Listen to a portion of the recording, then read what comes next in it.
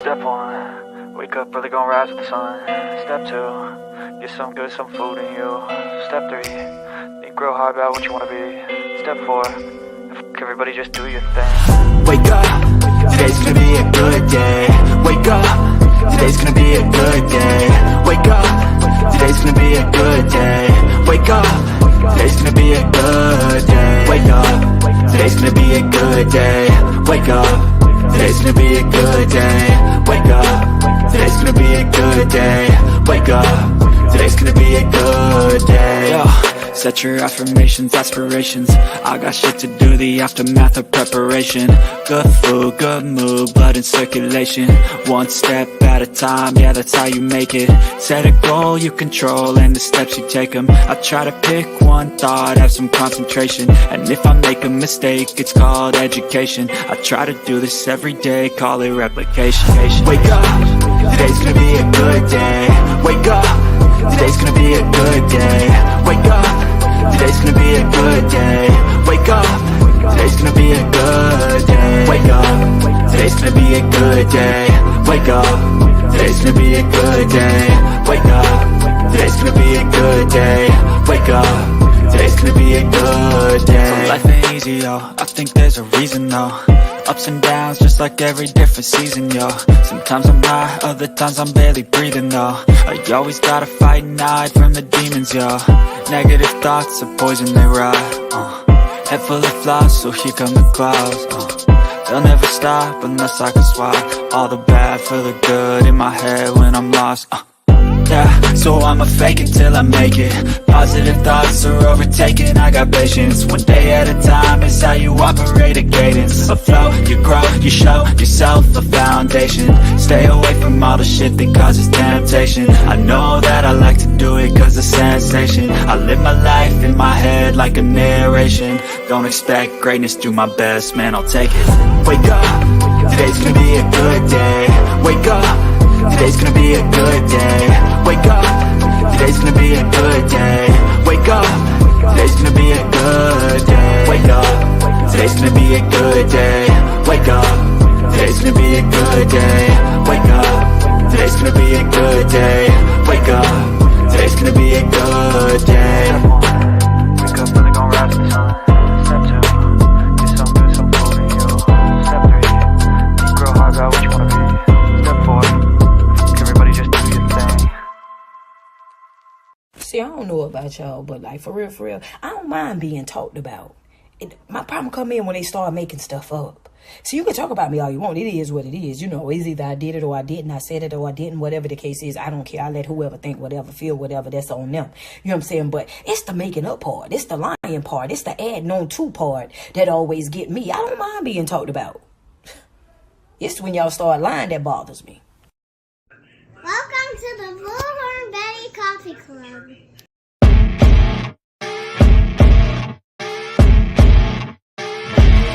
As you wake up in the morning, you want to find the latest, greatest information about criminal cases and have an intuitive conversation about the suspects associated with these cases. Head over to the Bullhorn Betty channel on YouTube.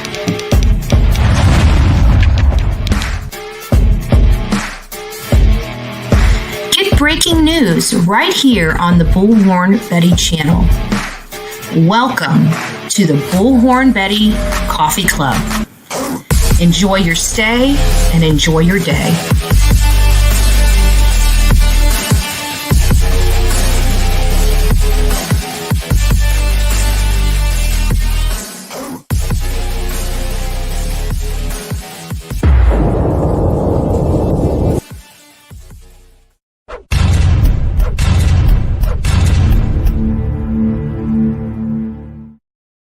Well, hello, good-looking people of YouTube. I'm on a digital background, so hopefully my lips don't mess up because I remember once before we tried this and my lips were out of sync when I did the virtual background. But I wanted to do something new. So hopefully you guys like it, and I'm going to change it. So as we start talking, I'm going to actually be changing my background. Ooh, boo, right? So I found something new to play around with, and I thought it would be fun. So that's where I'm at today. Anyways, as you know, we're starting pretty late in the morning. We don't usually start this late, but it's a trial day, and it's Friday. TGIF to all of my beautiful audience out there. I'm hoping you're digging the new background. Mike Stevens, we finally started live late enough that we get Mike Stevens, bedhead, butt out of bed, to put a bullhorn in the chat. First one this morning. So thank you, Mike, for being here. As always, it's a pleasure with you being in chat, because we can pick and poke and everything else. Mike's our resident. They're innocent. Except Letitia. Good morning, Kathy. Sec 2. It's nice to see you in here, love. Jennifer, as always, it's beautiful to see you here, hopping around. Hopefully you're doing well today. Lots of stuff that went on with our friend Jennifer last week. And actually, I think it might have even been earlier this week. I can't even, my weeks and days are running together. So anyways, good morning. Maddie Down, nice to see you. Mama Llama is in the house, and followed by the Cookie Monster. And it's funny that we have a Cookie Monster in the house today, because I just happen to have your type of currency right here.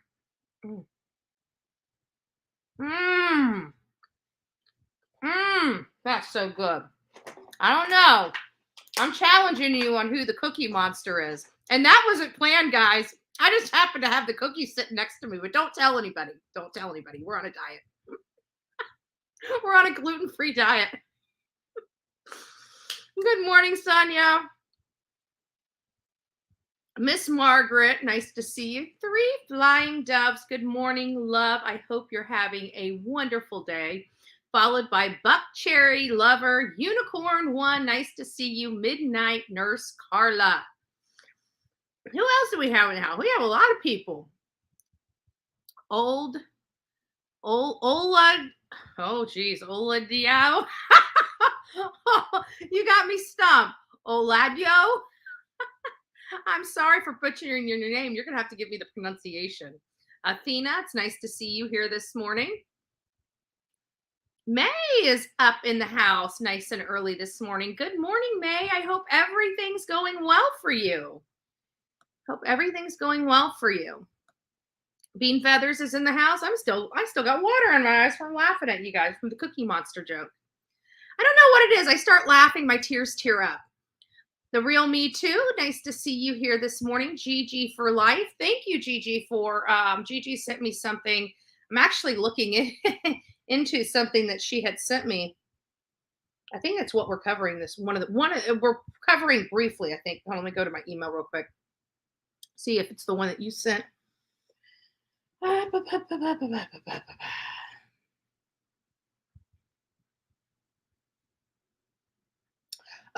that's the other one. Yes. Gigi for Life sent me a something that happened down in Miami. We're not going to be talking about it today, but I'm actually going to be diving into the case. Something that's going to be coming up potentially this month. So Gigi for Life, thank you for sending it over to me. I am looking at it. It is absolutely one of the most horrific stories that, I mean, we do a lot of we cover a lot of pretty bad stuff, but this one is something for the nightmares, without a doubt. Another boogeyman type of situation, boogeymen type of situation with that. So good morning. Nice to see you. I am looking into it. I haven't started, and I've already done some preliminary research on it. So good morning. Pebbles, I see you in the house. Nice to see you. Silent Assassins is in the house. Candace. Domino Queen, haven't seen you here in a little while, so maybe you have been. I just haven't noticed you in the house, so good morning to you. Who else do we have? We have Blake, and there was somebody else I saw. M&M Racing, nice to see you. Tammy Sue, Patricia Miller. Now everybody's getting woke up. I see the rest of the crew in the house. Linda Lou, it's nice to see you. That rhymes. It's like I see you, and when I see you's in the house, I'm like, I see you, I see you. Oh, you guys are cray cray. Insane in the membrane. Good morning, Kat. It's nice to see you.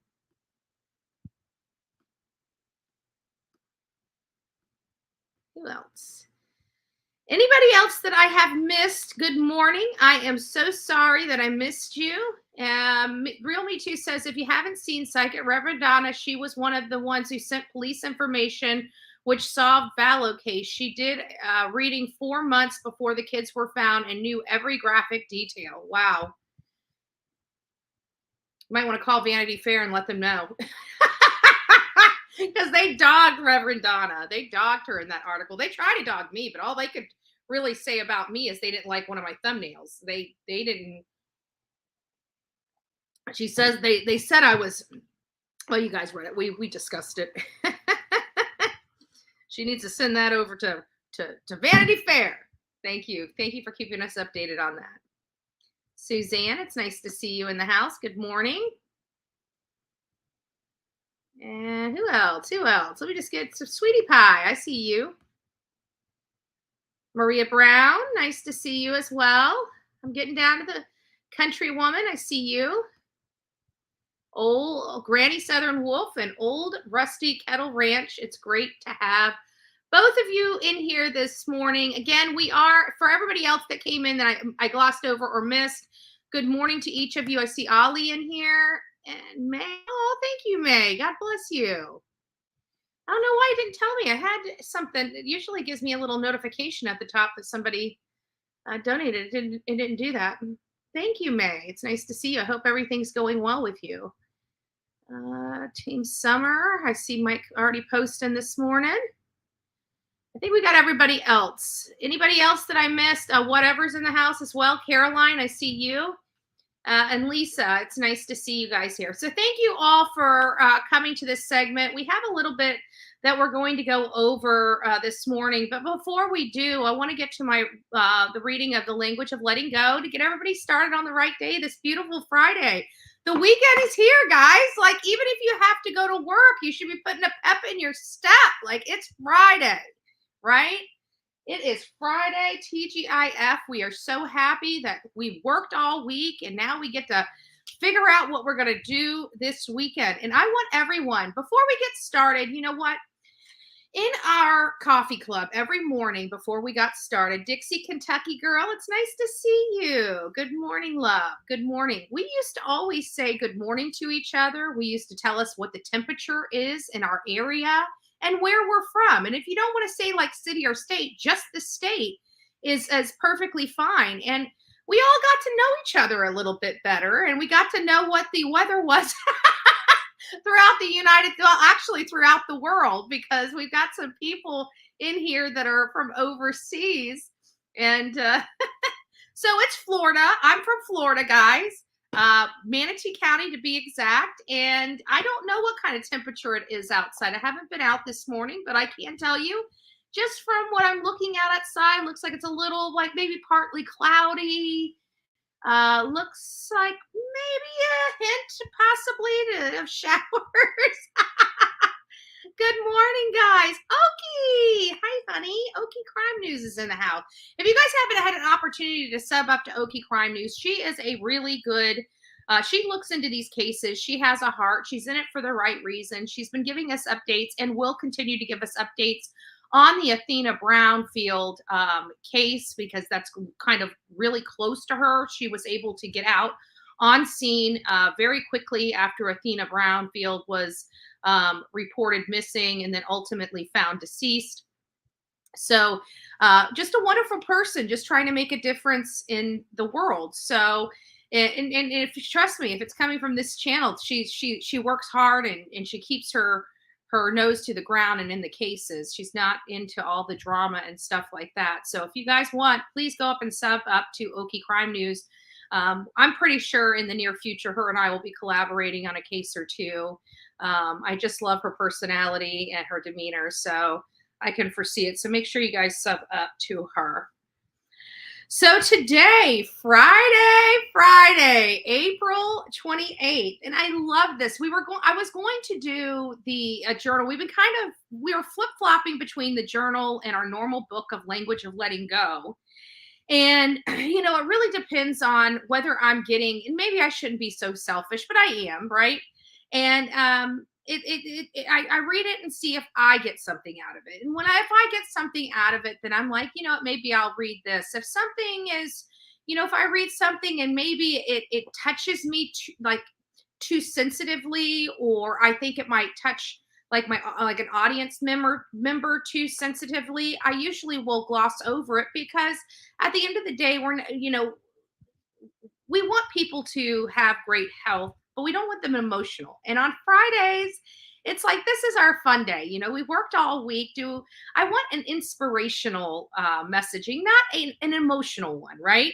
And so I really thought that the one in the Language of Letting Go was really good. And it because it gives us kind of an action item anyways, I didn't feel the need to read the journal today. So for April 28th, it's say what you did. And I really like this messaging. And quite frankly, I honestly believe that this messaging we all could use to hear, because I think we all fail to do this. We used to once do it, but sometimes we just forget. We're too exhausted. What am I talking about? Let's read. So for April 28th, it says, say what you did. How do you think it went? Rob, my flight instructor, asked me after a 1-hour flying session. I was used to this part of the drill by now. After a skydiving or flight lesson, the student usually takes the time to sit down with the instructor and review the session. I reviewed the takeoff and landing, the maneuvers I had done, and objectively analyzed my fear and performance level. I critiqued where I needed improvement and what my goals were for the next session. Then came my favorite part. I had to pick out what I liked the best about my flight that day. I thought for a while. I think I taxied really well, I said. I'm really getting the hang of it. Sometimes in the busyness and exuberance of living our lives, it's easy to forget to take time to debrief. By the time we fall into bed at night, we're tired and done with the day. Take an extra moment or two at night. Make room for a new habit in your life. The 12-step program calls it taking an inventory. Some other people call it debriefing. The purposes of an inventory isn't to criticize. It's to stay conscious and objectively analyze what happened. Go over the events of the day. What did you do? How did you feel about what you did? Where could you use improvements? What would you like to do tomorrow? And most importantly, what was your favorite part of the day? Don't overanalyze. Don't use debriefing as a self-torture session. Simply say what you did, where you'd like to see improvement, and what you most enjoyed. You might be surprised at the awareness and the power this simple activity can bring. God, help me take the time to debrief.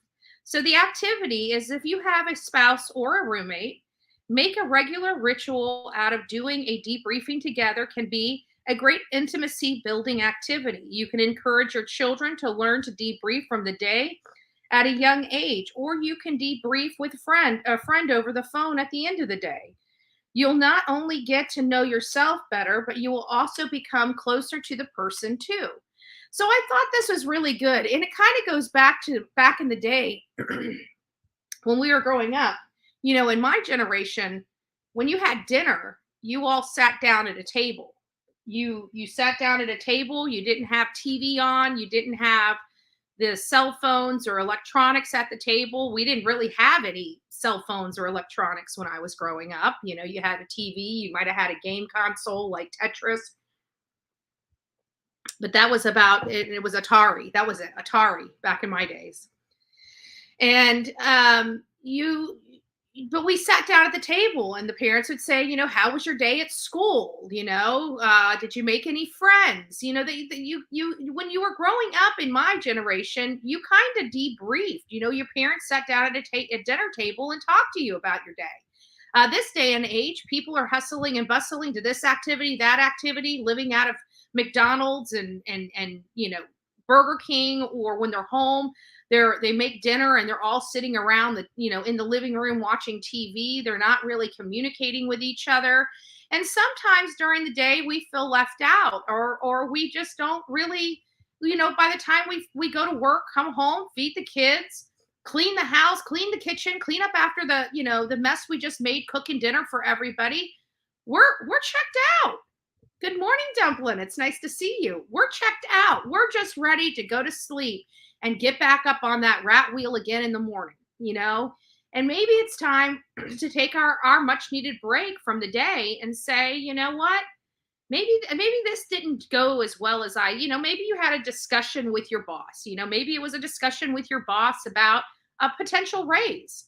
And, you know, maybe there's things tight at work and they're just not ready to give you that raise yet. And maybe the conversation, you know, maybe there's a better way you could have handled the situation. Tell yourself that. Debrief. Maybe something amazing happened. Maybe you went to work and you got that raise. Maybe that was the favorite part of your day. Reward yourself for that. Maybe if you're on a diet, go get yourself that you know, that frozen yogurt. So I think, you know, we need to tell ourselves, and it's not just that, it's positive affirmations. We need to be feeding our bodies. You know, it's so easy to constantly be walking around and saying, man, that was stupid. I'm so stupid. I'm so stupid. I can't believe I did that. You know, we fill our body with such negativity. We fill our mind and soul with such negativity. We need to start filling our soul with positivity. Like, I did that really well. Man, if I just clean this up, look how beautiful it is. So I hope people are taking the messaging. The messaging today I thought was really good. You know, we need to debrief at night. So if you guys don't ever do that, maybe, you know, maybe try, maybe just implement it. Why don't you see how it was when you come in at night? Talk to your child, talk to your dog. If you got nobody in the house and you got a pet, say, hey buddy, how you doing? My day was really good, you know. This is what I did. This is where I went. This is, you know, that conversation with the boss didn't go very well. Maybe I should do it this way next time, right? Like get it out. Get it out. So anyways, thank you all that are coming in and joining me this morning. We've already got over 253 people in the chat this morning. God bless each and every one of you. If you're new to my channel, I'm Bullhorn Betty. And whenever we do the coffee club, I like to always start out with positive messaging because we talk about such dark stuff. We're always talking about crime, and the stuff we talk about is, you know, it wears on our heartstrings. But we know there's good people out there. We just know there's a lot of bad people as well. So the first thing I really wanted to talk to you guys about this morning is how many people, by a show of ones in the chat, saw my video on a bill that will be coming potentially to Florida to be, you know, going to the legislature, going to Florida House of Representatives, and then if it's passed there, going over to the Senate. If it's passed there, it's going up to the governor for signature. And my question was very simple to all of the people out there is, do you think that this is a bridge too far? So I'm going to go ahead and play it, and then I'm going to open up the phone. Some of you guys did see it. Perfect. I'm going to go ahead and play it. It's just a few moments. I didn't really, you know, do a really long video. I haven't really been doing long videos. And I want to open up the phone lines and discuss this with you as we wait for the Letitia Stout. Now, we have some updates on some other major cases, and one that I kind of, you know, our batting average here is pretty good when we're identifying people or looking at them, especially in a crime setting where they could be a suspect. And so there's an update. It's a sad update on one of the cases we're covering, but until then, I'm not going to really go to that just yet. But here we go. I'm going to go ahead and play this for those that don't know what I'm talking about.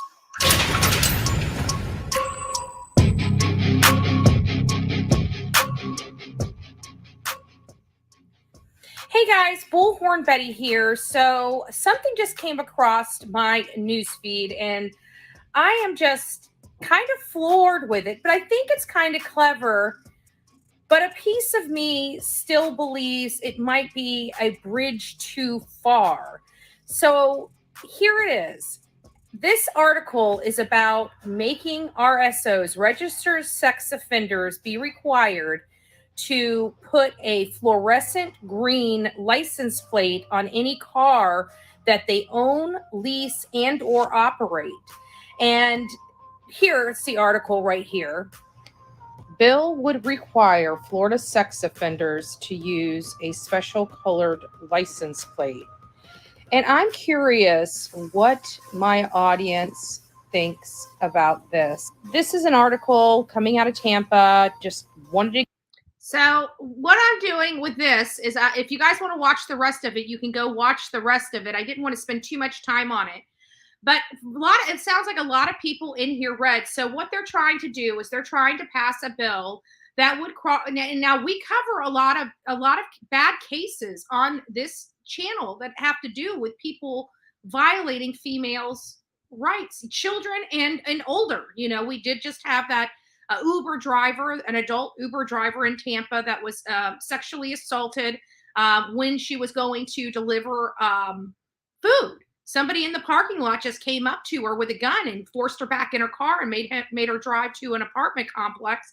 Her friends tracked her down and was trying to save her life while they had law enforcement on the phone. The guy ends up shooting one of her friends that was there to save her. I truly believe she would have been dead if it wasn't for her friends jumping in action.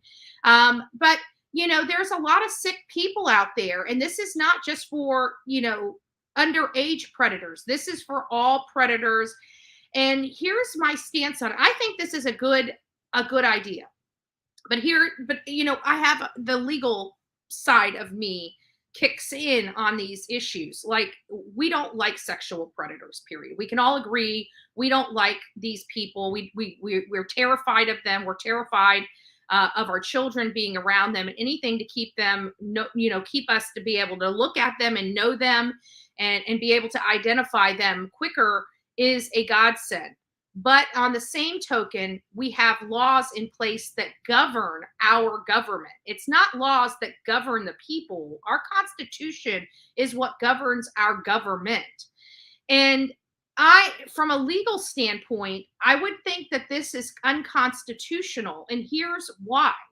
Because they've served their sentence first and foremost.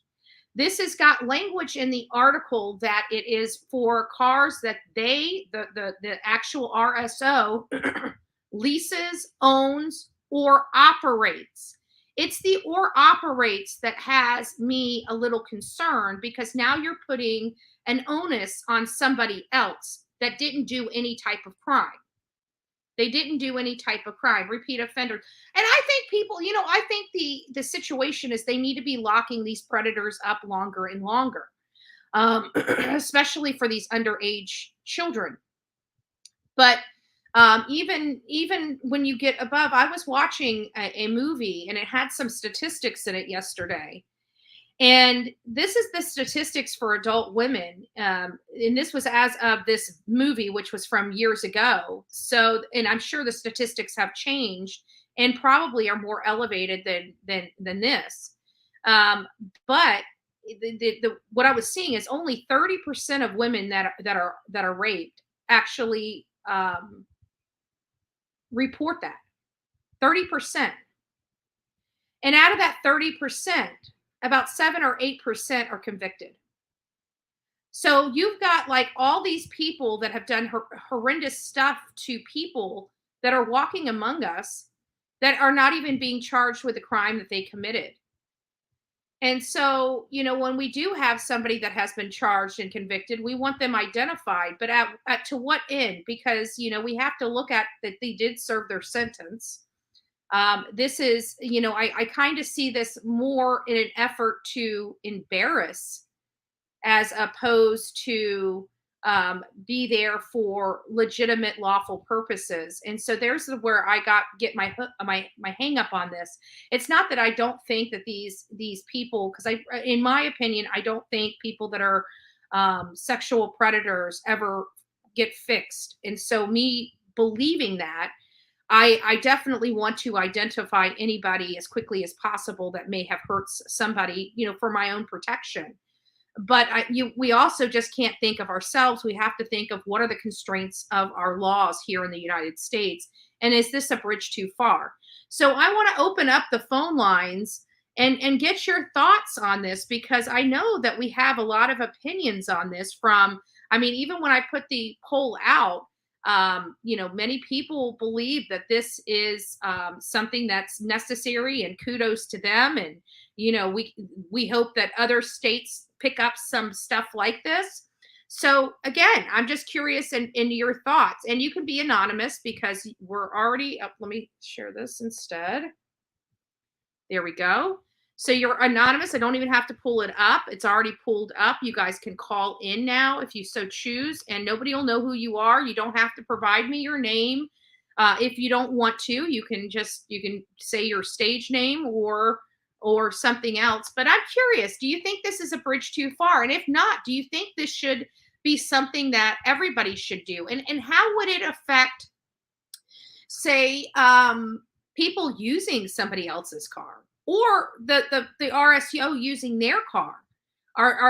Is like some of these people coming out of prison are probably living with their mom and dad. Mom and dad's never done anything wrong.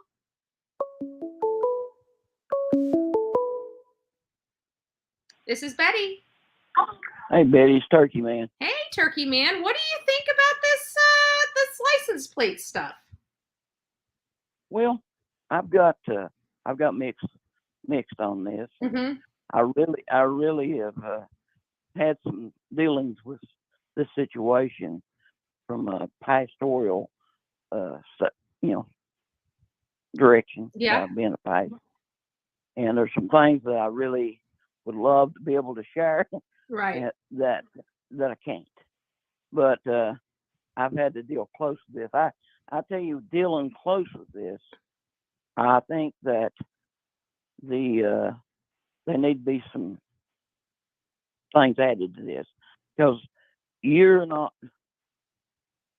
shouldn't have to deal with, as a parent, shouldn't have to deal with everywhere you go, your license plate. Right. And it would be simple, in my opinion, to say, okay, this personal license plate of this individual that's out on parole, lifetime parole, he never can get off parole, Mm-hmm. because of the situation. That's the way it is. I mean, you gotta you can pull up and see who's who, what's what.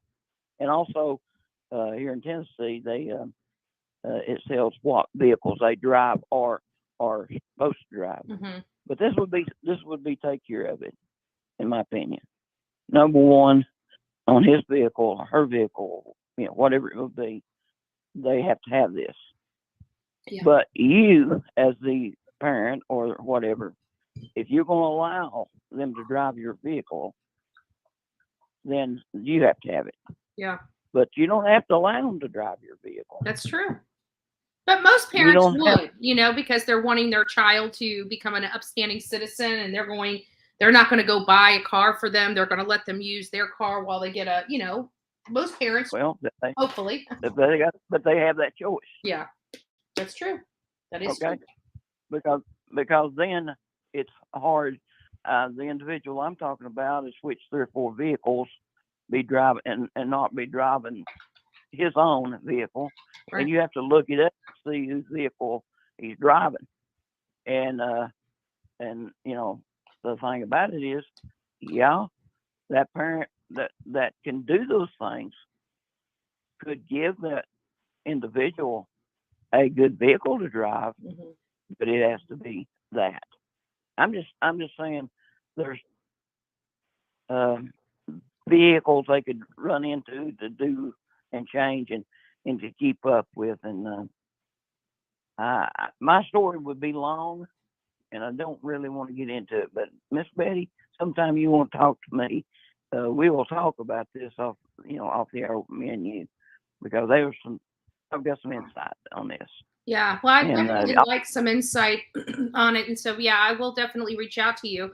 So I appreciate you calling and giving me your perspective. we, I mean, I do like it. I just, I just want to make sure, that this is for the right reasons. exactly. And the problem is, I guess, because of how that I reached out with this particular individual to try to give a second chance. Yeah. And it really did. And it's actually, I mean, I got headaches today over this thing. Yeah. And it's caused more issue, which,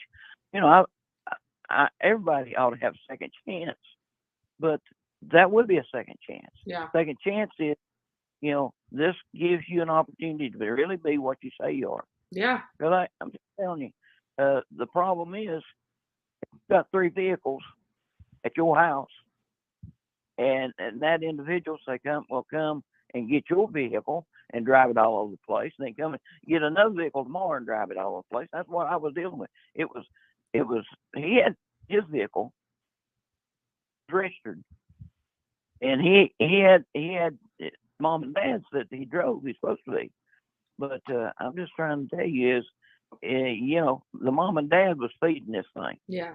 In a lot of cases, the monsters that's been created has been by mom or dad or both of them enabling, instead of being saying, no, you can't do this, you can't do that, bailing individuals out of this situation, that situation.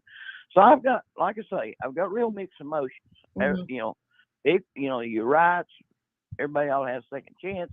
But after seeing what I've seen here, and that mom and dad that I'm talking about, they could have, said, no, you can't drive my vehicle.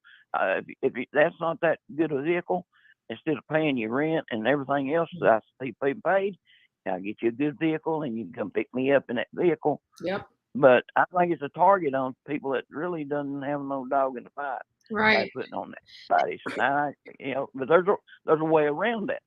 And I want to ask you a question, not being political at all, but how do you feel about your governor? Well, I think he's a great Florida governor. I like him. Right now, he's trying to go up the ladder, so we're not seeing him here. But I've always liked, he's been a pretty good governor, but, I still have my opinions about him. I don't agree with him 100% on everything, and he could have helped Florida out a lot better during the pandemic if he so chose, and he chose not to. That's what I was wanting to get from. But anytime, by the way, pray for me this weekend. I'm always I'm preparing for Sunday's message and give you a little insight on that. Sayings we have, God won't put no more on us than we can stand. Mm-hmm. Cleansing lessons next to godliness. There's a lot of these things. Little birdie told me this. Some of it's in the Bible, some of it's not. And people quote things a lot of times that's not in the Bible. That's the direction I'm kind of going to go this, as Lord's leading me this week. Little birdie told me so is the title of the message. There you go. I love it. I'll talk to you later. All right. Thank you, Turkey Man. God bless you. Got it. Bye-bye. Bye. So Turkey Man asked for prayers for as he's getting his sermon. So put up some prayer hands for our beloved Turkey Man. And our in-house pastor, right? And our in-house pastor. So really love his messaging. What a sweet guy. Very lucky for our channel to have somebody like Turkey Man that always helps bring a better message to the channel. So God bless you for that. And I know your messaging would be amazing this Sunday. Getting on to this, many of you guys know, I'm going to go ahead and kill the phones just for a little bit. And another thing is some things that Turkey Man did kind of bring up were, there is the possibility, and he brought up multiple cars. There is a possibility. Hold on.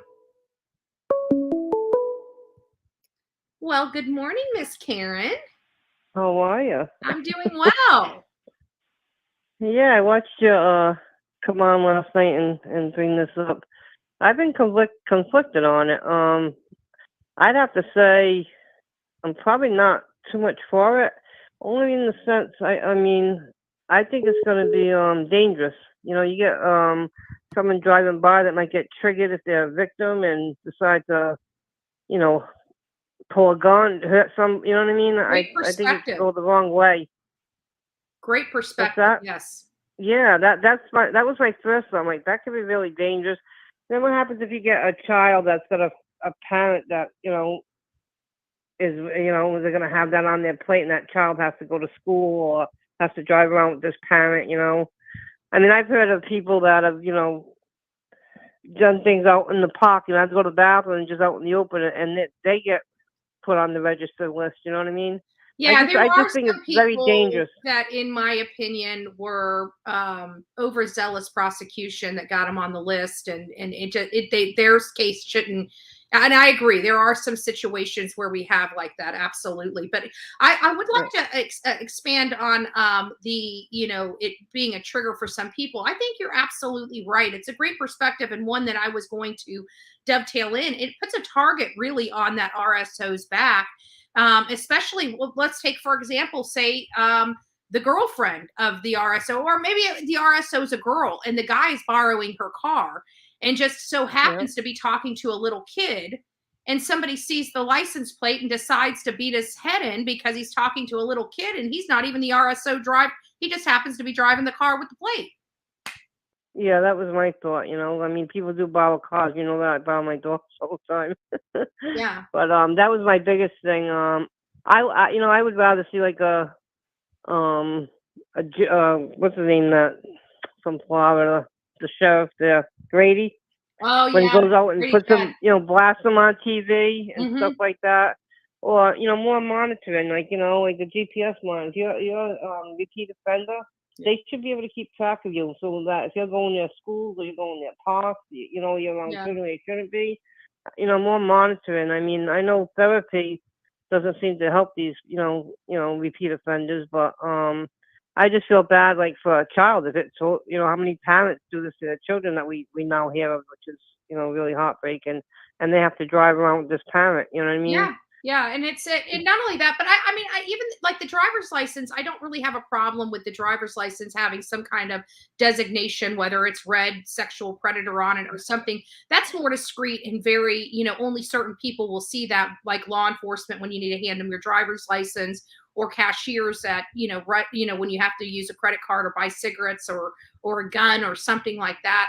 I don't think that that's too intrusive. But the problem I have is that license plate, and one of the reasons is, just like you said, there's going to be some vigilante justice out there when these license plates start popping up, and I think it's going to cause more problems than be be safer. Yeah, that was my first thought, was the vigilante. I mean, there's no doubt, a victim will get triggered, or a parent of a victim will get triggered, and if they're gonna do that for these type of people, then they should be doing it for, people that have been that have murdered and that now they're out free, or these rapists, that Good point. Yes. I mean, they should put it for everybody if they're gonna do that. You know what I mean? I think I might that probably, scare us if everybody that had felonies had to have a special license plate. We might be terrified in our country when those license plates start popping up exactly. everywhere. Yeah. But I mean, I just I don't know, just like they're just calling out this one group when there's plenty of other groups that should be called out. You know what I mean? Probably more dangerous, just as dangerous. But I just, I hate to see a victim get triggered and then have to spend their life in jail because, Exactly. because of the situation. Good perspective. Good perspective. Absolutely. Well, as always, Yeah. Karen, thank you so very much. Yes, it was nice talking to you. I'll be in touch. Oh, awesome. Awesome. How have you been? Pretty good. I got another surgery on another surgery that I had just one night after having my shoulder. I'm like, my God, just put me in and do all four of them all at once. And just, yeah, I know. Put me in an induced coma and wake me up in a few months, But they're hanging in there. I've been busy with my grandson with his theater. His play's coming up next weekend, so he's got a lot of rehearsals. Aww. So I've been running back and forth with that, but I enjoy it. That sounds keeps me fun. busy. All right, you take care, and I'll be in touch. You too. Love you, and take All right, bye, hon. Mhm.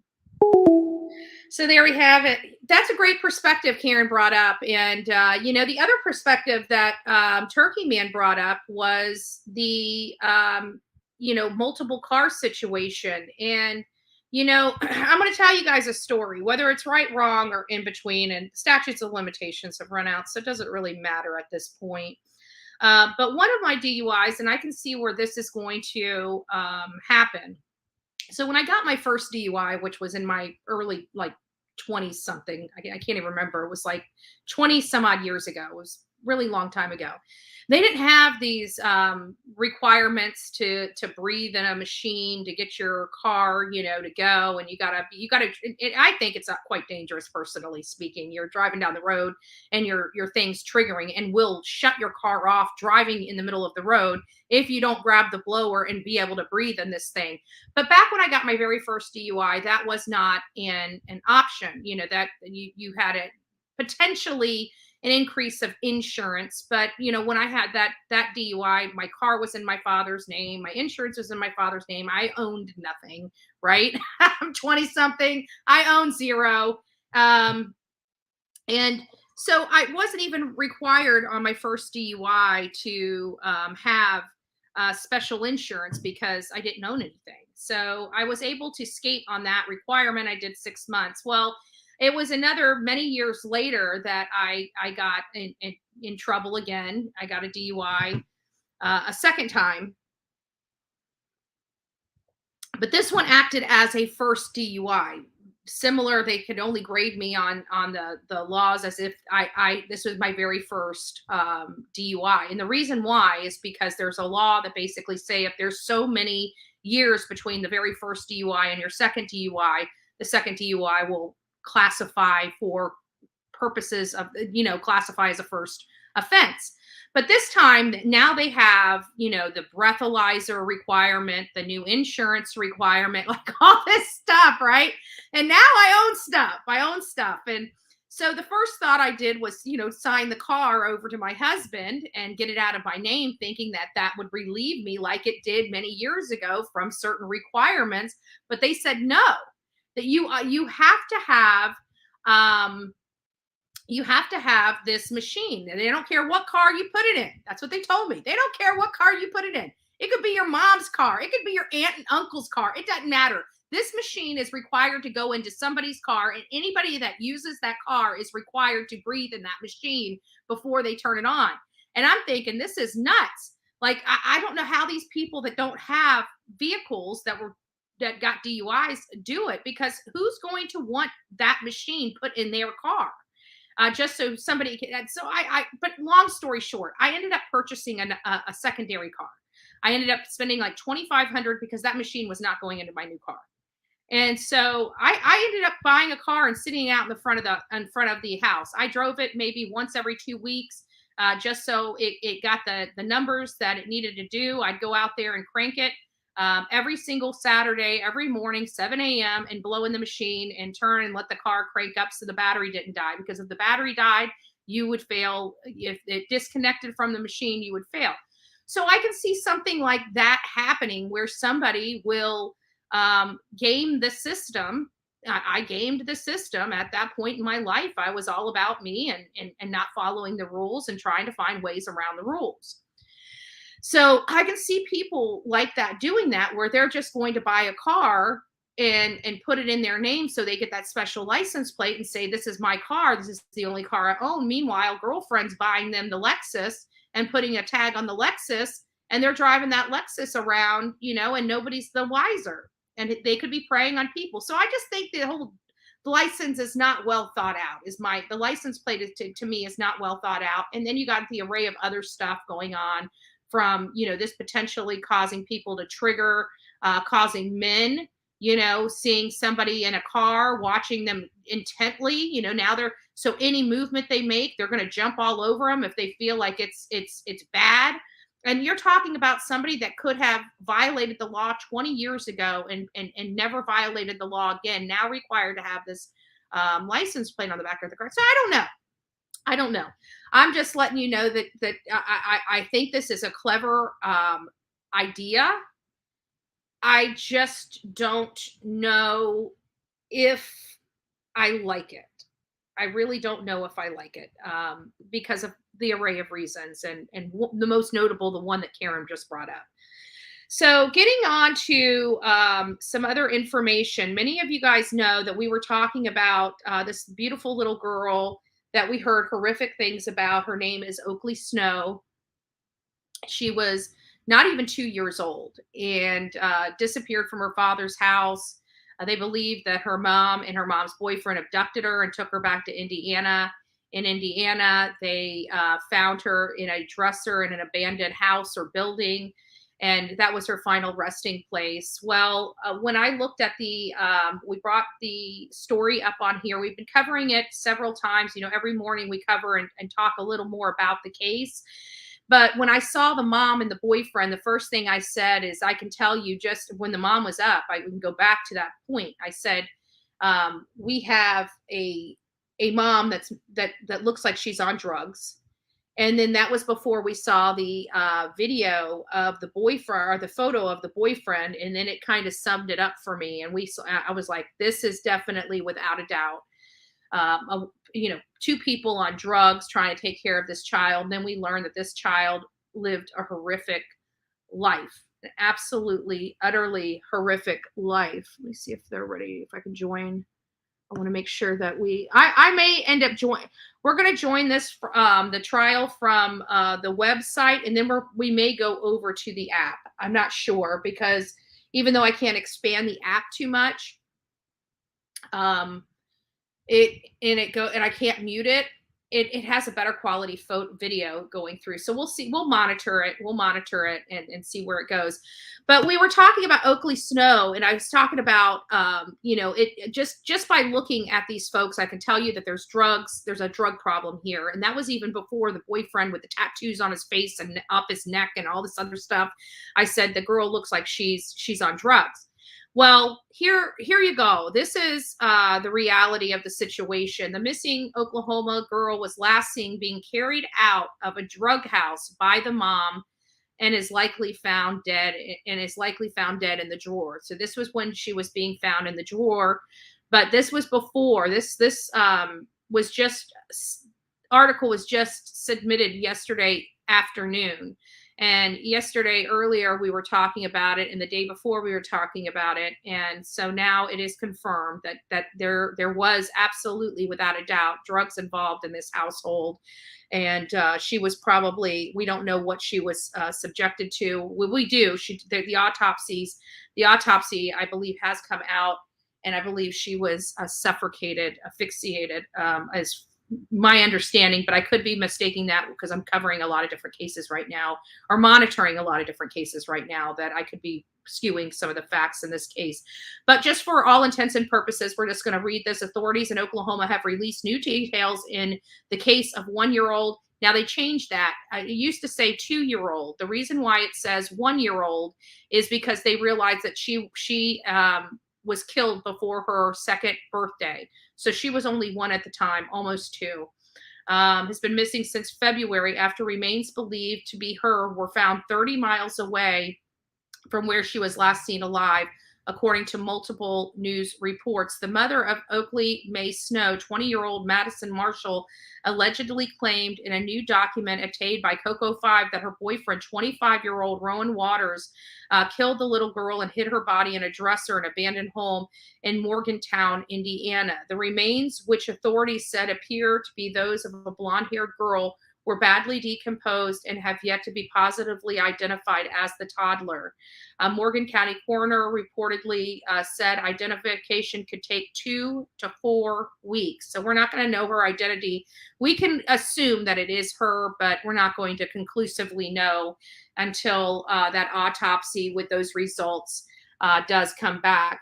The horrific discovery also comes with upgraded charges for Marshall and new charges for Waters, both whom were arrested last month. Waters was taken into custody on unrelated charges, while Marshall was arrested in connection with Oakley's disappearance. Marshall now faces 2 counts of neglect of a dependent resulting in a death and neglect resulting in serious injury.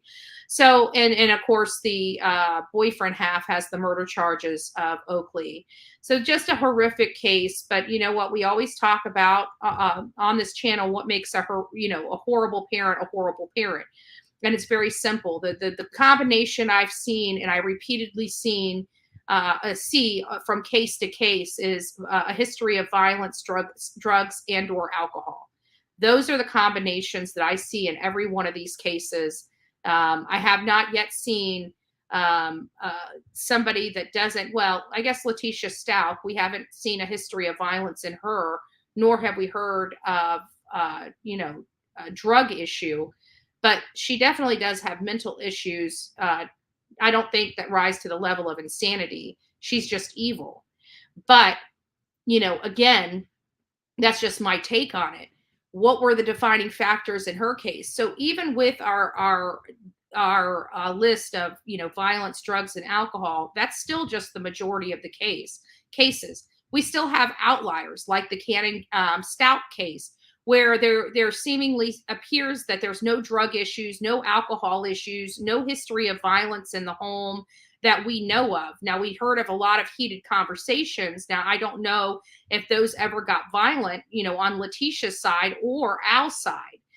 We don't know, but we definitely know that it was very contentious inside that household. That has been very clear from the testimony that Al Stout gave, as well as Harley Hunt.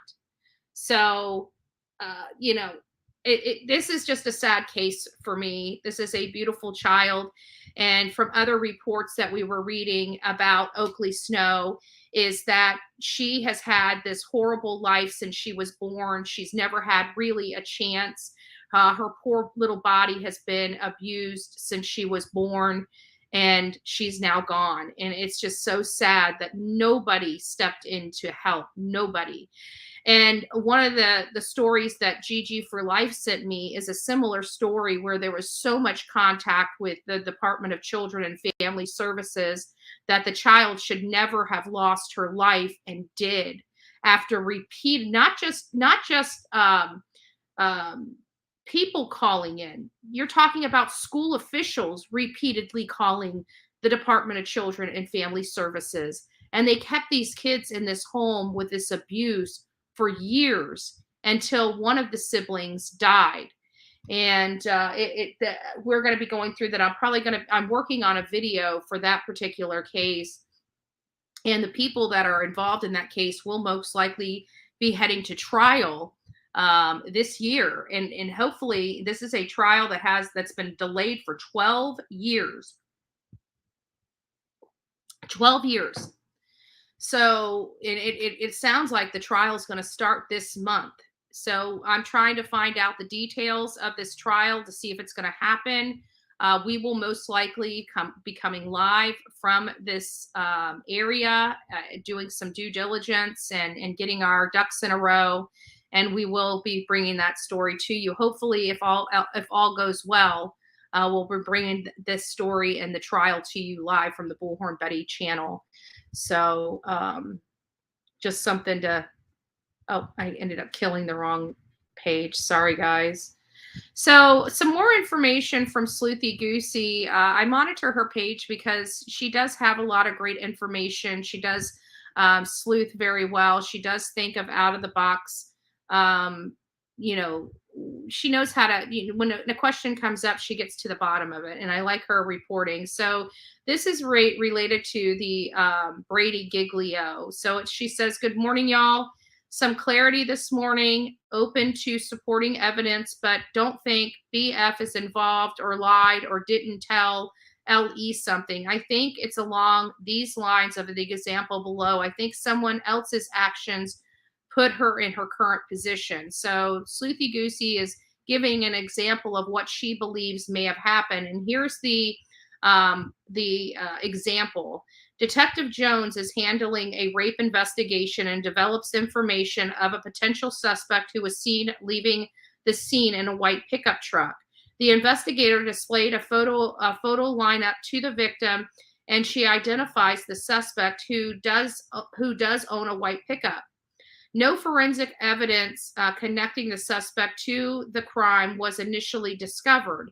During the course of the investigation, a witness is located during the area canvass who claims to have seen a beige pickup truck in the area driven by a dark-skinned man in his 30s.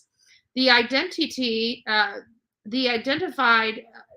it's 30s identified suspect is a light-skinned male in his 20s. The investigator did not document this information in his report because it contradicts the probable cause he has developed in his case. So this is the example that they're giving, that maybe it's possible that one of the officers failed to disclose information that was contradictory to the probable cause, which may have triggered the Brady Giglio disclosure. This would be an example of what may have happened. We haven't heard a lot about Bethany Funk's statements or what she saw or what she heard. Those have been pretty much withheld from public knowledge. And so does she have some information that could be pertinent to this case? We don't know. Is it possible she could have been sleeping the whole time? It is possible. We don't know.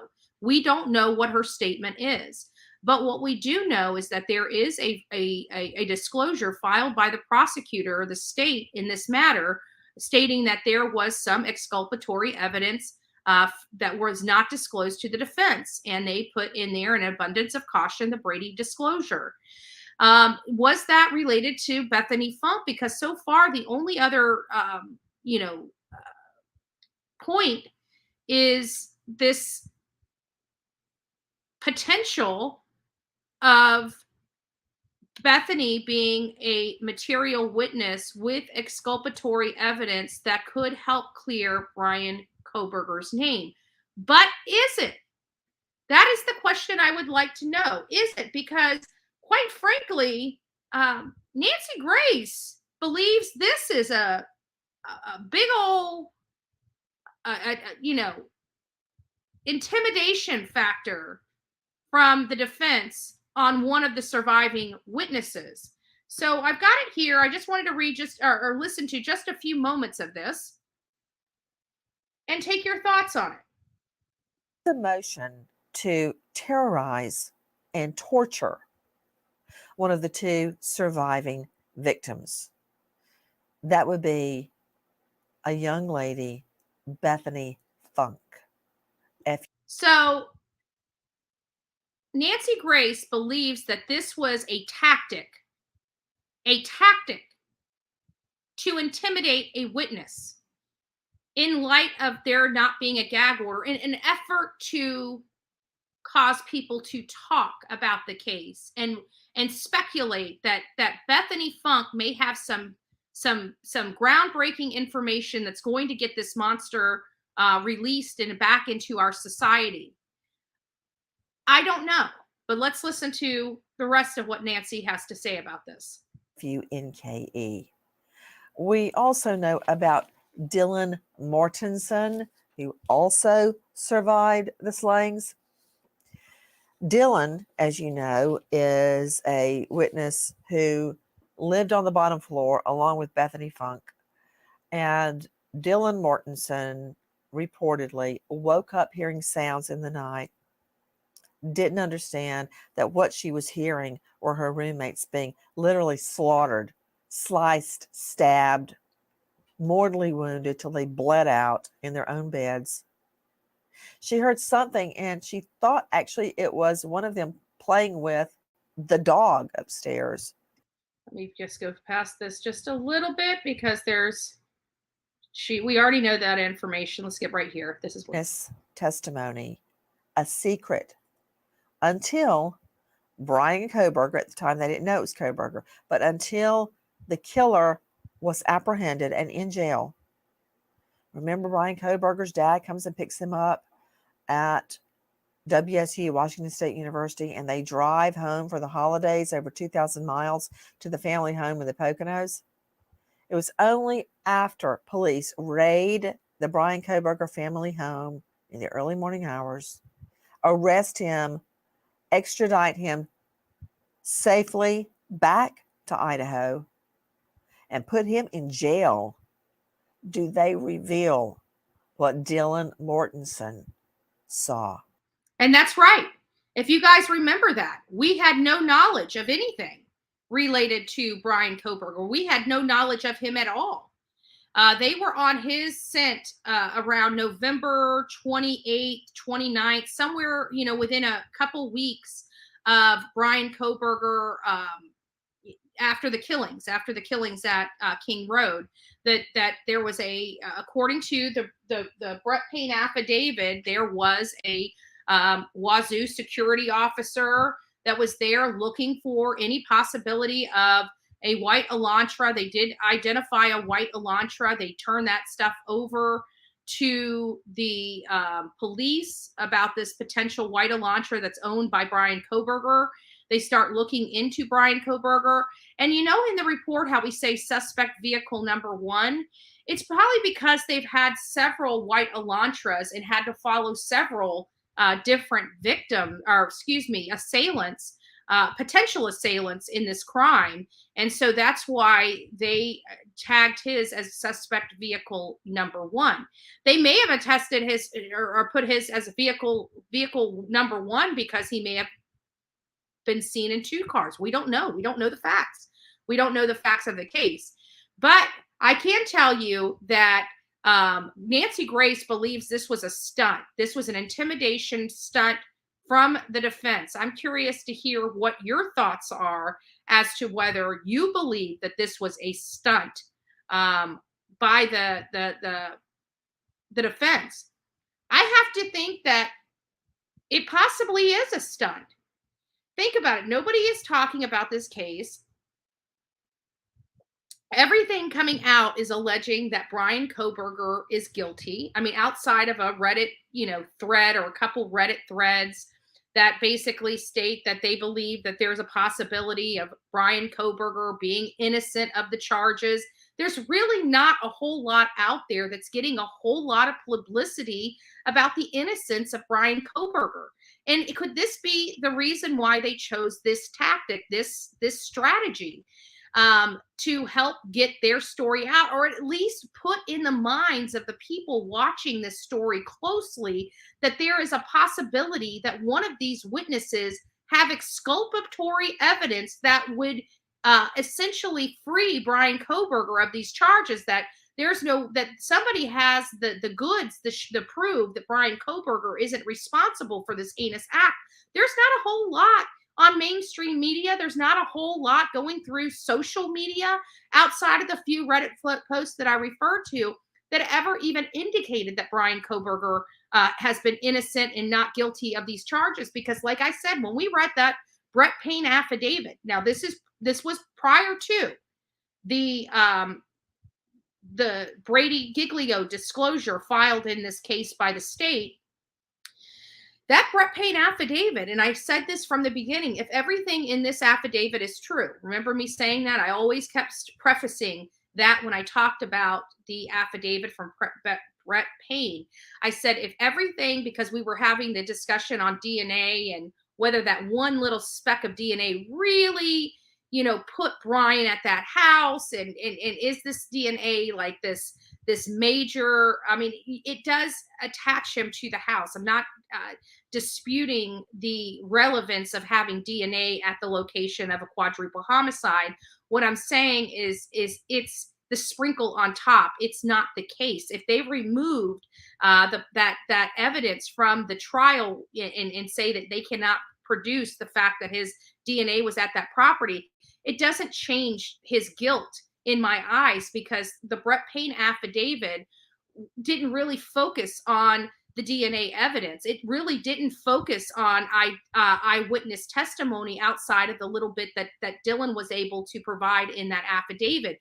It was all the digital forensics that went along with this case that's really sinking Bryan Kohberger's boat. So that's why I believe he's guilty. It's not because of Dylan Mortenson's testimony or witness statements. It's not because of the DNA evidence that's on the case. It's not from Bethany, what Bethany may know about the case. It's the forensic data that is actual fact that cannot be disputed, that, we don't have to worry about a scared witness making the wrong identification. It is what it is. It's not manipulated. It's raw data that disclose Brian Kohberger's movements for months prior to the death of these 4 students. That is the bulk of what I'm hanging my he's guilty opinion on. It has nothing to do with Dylan Mortenson. It has nothing to do with the DNA evidence. It's strictly the forensic data associated with this case. Good morning, Freckles. It's nice to see you in here, love. DOJ needs to bust those cops. I must be coming into a conversation. LE officer who has lied before and fabricated evidence will do it again, in my opinion. Nani, you're right. Well, if they didn't get caught, once a law enforcement, is threatened to lose their job or lose their pension, I do believe that different behavior does happen. And I do go back that, I hope no officer is fabricating anything, because that's it never works out. You will eventually get caught and you will be a laughing stock in your own department. It's not good. Don't do it. Stay to the letter of the law. You can never be wrong by following the rules and policies and procedure. Even if you don't get what you can never be wrong. So stick with the policies and procedure. We like thinking outside the box too. We love out of the box thinking for our law enforcement. We love it. And we don't persecute law enforcement that tries to think outside the box, because in my experience, they're trained so much so that they don't think outside of the box. They think textbook. They're all textbook.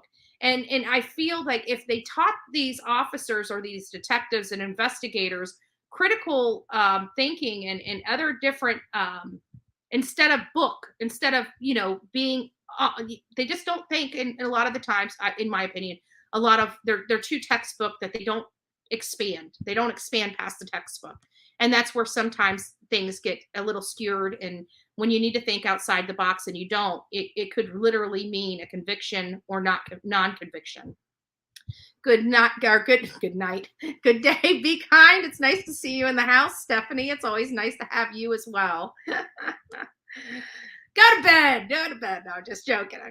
Heaven to Betsy's just a creepy stalker who was rejected in general. He was practicing for a while.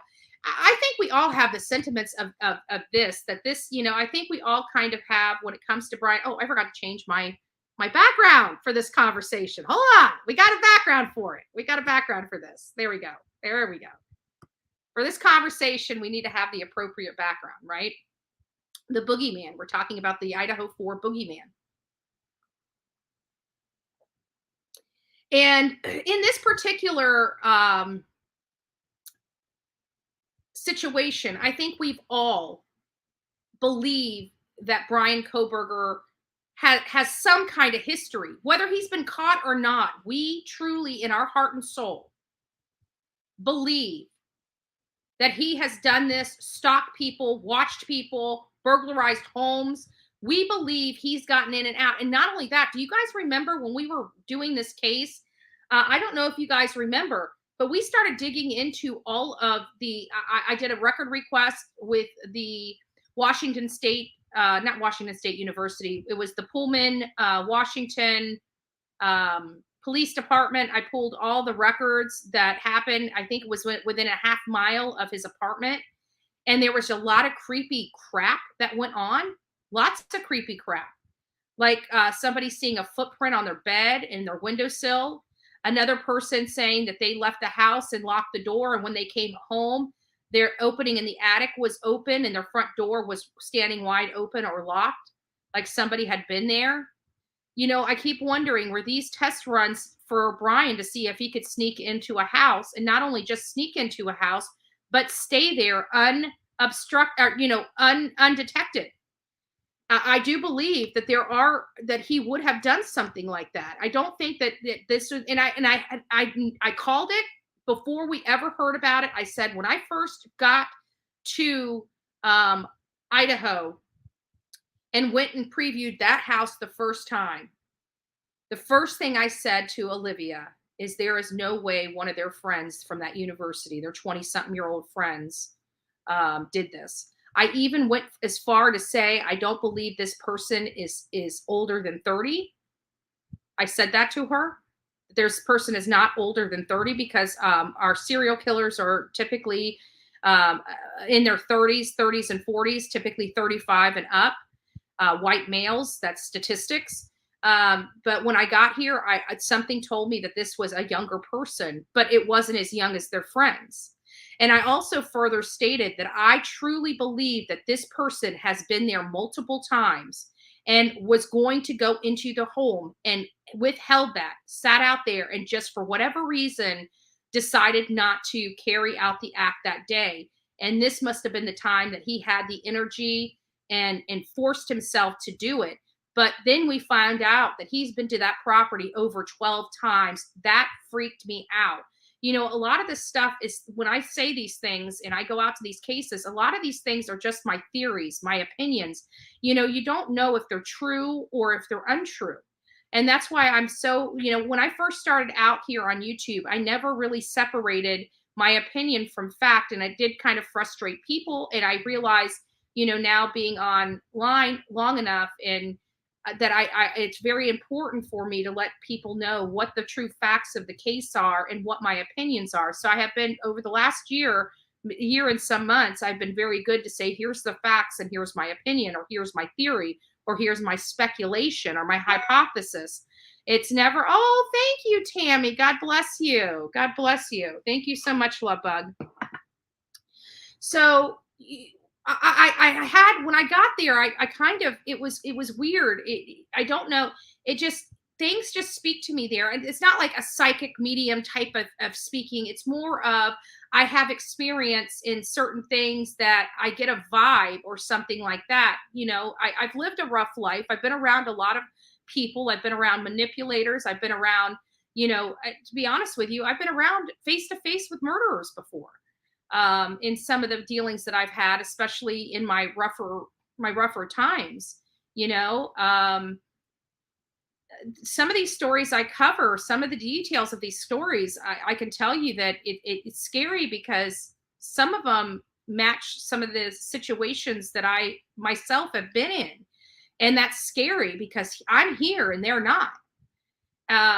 So I don't know why, but I've got this part about me that am I 100% right? Of course not.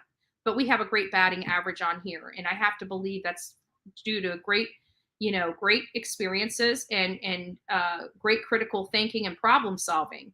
And it does help to have all you guys here, because like we're talking about the whole license plate thing, and people are bringing up perspectives. You know, yes, do we believe that people should get second chances? I'm a person of second chances. I'm a recipient of second chances. So for me to say I'm not for second chances, that couldn't be further from the truth. I'm absolutely for second chances. I think anybody should have an opportunity to change, you know. But when you get to a certain point in your life, like even for me, you know, there's a lot of things that I did really wrong to myself, to others, you know, just not being a taker, not a giver, you know, a lot of bad personality defects. I had a lot of them.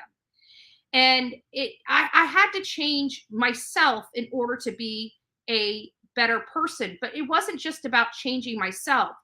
It's knowing that in order for me to be successful, I have to work 1,000 times harder than anyone else that has a pristine, clean background. Why? Because mine is damaged. Mine has dings. So I have to over compete with people in order to be successful. So for somebody like me, If you want it, you can have it, but be prepared to work for it. You work for your situation. You didn't get there overnight. You're not going to be better or put back to whole overnight. You did that to yourself. You can do this to yourself.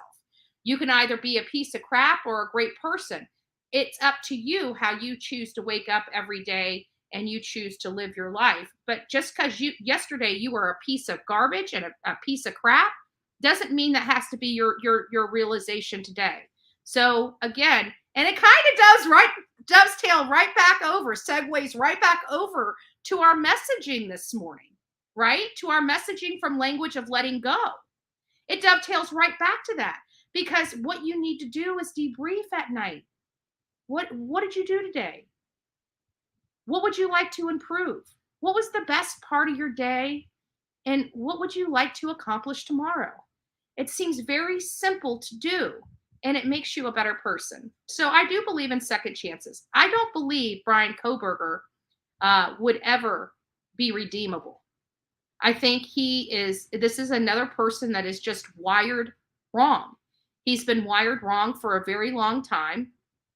There has to be something here. You know, when we look at the assailant and we look at the types of assailant that he happens to be, it's very clear that even though his mom may be the nicest person in the world to other people, there is some type of issue between Brian Kohberger and his mother, some unhealthy lack of nurturing. Something happened where he just has some sort of disdain for his mother.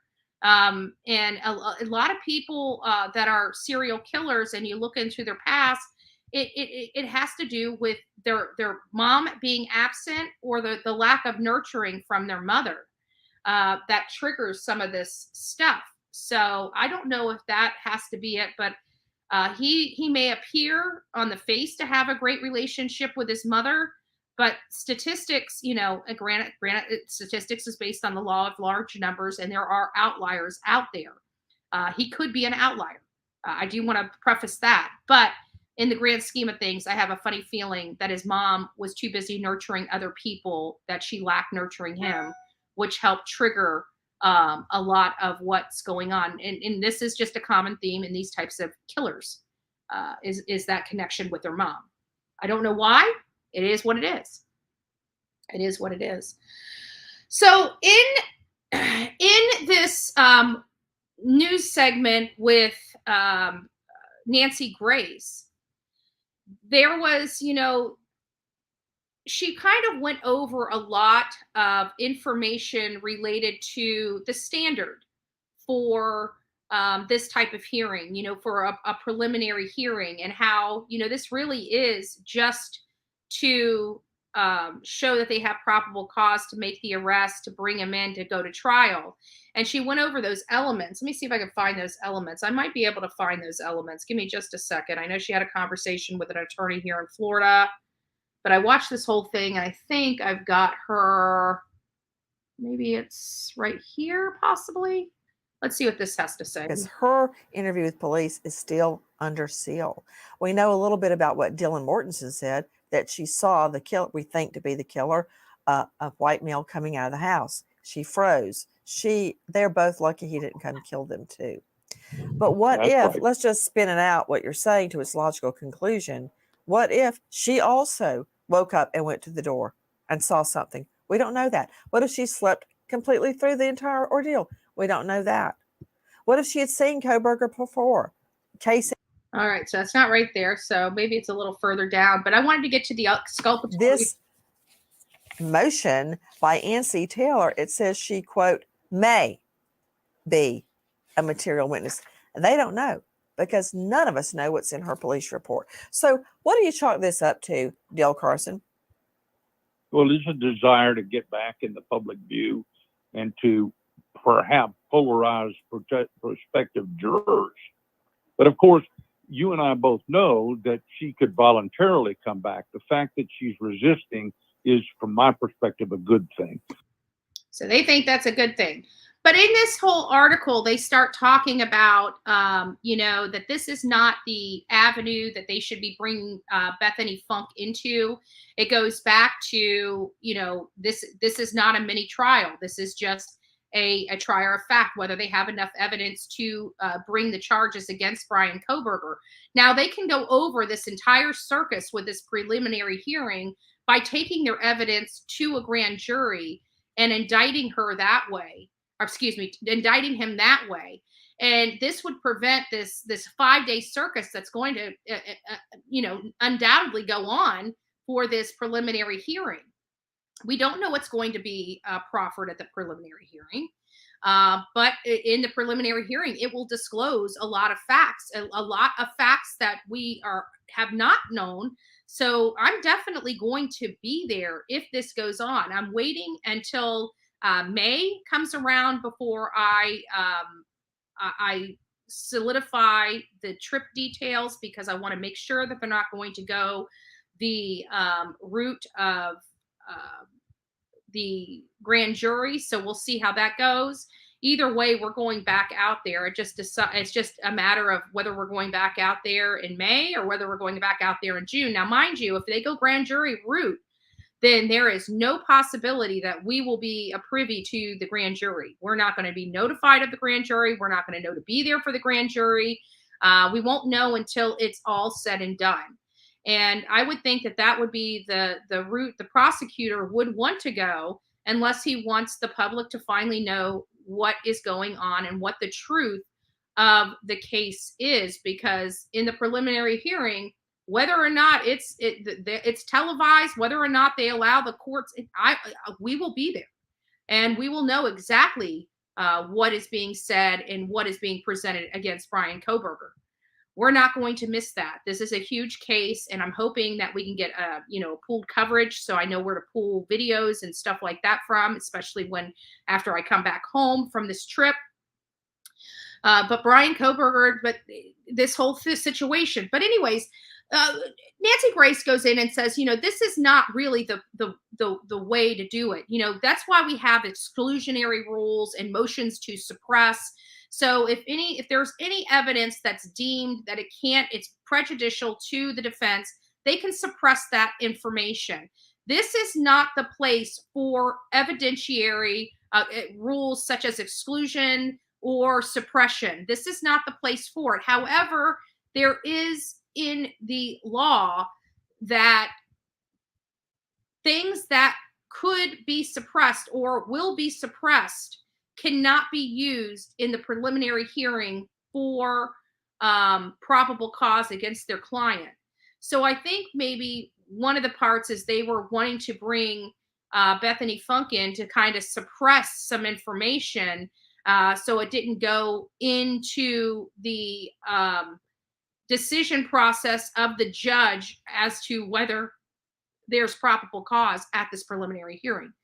So again, they can go the grand jury route and get an indictment that way, but they're choosing the preliminary route. So I'm not sure why, but we will find out if in May we're still on track for June 26th, and we'll get down or get up there and monitor this thing. So we're at IM Team Summer is keeping us abreast of all types of information. And one is we're at our 10-minute warning for the trial, 10-minute warning for the trial. So for those that are going to stick around for the trial, please consider staying here. Don't forget to hit the like button behind you or down below from you. Don't forget to hit the like button right down there for this segment. We've been covering the Idaho 4 for quite some time, extensively.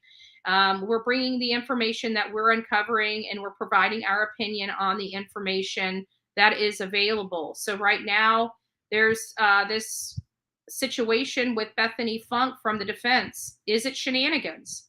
Nancy Grace believes it's shenanigans. I believe, in part, it's shenanigans. I believe that they are actually doing this to Bethany in an effort to intimidate, and I hope that the court makes sure that that Ann C. Taylor is acting appropriately and ethically in her dealings, especially with these witnesses. The masks people wear, just awful. Got to keep your guard up. Yes, yes. You are awesome. Thank you guys. I pray every day all the truth comes out in this case. Yeah, I do too. I do too. I think the truth is coming out. We're all so impatient. We're all not liking being blocked out. We have to remember Meghan Marshall is a magistrate judge. She's not a district judge. She's just a magistrate judge. So she's doing the best she can in managing this situation. I think she is, even according to the Supreme Court, it sounds like she is violating the rights of, if everything that the news organizations can prove is true, which it sounds like it is. We've watched it ourselves. It does appear that they can prove it. It sounds like Meghan Marshall is not following the law and is actually violating the constitutional rights of media in accordance with the opinion proffered by the judge in the district court. Is it second district court? And the Supreme Court. Sorry, in the Supreme Court. So the Supreme Court has basically stated that if what the media is saying is true, then yes, Meghan Marshall is violating the law and violating the constitutional rights of the press. So I hope she does, tighten up. This is not a good opinion on her behalf, in my humble opinion. It's not. This is very damaging to her as a judge. Just my opinion. So hopefully she will, get that up. So, or figure that out and do what's right. So I'm going to go ahead and start sharing the tab of the trial. I'm going to go ahead and put it up. I'm going to mute myself just for a second. Oops, let me put it back up. Hold on, there we go. I'm going to mute myself just for a second because honestly, I've got to use the little girls' room and then I'll be back here. So if everybody else is ready, we are at about 6 minutes before the start of the trial. So if you haven't gotten your beverage, like I need to go and I'm done with coffee. I also need to start another pot of coffee. So if you guys need to do that, please stick around. We love to have you. We'd love to watch this trial with you. We have a fun chat for you to enjoy. You're not going to be lost in the conversation of 50,000 people over here on the Bullhorn Betty channel. And we answer your questions. We put your questions up and we have commentary during the break. So you're not left with a blank screen or no commentary during 20-minute breaks, an hour and a half lunch breaks. So we try to keep you guys entertained the entire trial. So hopefully you guys will stay here for the Letitia Stout trial. I will be back in just a few moments. Guys, God bless you, and sit tight. 5-minute break. 5-minute break. We will be back here in 5 minutes to start this trial.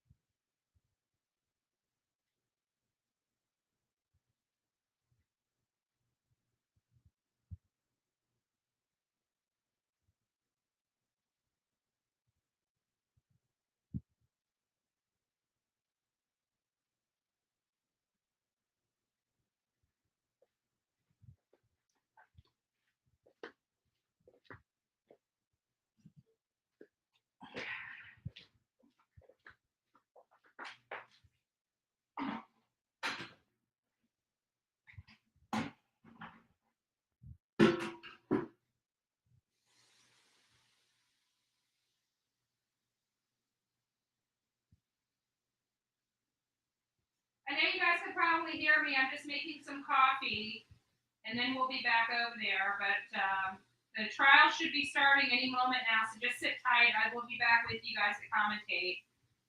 But I live on coffee, and without any coffee in my coffee pot, I am dying. I feel like I'm dying.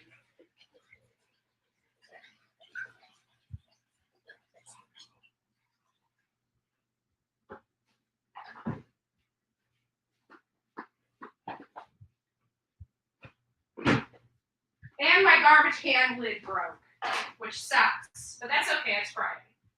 It's Friday. It's Friday. We love Fridays. We love, love, love Fridays. Love, love, love. TGIF, all the people that are joining in to the coffee club as we speak. I thank you for being there. I'm just over out of your view making coffee while we wait for, and I'm back. Hello, hello everyone, hello. See you guys still yapping. So I guess we could put it here. So I was able to use the little girl's room and I was able to make some coffee. So coffee is brewing right now. It should be ready in about, I don't know, it's a thermos coffee pot. So I don't know why it takes longer, but it does. To brew, it takes like, I don't know, 5 to 10 minutes to brew. Do we have new members? Oh, here we go. We're having a delay this morning. I guess we'll just see what the physical condition of the defendant is. Did you get to talk with her at all this morning? Physical condition of the defendant. On the way down? On the walk down. Okay. May, thanks for the coffee. Dixie, Kentucky girl, 6 months member. Good morning, Betty and chat. Thank you for that. Ollie, thank you for the, what is this? Fist bump. Okie for the fox.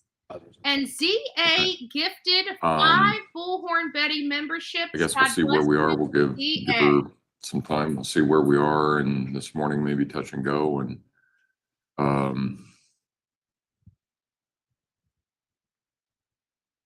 probably need a high sign of some sort if she needs to leave quickly. When Deputy Roberts goes back home, we're something that's signal for her. Yeah, we just need to figure something out. Yeah. Okay. Okay.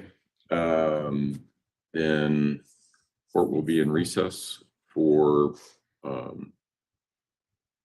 indefinitely, I suppose. Hopefully just only a few minutes, and then we'll see where we are. Wow.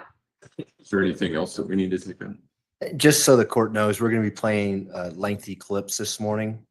I think one's an hour and 14 minutes, one's just under an hour, and then the rest are shorter clips. So I plan on playing those longer clips straight through and then asking questions afterwards. So Dr. Torres probably will come back here like we've been doing in the past. So if something happens during a clip, I don't know. Yeah. Just let me know and we'll hit pause or something.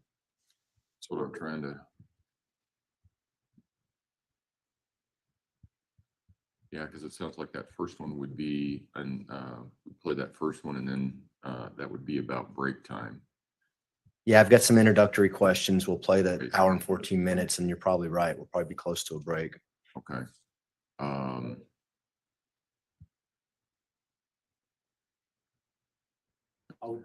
guess tell the jury that it's going to be a while, but a little bit. No, I was going to go back. I want to go back and check on the else. Right, we'll be in recess then, and go from there. Woo!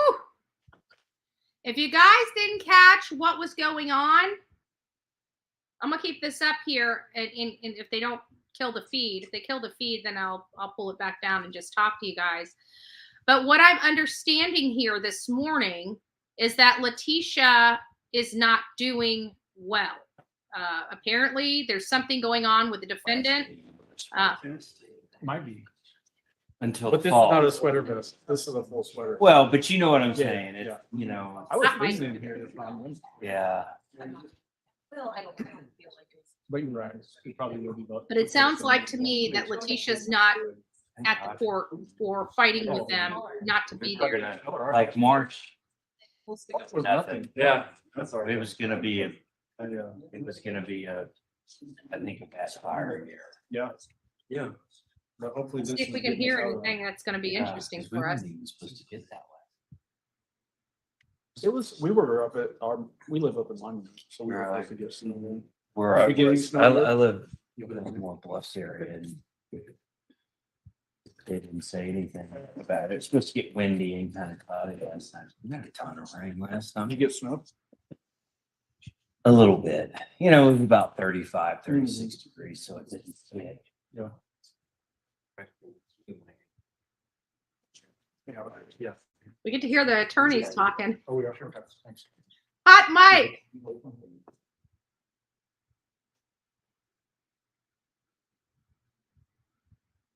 they hear what we're saying? How Can they hear what I'm saying?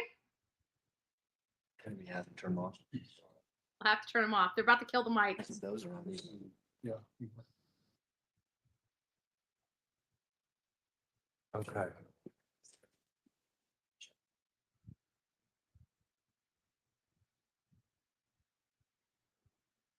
I think they might have killed the mics. I think they realized they were on hot mics. No, they didn't know we could hear them, but I think they killed the mics now. Maybe not. I keep seeing the thing. See how it lights up blue? You can still hear. Red. Yep, Mike, they're about to go off now. Red. Off. Yeah, something was, I don't know, they're off. Yeah, I don't know from my house or letting us know this would be on the hot at our table. It shouldn't be. They were red, they shouldn't. That's the, The lectern is still on, but that has to be, Yeah. but so they may see, if they're hearing Mr. Young, that'd be accurate. they heard me. I was talking with Will, close to our table. They shouldn't The be. only one on is the podium. Say something into that mic. Hello? Mr. Allen? Yeah, no, that's not on. Sweater. Ms. Gratiano, you say something into that microphone? Good morning, Your Honors. Yeah, no, they're not on. So we're just If you hearing want, the you can mics put them from on the his floor. lectern. Okay, I just sent them a text to see, they just called me and said. You can still hear them when Yeah, when they're, sitting there, cause I heard both sides. yeah. Put them on the floor. I just got a message. Okay, just put them on the floor. But unless it's, It can't be. unless, See the mic from the podium. No, it was. Yeah. We haven't had the issue yet. yeah, They're on. they should be off. Well, they are off. Here. Yeah, that mic. Sorry, my head's. I'm watching the TV. As you can tell, my TV's down here That or should- up there. I that can should look up resolve there that. and watch as well because I got the big 70 inch. Okay. Something. Court will call 20 CR 1358. Looks like we're starting anyways. People versus Letitia Stout. Record should reflect the jury's not present in the courtroom. Couple of things before we start. I think the plan is that so the prosecution knows what the process is going to be. If Mr. Tellini asks to approach while the video is going, stop the video immediately. I'm going to excuse the jury. That's sort of a sign that Ms. Stout is not feeling well, may need to be taken out of the room. So that's the process that we'll have. Don't wait until the last minute, okay? Because it's going to take a few minutes for all of that to happen. So, and I know that you may not have control over it. I get that. You're not feeling well. I understand that. But if it feels like you're going to throw up or something like that, you need to let your attorneys know when that feeling's coming on. Okay. Okay. Anything else? Just one other issue. I'm not asking for the court to make a decision. Just started thinking about it. I did contact Ms. Strobel, Debbie Strobel yesterday. She did confirm that she has documentation that she visited out on March 20th over WebEx. Our intent would be to call her just to verify that she had a visit, but not to go into the context of that visit and what it's about. I do not believe that would be a waiver of attorney-client privilege or open the door to an either. And I'm just putting so that the court can consider this, and obviously the court's decision on the degree of waiver that would be is going to make an impact on whether or not we call Ms. Strobel or not. She is currently up in the write-in office of the public defender's office. She would be available, but just notice as soon as possible. Sure. Well, and I've been thinking about it, and here's what I can tell you. Because this is it's a first as far as I know, because of the COVID impact and because of WebEx, because prior to 2020, there was no WebEx at the jail. And then once COVID started, there was some. I might be inclined to allow testimony only that a visit occurred, for the simple reason that if this had been in 2019, and the issue had been raised, and Mr. Young had come forward with the visitor log, it would have showed a visit. And I don't know that that necessarily would have waived attorney-client privilege. However, if there is any testimony that they found Gannon's body in Florida, I think that that likely would, because it conveys two facts. Number one, Gannon's not alive. And number two, Gannon was found in Florida, which brings in all kinds of issues about, well, when was the last time that the defendant knew that he was alive? When was the last time, or where was Gannon the last time that the defendant saw him? So that may be an issue. It's not something I'm going to decide today. I know you'll want to have an opportunity to make a statement on it as well. Yeah, if you wouldn't mind, I'd like to make a brief record about that. Sure. This whole thing comes up based on the questions of Dr. Moore, in which the defendant was notified that Gannon's body was found in Florida. The gist of the statement that the defendant gave to Dr. Moore, whether she knew about Gannon's body being in Florida yet or not, is not really material. The material part of that statement is that she said she was never in Florida. That's the important part. The subsequent cross-examination from Mr. Cook says, hypothetically, what if her attorneys walked in, which led to that whole thing about a walk-in visit. The issue of a WebEx visit is really immaterial, and the relevance of the statement, again, is her denying having ever been in Florida where Gannon's body was found, and we've obviously heard testimony that she was in Florida, very close to the place that Gannon was found. So I think going into a position of potentially piercing attorney-client privilege opens up a huge problem potentially for this case, 35C issues potentially as well. And I think because of the issues that I just laid out, I think it would be not a good idea for us to allow that kind of testimony in this case, given the circumstances that we've got here. Obviously, you've got a decision to make as to whether you allow a late endorsement or not, but I did want to lay out that factual basis as to why it really worth going down that path with as much danger and peril that it would pose to what we're doing here. Well, and I'm glad that you raised the argument in that fashion, because some other factors that I was considering here were, number one, throw out the evidence that that potentially places the defendant in Florida at the time that this occurred. There's also evidence that she was in Florida on other occasions. Exactly. So to state, I've never been to Florida. I mean, a jury could disbelieve this trip thing after Gannon's disappearance and still believe that she was in Florida some other time. The other issue is that when Mr. Cook was attempting to state certain facts, and I said, you can't do that. And he asked the hypothetical, if she had been there and if her attorneys had told her that Gannon's body was found in Florida, would it make a difference regarding your opinions in this case? And the witness said no. So I just have to weigh all that out. And I understand what Mr. Ellis is saying. Sort of, I get it. Our position would be more that we were inferring that there could have been an attorney visit before, and then the way that the redirect came across, that the log showed that it wasn't there. Right. It was. Oh, I know that. It was an attempt to make us look like we had been, dishonest with the jury regarding that, and so it would be more of a correction of that as far as like. And I understand it may not be the most relevant thing of all, but because it appears now that we were, intentionally trying to have a possible attorney visit, that would just correct that aspect. Yeah. And it would be solely for that. And I agree, it's a little tangential. But that would be what it would strictly be. Yeah, and do they have records of the time? So we have that, Judge. So there was a WebEx visit. It was at, I think, 12:30-ish in the afternoon on March 20th.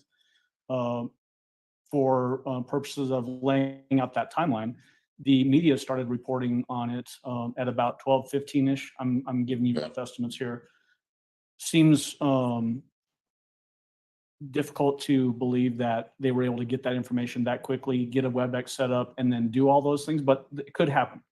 The point, though, is still that Mr. Cook, I don't think he was intentionally trying to mislead the witness, but he still used specific words, which was, "What if her attorneys walked in?" That's the approach. No. Yeah. And the other thing that it's verified that there was a WebEx visit by her attorneys at 12:30.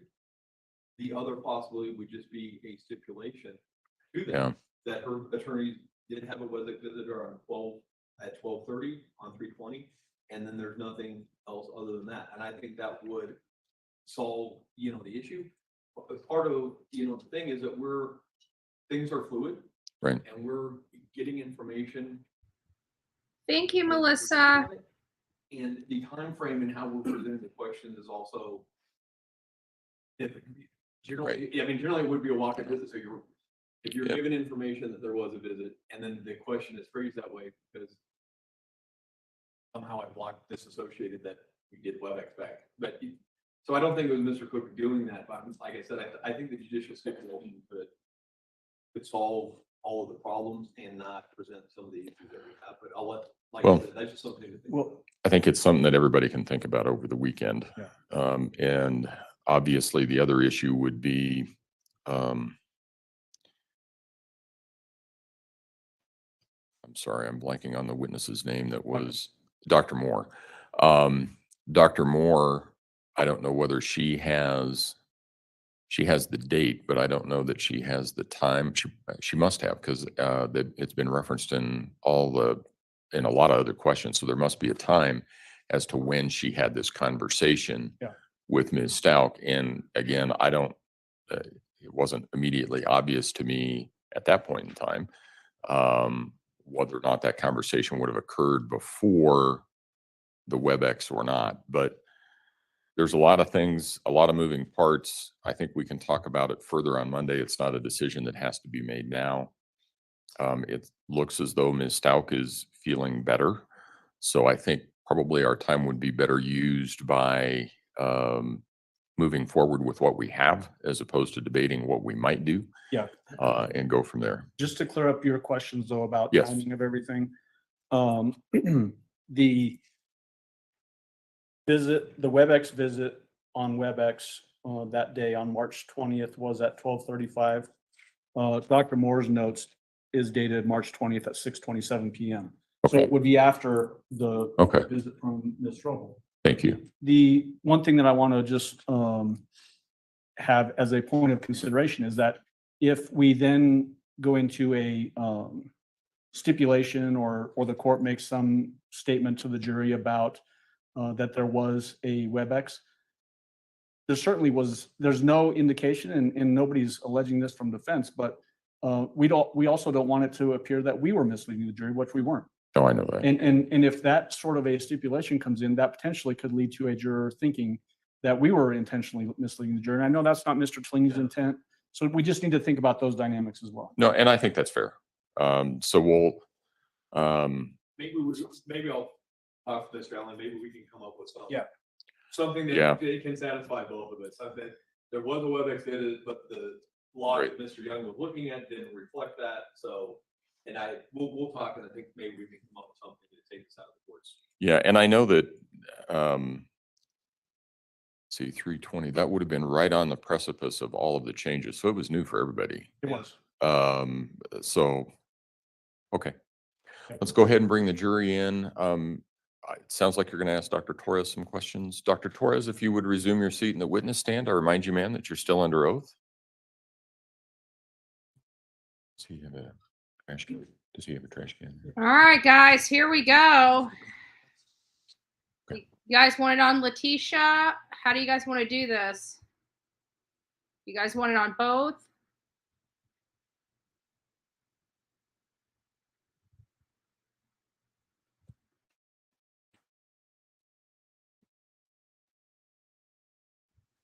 You're right. The courtroom is unusually full today.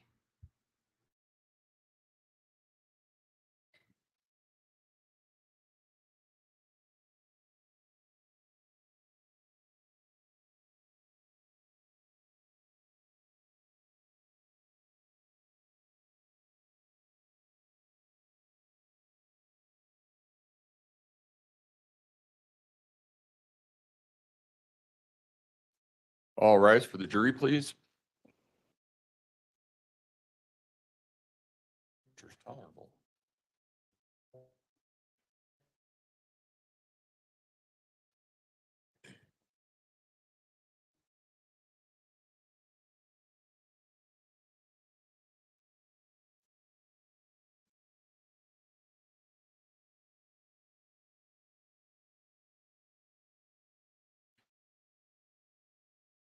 Thank you. May all be seated. Court will recall 20 CR 1358 People versus Letitia Stout. Records should reflect the jury has returned to the courtroom. Good morning, ladies and gentlemen. Sorry for the delay, but has anything occurred since we were last together that causes any of you to believe you could not continue to serve as a fair and impartial juror in this case? If so, please raise your hand.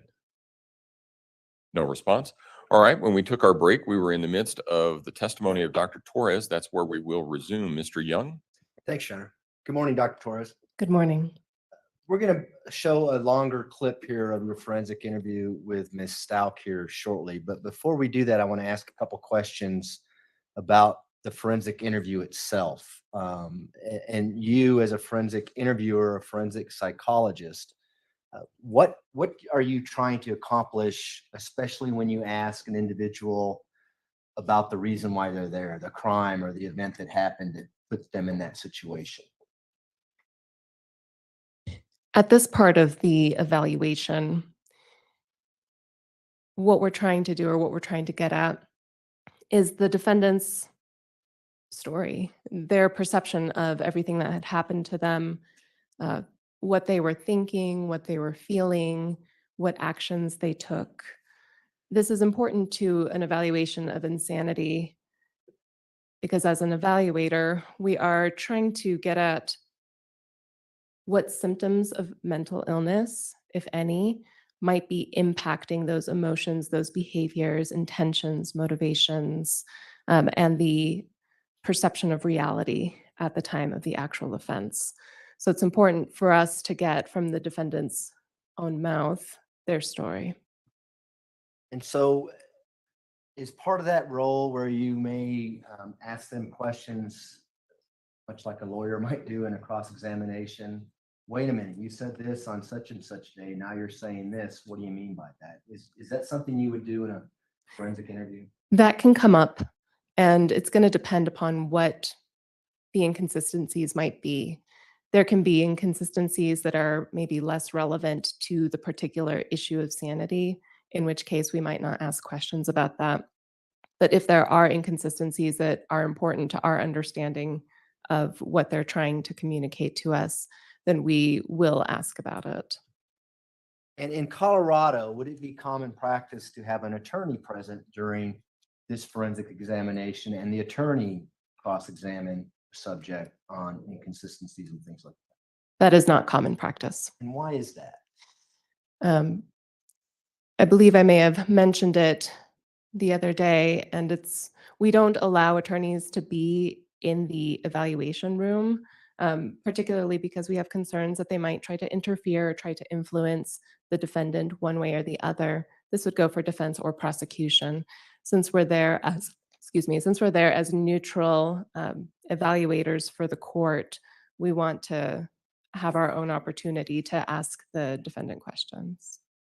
And during the course of a defendant, and we'll just talk about Ms. Stout for now, as Ms. Stout's telling you the circumstances surrounding the event, and then the actual event, according to her itself, are you or Dr. Gray suggesting potential mental illnesses that may have occurred during that event?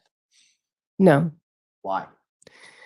Again, we're not trying to feed the defendant or Ms. Stout any particular information that she could then give back to us as it pertains to issues of mental illnesses, diagnoses, symptoms that might be present. We want to get her version as purely as she's able to give it to us.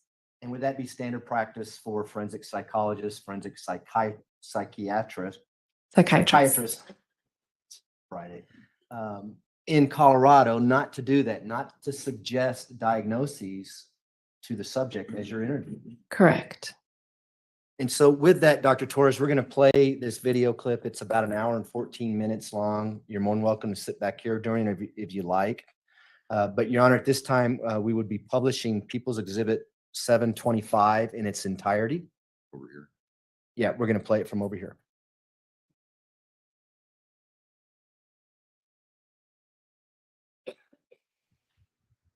I believe this is going to be long, if I recall correctly.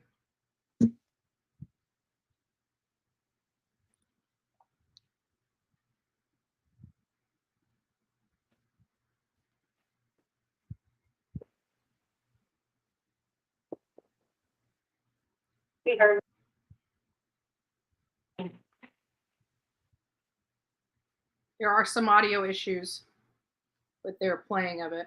All right, so this may be the most difficult part of the day.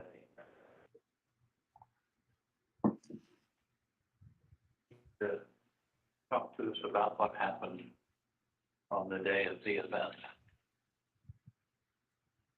Maybe things leading up to it.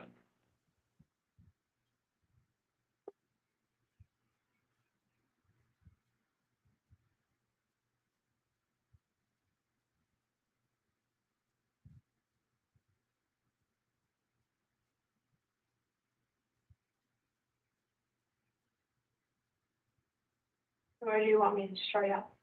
She's got like an X on the top of her head. That's weird, don't you think? Well, where do you think it begins?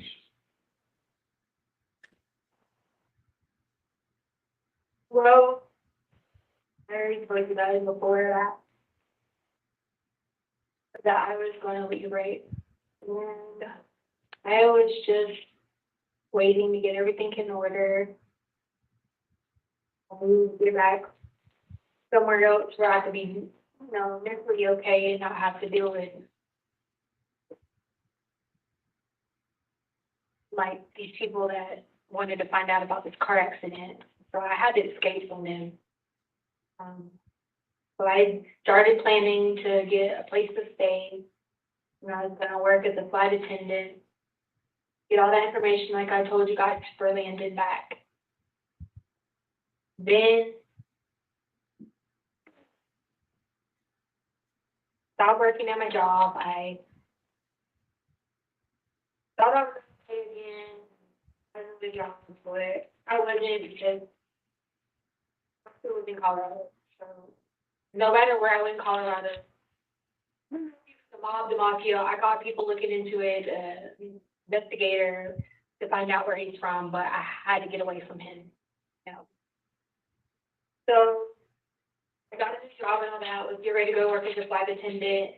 It came back in January, I think it was around like the 9th or 10th, I think it was, when I picked them back up from the airport. That was that, transition period, getting everybody back, in the mode, in the routine and all that was. Then we went on this cruise. We went on a cruise on January 16th. With me and Albert, and the kids stayed at home by themselves with Harvey and the babysitter. And it was weird because, I get to the port from Lauderdale, but they had lost my bags. So I was like freaking out, thinking that one of these people had took my bags. So I changed my whole route from where I was going. So instead of going on that one cruise, we hopped on another cruise because I didn't know if they had got my itinerary or where I was going. And the kids were at home, you know what I mean? But I changed my whole itinerary to go to Palm Beach. I really went to Fort Lauderdale. And I kept telling Albert, I was like, I thought I saw that guy, I know they're following us. And he was just like, no one's gonna go to that stream over a car. So we ended up going on the cruise. I changed the whole route and everything. And we come back from the cruise. Well, the moment I get back from the cruise, Andrew approaches me and he says, he was like, your friends came by in that black car looking for you. So I started freaking out because I know it was the same black car they came to red elevator in and search and find me. So I told him, I said, look, I said, can you explain what the car looked like? I wanted to see if it has a black car too.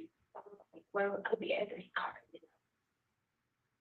So he explained the car, and it definitely wasn't Edgar's car because Edgar had the Beamer. I just started getting my paranoia was getting really bad. So I wouldn't go to the mailbox. I wouldn't go wherever. I was going to work, and I was putting, like I said, the visors up in my car because I thought that they could see me. I'd go take breaks at work and freaking out because I just started this job at District 20, and I didn't want it to think, like I was just losing my mind or something. So I'd go to my car and try to figure out what to do. So fast forward, those were like 2 or 3 days. It was Raina's birthday, January 22nd. So, we're celebrating her birthday. Well, I rode all the way to get Albert's mom because I was scared to stay at home by myself. Like, I didn't know if they were going to clear our house or not. Prior to that, I got in trouble with the Colorado Sheriff's Office because I made a call to 911 and told them I thought somebody was in the backyard.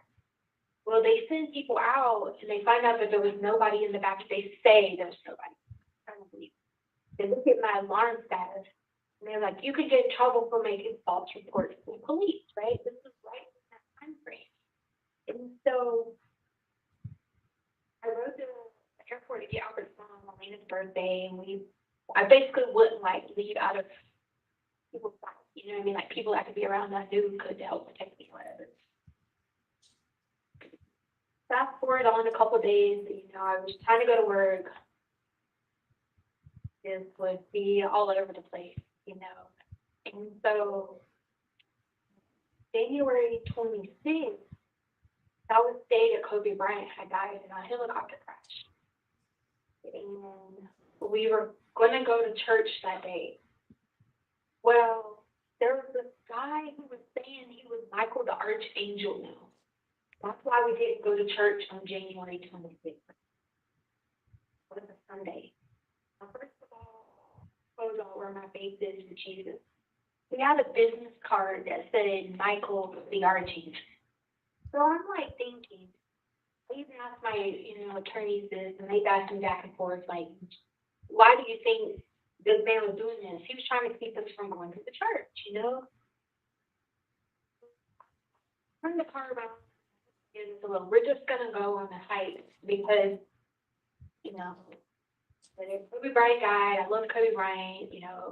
We'll just go on a hike instead. So we're on the hike on January 26th.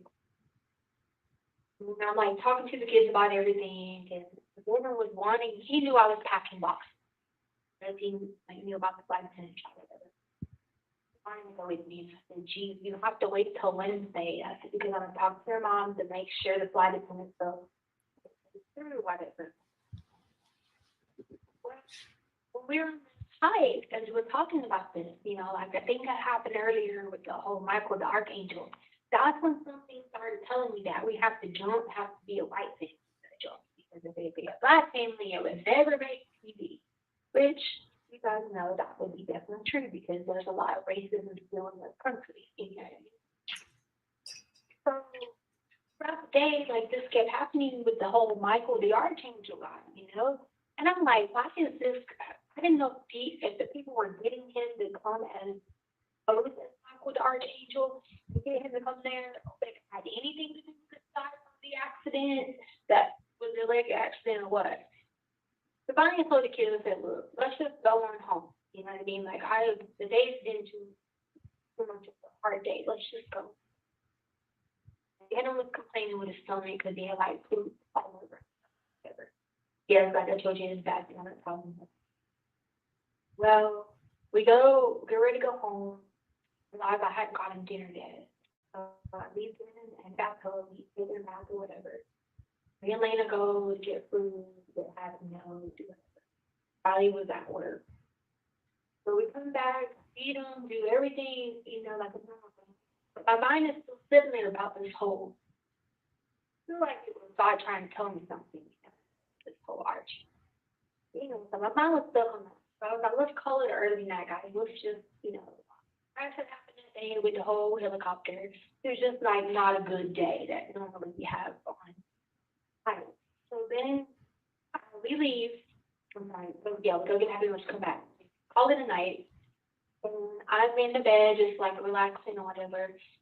And I hear the alarm of fire, fire, fire, fire. So I just immediately freaking out. The next 30 minutes of that, 30 minutes-ish, was a glare. You know, like a glare. So like, where I went, like I went into protection. And I got the dogs, Lena, and took her outside because they were the first people I saw upstairs, you know what I mean? So I was thinking get the safe people out first, you know?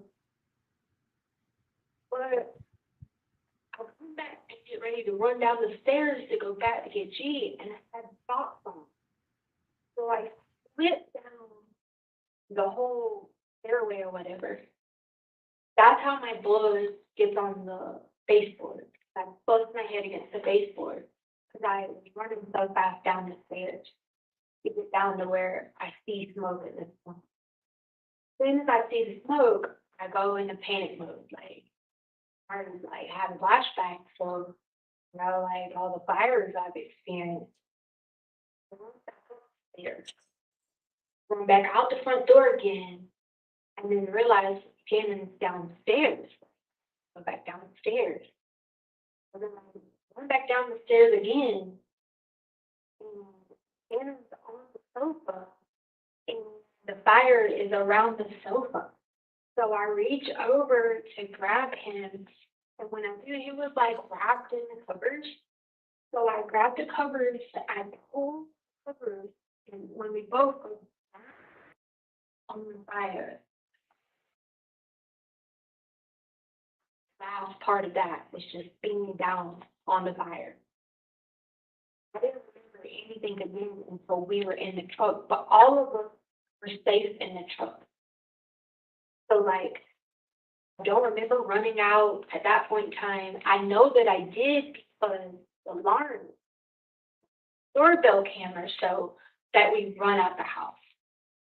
But I don't know if I just like disassociated, if it was just so traumatic.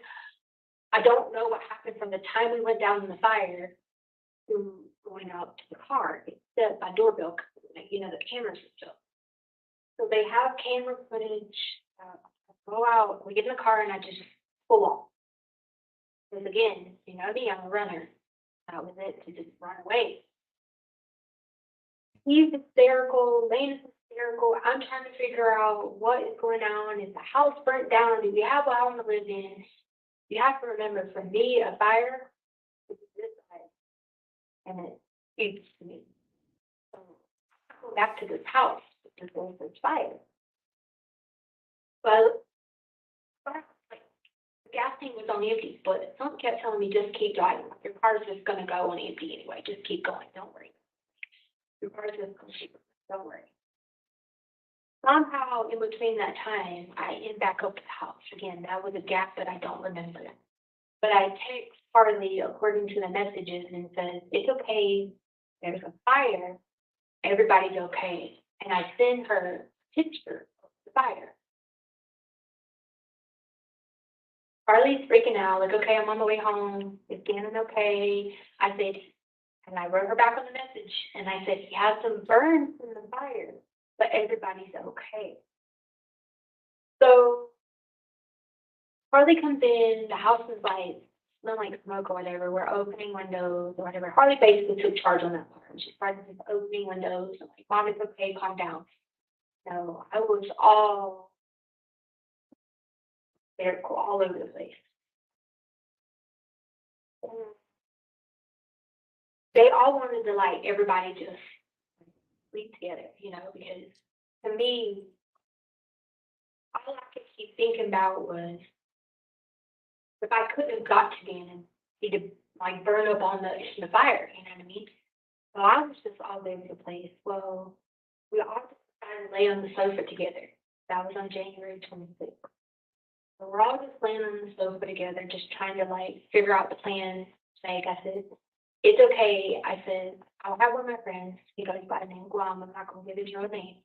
I was like, I'll have one of my friends Guam get somebody to come over and fix it. Not going to be a big deal or whatever.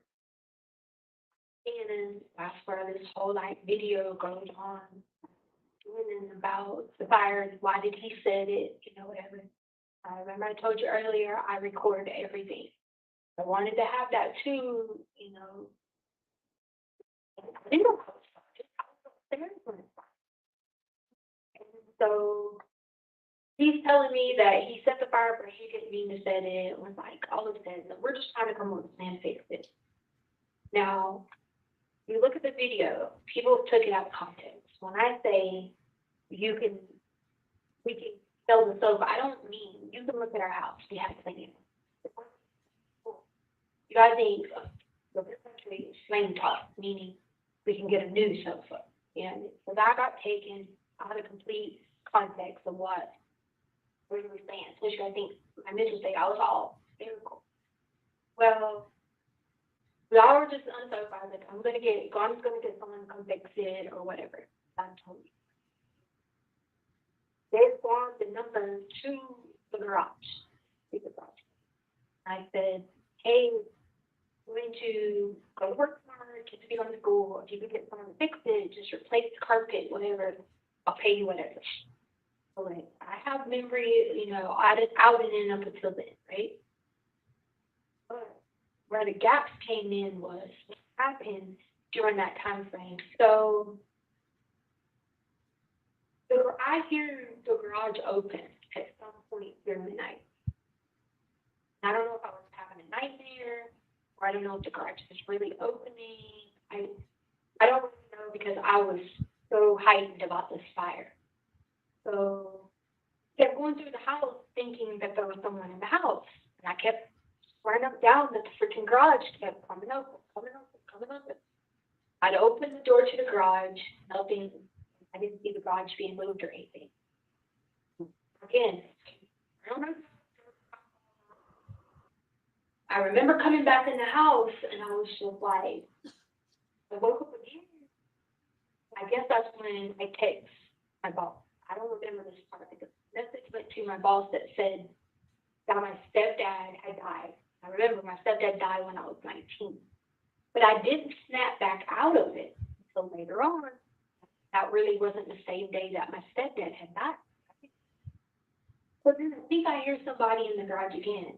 Okay, well then I go out to the garage and I tell Harley, I said, Harley, I'm going to shut the door to the garage and lock it, because if you shut the door from the inside and you come into the garage, like nobody could get to the inside. And I was like that paranoid, So I don't remember, but the doorbell cam, I'm like walking out, I guess looking in the yard, just trying to figure out what's going on. But then I remember being in the garage naked. And so I don't know who was in my garage. So when I talk to police, that's how all this came about being raped and stuff, because I was having a flashback of that. I don't know if someone was really in the garage. To me, someone was in the garage because I was naked. And when I say naked, like I was in like an skinny bra, and I knew the door had been closed earlier, but why was the door open that I had locked earlier today, like early in the night? But when I get like that and I think somebody's around or whatever, I go into protective mode and I'll walk the whole time and I'll watch the yard and I'll be like on the zone of thinking someone's coming in the house, I don't know any neighbors in Colorado, like I know in California where I could call a neighbor, And so the next thing I remember is Lena coming back in to brush her hair, which would have been at least 3 hours later, okay? So I'm basing this on my cell phone records, you know what I mean? I snapped out of it when Lena asked me to brush her hair. Now you got to remember, like when Maria comes, not they're in that world, but like they're not. Like, it's protected. You know what I mean? I don't remember sending anything to the boss about my stepdad. You know what I mean? It was 3 or 4 o'clock in the morning. So Lena gets up and I make her brushing her hair and I come back and I'm like looking around and I was like, oh, there was a fire. Why was I in the garage? Why was I this? That's when it started being like, did I dream this? Did this really happen? You know what I mean? So I go out to the garage. You know what I mean? That's when I grabbed my head and there was like matted blood on my hair. So I knew that I had really fell down the stairs. Like I had thought I fell down the stairs. You know what I mean? And so the matted blood was on my hair or whatever. So I just kept like messing with my hair, like trying to figure out what had went on. Well, I knew Gannon had burns on his arms. I evaluated him that next morning when I snapped back into it. I didn't think that it was enough to go to the hospital or whatever. Because I was leaving, I had an extra cell phone. It was the phone I put in the dog food when I got arrested. So on that phone, I called in. That's how the call came in that Gannon wasn't going to school that day. They couldn't figure out like where this call came from. That's because it came in from the extra phone.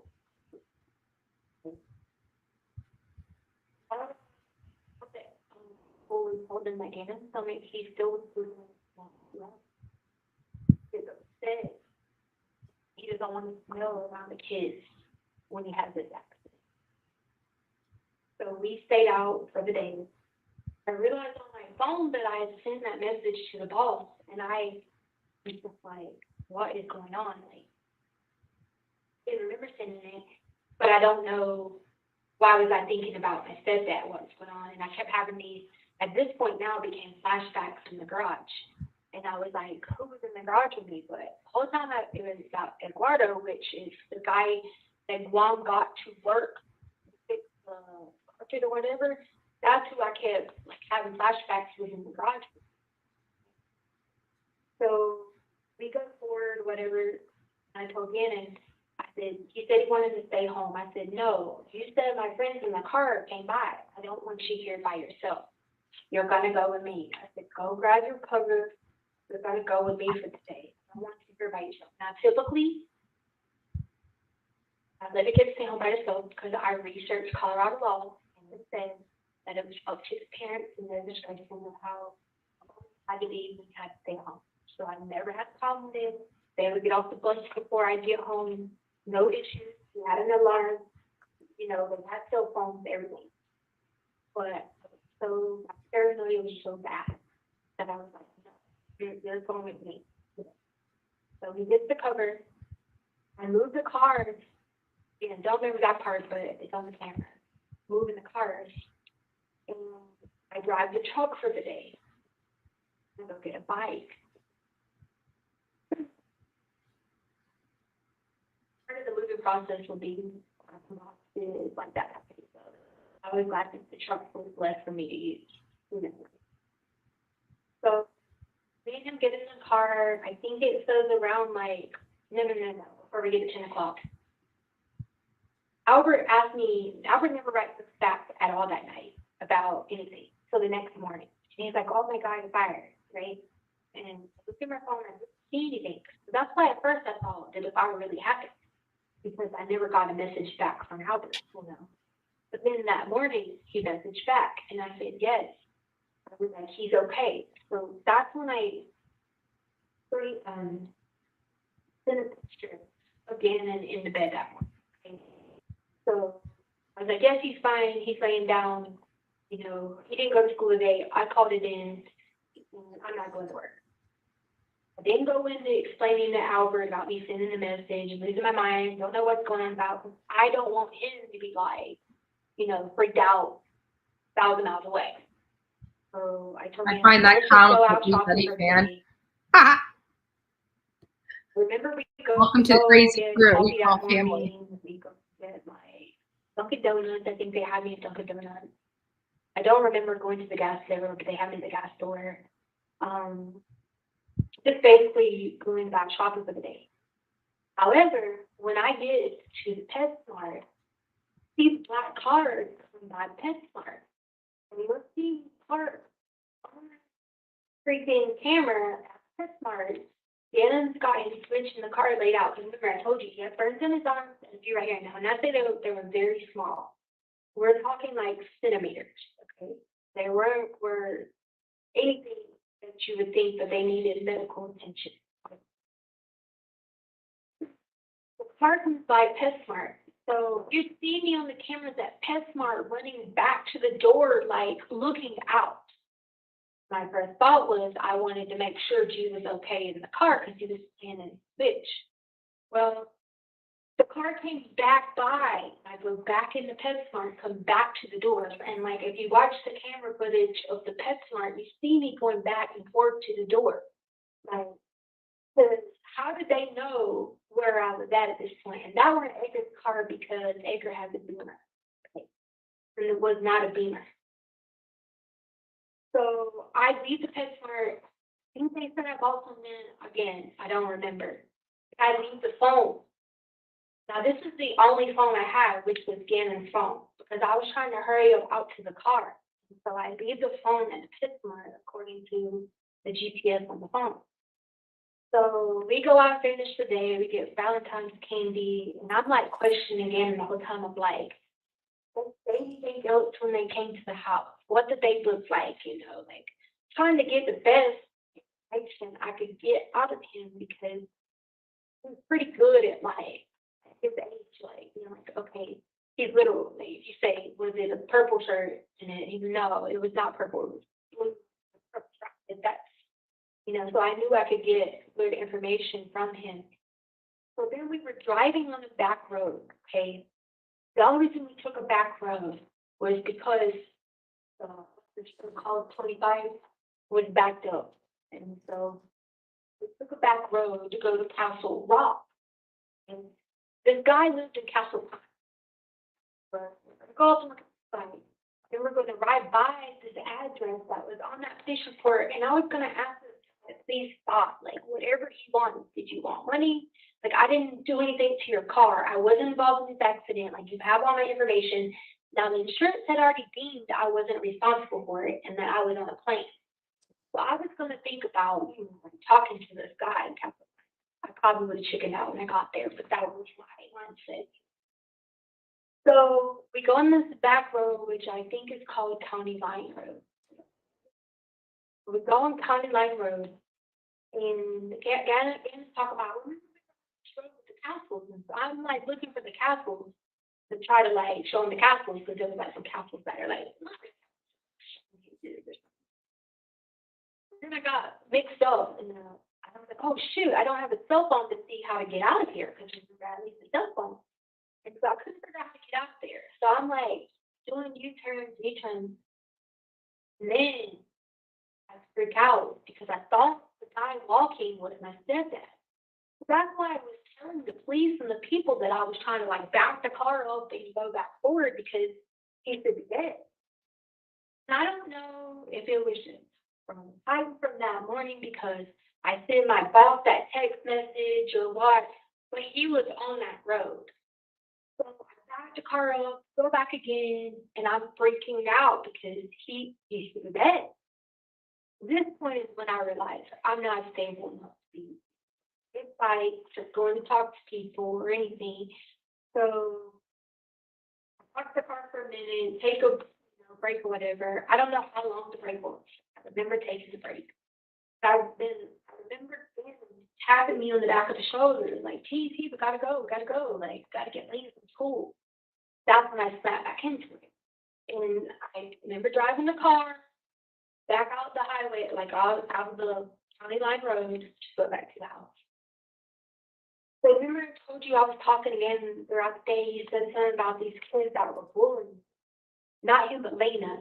And Albert wanted him to go do something to these boys. Never told that Lena got hit with something.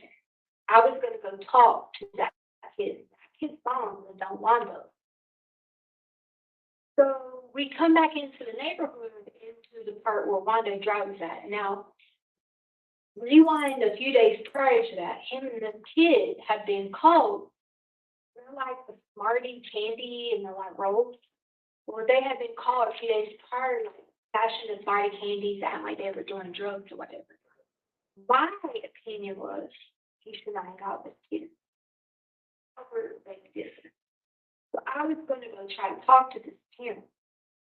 But once I had this whole like, my stepdad was on that road, I freaking stopped the car at Wando, said, Gannon, how about you do this? Because he wanted a video game. I said, why don't you go to the mailbox, get the mail, and do your lap, and I will buy you that $60 game you wanted. But even they know we have been shopping and I only bought him at $20. So I told her I'd do points. And I was like, give you points to give you the $60 game. So go to the mailbox and do your laps or whatever. So I don't know if Gannon got back in the car with me then or Gannon walked back to the house then, but we end up back at the house on January 27th. So if you see the videos, you see me like pull in, drive back, do all this stuff. I don't remember all that. I don't know if I still thought that I was trying to like, what was stepdad. I just remember I went in the house and I just sit down and was like, this is crazy. You know what I mean? The alarm says I kept going to the back door and all over the house and like up, down, and around, whatever. Well, what threw me off was when I got back to the house, right? The alarm showed there was motion in the house, but there couldn't have been because I set the alarm for I left, but I put it on alarm stay. Because the dogs are in the house, people would say that could have been what triggered the alarm. No, our dogs are crazy. That's not what triggered the alarm. Couldn't have been. And so I ran downstairs thinking, okay, well, maybe Guam had Eduardo come over here and fix this, carpet or whatever. So I ran downstairs, whatever. At some point in time, like I said, I don't remember getting walked back from the house and drove back with me. But he then comes back into the house, said he's going to go play on the game. And I said, did you do your laps? And I remember us having that conversation. Then I go back upstairs to work out. What the police have about January 27th, absolutely not true because it's January 28th. Okay. So the day goes on through that, right? Everything happens. I don't know where Gannon's at. Call the police. All that was going on. Everything that happened on that time was going on. They put in our house with, I think it was like a 15, 20 body cams. You can clearly see, and I've watched these body cams until I've made myself sick, that you can see these body cams come in and nothing is out of order. Nothing has happened. Nothing is wrong at all. And I've watched them over and over and over until I've obsessed on them, When Harley comes home, thank you, love. Come in that day, we were going to go eat sushi. Gannon is not a fan of sushi. So at this point in time, I'm like, we'll figure out something else to get. Gannon usually is home by the time that if the sun's not down, it'd be 6 o'clock. But it was raining. So we get in the car, they have us on the car raining, like leaving in the rain. So right there across the street, ask this neighbor if we've seen him. No, you haven't seen him. So we pull back up. I freaking out. I'm pacing the house. I'm doing this. I'm doing that. Because I'm like, he's doing this flipping hiding challenge. Now, reverse back to this hiding challenge. They have a YouTube channel. YouTube channel, their mom and stepdad made. And like, if you find their YouTube videos, Cool Kids Tube is their YouTube channel. They would do these hiding challenges where like Elena would be in the box. And they would pretend like they were getting shipped all these places. We went over to the mom. Nothing we thought was bad about the kids want to do YouTube videos. Flashback to work. So I said, he's doing this hiding challenge. So at first, police were talking to me. I'm just sitting there like, man, he said, do you want, and I know this because I saw it on the video, do you want me to check the house? And I said, yes. Because I knew the hiding challenge, police are trained. You can't tell me Disney police came in the house and didn't find him. You can't tell me that. That's because it was not true. So they did all this, whatever. The night goes on. Robert called me back, and I'm a wreck at this point. I'm telling him about this craziness, and I'm telling him about the garage is all over the place. All the stories, it kind of like started like throughout the day, it was convoluted. Rain was all over the place. And I was going back and forth like this, and the fire. It's like she's going right back to this So story. he sends the officer back to check on me. According to the report, the officer comes back to check on me, and at this point is when I got scared. At this point, I know Gannon enough to know when his meds wears off, he's gonna eat everything. At this point in time, we haven't even eaten dinner. I haven't even fed the kids. We never even made it to our dinner trip. So that's when I became really, really, really worried. All of us are in the house, and we're like, they went on different searches, whatever. I stayed at the house to make sure of anything, if anyone called, if anyone done anything. That was the last thing on January 27th before it hits January 28th. January, you'll keep on January 28th. Do you want to keep on January 28th, or did you need it? Okay. So then January 28th, which would hit 12 a.m. in the morning, right? The January 28th comes on. There's people like whatever, there's a knock on the window. My bedroom window, right? So all of us had decided that we were going to all sleep upstairs. The reason for that was I get paranoid like that, and the only way I can protect Hardy and Lena is I have them near me. You know what I mean? So I'm like, look, all of us are sleeping up here. We're gonna all be up here. I knew I wasn't going to get much sleep, but for the kids, they were going to sleep upstairs. I dozed off. Come on now, that ain't even bullshit. There was a knock at the door, being at the window. So the knock at the window happens, and I literally like go to the window, but I don't see anybody. I remember getting in the car, driving out, because maybe that was Gannon, maybe it was. I drive, video shows me driving out of the neighborhood, like out of the yard, but coming right back, or whatever. Or I can't remember. I don't remember that part, but I do know the video shows me like going out to the car or something. And I come back inside. I keep hearing the same loud noise. And so I laid out like this, hear the same loud noise, and I know Edgar was on his way back over. Edgar wasn't going to be there when the police was there. Hi, Jen. He didn't want any problems or whatever. He was like, I'm going to just go out and look. What does the black car look like? So I knew Edgar was going to be on his way back over that morning because they were going to help me move all the stuff to Florida. That was At least that's show back up that morning anyway, not even knowing what had, like, that Gannon was missing. So Edgar was coming back for that morning anyway. So I thought Edgar was getting there early or whatever. But I didn't see him out there outside. When I laid on the sofa like this, heard it again, I freaked out. At this point, I think someone's in the house. Now, I didn't have my handgun on me because when the police came earlier, if you look at the footage, they had my handgun was in the car. They searched the car, searched everything on the body cam. And this is what we came up with between, me and like putting details together on my team. My handgun was in my car because it was on the video.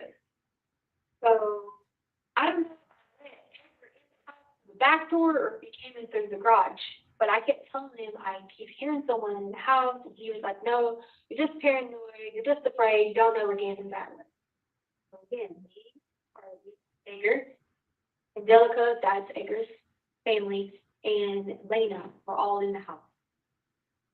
Harley, Lena, I think Angelica was laying down, and Ty was on his way back. Ty goes to school in Florida. Ty was on his way back here. Whenever that noise again, I realized my handgun is in the car. I never drove my car, it was in the car all day. Me and Edgar jumped up, okay? We hear it, and I start going down the stairs slowly, and I went back up the stairs. And I was like, downstairs. Now, I don't know who's downstairs, what's going on. I don't even know if anyone's in the house or if it's just the people looking or what's going on. When we go back down the stairs, Edgar has the other handgun on him. Crossing over the front stairwell is someone in it looks like a cape. Okay? So it's like a cape wrapped around them. Goes straight into the back bedroom. As soon as I see him go to the straight back bedroom, I'm going to instantly go into protection mode. I went to go grab the gun off, like from Edgar, because I thought the person in the cape, I didn't know who it was. I happened with the whole Michael, the archangel, the whole thing had happened with my stepdad, and when I grabbed it from him, the gun hits me and then hits the person in the cape. At the time, I didn't know who the person in the cape was. Oh, standing on top of the bed. I didn't know at the time it was standing on top of the bed until later on when I sat down with my attorneys and we put it together and realized it. I didn't know until that point that it was Gannon standing. Because prior to that, I thought the whole like cape thing. We put it together over and over and over, and I sit and I cry with them. I did this with them and everything. The only thing that comes to my mind is that the way the cover was wrapped, that's what had to look like the cape, was the way that he had the cover wrapped around him. They can see what they want, whatever about me. I never was purposely hurt Gannon or hurt anyone that I would have thought it would have been Gannon. Never in a million years, okay? Never. I've had these kids all over the country. If I was going to do something like that, it would be somewhere in another country. Like, come on, like people want to kill people doing it because they want to take someone's life. That's not what happened. They paint me as this monster and I did all these crazy things.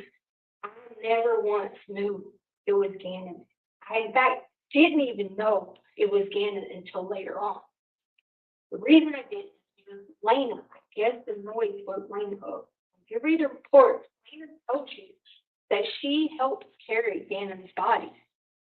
That report in her interview, she says on that Gannon's body's not moving. That's because she was there and she helped carry Gannon's body to the car. I couldn't get him up the stairs.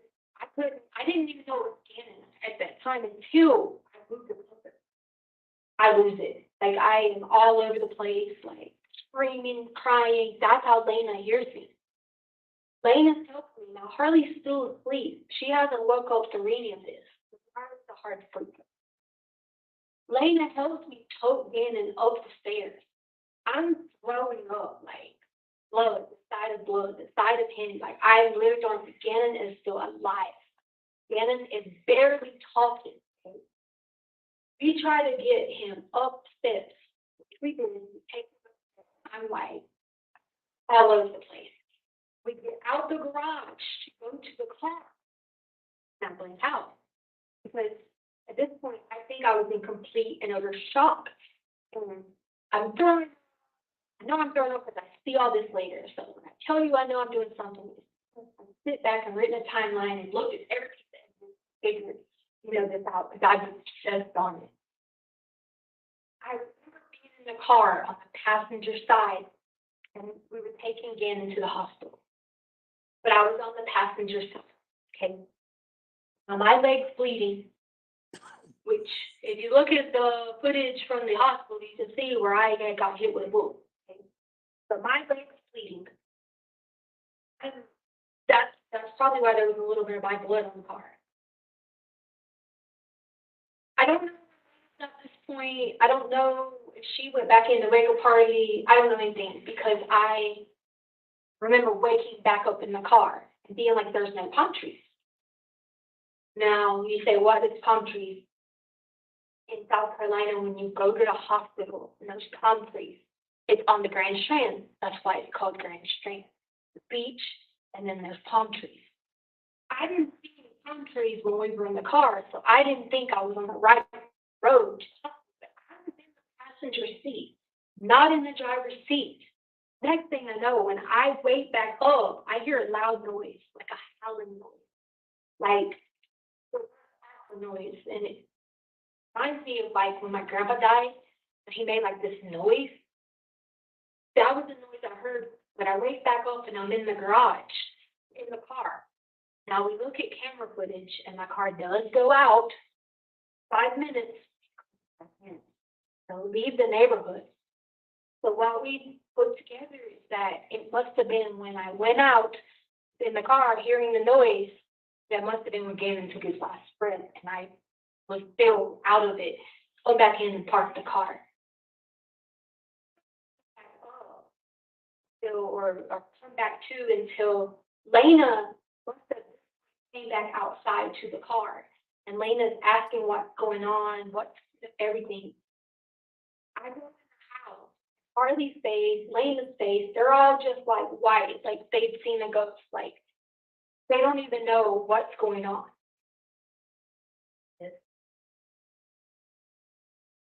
Police, like the whole world, as if this ain't really going on. Like there is no way this happened.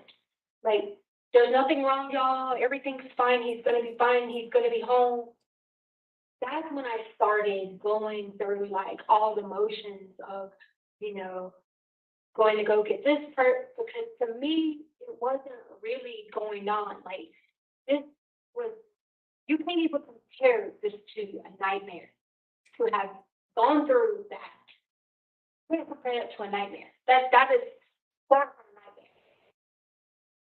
And to know that he was speaking to me and Lena as we were trying to take him off the stairwell. And then it was like none of it was real. So I just started going into different personality of like, this ain't really going on. We gotta find him. I don't know what to do. I guess somehow I go on to the airport. I don't remember any of that, but I want footage going on to the airport. I want footage just talking to people and saying like, you know, we're gonna find him. Like I don't really like remember that vividly, but I know I did it because I've seen it. I'm not gonna lie and say I didn't do it because it was there. It's like me talking to people, me doing it. It was, I got just disassociated and I was like, this is not real. That there is no way this happened. So, Edgar, another male, he's a family member, and I'm not going to say their name. Somehow during this mix, when I was like going crazy trying to go get Albert, and I was screaming to everybody, talking about it's an accident, it's an accident. I think they have one of the things reports where I was like, I didn't ever know it was Gannon because I really didn't. It was someone in a cape. The reason he was taller was because the bed was sitting, like, you know, you think a twin bed, he was standing on the bed. So to me or to whoever I was, thought that was a person in a cape.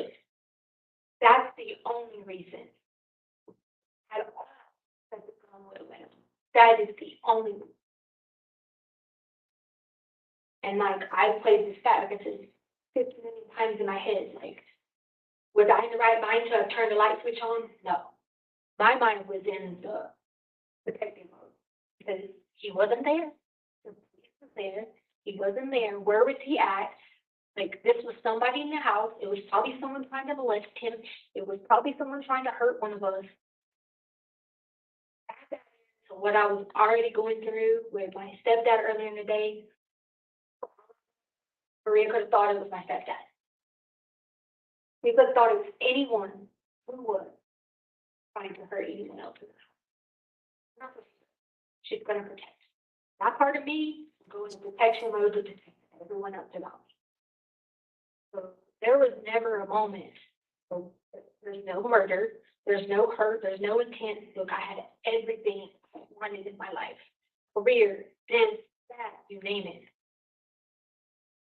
There was no reason to hurt anyone in my home. I gained absolutely nothing out of hurting a child. But if you, negativity, shit, crazy as an evil heaven, I took care of this kid and it wasn't a child. So do that. No, I had to carry him up the stairs. He was dying. I could never in a million years tell anybody what it was like. I was not okay. I was not okay before because I felt working down with someone in a cape. Like, how do you even explain that again to mom that you think it's someone in a cape? You can't. You know? But then what happened after was even worse because I never even moved again. Not going to incriminate anyone, the male person. I'm not going to do that. Because it wasn't any intent there to harm anybody. There was no intent for anything. I went crazy thinking I could raise one of them in bed. I was driving him around the Burger King trying to get him Happy Meals. I freaking took him back to GameStop to get that $60 game that I told you about that I told him to get earlier. That's how freaking crazy I was going. But I was like, he's going to wake up. You know, I don't know if y'all know Andrew Womack. I tried to find Andrew Womack's house. But he brought his son back from the dead from 5 hours at Memorial. And I grew up watching the Daily Gospel. And Womack, so I just kept thinking, like, God gives people powers to bring it back from like this is not supposed to be happening. All while you not even believing this is even happening. That's how my mind shifts. The older male person finally at some point told my mom that I had completely lost it because I told you my mom came out here. My mom, brother, they were all like, you have lost it. You can't bring somebody back from the dead. They already knew, but they weren't going to, you know, involve themselves in it. Like, you are going crazy. You need to go to a hospital. I didn't have anything to do with body being moved. I really kept saying he has to get back to China. That's where his grandma and grandpa have a farm. That's where he was there. It was like, the person left me, couldn't carry him anymore. And the whole thing was him to be buried in South Carolina. It wasn't to be like, you know, something else. That was the whole thing. I was not well enough to get him there. That's why the male person is the person who tampered with evidence and who tampered with body. That was not me. Not that they didn't tell you that. We know with him and fired weapon and did do this part. I'm telling you. It was him. That was the person who that was in the house. And then freaking, you think about a cape. What if robot colors are on a cape? Red, black. What do I think about? What was going on in my mind during the day for my stepdad? If someone was trying to molest him, someone was hurting these kids. Just going through my brain. Or I didn't even have my own handgun on me. I don't even like guns. I can't even shoot a gun. It's not even me. Maria can shoot a gun. I can't shoot a gun. So like, yeah. And like, for someone to get to hear the truth of it, it's like the hardest thing because people were like, oh, why didn't you turn the light on to see if someone's in a cape? What do you mean? Like, I sit there and told my therapists and people that, like, do you think I had that thought process? There was never even a thought to be like, hey, that's not even a thought I had. The instant thought is when Maria comes, it protects whoever's in this house. That's exactly what happened. There was no intent. There was no hurt. There was no ill will. There was no anger. There was no passion. I looked at every definition they have in this book because I was just on it. None of that is right. That is not what happened. And you can't even say like there's no self-defense because you need to know. I thought this is someone else. Like, how do I know who this is? I'm not in the right mindset to decide, to make that decision. I didn't know right or wrong to who this was, what I was doing. My mind goes to there's kids in this home, there's Lena, there's Carly, and one of my kids are missing. That's the mindset. Man, she's trying to convince them. And the audio issues are on their end, not ours. So, I don't know if on her, red, pink, whatever. But that is 100% true. It was on January 28th, not January. So I don't know why they're all wrong.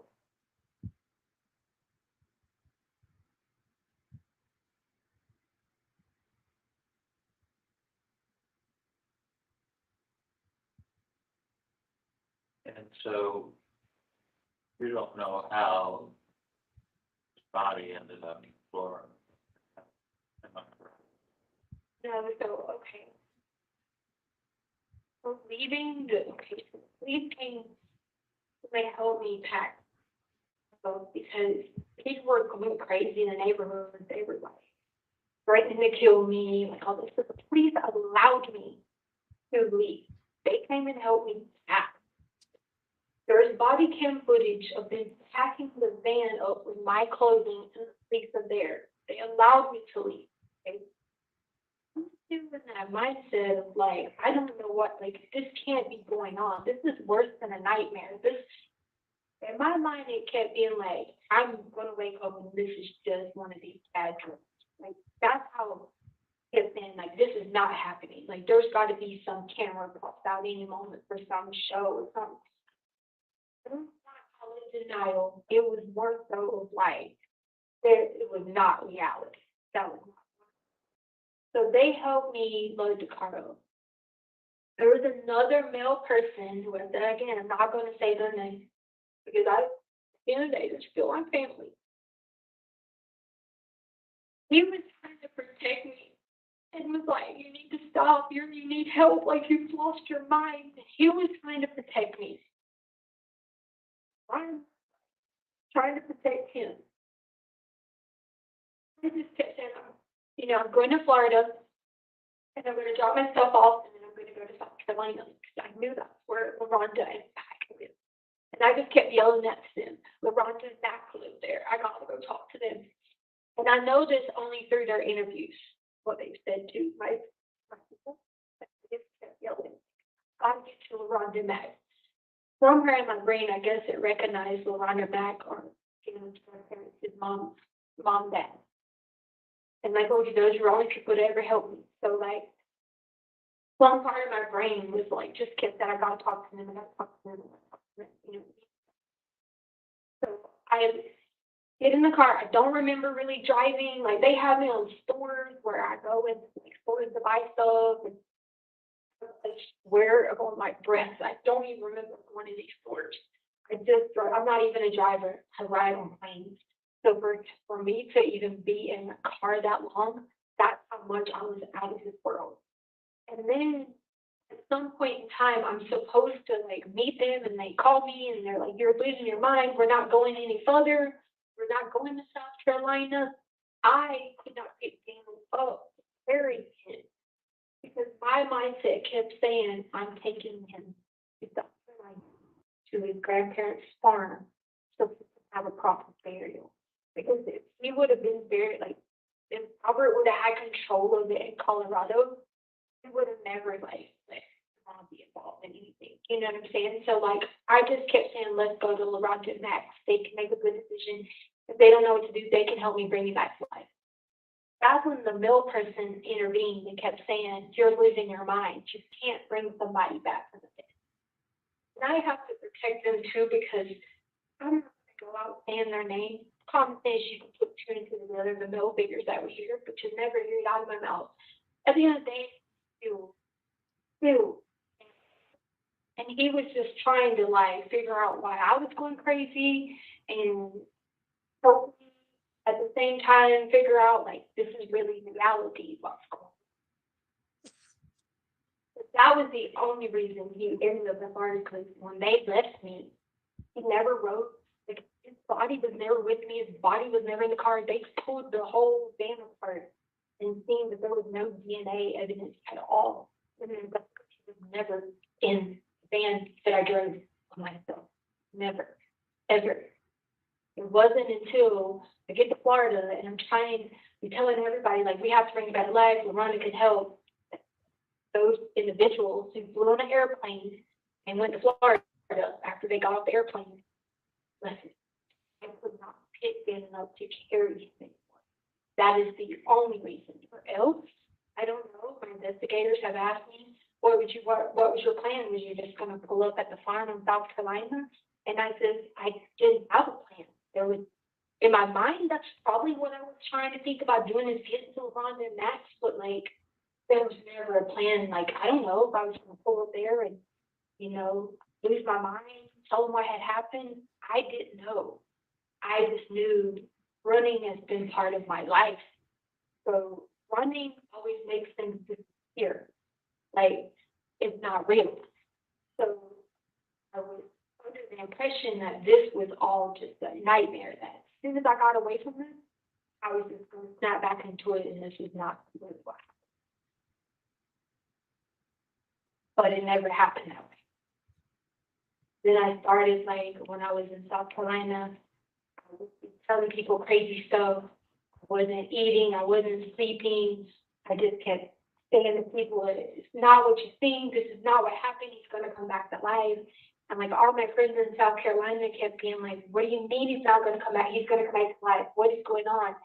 And I know by this point, I'm no medical professional, but I know for a fact that I was in a form of psychosis, because I never in my life have been through hallucinations. I never in my life have been through the things I was going through to explain that. To think that there was a person in the cave. To think that this person was harming somebody. Never had been that height. And it caused me the ruin. It's not about me, it's Landon's life. Luna's life, Harley's life, like, I don't know. One split decision that wasn't even right. Every single day. So yeah, to me, sometimes I do check in our reality, but like, this ain't real. Be back. It was all my heart. I took care of it. Literally gave him enema. Freaking took him to school, did homework, did everything. What? If anything, you know. Whatever lost 2 years.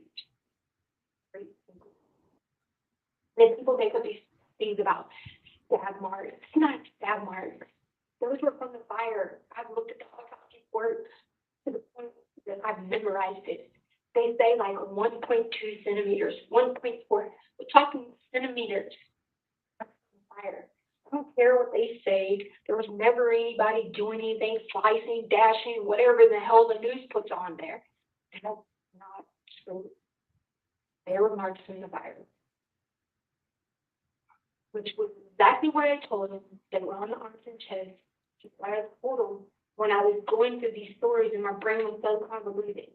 It all went together, and I was talking about the rape, I was talking about the garage, I was talking about marks, I was talking about the bleeding. Like, I was like shocked that all of it went together in these crazy. It was almost like I was talking a word salad all over the place. Nothing was coherent with any of those things. Didn't really understand what was going on. That ain't no approach that people take to get out of crimes. I've never been a felon, never been that. You don't just wake up one day and decide to start murdering people. It's because it was not meant to be. He was missing. Everything in my mind was bad. She was raping him, she was molesting him, she was got him here, she was got him. I watched this body cam footage so much that like everybody's like, well, where was he at that night? They opened the one closet with the ornaments and stuff. I swear to you, I see it move. I see it move with the cover. And I'm telling everybody on my team, I'm like, y'all don't see that. Y'all don't see that. That's where he was hiding at. That's where he was at the whole night of the 27th. How did that guy miss him? How did he come in there with freaking body cam, trained to find people, trained like his hiding, trained at that and miss that? How? That's why I go back and forth with every single day. How? Because had he not blaming this on him, because God knows I would never blame someone else like that. Had he done that, the outcome probably be different. Yeah, absolutely. How am I supposed to know that it's not some person in the house getting ready to take another kid? her niece, her that Maria thinks like that. She doesn't think rational. She doesn't think let's do this the right way. She thinks I'm about to hurt anybody that's about to hurt the people I love. Wow.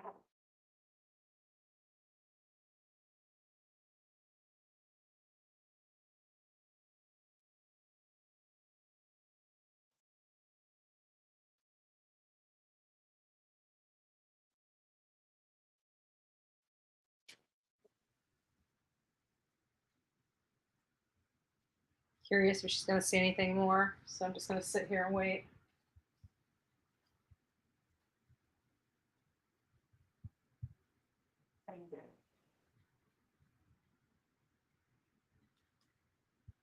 Hard been pain like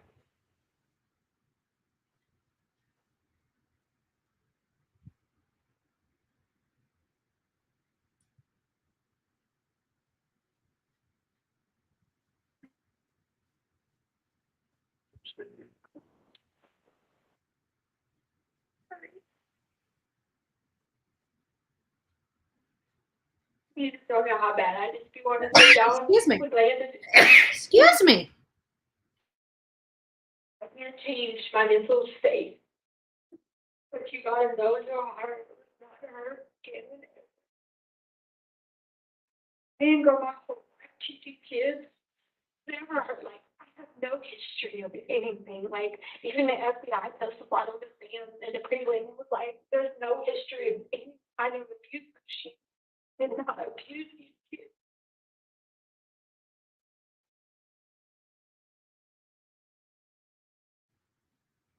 They said like because I was the one that always came to rescue them for everything. And now I don't even get to like even tell Lena goodbye. I don't get to say anything. And they have to she has to think that the world I heard her brother, like come on. Like,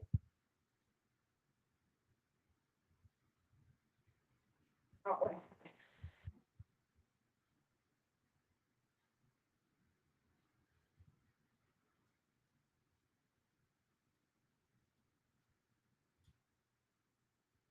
but I looked at I talked to the court and it said like within the jaw that it was like far away.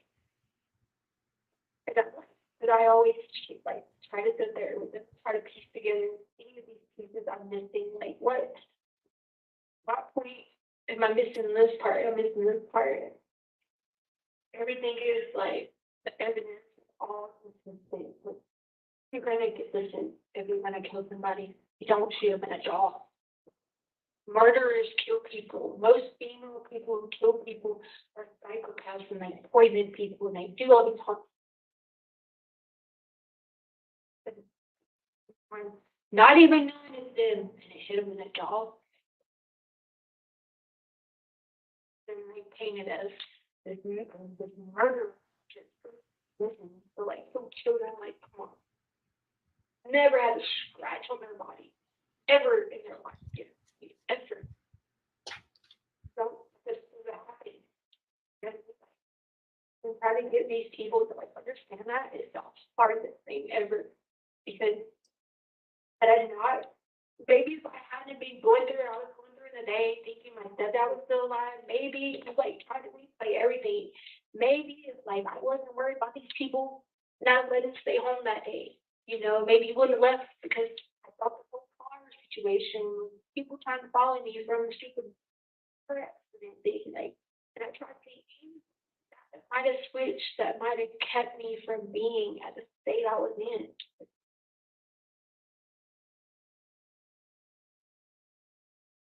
And then they like painted this whole thing about cleaning supplies. If you guys have seen the receipt, the carpet. I mean, I've memorized the receipts. It's trash bags, carpet powder, candy, nothing in there ever sent anyone to get cleaning supplies. Pull up the receipt all day long. Let's say it. It's not true. Like,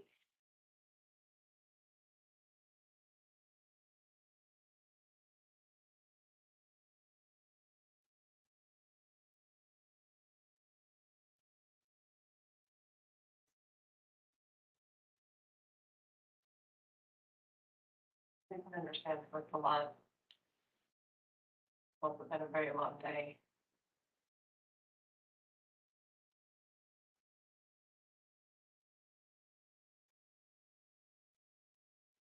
We'll probably be stopping here at this point in time.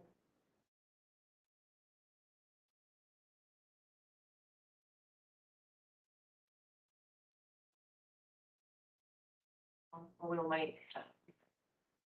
And all of them.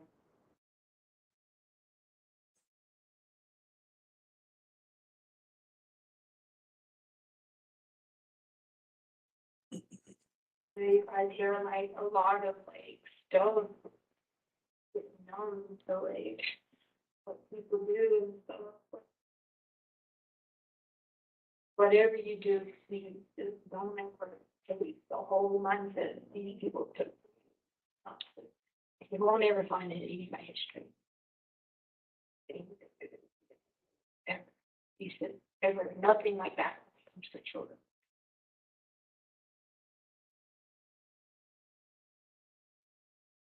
I appreciate you all for it.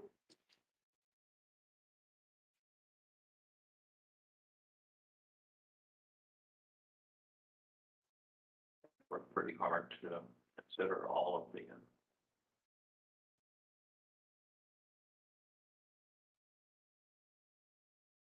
Remember to say a lot, but I don't deserve this.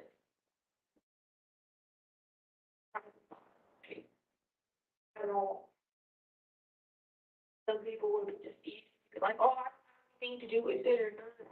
From the beginning, I got in and out of it at CJC in the beginning, and I kept being like, this is not real. But at some point, it hits you, and you're like, okay, no, those cameras are coming out. No, this is really going on. And people just got to see me, and they're like, wait a minute, something right. Like, you are like, always follow rules. You don't do this, you don't do that. Like, just don't make any sense. And so, I know last time you guys know that they were like, I was part of the jail, but like, once they got to know that that's not who I am, things got easy. Like, they weren't, I say easy, but you know what I mean? Like, they didn't think of me like, of how this is. They started more and more being like, there's something we're missing, and I always just like, you just have no idea of what is actually missing from them. It's not because someone, that's not true. Whether you want to call it that on paper, that's on the Bible ended. There's 100% no determination. Me not turning the light switch on or turning it on, off, on. Me determining who was there, who was not, capered, under the cape or not. There was no determination of black after that.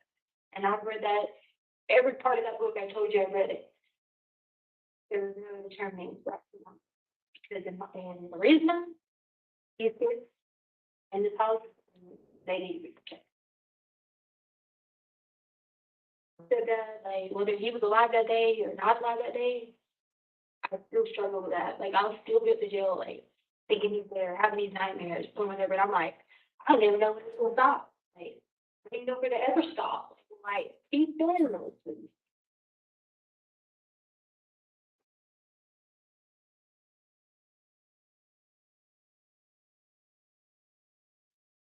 Yeah.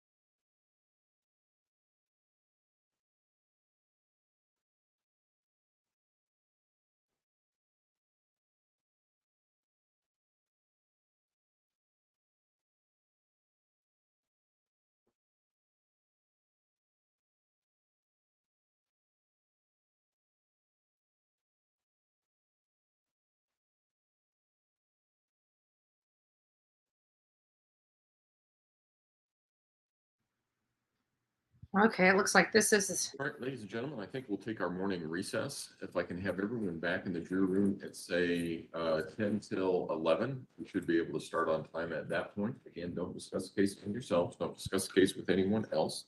And we'll see you back at 10 till 11.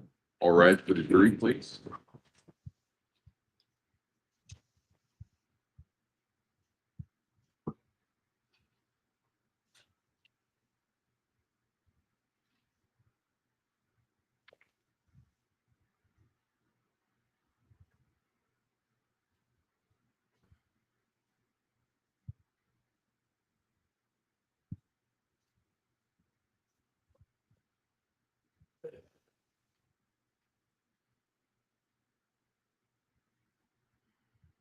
You may all be seated. Record should reflect the jury has left the courtroom.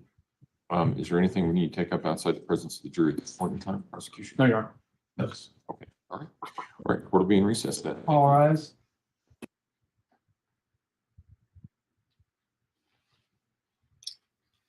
12:50-ish hour time. 12:50-ish hour time. Hold on, let me get my camera back on. There we are. There we go. All right, I'm back. So we didn't watch her very much, like at the table, which I anticipate her time at the table is going to be much of the same stuff that we're used to.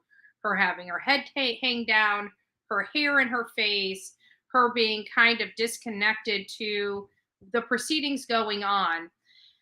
We know something happened this morning. We're not sure really what happened, but it's apparent that it sounds like she's sick. She was sick.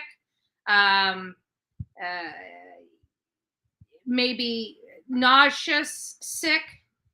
And I think it's because she's finally coming to realization that her tale of lies are going to end. And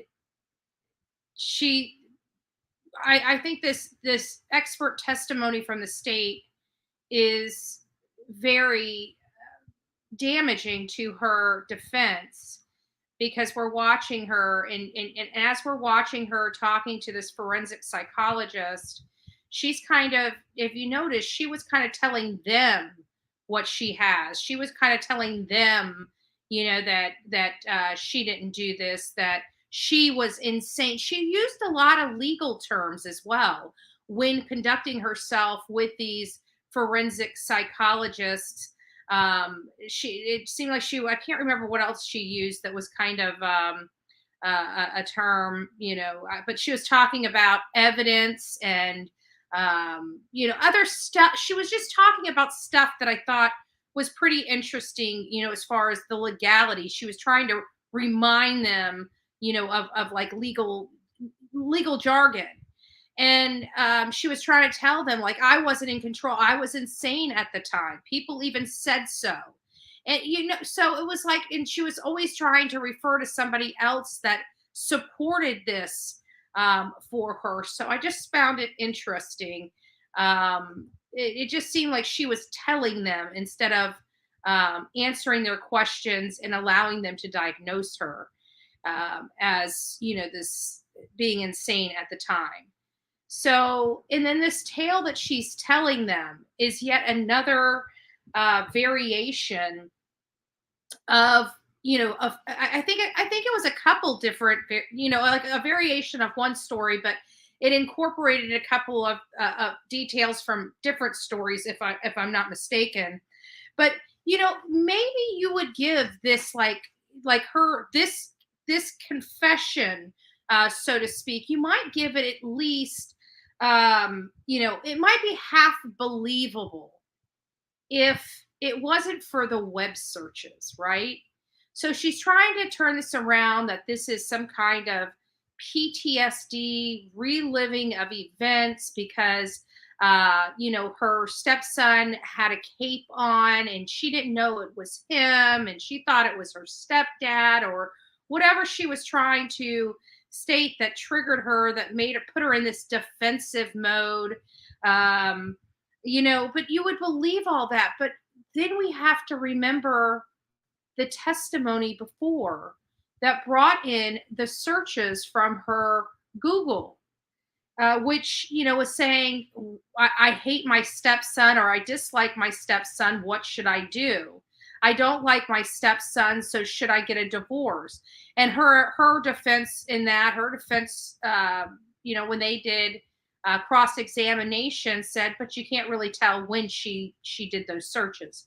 And they said basically they couldn't tell when those searches were conducted, and so the defense was able to make the point. So it could have been like, in 2018.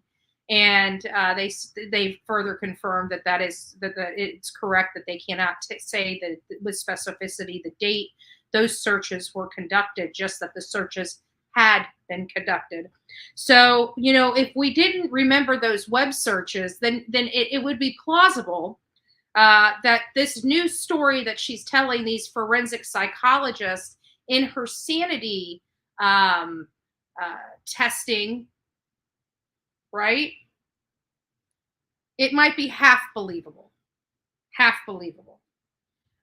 This is a more of an observation of mine during this particular interview of Letitia Stout in this sanity examination.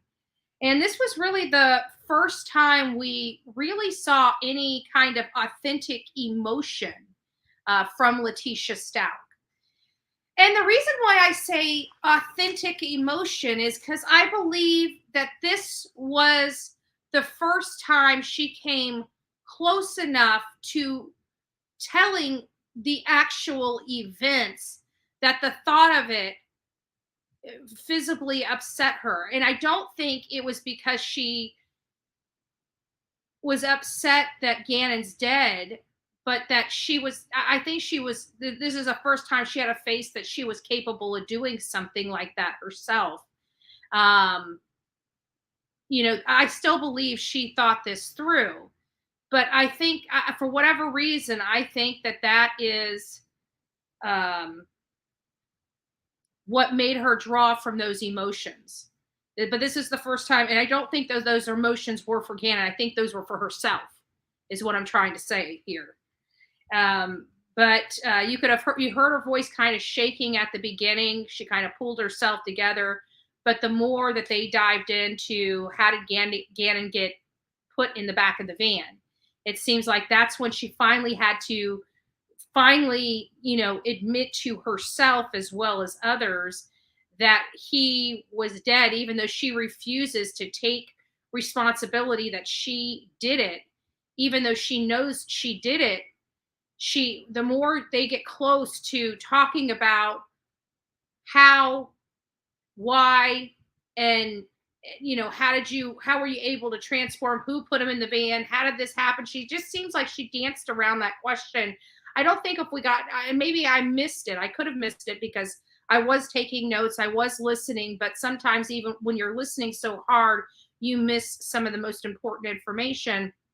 And I can't remember if she ever told them how the suitcase got back there, because she kept saying, my family packed up my clothes. But that wasn't really what they're asking. They were asking, how did that particular suitcase get there? Because, and how did it get commingled in? If she's trying to imply that they packed it up with her other belongings, then it would imply that that bag was near other belongings. But I don't know if the evidence supports that, because it looks like that bag had been sitting in that van, because there's been a lot of fluid that was cut out of certain portions of that van to be used as evidence, and that has tested, positive as having the presence of blood by them using, I think they said Blue Star on the back of the van, and it did fluorescent in certain spots. So they took that piece. So it looked like he had been there. So it seems like she must have put him there straight away after she got the van, and everybody else must have just put the bags in there. If they did truly, if she has evidence that they loaded the bags up in the van. Now I'm curious if they can find somebody that can say they loaded that specific bag up in the van, and if there was anything noticeable. But nobody has come forward with that information either. So I love basements. In Florida, there are no basements, so I don't know what a basement lifestyle would be like. But I think basements would be pretty cool because, from what I hear, it's just more livable space if you so chose. I'm not quite sure what other uses basements are for outside of storage. Maybe I don't know. I don't. Do they use the basements like in hurricanes and tornadoes? Is that what they're there for? I really just don't know. I'm sorry for being ignorant on that, but I've only lived in Florida. In all fairness, I've only lived in Florida, and we don't have basements. So we have hurricanes, and we have better building practices because of it, but we don't have basements, at least not to the best of my knowledge. Well, I have a Michigan basement are kind of creepy. Wow. Well, I had a client one time, and she was an older gal. She was just spunky as all could be. Older gal, and she was a snowbird. So she spent part of her time in Canada. She was a Canadian snowbird, and part of her time here in Florida. And one time there was a snowstorm, and like I said, she was of significant age. And one time I think it was warm here, but really cold up there, or something like that. But she goes home the same time or around the same time every year, and comes back to Florida around the same time every year. And when she went home not this last time, I haven't talked to her in years, she might not even be here anymore. I mean, she was of significant age, but she went back, and I remember her calling me and telling me that while she was gone, the weather had changed there, and everything froze, and all of her pipes burst. And she said her entire basement was underwater. I don't know what that means. And I don't know how much water it was, but I remember her being on the phone crying. And I'm just like, oh my goodness. And she's just as sweet as all could be, but oh my goodness, what people sometimes have to do with basements. But, she didn't expect the weather to turn so cold before she got back. And that was their mistake. They say that they usually leave, stuff running when they know it's going to be freezing, and that they did not do that this time. So, or that particular time. So at any rate, what else did I say? Oh, while she was talking, I noticed that she spoke in circles and told yet another variation of what happened. But it was like, in my opinion, like a combination. I think we already talked about that. She talks about her time in jail. Yeah, that's right. There was a spot in there. Did you hear it? Like when she's talking to them, and she's trying to convince them that she was insane at the time she killed Gannon Stout. She says, well, like even where I'm at, or something like that. She says they now even believe that there's more to this. So it's like she's almost trying yet again to use other people to convince them of her position. She struggles with whether he was alive that day or not. And when she's talking about, because the audio was not clear, and it had nothing to do with our stream of the audio. It had to do with the courts. Either they redacted some stuff in there, and that's why there was some stuff where you saw her mouth moving but didn't hear anything coming out. There might have been words that she was using that either the plaintiff or the defense objected to having the jury hear. So they would have redacted that portion and just muted that sound that was coming out of her mouth. But continue with the other. But there was a lot of like in and out with, and I don't know if that was the system that they're using to plug in the sound with, if it's because they had some problems with the speaker. And so I don't know, but it was fading in and out, and that wasn't on our end. That was on the audio in from the stream we were getting from the courthouse. But so I was kind of distracted by that. So I don't know, because she was talking in all these circles and yet weaving another variation of the story that she's told in the past. I don't know, when she was talking about she struggled with whether he was alive that day or not. And I don't know if she was referring to the 27th later that day or the 28th, or if she was referring to the 26th, because was he hurt before?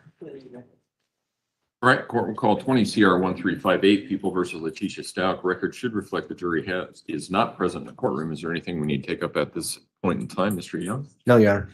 Defense? Mr. Tellini? Mr. Tellini? Anything we need to take up? Oh, no, I'm sorry, sir. Okay, all right. Let's go ahead and bring the jury in.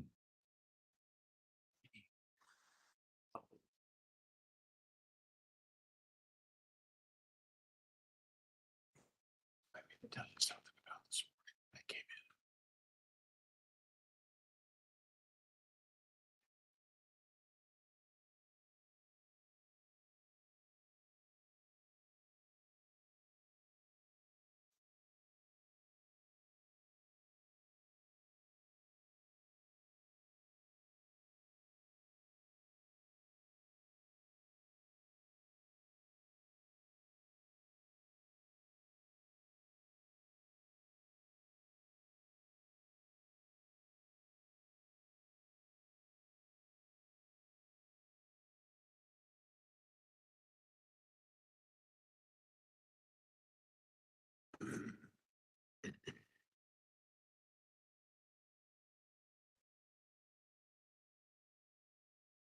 All rise for the jury, please.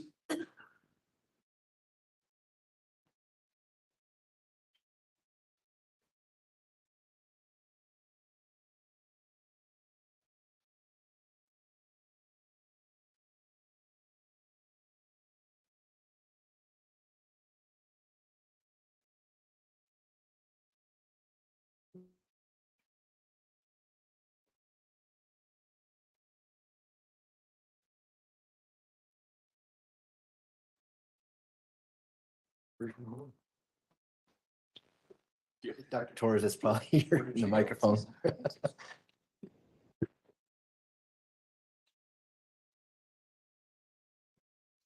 Thank you. May all be seated. My bad. Sorry about that. All right, court will call 20 CR 1358. Letitia Stout. Record should reflect the jury has returned to the courtroom. Mr. Young? Thank you, Your Honor. You might be surprised, but I have some questions based on the last clip that we just saw. So the jury understands, is this the last time that you talked to Ms. Stout on March 24th, 2022? That was the first time that we spoke to her for our sanity interview, because we saw her again in June. I meant because we saw some other clips that took place, and it looked like there was breaks and sessions where she would leave. Is this the last session on that day that you talked to her? Yes. Okay. And at the end, you said you're going to have her come back, and we're going to talk about June in a moment. But did she eventually come back and you asked her some more questions? She did. Now, in this particular clip, you and Dr. Gray didn't ask a lot of questions. I think Dr. Gray asked one with about 20 minutes left. And then you said some things towards the end there. Was that unusual? It depends. Every case is different. Some defendants give practically a full account, almost in the way that Ms. Stout did the first time that we asked them to explain it to us. Some defendants give a very brief account and require a lot more follow-up questions. So given that she spoke so much, there was a lot to process and a lot to think about and a lot to go through before we could ask further follow-up questions. But as she's telling these things to you on the clip that we just saw, were you thinking that whether or not that was consistent, what you read in discovery or what you've seen other statements that she made about this incident? Yes. Why didn't you ask her those things? During the first recounting, we usually don't like to interrupt. We like the defendant to just let us know the things that essentially they want us to know. When it comes to things of inconsistencies, that can come up the second time we go through it, or in this particular circumstance, we ended the evaluation that day because I think we had already been going for about 5 hours or 5 hours and a half. In some sanity interviews, we'll ask follow-up questions immediately based off of the notes that we're taking. Is the entire contact that you and Dr. Gray had with the defendant, Ms. Stout, on March 24th, 22, was that video recorded? Yes. Did you ever talk to her at any time off camera? No. During the course of her statement, she alluded to the fact that she's read discovery or read police reports. Do you recall her saying things like that? Yes. Do you recall her talking about the body-worn camera that she reviewed and things like that? Yes. She also alluded to the autopsy and said do you remember what she said about the autopsy? I believe she said she had obsessed over it. She memorized the autopsy report? Yes. Was that unusual in a forensic setting for someone that you're evaluating in an insanity evaluation, for them to be verbose on discovery and know everything that was been discovered? Again, this is one of those, it depends. Sometimes people are more aware of what the discovery says in their particular case, and sometimes they're not, or they have less of an idea.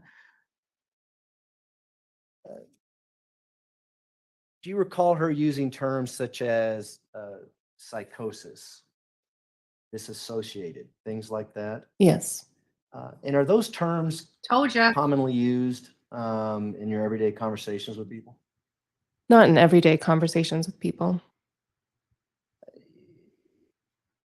She indicated a couple times that she's read the whole book and things like that. Towards the end of the interview, she indicated that I know right from wrong. I read the book from cover to cover. Do you recall her saying something to that? Yes. Did that give you an indication that perhaps she may have reviewed the DSM-5? I had wondered, but I don't know if she did.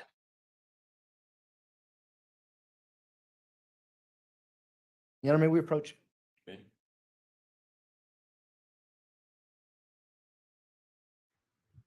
Wonder what this is about.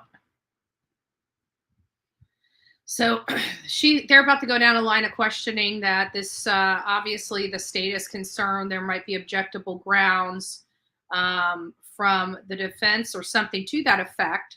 So he's calling them in a proactive approach to the bench to confirm that they can most likely go down a line of questioning. That is what I would presume. Not 100% on that, but just something I believe to be true. I decided to move the cameras over to Letitia while this gal, while it was on the video. I like to see the video and the body language in the video. And I figured if I'd like to see it, then everybody else would probably too. But I also like to see her in that courtroom. And we can't see a good visual of the exhibit on the screen and her at her defendant table. So I have to, pick one or the other. And so I chose to pick the video of her with the forensic psychologist, which I'm glad we did. And we toggled back and forth to the table here and there. And we're focusing on the table right now because while she's giving testimony, we know what she looks like. There's no exhibits going on behind her. And I'd rather focus on Letitia's body language. I apologize, Dr. Gray. Sometimes we have to have conversations with the judge. Yeah. Dr. Torres. I apologize for that as well. I look a lot different than he does. Okay.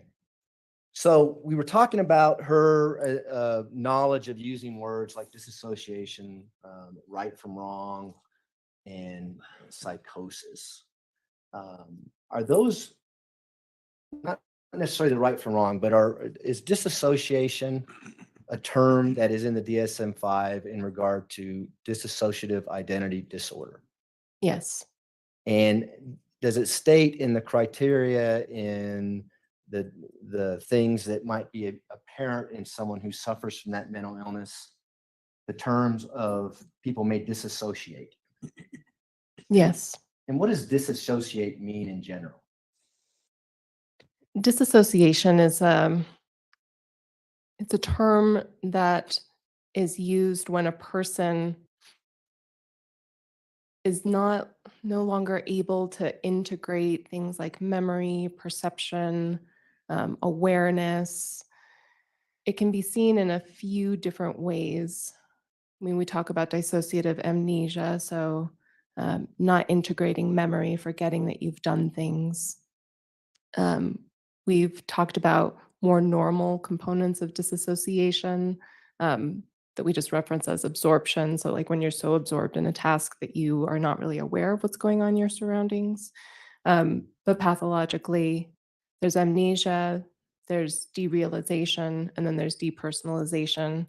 Derealization is more of a feeling detached from reality. Things seem more like a dream than they do actual life. Depersonalization is almost as though you are in your body observing yourself, but you don't feel integrated. This is going to sound like I did this on purpose, but I didn't. But for instance, when I called you Dr. Gray, is that a form of disassociation? I would not say that. Okay.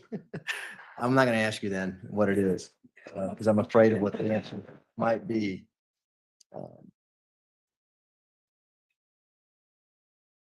The fact that she gives you this version of events, and we talked about how as she's giving it to you, you may be reflecting back on the police reports and the discovery, thinking that it's not consistent. Do you remember talking about that? Yes.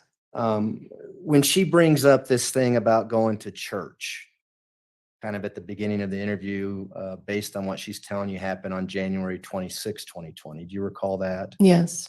Are you familiar with that? There's police reports that indicate Object. Stating facts that are not in it. Well, the question's not all the way done. So let's wait until we get to the end of the question before we take the objection. Yes, sir. Are you familiar with the police reports in this case that talk about surveillance video in that neighborhood and monitoring 6627 Mandan Drive during this entire time frame? I'm aware of them, yes. Do you recall reading them? I likely read them, and I don't remember very specifically what those might have said. But needless to say, there's reports that talk about movement from that house during a specific time frame. Do you recall reading that? Yes. And certainly, if she had gone to church that morning, we would see the vehicle leave on the video camera. Is that right? Yes. And you probably don't remember if you read that report or not, but do you remember reading anything about her leaving the morning of January 26, 2020? I don't remember that. The other issue is, are you familiar with reports with regards to her vehicle, the Tiguan, and the GPS data that was on that Tiguan? Some of it. If she took the Tiguan to church, would that be reflective in the GPS data? I would assume that it would be, but I don't remember specifically reading that. Well, what do you do as a forensic psychologist when someone's telling you something that you know is not consistent or is flat out not true? Occasionally, we might specifically ask them about that particular point. As I noted, it depends on the relevancy to the question that we are trying to answer, which is what is her mental state at the time of the offense. So this could be an example where what was happening the day before was less relevant for us. As evaluators, we're not there as investigators. We're not there to fact find. We're not there to find out, is what she telling us the truth or not, but we are paying attention to whether there are inconsistencies in self-report. from one conversation to another, as well as in the other data that we have, because that speaks to issues of credibility. Well, I'm assuming when she brings up about this Michael the Archangel handing out business cards, and that's what caused her to go on the hike, that something may have been going on there. What was your take on her telling you that?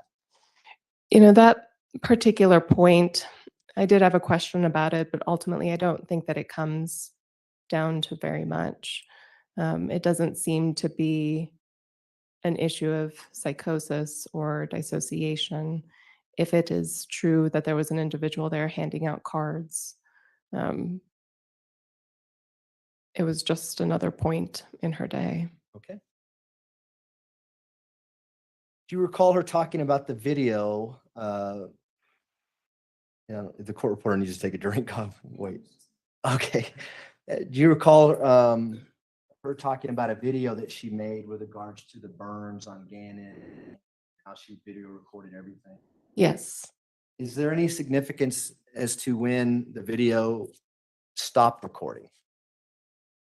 I don't know. Do you recall the video? I don't recall that video specifically. If I told you, and this is to get what your opinion is of it, okay, is if the video stops after Gannon says, "I'm worried about my burns," and then she says, "Well, tomorrow," stops. Is that any significance to you in your evaluation?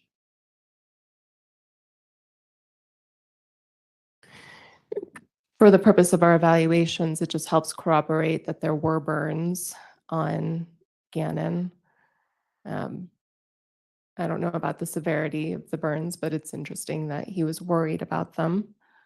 And then in terms of stopping it at tomorrow, I wouldn't know what to make of that. Okay.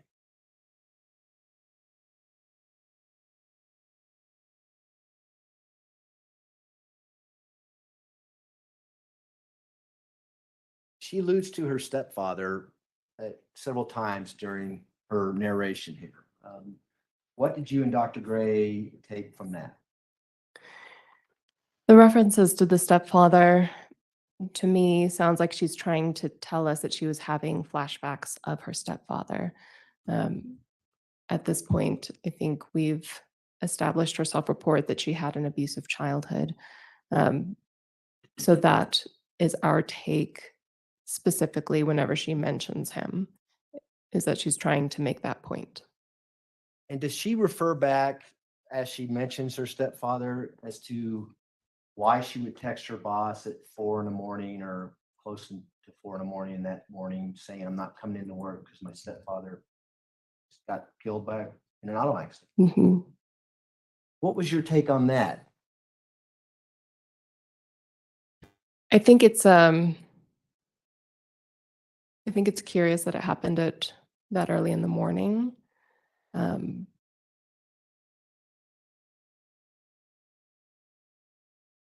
When Ms. Stout was talking to us, she told us that she doesn't remember specifically doing that, and that she knows that that happened because it's in discovery. And that was going to be my next question. Did Ms. Stout appear to refer to things that are in discovery as she's explaining her accounts? Yes. And in that particular moment, did it appear to you that she's trying to explain as to why she would say, "My stepfather just died, I can't come into work"? It's possible. I would say that whole interview, the first time around, we had concerns that she was explaining evidence more so than trying to give us her version of what occurred, which is something that we tried to address the second time that we spoke to her. And we're going to play that later, maybe this morning, maybe this afternoon. During the course of her interview, she repeatedly said, "My team, my attorneys, we came up with this." What was your take on that? Again, it was concerning for us as evaluators because we picked up on that language as well. As I noted earlier, we are trying to get a pure version of events from a defendant during sanity evaluations. So when she says things like, this is what we came up with, it does make me wonder a bit further what that means, because it does sound like, again, trying to explain the evidence that is available. Is it consistent with how she did on the psychological testing that stated she was exaggerating symptoms? I don't know that I would say those two things are specifically consistent, but I think that throughout this case, there were concerns about Ms. Stauch's credibility, whether it was in regards to the way that she told us what happened that day, given the inconsistencies, in addition to the exaggeration of mental health symptoms on the testing that we did. She talked to you about falling down the stairs. You recall her saying that? Yes. And then later in the interview, she talks about being in the garage naked and noticed that her head was matted with blood. Do you recall that? Yes. Did you recall reviewing a report by a SANE nurse in this case by the name of Van Ness? Yes. And were there pictures associated with that report as well? I don't remember. Do you recall the SANE nurse mentioning anything about any injuries to her head? No, Did she have any injuries to her head? not that I'm aware.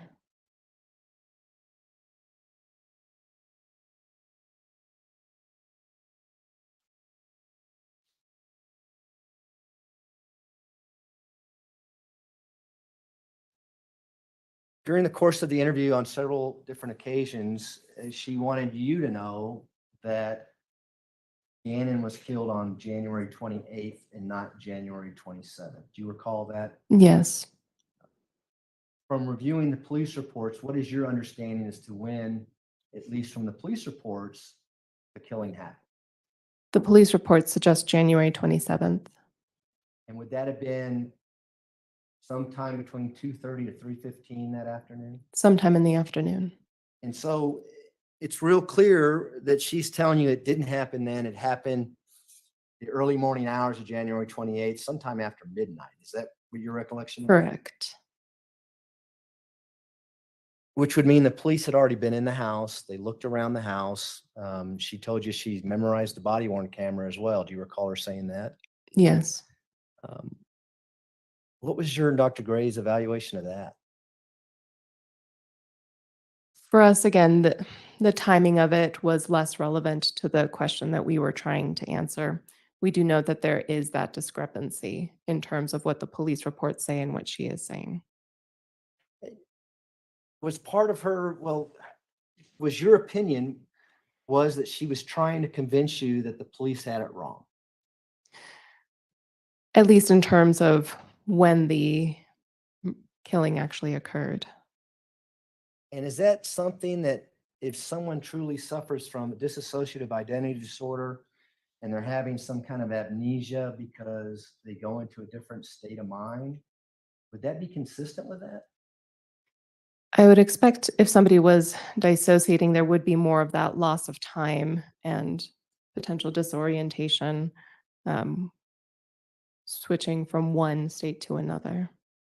Would that individual make it a point to say the police are wrong, they got it all wrong, this is when it actually happened? I think that's going to be an it depends. Okay. I seem to ask a lot of those questions. I apologize for that.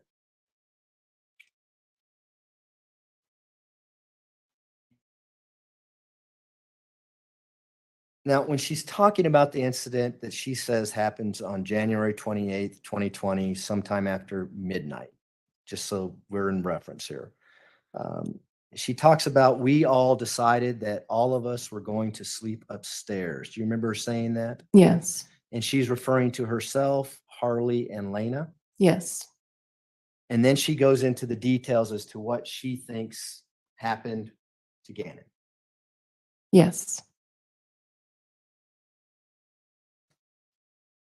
And she somehow says, or she tells you that a person by the name of Edgar comes by. Yes. And Edgar has a relative named Angelica. I don't remember. Okay. Again, from review of the police reports and the surveillance video that's monitoring 6627. Did you ever see a black BMW show up with two individuals come out and go into the house? I don't remember seeing that.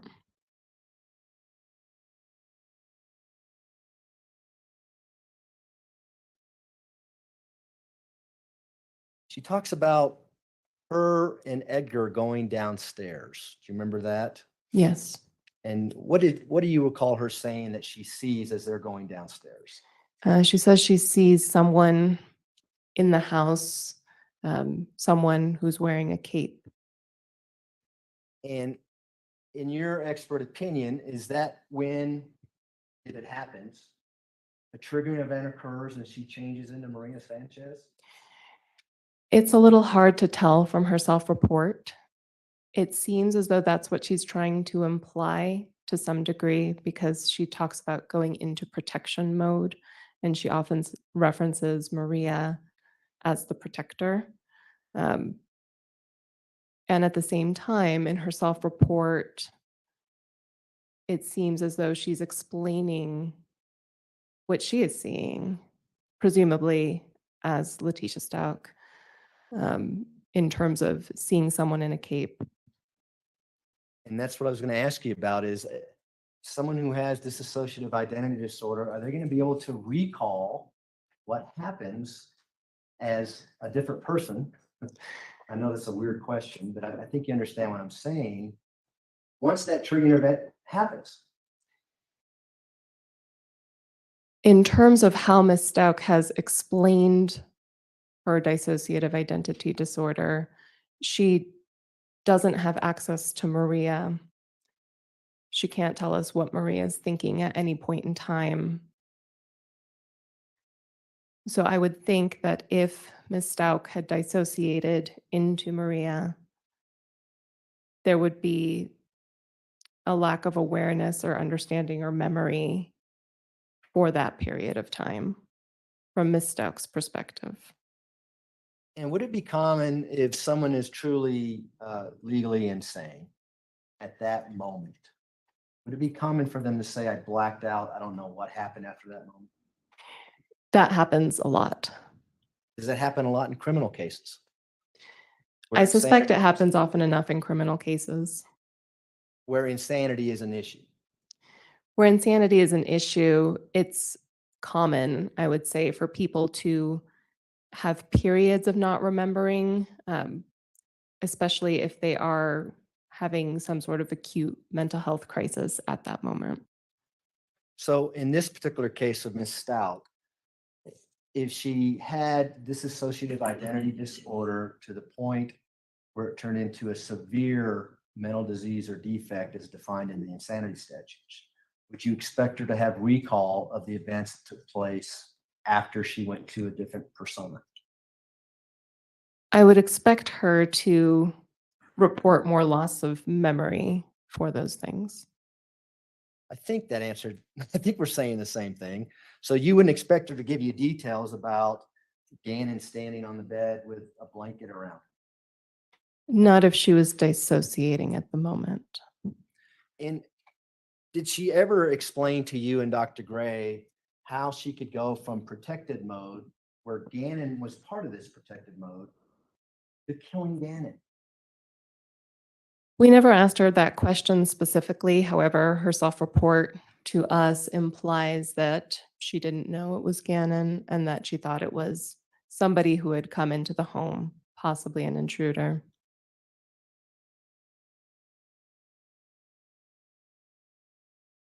But as she talks about Maria, is it clear that Maria Sanchez, based on what Mitch Stout is telling you, knew who Gannon was and that she was there to protect him? That's my understanding. And as she's telling you about this tall person who she perceived to be tall because Gannon's on the bed, do you recall her mentioning that that's what she talked about with her attorneys and that's what her attorneys told her? I think she did make mention that that was part of the conversations that she had with her attorneys.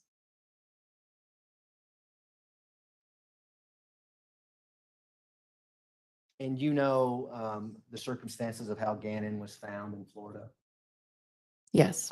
Do you know the bedding material that is wrapped around him in the suitcase? Yes. Is it consistent with what she's telling you he has wrapped around him, this red and black blanket? I don't remember the colors of the blanket. Gotta bring At some some for point, she everyone. says Lena wakes up. And she says Lena actually helps carry Gannon after he's been shot up the stairs, the car, and the garage. Do you remember telling you that? Yes. Did you review the interview that was conducted with Lena Stauk with regards to this investigation? I did. Do you recall the last time she said she saw Gannon? I don't recall the last time she said, but I don't think it's consistent with being present or carrying a body up the stairs. If she would have said that in her interview, you think you would have remembered that, especially when Miss Stauk says it here? Yes.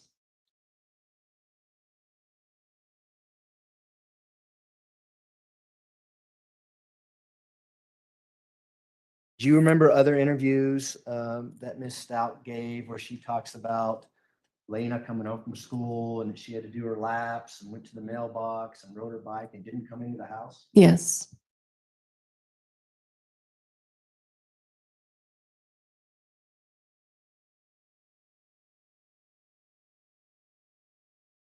She goes into the fact that she tried to bring Gannon back to life. Do you recall that? Yes. Is there any significance to her saying that to you?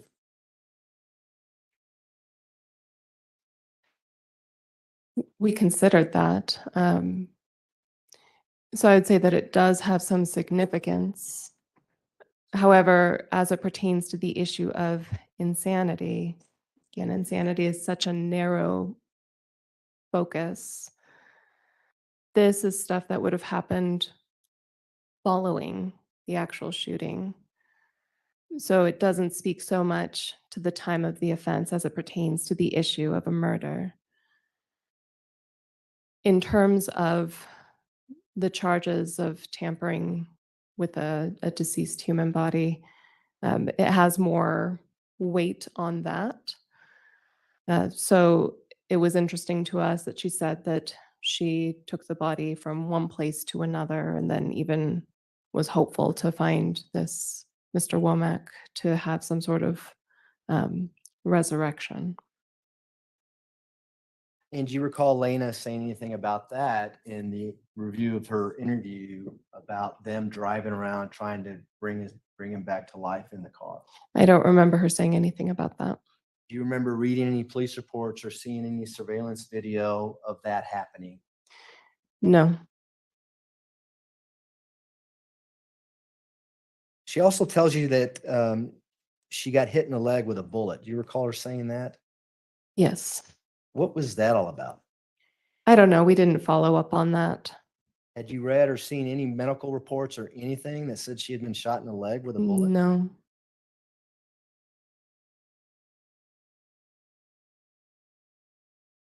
At some point, she says that Harley and Lena's faces are white, like they just seen a ghost. Do you remember her saying that? Yes.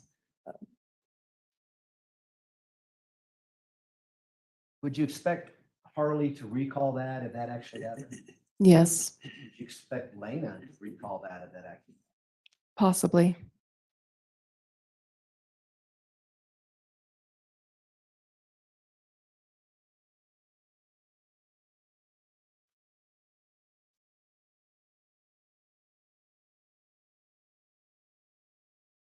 When she was talking to you about Gannon talking to her and Lena as they're going up the stairs, do you recall that line of questioning? Yes.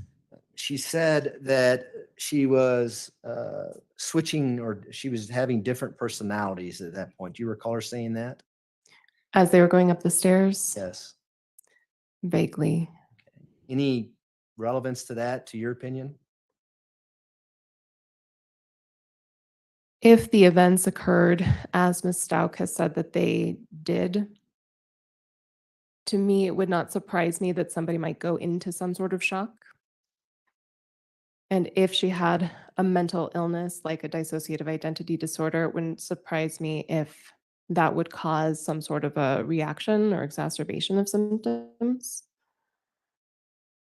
And at the same time, it's unclear to me from Ms. Duck's report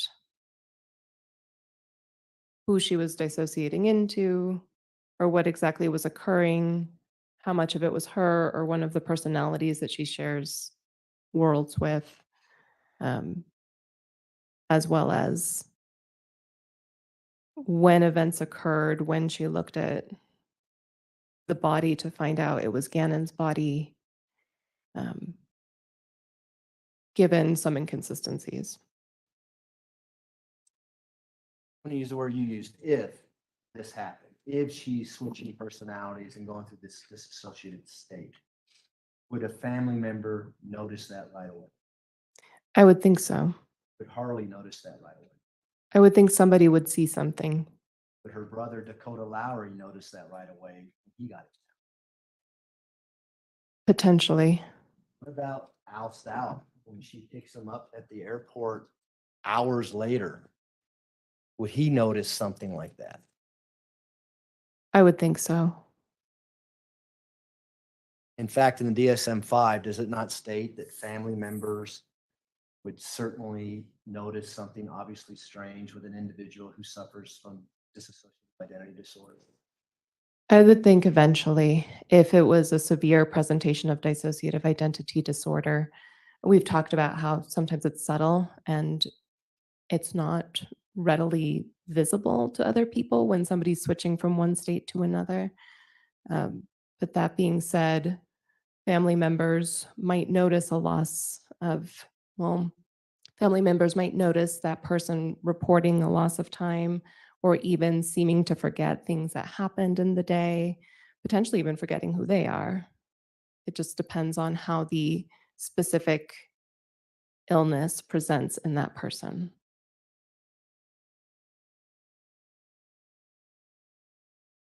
She talked to you about not knowing how to shoot a gun. Do you remember her saying that to you? Yes. Was that consistent with what she told you earlier about how she took the gun away from Edgar and shot this intruder?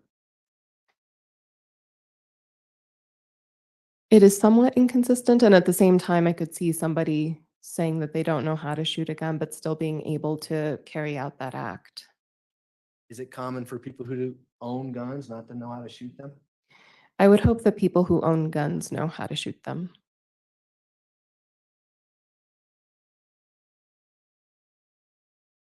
Do you remember saying that she memorized the autopsy was wrong, it was only one gunshot?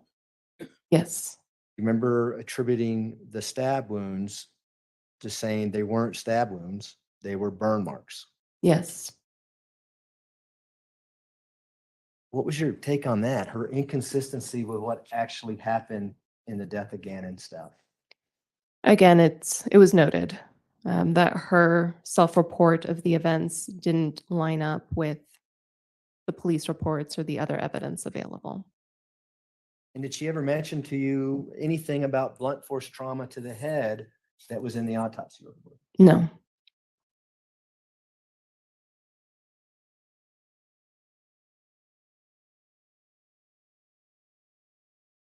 She goes into talking about whether or not she moved Gannon's body afterwards. Do you recall that? Yes.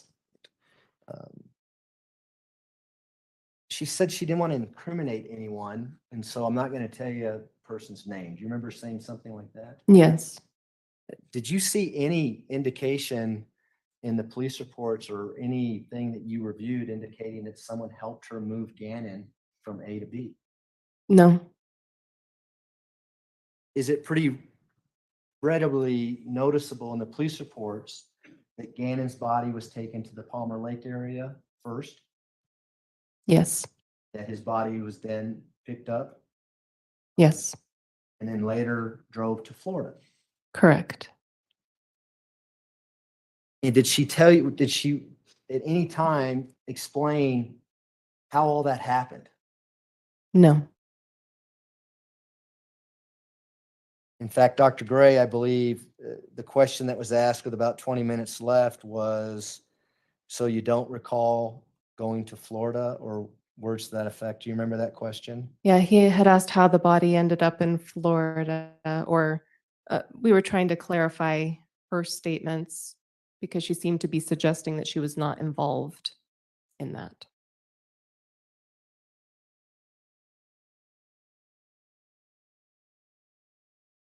And again, she indicated that she wanted Gannon to have a proper burial in South Carolina on his grandparents' farm. Do you remember saying that, her saying that? Yes.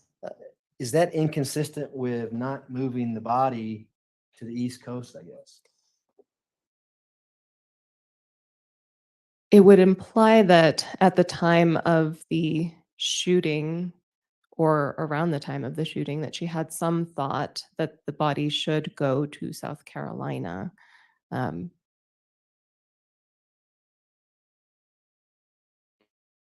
We know it didn't end up there. Okay. But in your opinion, is that kind of inconsistent? One hand, she's saying, I didn't have anything to move in the body. The second hand, she's saying, I wanted to have a proper burial in South Carolina. Again, I feel like both of those things could exist separately from one another. It's just interesting to me that she would have had the thought that the body needed to be moved, given the circumstances. And do you recall her telling you and Dr. Gray that a male person, a family member, helped her move the body? Yes. And do you know who that family member was? No. Did she ever tell you who that family member was? No. Do you know who the only male family member who was here at that time was? I think it might have been her brother. And would that have been Dakota Lowry? Yes.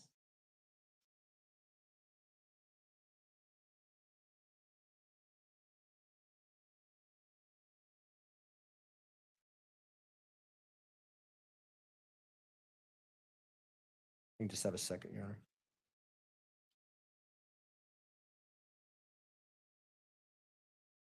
At some point, she says, I know I was in a form of psychosis, hallucinations, person in a cape. Yes. Is that common for someone to say those words if they are truly, in fact, experiencing a psychotic event? Only if they have good enough insight after the fact to be able to relay that information. And she said that she read certain books cover to cover. Do you remember saying things like that?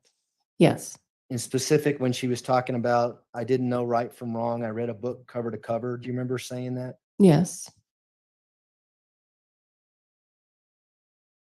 Did it lead you and Dr. Gray to the understanding that maybe she did some research prior to coming in and giving you this statement? The verbiage that she used during the interview suggested that.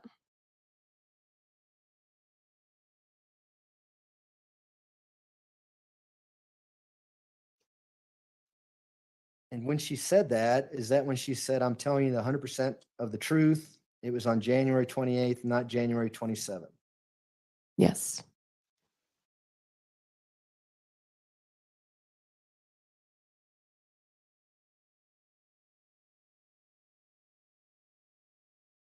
She showed emotion, what appeared to be emotion during the video. Do you remember that? Yes. Did that happen when she would talk about what others were saying about her? Yes. Did she show any emotion when she talked about bringing Gannon up the stairs and his last breath that she talked about? Not in the same way. Does that contribute to your initial diagnosis of, correct me because I'm going to wing this, is it borderline narcissism? Yes, a personality disorder.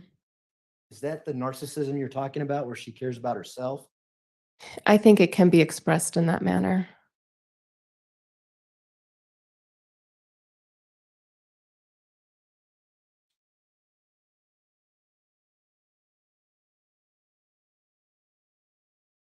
She talked to you about CJC, which is the jail, right?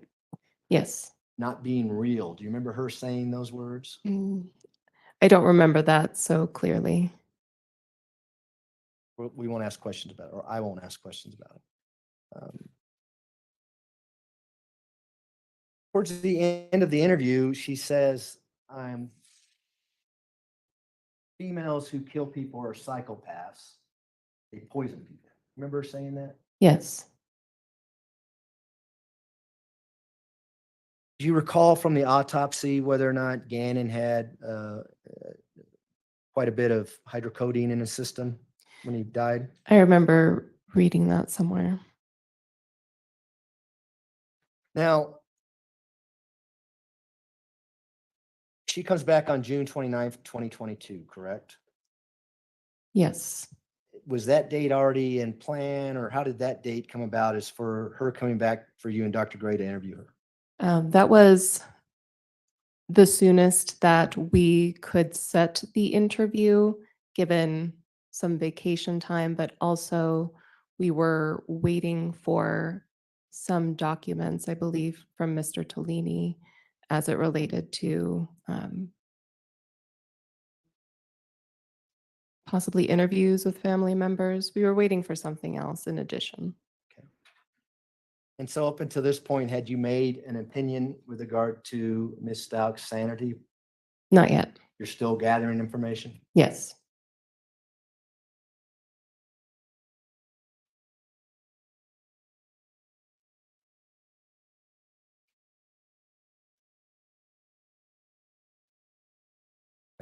Okay.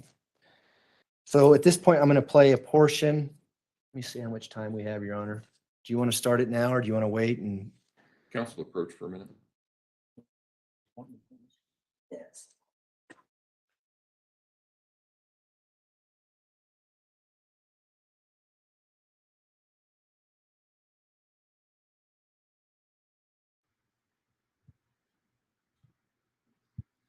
Okay, it looks like they're approaching, trying to talk about whether they're going to take an early lunch break or whether they're going to continue on with more videos. This has been rough because we no longer want to hear her voice. Well, let's be honest. I definitely do not. I could live without it, but this is Video, and then we're going to take a lunch break. So if you want to have a seat in the back, you can do that. And so for the record, Your Honor, this is going to be People's Exhibit 728. We're going to start it at 57 minutes and 33 seconds. And we'll stop it when I see you look at me and tell me to stop it.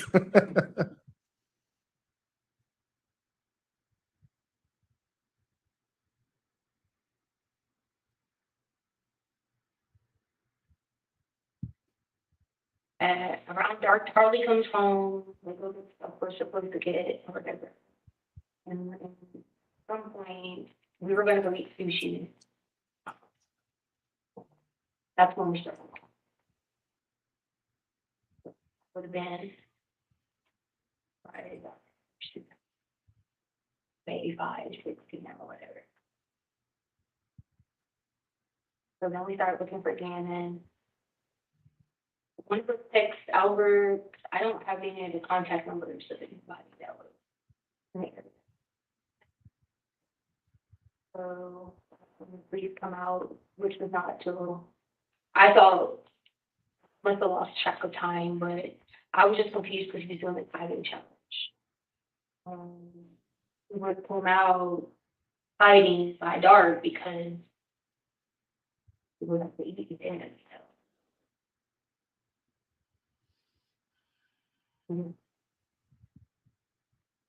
He just wasn't there, so I was just so confused. Like, I know him well enough to know he was going to be dinner.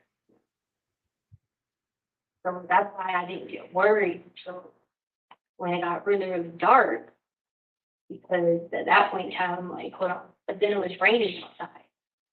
Leaving. Wasn't sure why maybe didn't walk home, so we tried to go find him. But that's when we called the police. The police showed up, which would have been hours late, but they know I never left the house.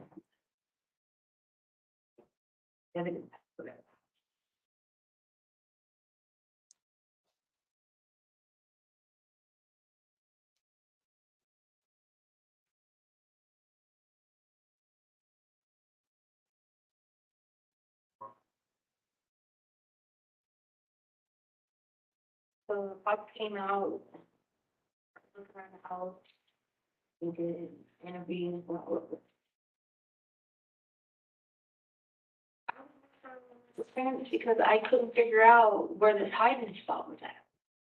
Because when we did this, whenever all the YouTube challenge rules, we went over like, don't do this, don't do that, don't hide in certain spots that you can't breathe, or don't, you put yourself in a bind.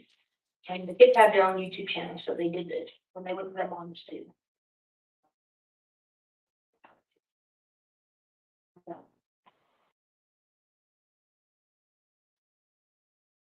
it almost felt like this wasn't really going on because I'm like, okay, now how in the world did you hide? And the cops have came in here. They're looking for you. They're looking through the house. They went in the car. They're like, we go in the cars. I gave them permission to go to the house. So if anything out of order, they walked in every room. Anything out of order, anything here, anything there. Because nothing happened. Nothing's out of order. So that's when I just started being like, okay, where's this hiding spot? I thought at the time maybe it was just like at a friend's house. And the only friend I know is that guy, kid. I had people going to that junior kid's house or whatever. So it gets dark and we're all just sitting there, like, trying to figure out what's going on. I was in a little bit of a shock because it wasn't, like, if this would have been Lena, like, who went to a person's house, go to strangers or whatever, then I'd have been like, it wasn't a shock to me. But it being Gannon going to a stranger's house, that was very shocking too. So I couldn't really figure out why. So he come back out to check on me because that's when I started panicking. However, sends the police back to check on me. That was late night, like 11. The police come back to check on me, and I'm just in a panic at that point in time. And he's like, "Well, we're gonna put people all around the house." There was like. And this had been going on hours of searching the house. We're all upstairs because I told Harley and Lena to sleep upstairs with me because I didn't want them downstairs. I wanted them in my side. But I remember going on the sofa. I don't know how long it was. I was sitting on the sofa. I kept hearing knocking sounds. Well, if you ask for like the one footage of where my car just goes out the driveway and comes back in or whatever, that would have been around the time of the knocking sounds and what we did. That was our time when we did it. So I heard the knocking sounds and I kept trying to figure out whether there's someone at the door because I thought they were trying to, if I had walked out to the garage to leave at some point, but then if they'd have been knocking on my door or my window, who would have known that was our bedroom window? Like, why were they trying to get me to go outside? I just kept going up and down the stairs, going in the room checking. One of the times I fell down the stairs, that's how my blood got on the stairs because I would like hit my head with socks on running downstairs or whatever. That's how my blood got on the stairs or whatever.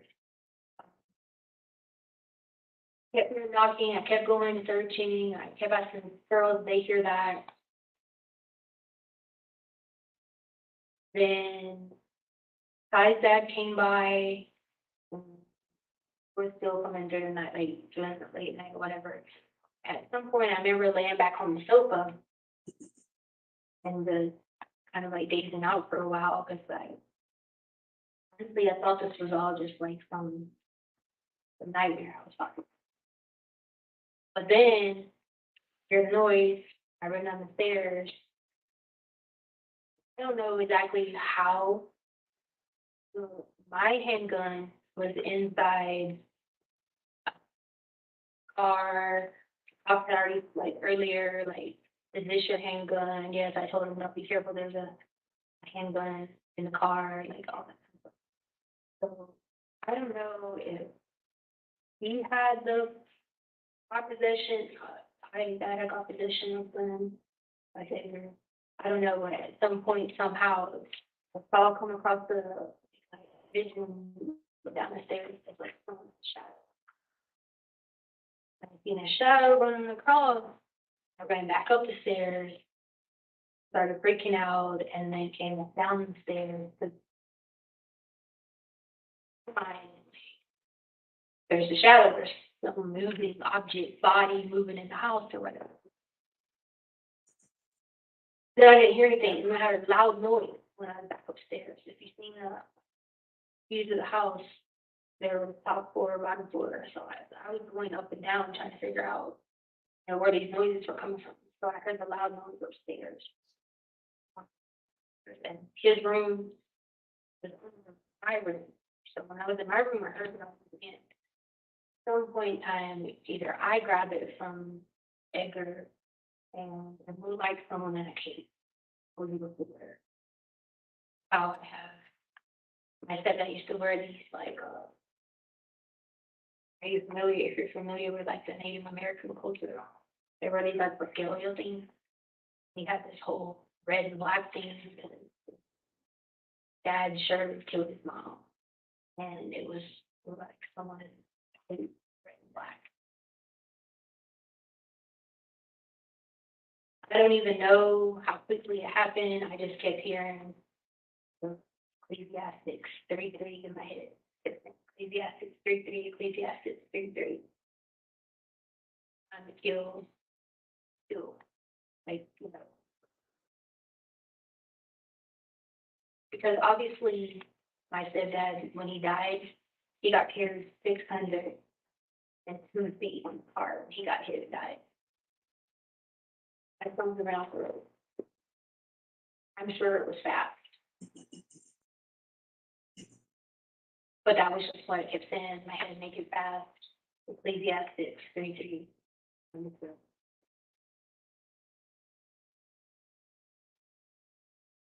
I don't know how long had transpired after that, but when I came back through, Lena was freaking out. She was just standing there. I don't know what I said to her, other than she tried to help me take Anna upstairs, take him to the hospital. If you look at Lainey's report, you'll see she talked about trying to help carry Gannon. We just had her days all running together because it was very traumatic for her too.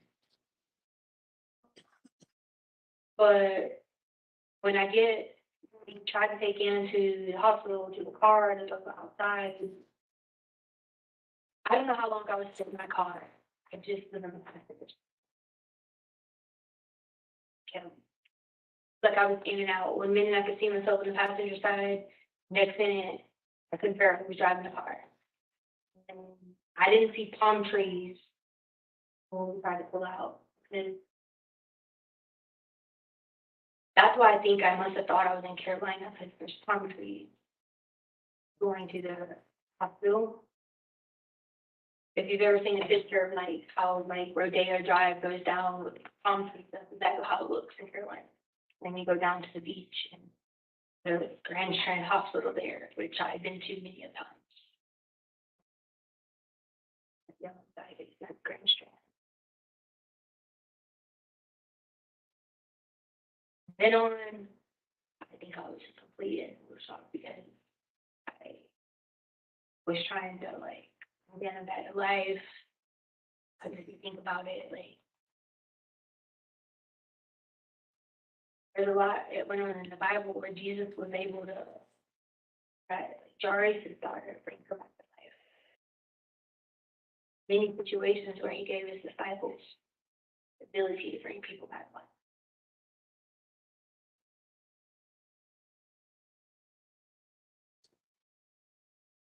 I know at some point in time during that, Maria felt a threat.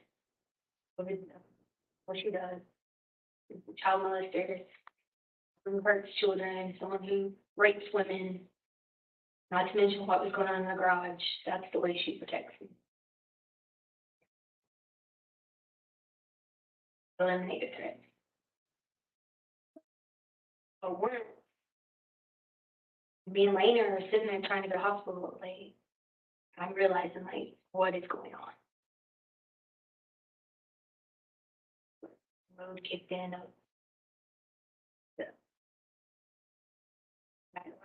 I tried to get a balloon. Even when at the GameStop, they tried to get the footage from GameStop. I don't know if they got it or not, but I was trying to get in the game. I already told him he was going to get it for $60.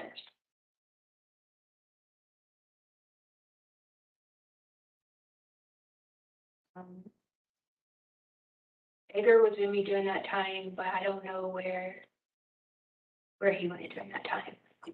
Well,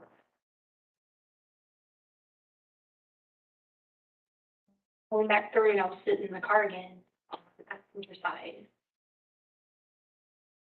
I go back in the house, and everybody's just like, Lena's like white, like a ghost, like she's seen a ghost. Just kept telling everybody he's gonna be okay, he's gonna be fine, and they're just asking me questions like, where is Gannon at? He's gonna be fine, you'll find him. Because I didn't, what had happened during that traumatic experience, I wasn't real to me.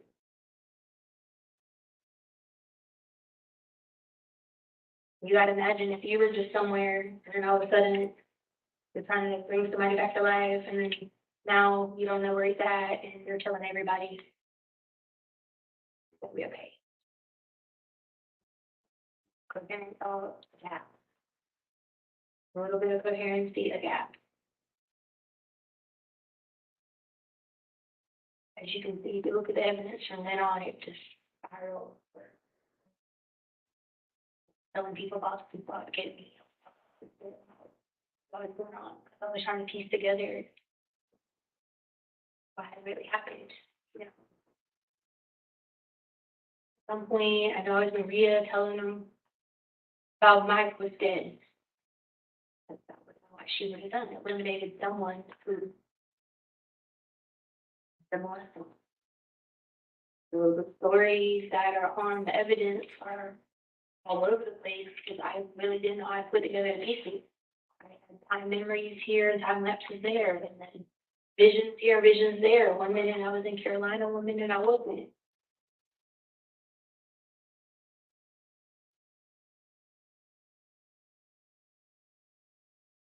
And I thought it was just a nightmare I was going to wake up from. I thought there was going to be cameras just pop out. Like one horrible, cruel joke, you know. Talking in like word salads. Talking like this, that. Going to Disney World and like, so I have no idea I even done that. I have no idea what I was talking about. Like the evidence somewhere it has searched on my phone. I think it was like February or January or something. So I'm trying to find what to do and from get shot and went to shock. Like I don't remember even putting any of that stuff in any of the searches, but all of the things that had happened over my life just all goes in one, in and out, doing this. And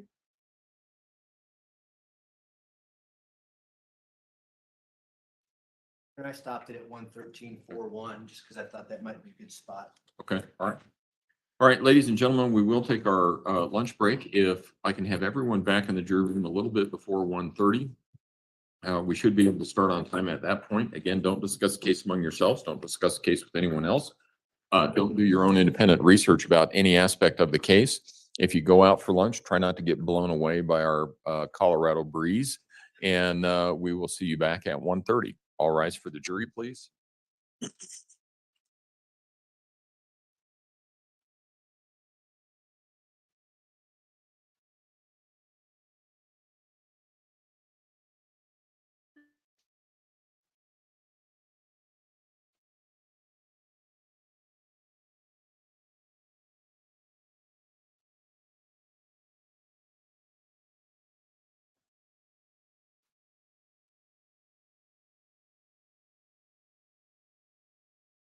Thank you. You may all be seated. I wanted to make a record about a couple of things. Get to it.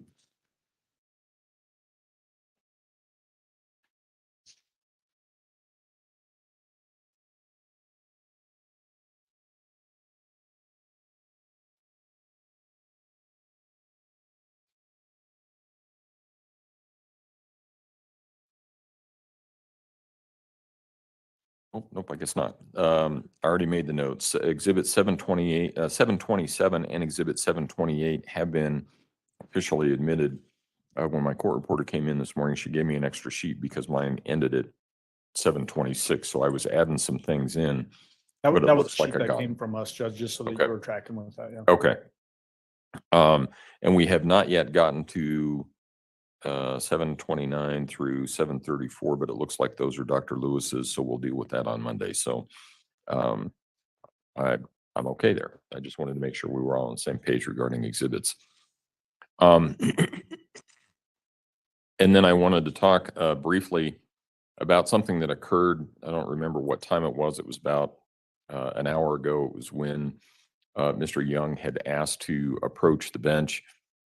This was after Ms. Stout had responded no quite loudly in response to a question that was asked of Dr. Torres. Ms. Stout, it's been a long trial. I'm sorry. And I couldn't hear I didn't. okay. Okay. Well, let's make sure we're all on the same page. It's been a long trial. I know it wears on everybody.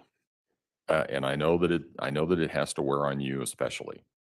I also know that you're not feeling well today. So I do know that too. But remember what I told you a couple of weeks ago about the conduct I expect in my courtroom. You can't just blurt out comments or express your disagreement with someone. I've already given you an advisement of your right to testify. You do have a right to testify. And when it comes time, you can testify if you want to, and you can tell the jury what you want to tell them. But you can't do that while you're at counsel table. You just can't start talking from counsel table. You can't express disagreement with anything that is being said by a witness, or even agreement with anything that's said by a witness. So just be careful going forward, because again, I could have you removed. That's not in your best interest. It's not in your lawyer's best interest, but it can occur. So just remember that, and I'll leave it at that. Is there anything else that we need to take up at this point in time? Prosecution? No, Your Honor, thank you. Defense? Yes. Okay. All right. Court will be in recess then. Thank you. All rise.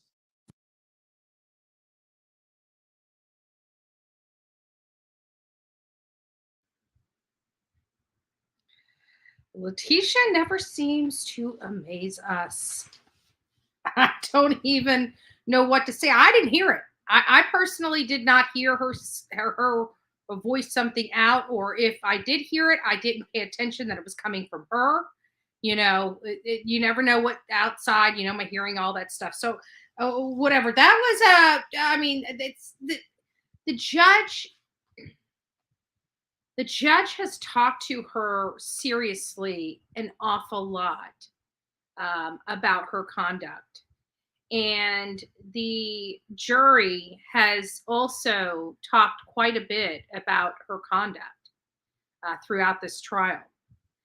So I don't know what's going on with that. But I actually found it funny, because when we came in from break, from our morning break, I was talking throughout the break and saying, you know, it seemed like she was giving other variations of the truth, you know, that she was talking about, she was using legal jargon and things, you know, kind of trying to convince them that she had.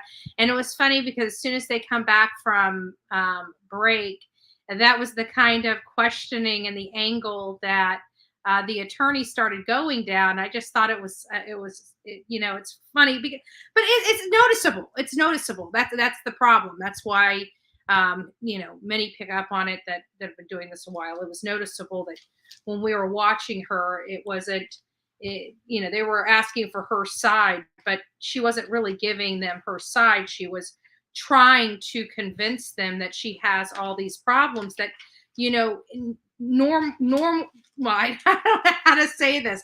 Most people, not normal, you know, people with this normally, you know, but usually folks with these disorders that she's trying to make them believe she has have no knowledge that they have these disorders. And that's what makes them so unique. And so by her being aware of them, it kind of goes against the theory of the illness. While in some cases we learn from testimony from the witness, today's Friday, so the witness on Wednesday, that, you know, at one point in time, like especially with multiple personality type of disorders, they say most, you know, they were always taught for many years that, you know, the people that have these have no knowledge of the multiple personalities, but over studying the illness, you know, just like other things, you learn more. There's new technology out there that helps you find out. You find out that they have some type of awareness of, you know, maybe a presence or something of that nature. I can't remember what word she used. So she would have maybe an awareness that's, but not to this vivid recollection. And it appeared that she has pretty good recollection of literally everything, everything, except when it comes to Gannon's murder and his disappearance and who moved him where and when. That, you know, and I think that really is some of the problems here. For those that are just tuning in, we are covering the Letitia Stout trial. This is day 16, I believe, day 16 of her trial. And we're getting to the tail end of the prosecution's case. They should be resting on Monday, give or take, depending on whether or not they're going to, you know, how long their last witness is going to be. But it sounds like Dr. Lewis is going to be coming in on Monday, and there is some the judge identified, I think, several exhibits that the state is trying to introduce in the trial, but it was attached to Dr. Lewis that's coming in tomorrow. So I have a belief, or not tomorrow, on Monday. So I have a belief that the state will wrap up on Monday, depending on how long the cross-examination of the doctor will be, or how extensive the oral testimony is going to last for from the state. So we'll see about that. But what else was it? So for those that are just tuning in, here's some takeaways from this morning's half of the segment. So this is a sanity. I don't know what I don't know what it's like a sanity examination, but it's they use a different terminology besides examination, and I apologize for not using the proper jargon. But it's basically that she's saying that she is insane, so they're giving her this this examination and asking her basically to tell what happened and, you know, why she was basically why was she insane at the time that she killed Gannon. And so she starts going on this wild tale of which it seems almost like she took a combination of several things, where she's back to Gannon running away, you know, where she takes that original initial statement she made early on, especially with the reporter, where Gannon went to a friend's house and how her and her daughter went out for sushi. But she elaborates further in this particular examination where she says, Gannon hates sushi, so I didn't think anything of it. And starts going down this realm of he, you know, ran away. But then she twists it and she starts adding some of the other stories that she told later. And it is now kind of compounding this out to the point where she's trying to over explain, and she's saying that it had something to do with Gannon having a cape on, and it somehow reminded her of her stepfather, and that she just went into protective mode and basically doesn't remember what happened. But she also glossed over, if I didn't miss anything, she also kind of glossed over about where Gannon was. Like, when this happened and this alter ego comes out of her and, you know, goes into protective mode and protects her from her stepdad, and then she finds out it's Gannon. Where is Gannon? Is he on the floor? Is he on the bed? Is he bleeding? Is he hurt? Is he unconscious? Can he walk? You know, but even the doctor, when the doctor was listening to it, you know, this is what the attorney was asking her. He was saying, well, why don't you, you know, ask her about the information that's contradicting? And she stated that it's because she wants to make sure that the person, i.e. Letitia Stalk, is able to tell her their truth uninterrupted. So it sounds like what we heard for the first part of the morning was one of the first interviews that Letitia Stalk had with the forensic psychologist. Now, we have to remember earlier on in other testimony, hopefully I got the right, do I have the right folder? Uh-oh. I don't know if I have the right, I don't know where my other one would be. But I believe in other testimony, it stated that, oh, cruddy crud. Oh, here we go. I found it. That she took this sanity test three times total. And the first two times were invalidated for exaggeration. And that had to do with significant exaggeration of self-reporting.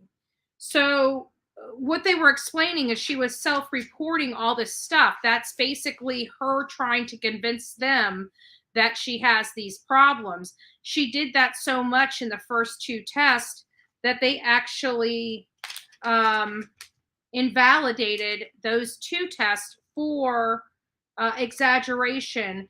The results of the third, those results weren't invalidated. So the third, they had enough information that the third time the results weren't invalidated. So it was like three times as a charm on this one. We also find out that psychosis is one of the things in you know, mainly that are seen in insanity cases. And they're showing right now, basically, even though she's trying to say she has psychosis, she's lacking psychosis, which is predominant in the majority of all sanity cases. And that was from Wednesday.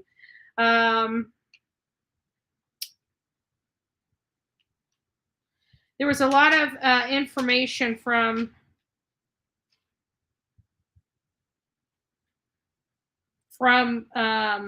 Wednesday's testimony that maybe you guys weren't here for.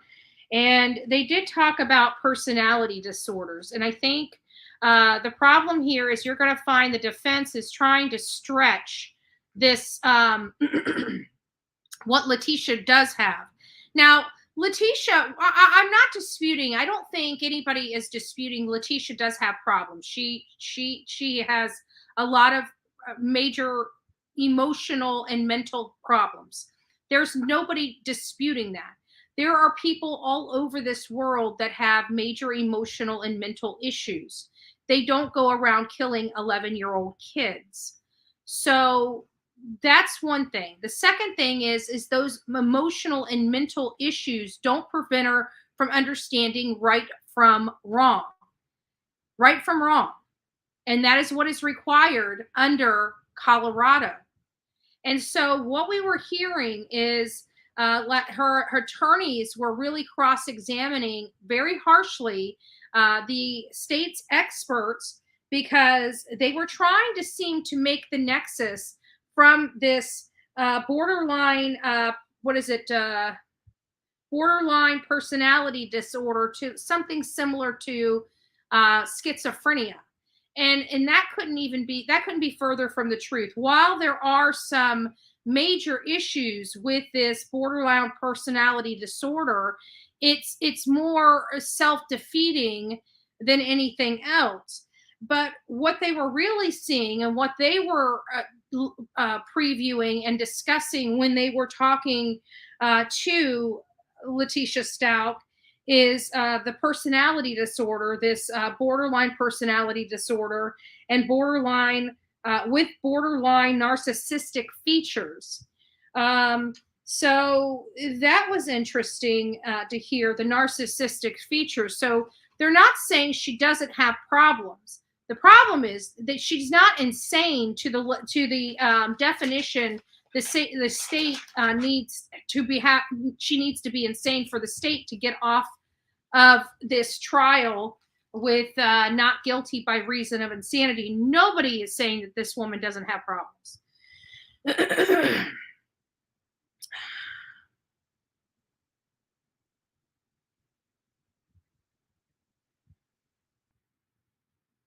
Sorry, I'm trying to read back on some of the notes so I can bring you guys up to speed.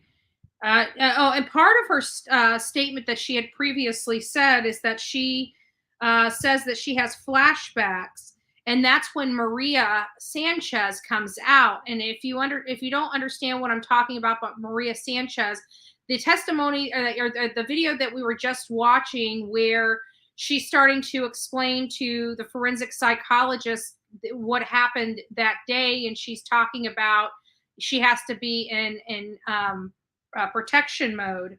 That's what she is talking about. Is that's when that Maria Sanchez comes out, and because she's not in control of herself, she can't be in control of what this alter personality does when she's not in control of her own body.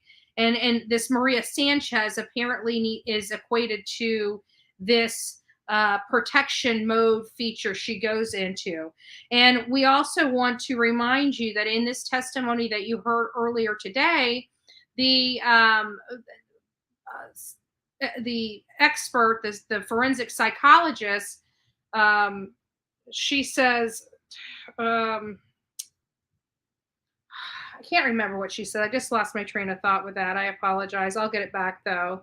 But also, as of yesterday or Wednesday's testimony, she says it's the red and black that triggers her. That flashes back to this a time that reminds her of her stepdad, where she goes into protective mode, i.e., Maria Sanchez comes out. She was referring to she gets so worried that she's driving. Oh, I remember what I was going to say. She's worried that she's going to drive on the back roads and something's going to remind her of her stepdad, and she's going to end up running over someone, which I found was very odd. But the testimony from the expert today, which is what I just forgot as I was talking about it, was that she said that these types of behaviors would be known to family members. Like, even if they weren't widely known to a broad array of people, it would, especially family would definitely know if they forgot something, forgot a chunk of time, which are usually associated with these insanity pleas. And you're not hearing those types of things. In fact, Harley Hunt was questioned extensively on this and cross-examined by Letitia's attorneys. And she said she was unaware of Maria Sanchez. She's unaware of all these other people, this Nicole and maybe Nicole, or how even maybe Nicole got put on her phone.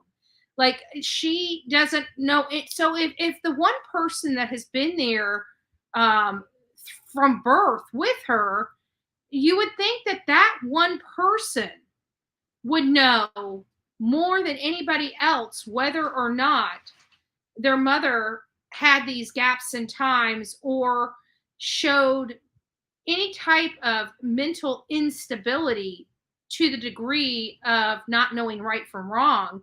And I don't think she did. Now, granted, we talked about when you're a child and you grow up in a, say, a violent home or a an abusive home, whether the abuse is physical, mental, emotional, verbal, whatever the abuse may be. When you're young and you're living in that, you personally think that's normal. You think everybody else's household is like that. So you wouldn't, if you did see something odd or out of the ordinary, and you saw it odd and out of the ordinary a lot, you wouldn't pick up on it because it would seem normal to you. But at some point, you learn, whether at some point, time frame, age wise, whatever, you learn a new experience, and then that is when it hits you that what you're dealing with and what you've experienced and what you think is normal is absolutely abnormal. But this is where Harley Hunt is 17 years old, so she's already had experiences with friends, and she's not a little kid. She's working now, so she's around a host of different people, and she still didn't find a lot of her mom's behavior bizarre or insane or weird or anything like that. She learns now just how manipulative her mother is, and that manipulation has broke her heart. But in the grand scheme of things, she never saw her mom act the way other people that are insane act. So I think the strong points in the state's case, again, I don't think we're arguing whether she did it or not. I think we pretty much heard a confession on that tape just a few minutes ago, where she's talking about Gannon. She's talking about the, the cape. And I believe she's already started referring to the blood. So it sounds like she's confessed. Okay, so let's move back past that. So we've got a woman that has confessed to killing this boy, and now she's trying to convince everybody that she did it because she's insane. So I think the best part of the prosecution's case is I think they have proved that she was not insane at the time this boy was killed. I think they have proved that beyond a shadow of a doubt with their experts. Now, the defense, they're going to be resting their case. The prosecution, i.e. the state, is going to be resting its case on Monday if everything goes well. That means depending on the timing when they rest their case and the time of the day will depend on whether the defense will start their portion of the case, their case, to refute the state's case. I don't anticipate them having a lot of witnesses. And I also don't anticipate, I'm not a jury, so I can say this wholeheartedly. I don't have to keep an open mind or an unbiased mind. And I'm going to say that there's nothing that at this point for me that the defense can proffer that's going to make me change my mind of her knowingly, willfully, and intentionally causing Gannon life-threatening injuries. And she knew the consequences of her actions before she did it. She never thought she was going to bring this boy back to life. I believe she did this for a number of reasons. I think that he was giving her a really hard time and she didn't know how to handle it. I think he was unappreciative for her. And if you know anything about her, she has to be appreciated, almost like a godlike appreciation for her.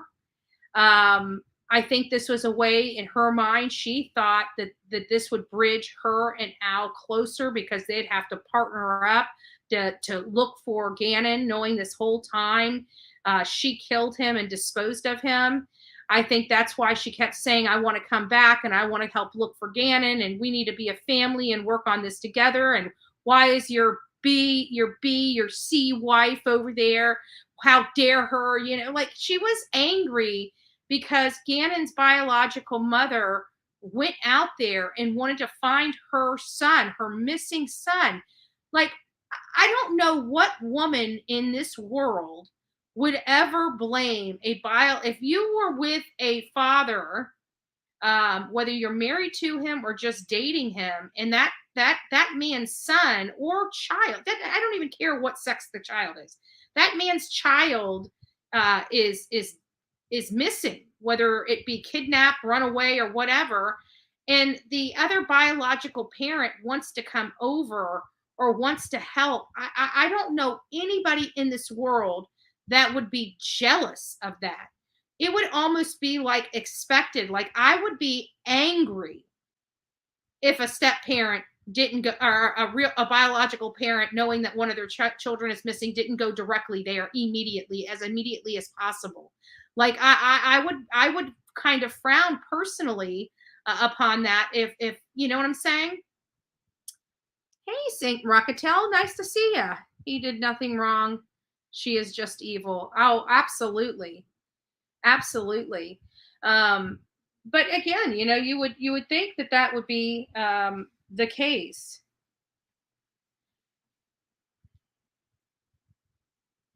What else do we say?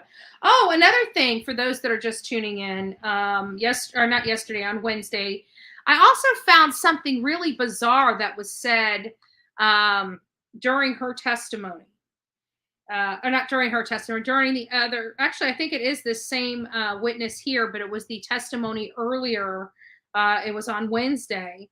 And she and Letitia was talking, as she is in this video here, and she was talking about how she referred back to a time when she was younger and the house caught on fire. That is correct. The house caught on fire when she was younger, and she said she was upset because she got blamed for it.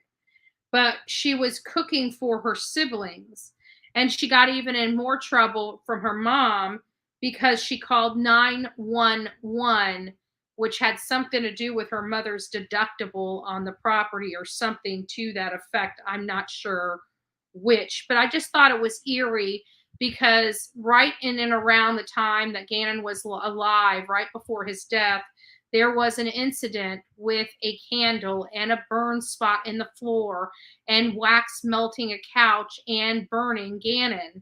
So I thought it was eerie that when she was younger, she experienced somewhat of a house fire, and her as an adult, on the heels of Gannon Stout missing, she was also in another house type fire. So I found that a little interesting. You know, it's just an observation and what I'm hearing throughout this this case. Now, I don't know if they ever have confirmed or not whether Letitia actually has a doctoral degree or not. But they apparently are going to be going over some of her education and stuff like that, potentially. Yesterday, in closing out, what are the blue hearts for? Gannon? Oh, that's sweet, guys. You guys are really sweet. Those that would like to participate, blue hearts for justice for Gannon. But the judge started reading her rights related to her potentially taking the stand in her own defense.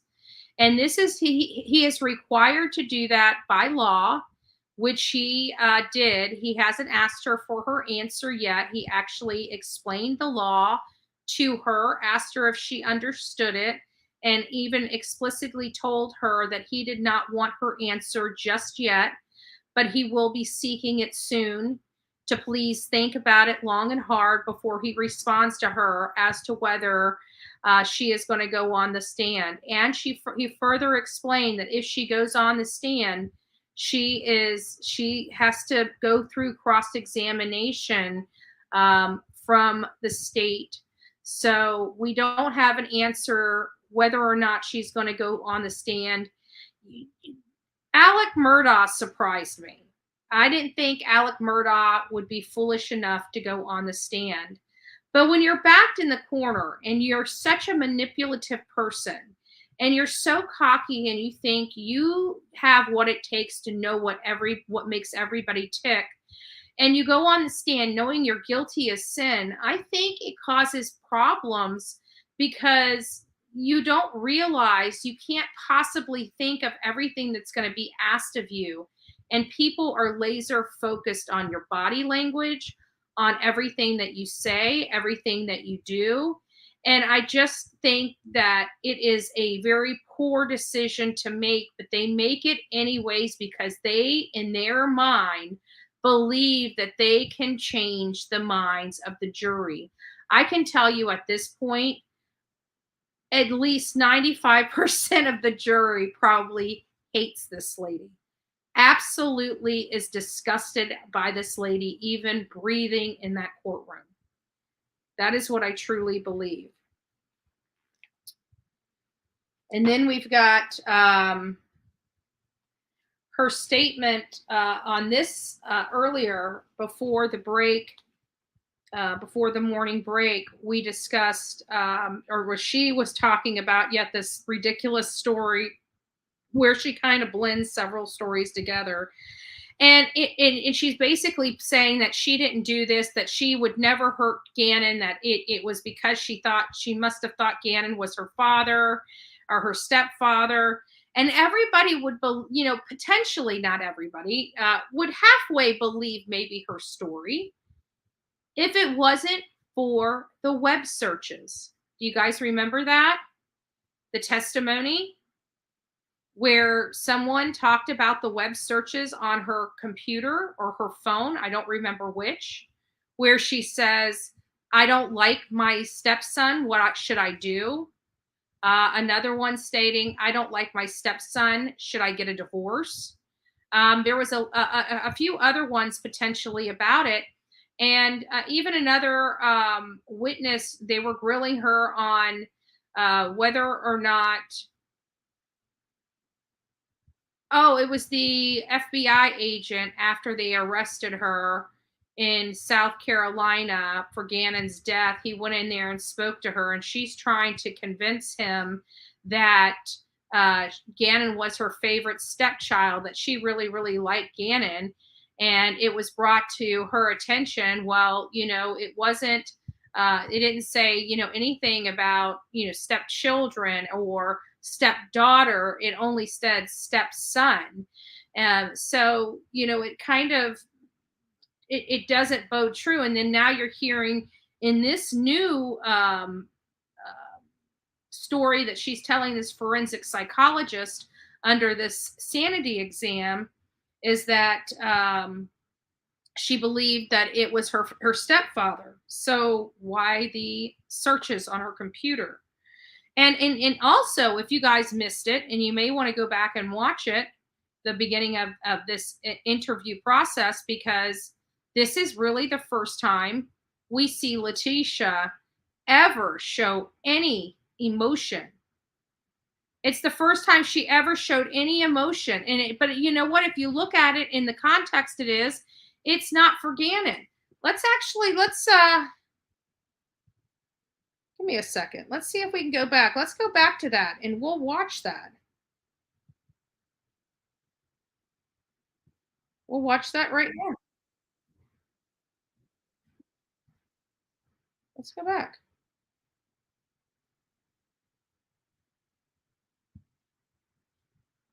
It was it was before our first break. It was before our first break. So let me find where our first break was, and then we'll go back to it. I want you guys to watch it. It's the first time she shows any emotion. It's the first time she cries or gets teary-eyed or upset or anything like that. Yep. Is that when she got the tissue? Hold on.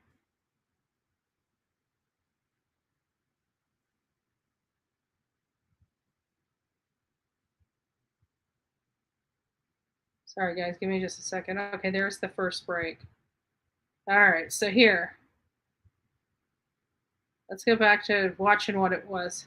Let's see what it says.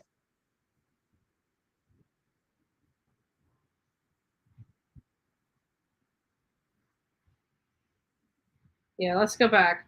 Let's watch this real quick. For those that didn't get a chance to watch it, here you go. Wrong one. If you go to school, if you could get someone to fix it, just replace the carpet, whatever, I'll pay you whatever. So like, I have memory, out and in up until then, right? But where the gaps came in was what happened during that time frame. So I hear the garage open at some point during the night. I don't know if I was having a nightmare, or I don't know if the garage was really opening. I don't really know because I was so heightened about this fire. So I kept going through the house thinking that there was someone in the house. And I kept running up down the freaking garage, kept coming open. I'd open the door to the garage, nothing. I didn't see the garage being moved or anything. Again, I don't know. I remember coming back in the house and I was just like, I woke up again. I guess that's when I text my boss. I don't remember this part. The message went to my boss that said that my stepdad had died. I remember my stepdad died when I was 19. But I didn't snap back out of it until later on. That really wasn't the same day that my stepdad had died. So then I think I hear somebody in the garage again. Okay, well then I go out to the garage and I tell Harley, I said, Harley, I'm going to shut the door to the garage and lock it, because if you shut the door from the inside and you come I'm going to into give the it just a garage, few like, more moments nobody to get could to it. And if it get to doesn't the get to it, inside. then I'm going to go ahead and paranoid, fast forward it. So I don't remember, but we're both on cam. I'm like walking out, I guess looking in the yard, just trying to figure out what's going on. But then I remember being in the garage naked. And so I don't know who was in my garage. So when I talk to police, that's how all this came about being raped and stuff, because I was having a flashback of that. I don't know if someone was really in the garage. To me, someone was in the garage because I was naked. And when I say naked, like I was in like an skinny bra, like, and I knew the door had been closed earlier, but why was the door open? That I had locked earlier today, like early in the night. But when I get like that and I think somebody's around or whatever, I go into protective mode and I'll walk the whole time and I'll watch the yard and I'll be like on the.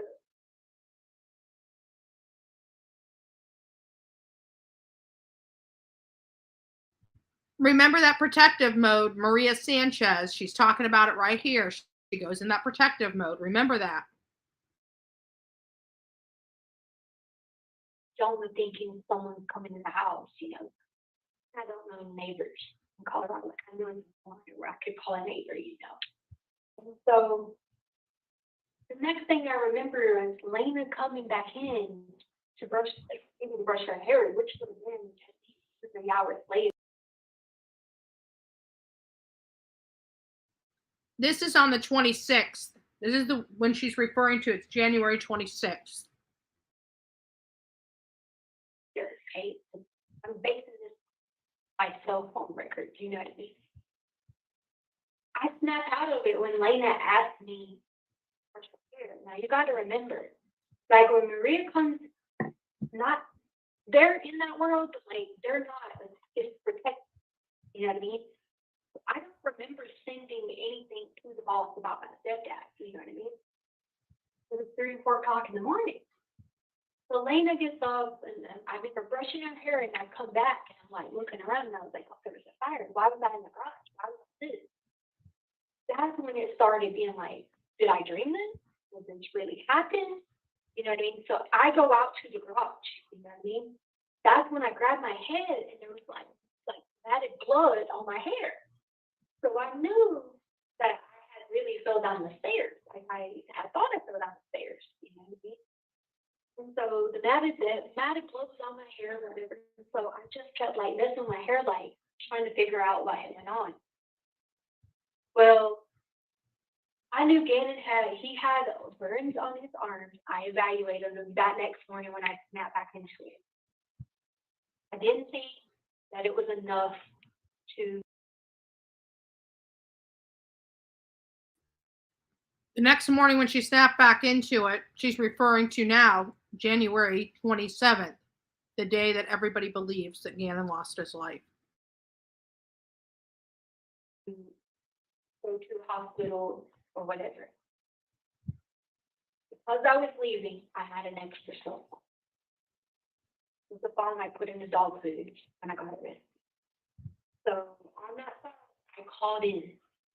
That's how the call came in that Gannon wasn't going to school that day. They couldn't figure out like where this call came from. That's because it came in from the extra phone.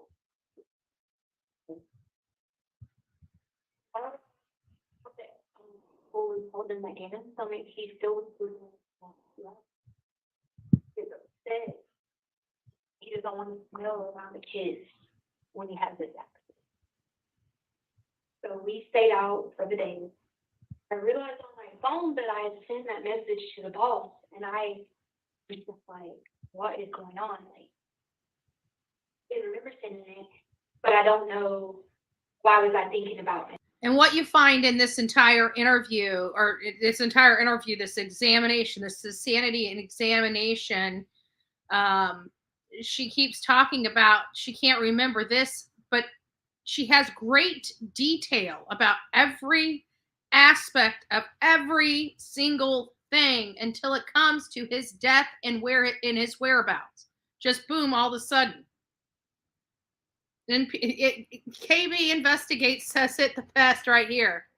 Insane people don't know they're insane, and you would think if she was her family member would see signs of it. Absolutely, subtle ways, everything. And we know for a fact that Harley Hunt got on the stand and never said she's ever seen her mother act in the way that she is now acting.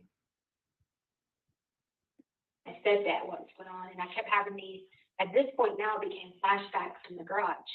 And I was like, who was in the garage with me? But the whole time it was about Eduardo, which is the guy that Guam got to work, fix the or whatever. That's who I kept like having flashbacks with in the garage. Oh, did she say El Guardo or whatever? She was having flashbacks of him. So that's what I'm telling you. She's bringing in like several different stories that she gave to Albert into one in this sitting. It's just it's awful. It's hard to watch. So we go forward, whatever. I told Gannon, I said, he said he wanted to stay home. I said, no. You said my friends in the car came by. I don't want you here by yourself. You're gonna go with me. I said, go grab your cover. You're gonna go with me for the day. I want you here by yourself. Now, typically, I let the kids stay home by themselves because I researched Colorado law, and it says that it was up to the parents and their discretion of how. She started researching Colorado law about whether she can leave kids home or not. I mean, you know, she's telling them she's not. She's telling them what she has. She's telling them, you know, the law and, you know, how this may look if she's just telling them. She's not letting them diagnose her. I believe we had to stay home. So I never had a problem with it. They would get off the bus before I get home. No issues. We had an alarm. You know, they had cell phones, everything. But so my paranoia was so bad that I was like, no, you're going with me. So he gets the cover. I move the cars. And don't remember that part, but it's on the camera. Moving the cars. And I drive the truck for the day. I go get a bike. Part of the moving process will be boxes like that. I was glad that the truck was left for me to use. You know. So me and him get in the car. I think it says around like no, before we get to 10 o'clock. Albert never writes the stats at all that night about anything. So the next morning, and he's like, "Oh my God, I'm fired," right? And I look at my phone and I didn't see anything. So that's why at first I thought that the fire really happened, because I never got a message back from Albert, you know. But then that morning he messaged back, and I said yes. I was like, he's okay. So that's when I sent a picture of Gannon in the bed that morning. Okay? So I was like, yes, he's fine. He's laying down. You know, he didn't go to school today. I called it in. I'm not going to work. I didn't go into explaining to Albert about me sending a message and losing my mind. Don't know what's going on about. I don't want him to be like, you know, freaked out 1,000 miles away. So I told him, I find that let's just go out comical, shopping buddy for the fan. day. Remember, we go Welcome to the go crazy get crew. coffee We call that family. morning. We go get like Dunkin' Donuts. I think they had me at Dunkin' Donuts. I don't remember going to the gas station, but they had me at the gas store. Just basically going back shopping for the day. However, when I get to the PetSmart, these black cars come by PetSmart, and you'll see cars on the freaking camera at PetSmart. Gannon's got his switch in the car laid out. Remember, I told you he had burns in his arms and a few right here. Now, when I say they were very small, we're talking like centimeters. Okay, they were anything that you would think that they needed medical attention. The car comes by PetSmart. So you see me on the cameras at PetSmart running back to the door, like looking out. My first thought was I wanted to make sure Jude was okay in the car because he was scanning the switch. Well, the car came back by. I go back into PetSmart, come back to the door, and like if you watch the camera footage of the PetSmart. So again, she's going back to she is literally at this point incorporating almost every single one of her stories in this wild tale she's telling these forensic experts for her sanity. And remember, this is one of those sanity examinations that were invalidated for exaggeration of self-reporting. So this is, I believe, if we're listening to the testimony of, if I got the testimony of the witness correct, I believe this is the first interview they had with her, and there is another one after this one. The first one, I believe, if I heard correctly, the witness stated that they just, for the first interview, they just want the subject just to tell them what they want them, you know, what that subject wants the psychologist to know. They don't want to interrupt the process. They don't want to interrupt their speech. They don't want to be asking them a bunch of questions while they're telling their story. They just want it to be free flowing from the subject. So that's what you're seeing here. They're asking a lot of open-ended questions. You're not hearing them interrupt her in any way. They're letting her talk until she doesn't talk, and then they ask her another question, trying to find out what's going on. And as you'll see with this whole entire thing, she's telling them, not answering their questions. You see me going back and forth to the door. Like, because how did they know where I was at this point? And that was Edgar's car because Edgar has a Beamer. Okay. And it was not a Beamer. So I leave the PetSmart. I think they said I bought something again. I don't remember. I leave the phone. Now this is the only phone I had, which was Gannon's phone, because I was trying to hurry out to the car. So I leave the phone at the PetSmart according to the GPS on the phone. So we go out and finish the day. We get Valentine's candy, and I'm like questioning Gannon the whole time. I'm like, what did they go when they came to the house? What did they look like? You know, like trying to get the best information I could get out of him because he's pretty good at like his age. Like, you know, like okay, he's literally. If you say, was it a purple shirt? And no, it was not purple. It was purple shirt. That's, you know, so I knew I could get good information from him. So then we were driving on the back road, okay? The only reason we took a back road was because the called 25 was backed up. And so we took a back road to go to Castle Rock. And this guy lived in Castle Rock. But we go up to the site. And we're going to ride by this address that was on that police report. And I was going to ask the police spot, like, whatever he wanted. Did you want money? Like, I didn't do anything to your car. I wasn't involved in this accident. Like, you have all my information.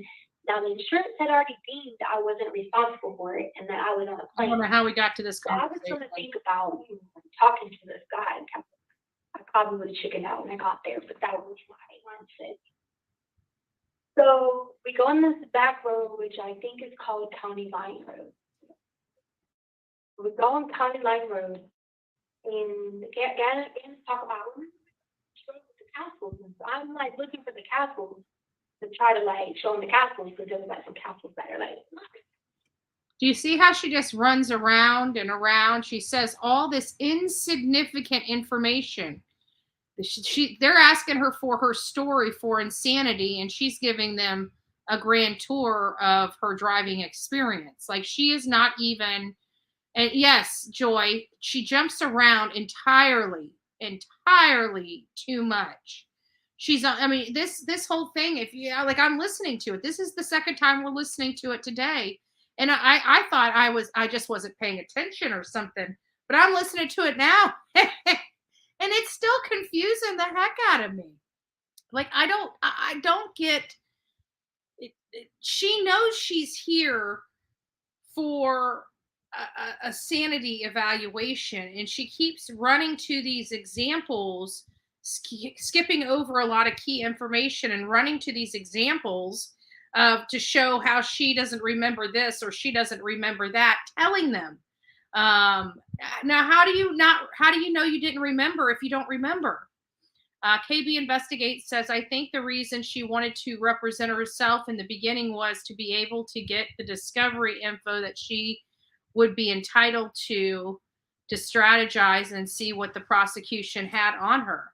Yeah, but you're privy to that as soon as your attorneys get that, they share that information with you. They can't withhold discovery from you. So, and not only that, but they would get all the necessary discovery, whereas a layperson may not form a question proper, and because they didn't form it properly, they left this loop for the request not to be fully fulfilled. So, you know, they like the defense, when the defense gets stuff, I mean, they typically hand over a copy of everything. You know, I don't know how the whole prison thing works because they're not supposed to have a lot of stuff, but I have to think they either take it with them or share it with them online somehow. I'm not quite sure how that whole thing works out or how but they have to give it. They have to turn it over to her. And many attorneys that I know, any decent attorney, they don't even ask you for your side of the story. They just, they just tell you, don't tell me anything until we get some information back, and I'll share it with you, and then we'll discuss. So, you know, there are different strategies that that attorneys use when dealing with their clients, because there is a rule. You know, you have to defend your client to the best of your ability. But, you know, because you're still an officer of the court, you're bound by the law. So say your client, say you're defending your client and you're trying to state that your client is not guilty, and then in passing your client confesses to the crime. You can't perjure yourself as an attorney and lie to the court. So in a case like that, the only remedy at law you have is to recuse yourself or withdraw from the case, because you can't knowingly lie to the court. So, you know, there's a lot of attorneys that don't even want you to talk to them until they get something. You know, it's basically sign the dotted lines, give me my retainer, and I'll be in touch type of thing. You know, you want them to see the evidence so they know what is there. And then you have a discussion, an in-depth discussion about, you know, what did you see? You know, what happened? There's what's being sent to us so far, whether it's a DVD, whether it's body cam footage, you get to review that. So I don't know. I don't know if that's a, I get it. But even, I mean, I just think that there's a reason she wanted to represent herself. And my honest, humble opinion, and it's again just my perspective, my opinion, is that she knew nobody would believe her, and nobody would defend her. She, in her mind, she knows how everybody thinks, talks, and walks. I mean, even with the FBI agent, she's telling him everything that she thinks he knows. You've already predetermined how you feel about it. You're against me. What does it have to do with finding Gannon? Everybody's, if the shoe fits, lady, like everything led back to you, and you're mad because everything leads back to you. You're the one that set up this whole situation to lead back to you. Right? Like, if you would have covered your tracks better, then you wouldn't be in this hot seat to begin with. There is literally, like, at this point, there is no one but her to blame. There is no one but her to blame for Gannon. There's no one but her to blame for getting caught. There's no one for her to blame. Like, all of this is all Letitia. She ain't got no one to blame but her own self for everything. She can't be mad that people are pointing the finger at her. If she didn't leave this trail of evidence that led right to her front doorstep, people wouldn't be pointing the finger at her. Right? I mean, we were talking about the Cookie Monster earlier. I had a cookie over here, right? It just happened to be what it was. It wasn't intended by any stretch of the imagination. And guess what? I got cookie crumbs. And guess what? They lead right to me.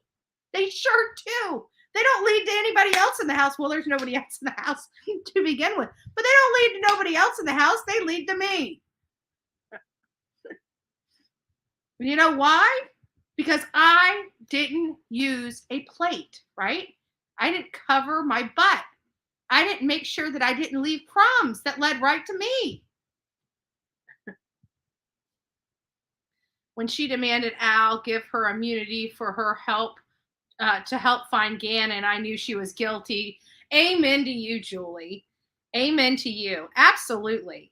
No doubt. No doubt. That was the hardest thing. I don't know. At first, I really believed that Al just thought if he could just plead with her enough that she would be reasonable. This is his wife. He married her. In his mind, I believe he thought she was at least some part reasonable. They've had disagreements in the past. They've worked through them. I'm sure at the beginning of this, he truly believed that he could just talk some sense into her and, just pull her back over and say, Letitia, this is our family. What the heck? Help me. And she goes into, how he was there and, his wife coming into town, and she can't believe that he's not with her. And he's like, but you left. I didn't even tell you to leave. Well, it's because I didn't want to be around your wife. No, you didn't want to be around the people's child. You just took off this earth. That's what you didn't want to do, honey. Just like you don't want to see these people that come and talk to them about your behavior.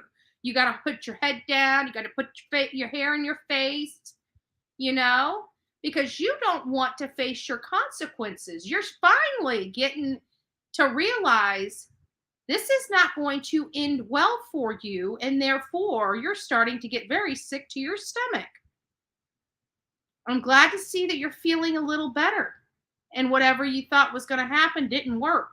You're still coming to trial. Now she's getting on the judge's last nerve. Now, is that because she wants to? And I think that this judge is going to make her stay there. If she keeps acting out in his court, I think he's going to find a way to restrain her and make her very, very uncomfortable. And I think he's going to do it You know, I do. I think it's getting to the point where if there literally is one more outburst in his courtroom, I think he's just really trying to hold it together.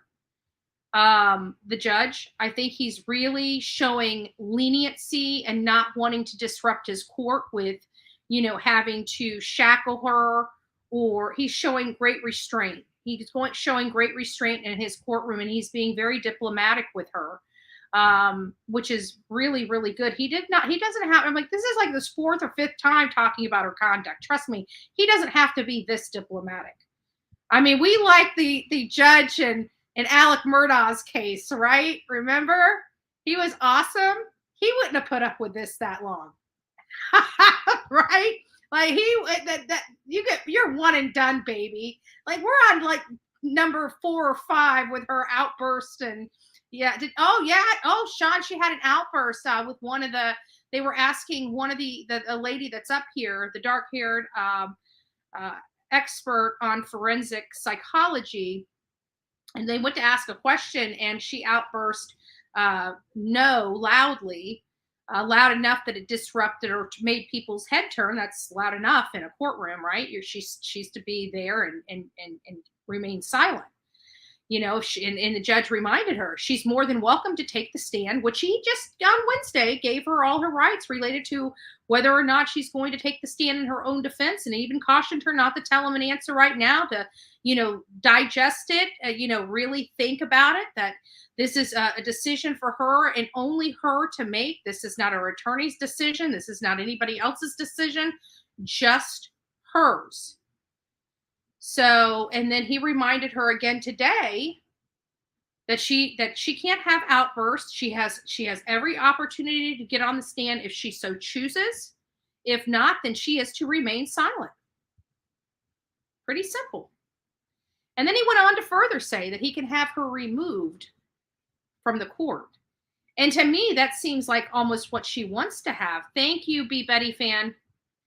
It almost seems like what she wants to have done. So I would think that because of her lack of enthusiasm for this trial, it would be my hope if the judge was to levy some kind of contempt, it would be something in the lines of her being shackled to her chair and having to stand upright without putting her head on the table, right? That would be punishment for her, as opposed to allowing her not to attend trial or be back in a holding cell where she can lay down and relax, even if it's on concrete. You know what? It's better than sitting in a chair all day listening to people tear you apart, right? So I think she's earned the right to hear people tear her apart. So I'm hopeful if she does continue to have these outbursts, the judge does something to keep her in that trial, to have to participate in that trial, whether against her will or not. That's just my personal opinion on the matter.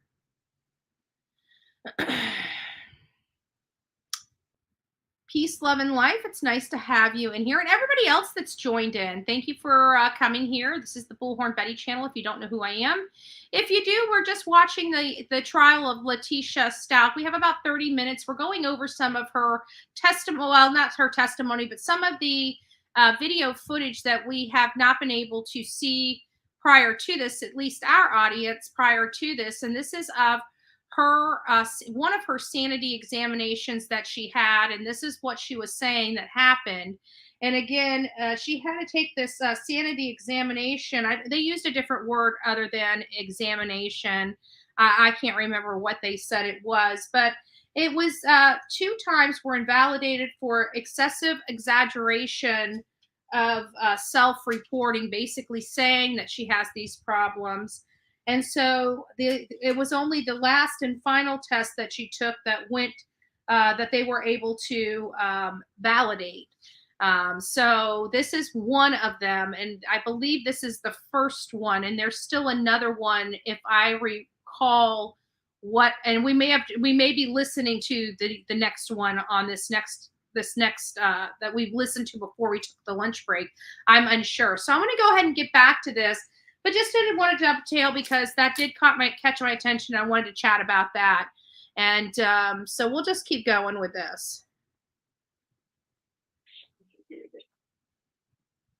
I got mixed up, and I was like, oh shoot, I don't have a cell phone to see how to get out of here because I need the cell phone.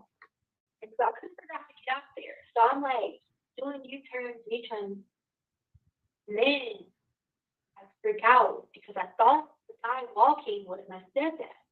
So that's why I was telling the police and the people that I was trying to like back the car up and go back forward because he could be dead. And I don't know if it was just from that morning because I sent my boss that text message or what, but he was on that road.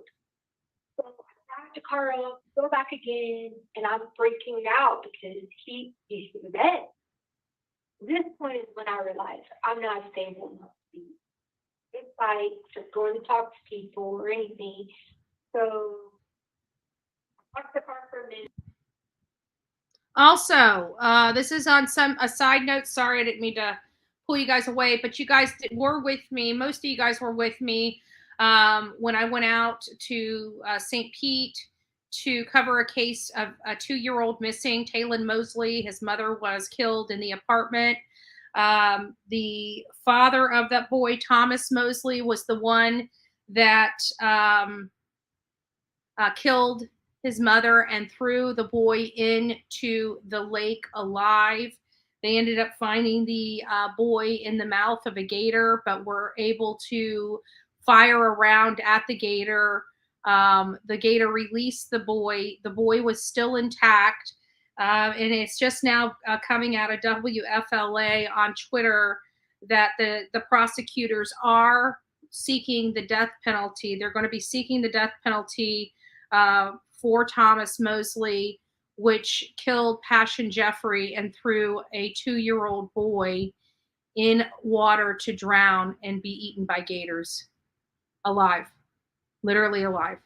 This monster deserves the death penalty, in my opinion. And we'll be monitoring this case as it starts progressing.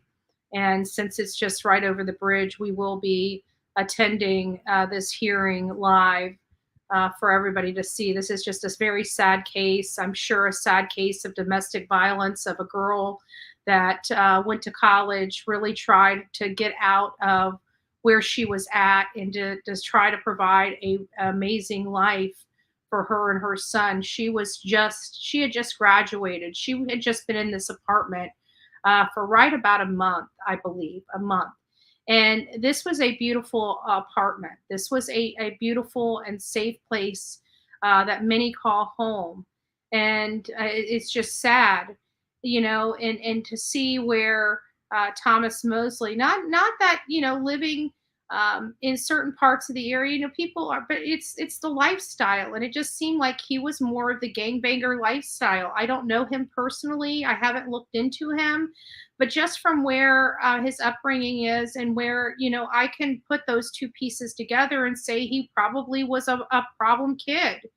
And, she dated him. She had a baby. She decided that wasn't the life for her. And she did everything she could to get herself out of that life.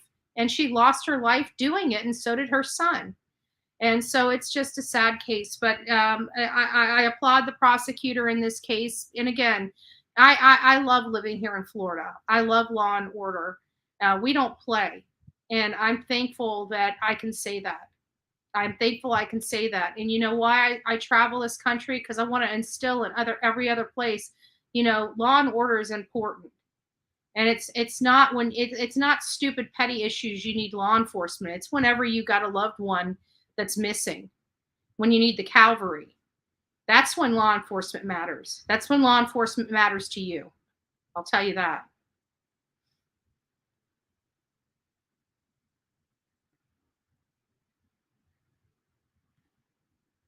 And take a break or whatever. I don't know how long the break was. I remember taking the break. I remember tapping me on the back of the shoulder, like, T, we gotta go, like, gotta get late from school. That's when I snapped back into it. And I remember driving the car back out the highway, like. Again, that's when she snapped back in. She can remember this person tapping on her shoulder saying, hey, hey, hey, but she wasn't supposed to remember that, but apparently she did. But then she snapped back into it, and that's how she remembered it. County Line Road, just go back to the house. So remember I told you I was talking again throughout the day All right, let me about these fast kids that forward were this because there's a part not him, but Lena. And Albert wanted him when they to start go directing this back to boys. They were told that Lena got hit with something. I was going to go talk to that kid. His mom was on Wando. So we come back into the neighborhood, into the part where Wando drives at. Now, I think it's this part. rewind a few days prior to that, him and the kid had been called. Yeah, let me go here. Go back in and park the car. Sorry, I'm fast forwarding it. So, or come back to until Lena came back outside to the car. And Lena's asking what's going on, what's everything. I go to the house. Harley's face, Lena's face, they're all just like white, like they've seen a ghost. Like they don't even know what's going on.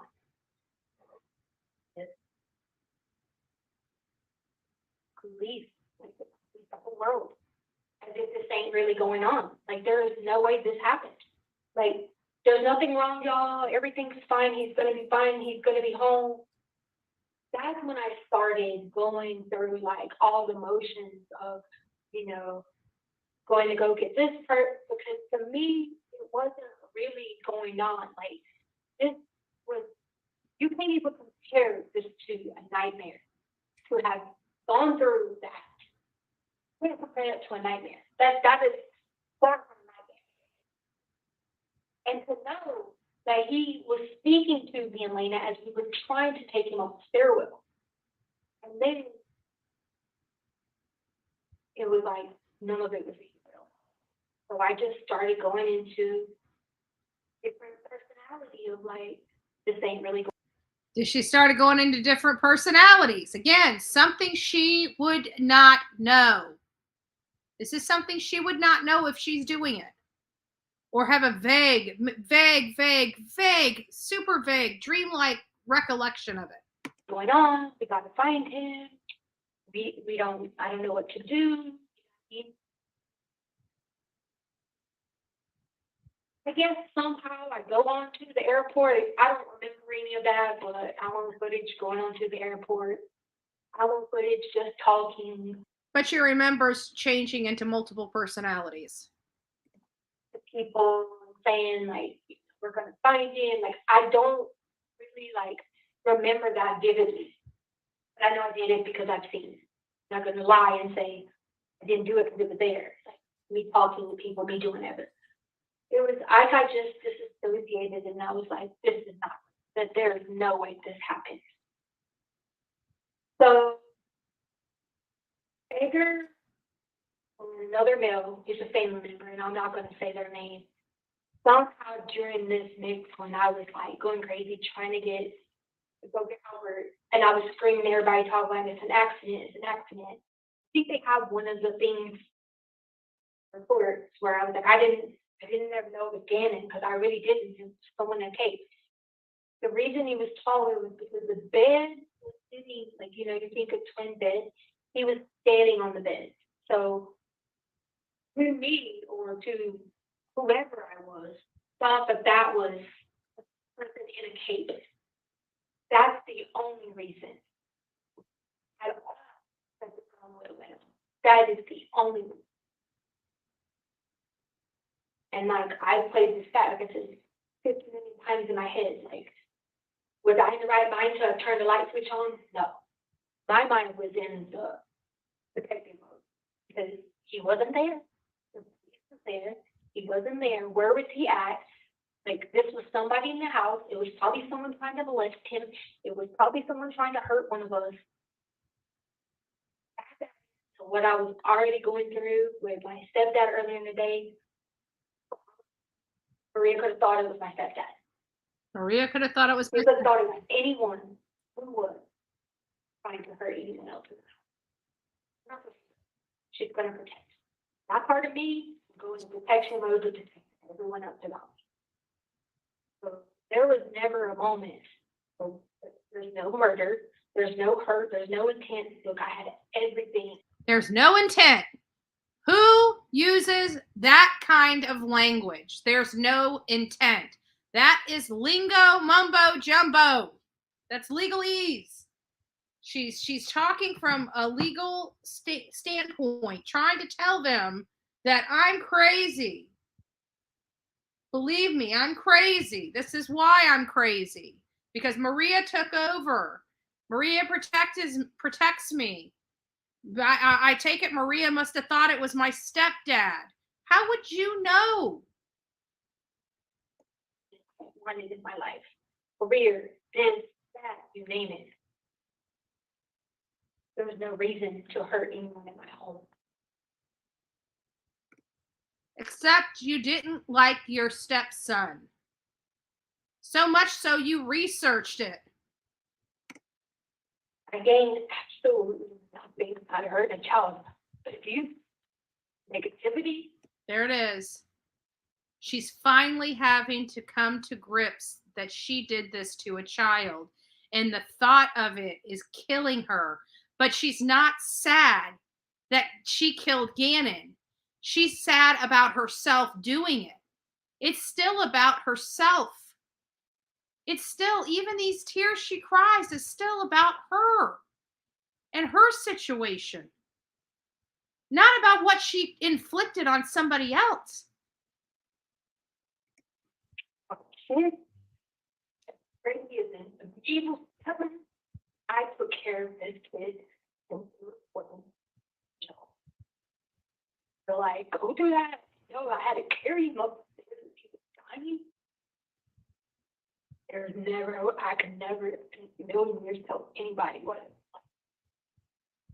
was. It was not okay. It was not okay before because I felt working down with someone in a cape. Like, how do you even explain that again in small that you think it's someone in a cape?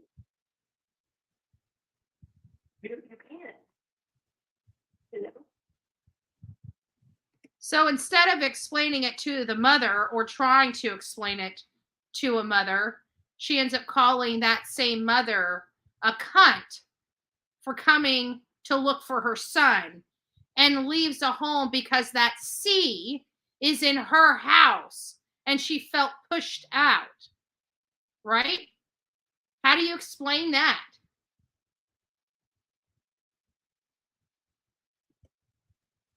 But then what happened after was even worse because I never even moved again. Not going to incriminate anyone. The male person. Not incriminating anyone. She didn't move the body. Yada, yada, yada. Who else would she trust? I'm not going to do that. Because it wasn't any intent there to harm anybody. There was no intent for anything. There it is, that intent. Crazy thinking I could raise him from the dead. I was driving him around the Burger King, trying to get him Happy Meals. I freaking took him back to GameStop to get that $60 game that I told you about that I told him he could get early. I.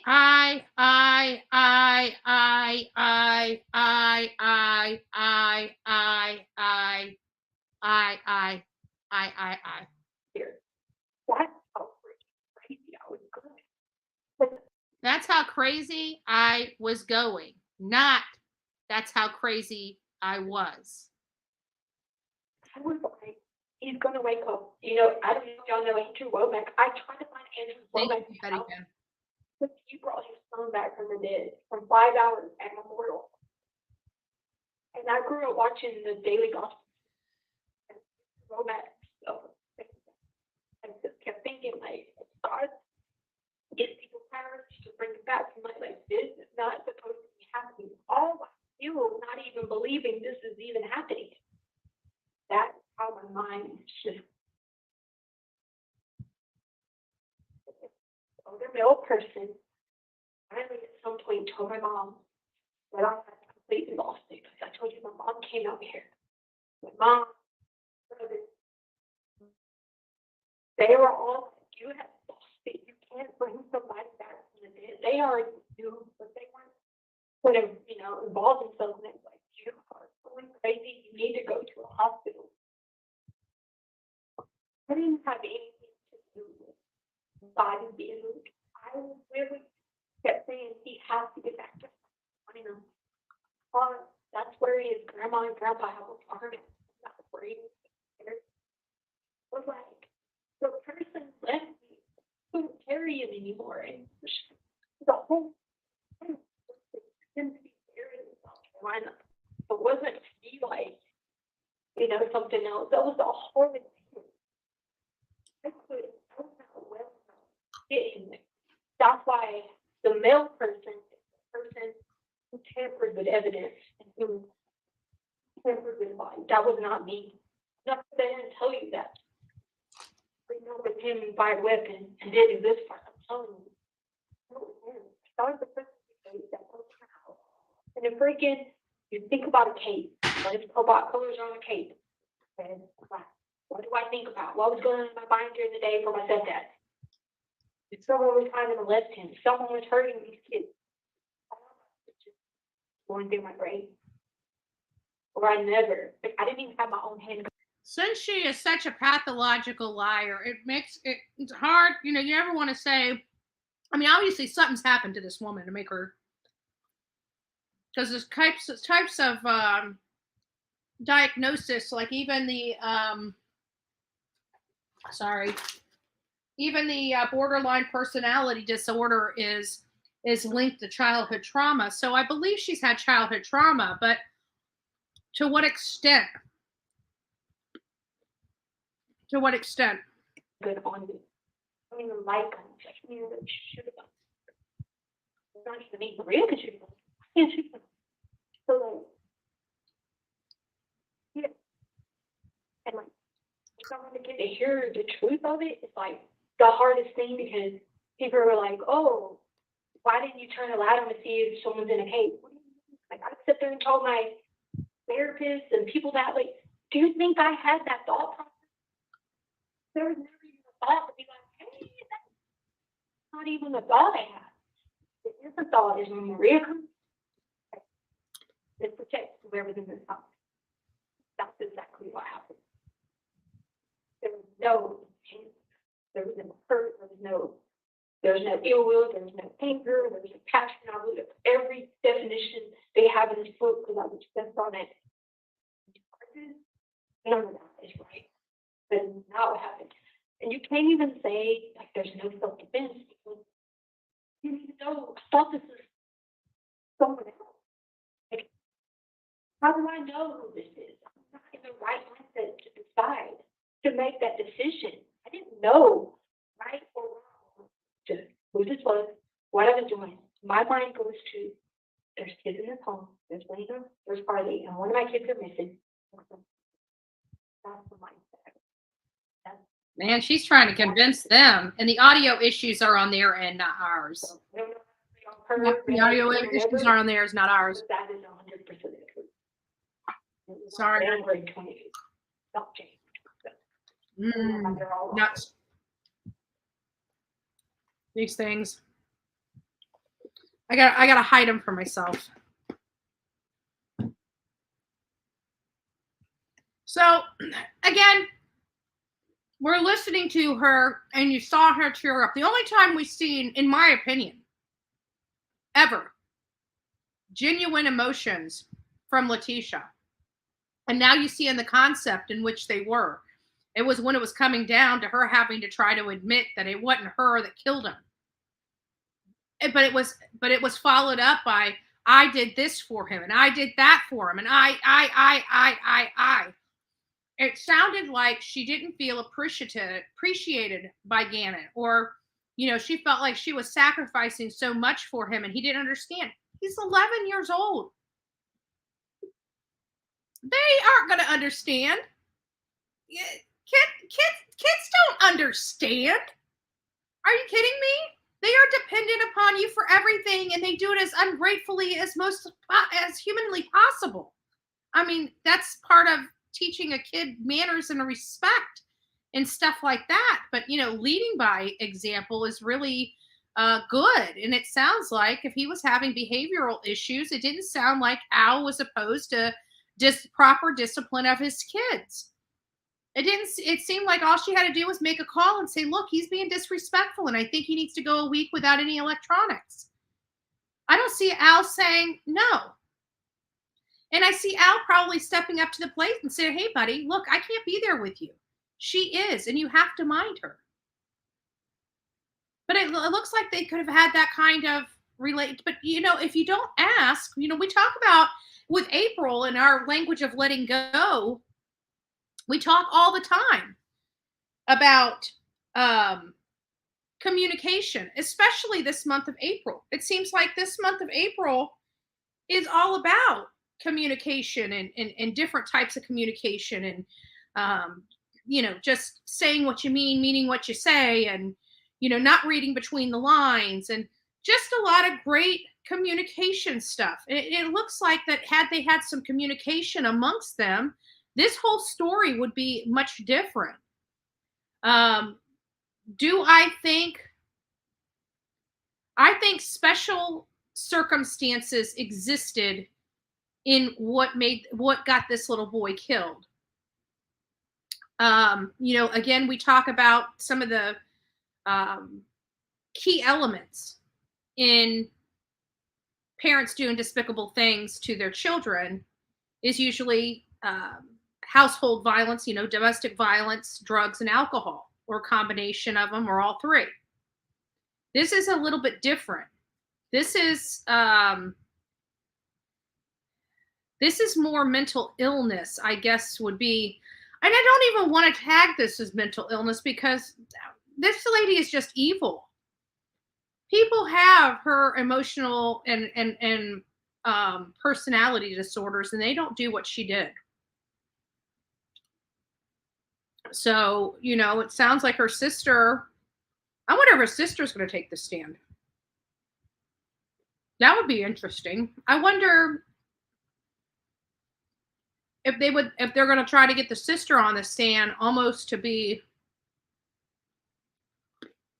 her voice, so to speak, through like some kind of exception rule. Hearsay exception. That would be interesting. Definitely no mental illness. Yeah, I mean, I don't think she's insane, but I think she does have sort of personality disorder. Whether it's the personality disorder that they're trying to describe or not, she definitely has something wrong with her. But she definitely knew right from wrong. And people exist in this world. I mean, it's like everybody, no matter what your excuse is for doing something bad, there's a lot of people that live and walk in your shoes. You're never alone. I mean, this idea that you're unique and this something will happen to you and it's only happening to you. I promise you, at that same exact moment you're dealing with it, probably 100,000 or more around the world are dealing with the exact same thing you are. You are never alone. She is crazy with her eyes. Well, she might be intentionally doing that. Because it sounds like these were taken after she decided she wanted to be insane. Right? I don't know how to explain it any better than that. It sounds like that she became crazy after she decided that was her best avenue to go down.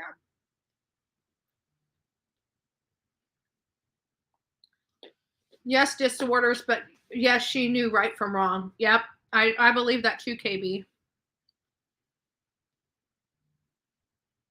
Look at how her brother dead on the stand. I'd be worried for her sister.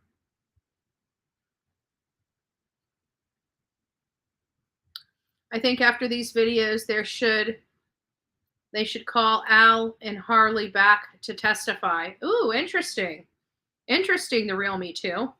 Very interesting. Yeah, there are some things that, that now in context, it's like you almost want the two to come back up and reiterate the information or, explain how it applies with the new stuff coming out. But I don't know if they will, because the whole purpose of them putting them up front was to get their testimony out the way so they could move on.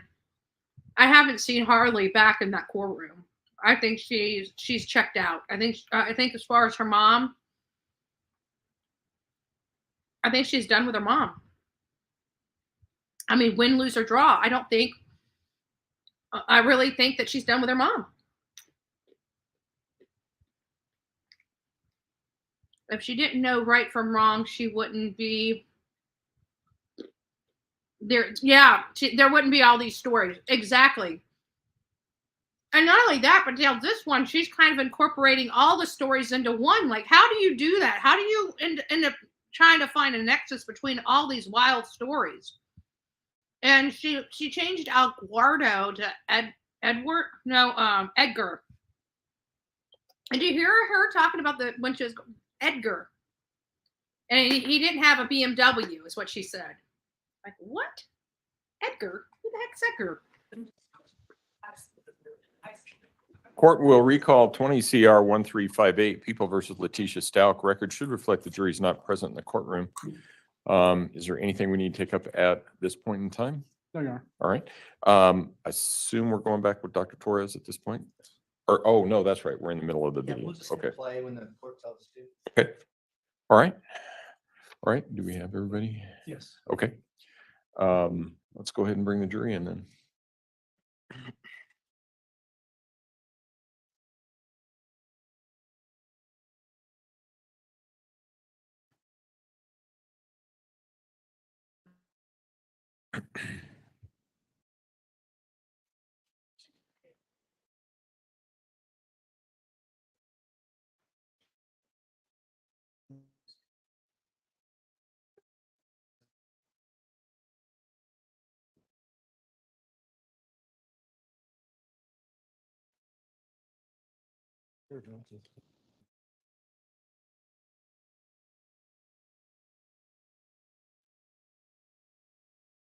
Can you send a message to Todd when he gets him in here? Ask him if he can go back to my chambers and get my laptop.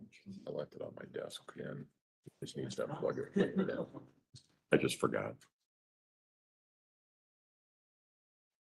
All rise for the jury, please. Oh, you did it? Okay.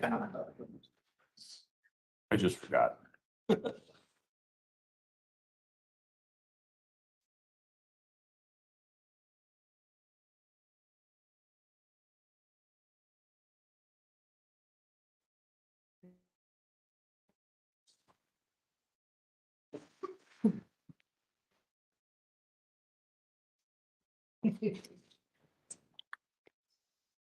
Thank you. May all be seated. Court will recall 20 CR 1358, People versus Letitia Stout. Record should reflect the jury has returned to the courtroom. When we took our break, we were in the midst of a video, and that will resume. Maybe. I think Mr. Evans. Just to let the court know where we're at, we're gonna start it at 113:41, which is where we stopped it. Okay. And then we're gonna stop it again at 149:07. Okay.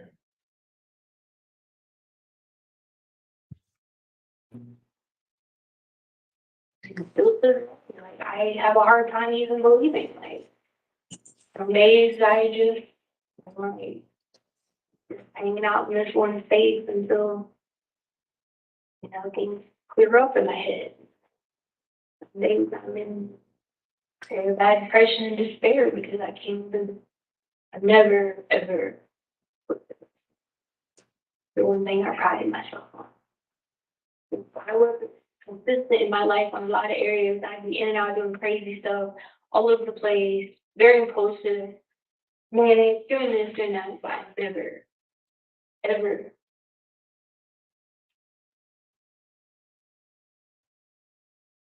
I mean, yeah, I might have not showed up somewhere, but I'd be on a plane somewhere, but like nothing that would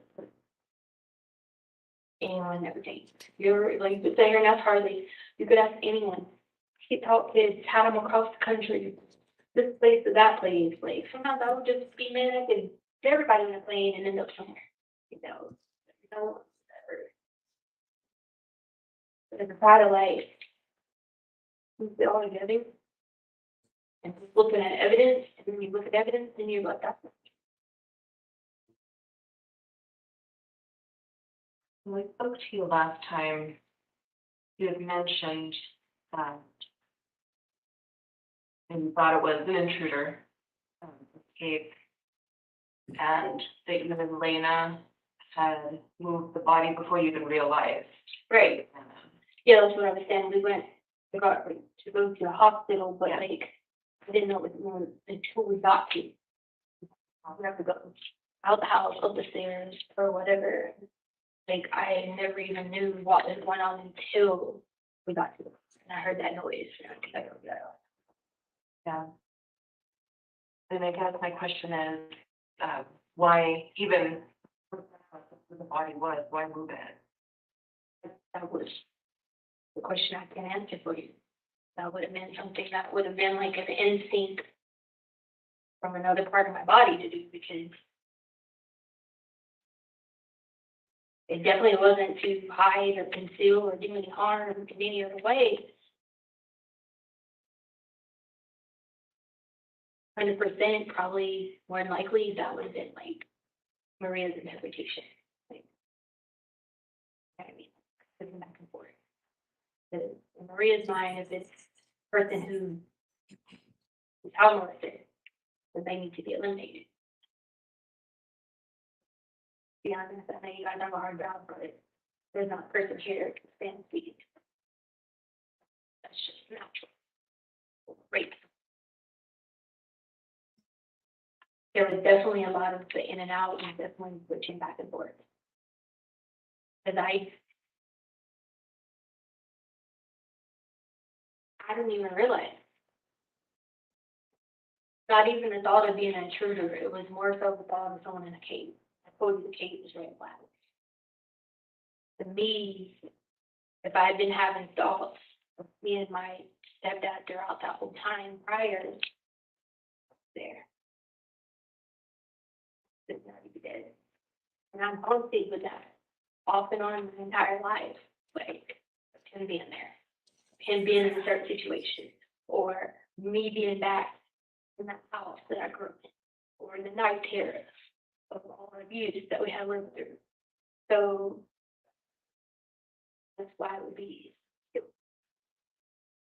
If he's come now and I'm dealing with all this with Gannon, mentally, which probably 100% his stepfather is messing with him, like, how could it be?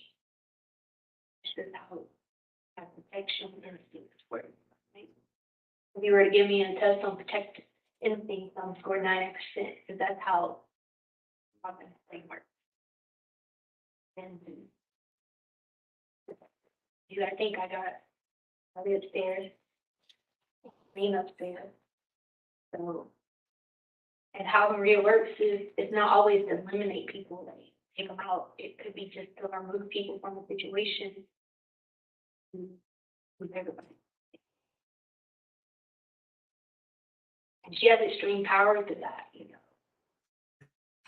to actually carry somebody and to do those things. Like, when I'm in the Maria mode, like, I have extreme power. Unbelievable. Special powers, I guess you could say. Then like that. And people come back and tell me, oh, this happened since I was young.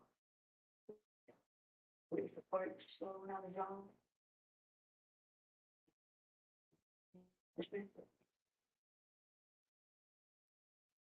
Yeah. Power is to eliminate a threat. You know Maria pretty well. I can like an audible conversation, but I can't go to Maria. But I can have an audible conversation. Or over time, I've been able to. Incidents started happening. My grandpa used to always say, "Something's wrong with that youngin." You know, think country stuff. It's always wrong with that youngin. She's always hanging out with all these people. And my grandma would be like, "Oh, it's just imaginary friends." She's like, "No, it was beyond imaginary friends." We're like, I would try to bring my grandpa to people. You know, like everybody always thought I was just different. And I hit my head. As it kept going on, situations kept happening where I ended up in a situation and like dead straight would not even know what it was. I went to the doctor in Florida about it one time, but I think they tried to give you all the information, but Dr. Bushman had deleted his feeds every 5 years or something like that. tried to sign that form for you guys 2 years ago, but I guess now the 5-year mark or something that you don't have it. But like, I ended up in places like that in Florida, and that's how I ended up at his office. It happened so much that finally I became to know who it was. Around the time of here, I was not visual to Maria. But I can see Taylor, I can see Victoria, but I can't just say it has to be an extreme emotional perspective. If you wanted to see her and talk to her, you have to put me in.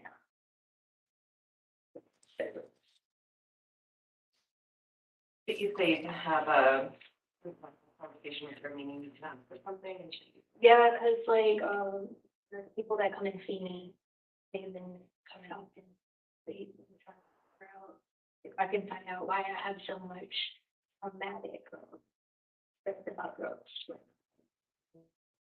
And I figure out why I feel the way I do about compensation, because they wanted to feel why I feel the way I do about drugs. So through a lot of those methods, they could talk to Maria. The younger, my stepdad used to take me to Randy Ray's house, which was his nephew. And during Randy Ray, they always said he was just something was wrong with him, but he did bad drugs or whatever. That's when she triggered things in my memory that I came back to myself and I remember taking Randy Ray and my stepdad at a very young age to go get drugs. Got in the car, I just big shit. So that's why I have to wait. That plus, you know, like I'm pretty sure my mom has ritualism or whatever. You always wanted to break. So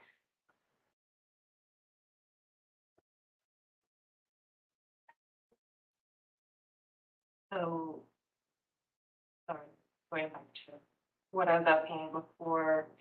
No, it's okay. You said you have an audible conversation with Maria. You also said that there are people coming to see you. I assume doing some sort of therapy with you. yeah. Associated with this, and that's how you talk to Maria. No, so like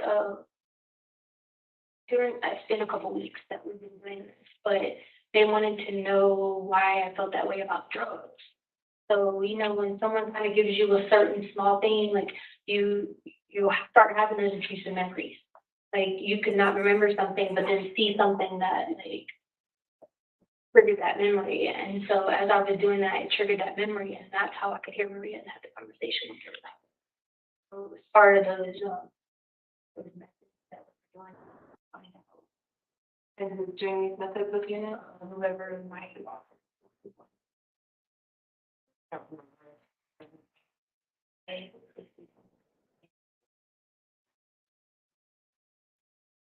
All right. Well, I'm wondering, when you even have an audible conversation with Maria, and question now, if you can ask Maria, you know, what she was thinking and what she was. I was thinking if you bring it up like traumatic stuff, I can dig myself into harmony, which in depth what any kind of abuse was like. It's very hard because that's the only way you get it like extreme. So like, well, it's around like, what it feels like. And I've had to do that once in this process, and it's very difficult because, you know, for the other person having to hear it, you know, I go back and read their, you know, the report of what they typed about what I said in harmony, and it's very disturbing. So yeah, so I definitely don't want to take you back to your childhood. I'm just wondering about, you know, at the time, the alleged defense. Oh, future where, you know, for you, the memory gets fuzzy Right. between, you know, you're looking for getting, you're thinking someone's in the house, you see the shadow, you're having kind of that repeated thought of, please be out these 33, time to kill, time to heal. And then the next thing you sort of remember is being in the car. And on some level, it sounds like from your perspective, it's an assumption Maria took over at that point in time. And that Maria is your protector. She comes up in these situations where there's a threat. So I'm wondering, you know. Can you talk to Maria through me is what you're asking? Yeah. Okay, if you just said it that way. I'm sorry. Yeah. You said it a lot clearer than I did. Yeah, how we got into work before was I had to just kind of put my mindset, like, I'm conditioned to hang out like that. So, like, I have to take my mind to hang out in those, reliving it, you know what I mean? And then that's how I can do it. Okay. I guess I'm wondering why Maria might have moved away.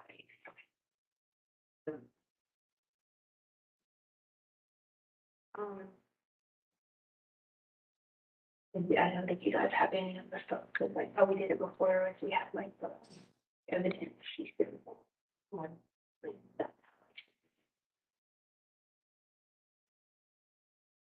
don't have any of that.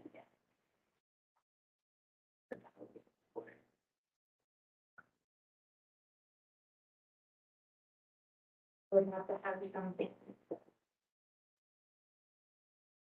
Trigger me to switch or trigger me like going into that thought process or to it's not really daydreaming, it's like just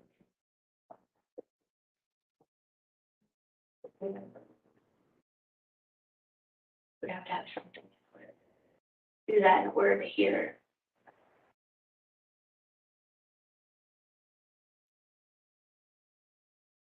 Can't just be like, it'll be fine.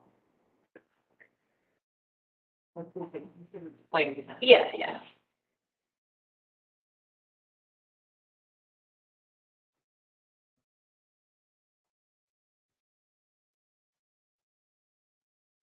Have any other questions about?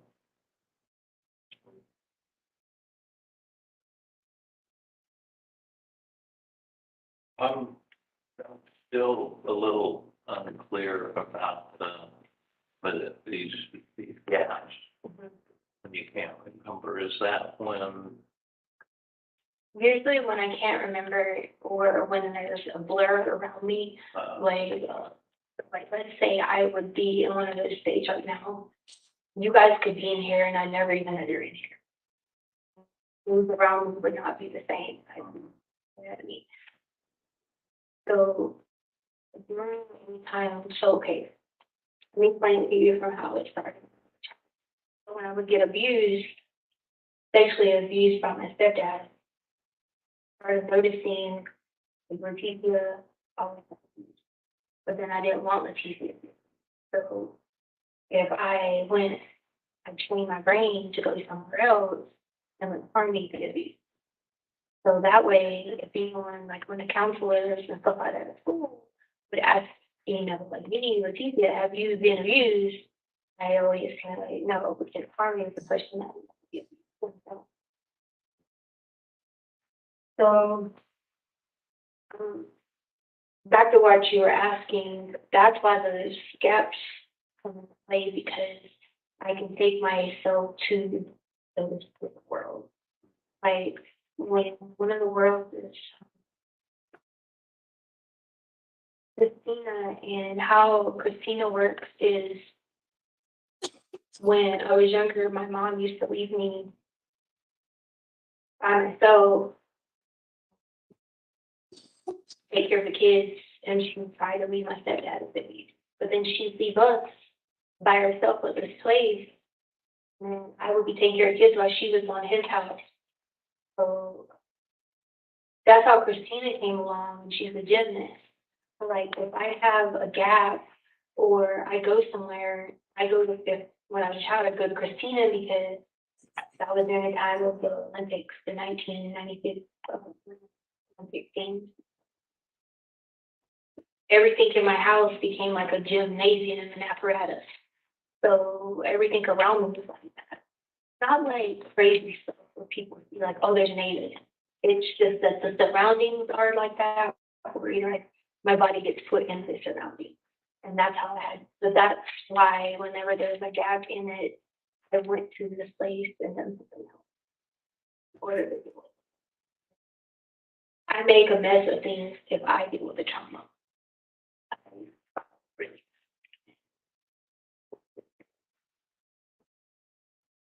Nothing straight. If I didn't do that, I couldn't have been a teacher. I couldn't have got my degree. I couldn't have done a lot of things because of how I had to deal with something like that. It goes on into my adulthood. It doesn't stop at my childhood, you know. Right there because I'm conditioned to live out there. Something else might be going on in that world. It's not like I just am driving on the road and I'm like, oh, I'm over here. Let me just look. That would be dangerous. It's not like that. If something happens that causes me not to want to deal with it, then I can switch. But the thing about Maria is I cannot just switch to her personality. It has to be in the form of protection, or it has to be in the form of like getting me out of it. So like the other day at the jail, I say the other day, I don't know. I ended up in a turtle suit. I didn't know how I ended up in a turtle suit, right?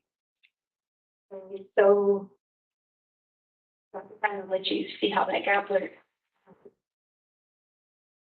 I remember being on the phone, getting ready to dial a number, and I heard them say, hey, you have to leave the cell 9 because they have some construction going on at the jail, right? So they took us out of our ward, and so I won't go to the tower, so I have to house of segregation until the ward finish. So I remember hearing them say cell 9. Well, cell 9 is where I developed Janelle because so much trauma in segregation. That's where I developed Janelle. Well, that was the last thing I remember. Then next thing I know, I ended up at SB, and SB was because I was in a turtle suit, and they said I was trying to hurt myself. So I kind of put it all together. I'm like, why was I trying to hurt myself?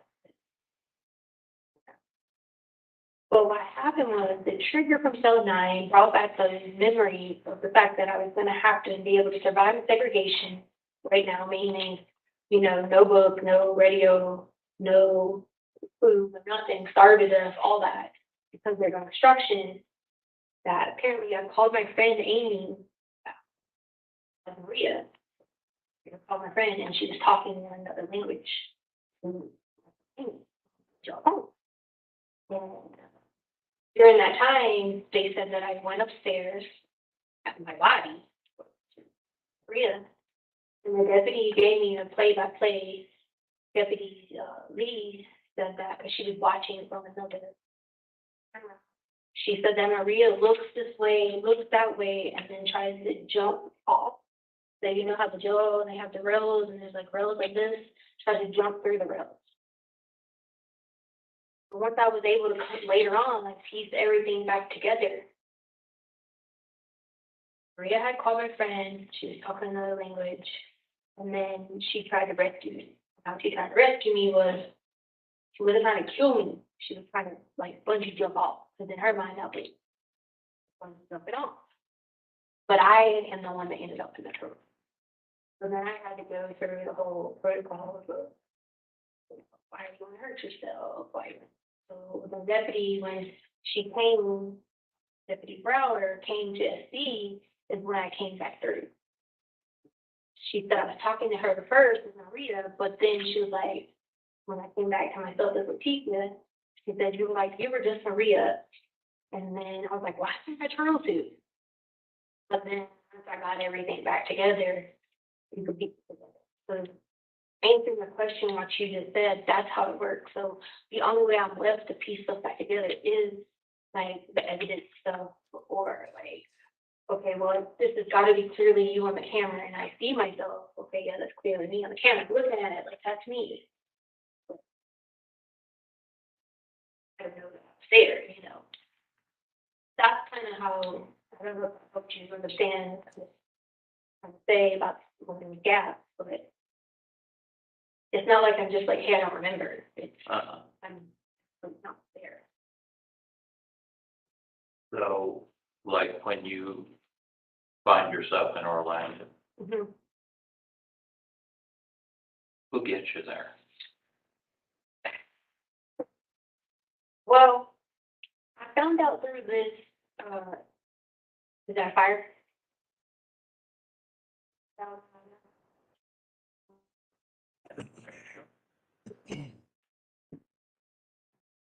Oh my God.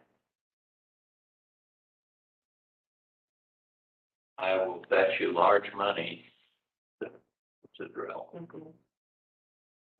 As one friend of mine used to say, I'll bet all of your money and some of mine. Okay.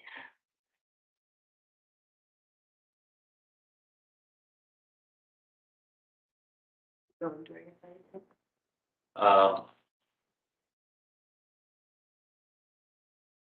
was I? Okay, yeah, so you find yourself in Orlando. At the end there. All right. I'm trying not to focus on it. Distracted. Well, no, I'm telling you, it's just like crazy because I'm like, I told you how to throw my fires. So what I learned throughout this investigation is that like they found different things in her. That she met me before and I was all three. Someone else met me and I was Cayuse. So there are personalities that I'm aware of. Because like, one of the reports they were asking about was like the FBI talking to her and she always knew you at Albany. I'm like, I don't think about that. So I think that's must be one of the person that wasn't Taylor, that's not me, Leticia, so it just has to be one of the ones I either don't know about or here I just stayed out for minutes and hours because obviously a plane ride from Colorado to Orlando 3 to 4 hours. So you got to imagine what it's like. I did this before and ended up in Jamaica, and my daughter been like, "Why are you in the middle of the ocean?" Right? I also think that sometimes that's part of like one of my personalities, which is me, Leticia, is very polar. So I think you got to factor in the manic part too, when I just am so impulsive that who cares what's going on around me, you know? So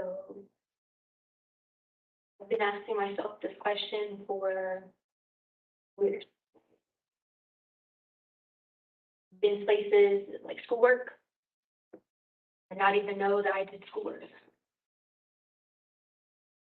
Like, wow, I submitted. Oh, I thought I didn't do my homework and I didn't do it. Guess that came in handy with the fact that I didn't struggle with degrees, but I also don't remember a lot about doing anything with it because there was so much of that going on. And I was living in Chance side. That was the town I was thinking. That's just not been very traumatic time. So it was other personalities doing some of the work Right. for your degree. Right. Oh, absolutely. Absolutely. But presumably when they would turn things in, it had your name. Right, but they know about me. You see what I'm saying? That's always been a thing. Like I tell the people at the jail sometimes, like me, they can call me what they want. But then when I'm Taylor, sometimes the deputies like will come by and be like saying my name, and I'm just like, hey, that's Letitia's name. Taylor's, you know what I mean? So it's just hard to like help people with it. Or someone else who's on the outside looking in, they always thought I just hit my teeth all around. Well, fight too much, or questions. How would these other individuals get on a plane without ID?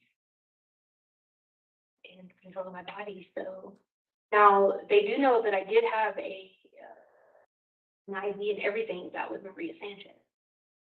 But they do know that. So just the times that I crossed the border, which people in border patrol, times I've crossed the border have been as Maria Sanchez. Now, how we ended up in Canada and the whole situation. So they were working on the border patrol for that.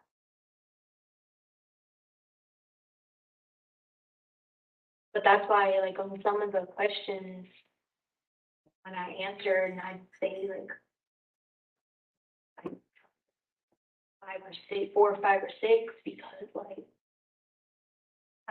when this would happen, it's not like all the time, it's only when certain things have to trigger it. It's not like every day I just wake up and, oh, I don't know what happened. Like, I don't have cognitive, I don't think I do. You could say memory as far as, like, you do your little memory thing. Of course I'm great at that, but you catch me in the middle of a situation, I may not even be able to tell you the date. Right. So, like, it's still the same.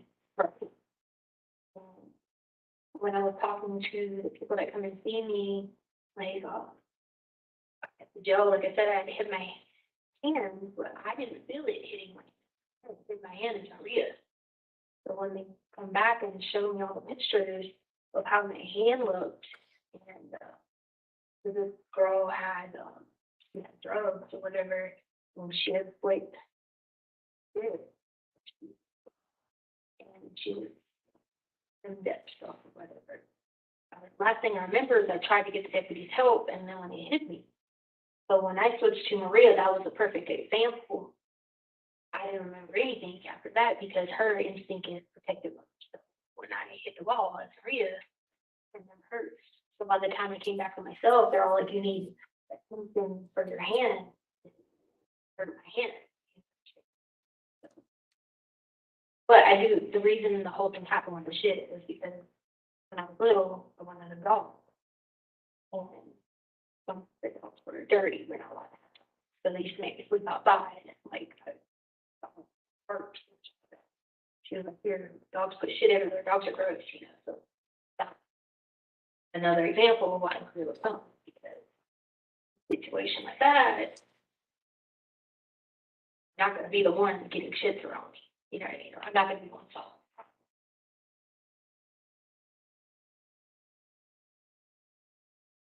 You said Maria was speaking another language, Spanish. Maria can speak Spanish, but my friend said when Maria called her today, she was talking Russian. Because I guess my friend had to figure out what was going on or whatever. Maria was speaking Russian. That's what she said. Her name was Amy. Amy said that when I called her Maria, that she didn't understand at first what was going on. She heard the Spanish, but then she heard the Russian. She was like, "Wow, this person speaks Russian better than my own friends," what she told me later on. She didn't know that I and my brain do have a Russian. You speak Spanish? Mm-hmm. I don't know anything about Putin in Russian. So where would Maria have learned these languages? I don't know. I mean, I'm one of those, like I told you guys last time you asked me about what did I call it, like when I'm like, all these missions that I'm on, it's probably doing something, but it's missions that, and things like that happen. Like, don't get me wrong now, when I'm in mania, Leticia didn't make me. I get excited about everything, and I want to try everything new. I'm gonna do this, I'm gonna do that, I'm gonna fly planes, I'm gonna do that. Like, yeah, but I'm never Russian. So I don't. And they basic, like, hello, you, but not. What did you say the phone call was? So, all this stuff has been going on, and I've been in the hole, but I'm not like in trouble. Mm-hmm. So it would have been somewhere. In the front one, oh, yeah, because that, I had to be in that ward for 13 months, okay? And I had to survive a lot of traumatic things. Not to mention, during the time being in this ward, since being back in there, 2 people have died. So you add all that in, for the reason why we would show up. You know, one person does the radar children. The person behind it, right? Because a lot of people have seen that died of the jail lately. Reason that was triggered it, I can't say like, has nothing to do. It doesn't have nothing to do, gives me time to think. And that's how I think, it brings up church memories, I start avoiding family, I'm paranoid, I'm looking behind, I'm looking under this. When those things are happening, you know about to go into protection. Mention the thing happening to put it in the.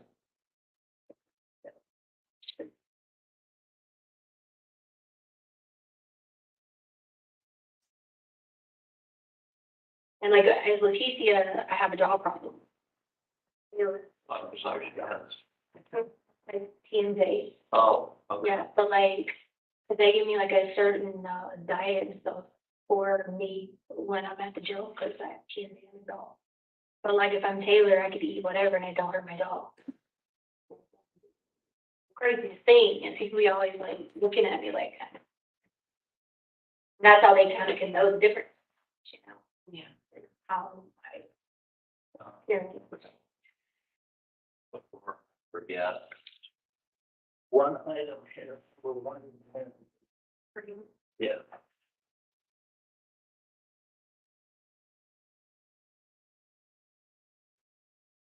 Oh, that's why I didn't do it because I was confused by that. Because if you have dreams that you don't remember, then how do you know you had dreams? You know what I mean? Like everybody.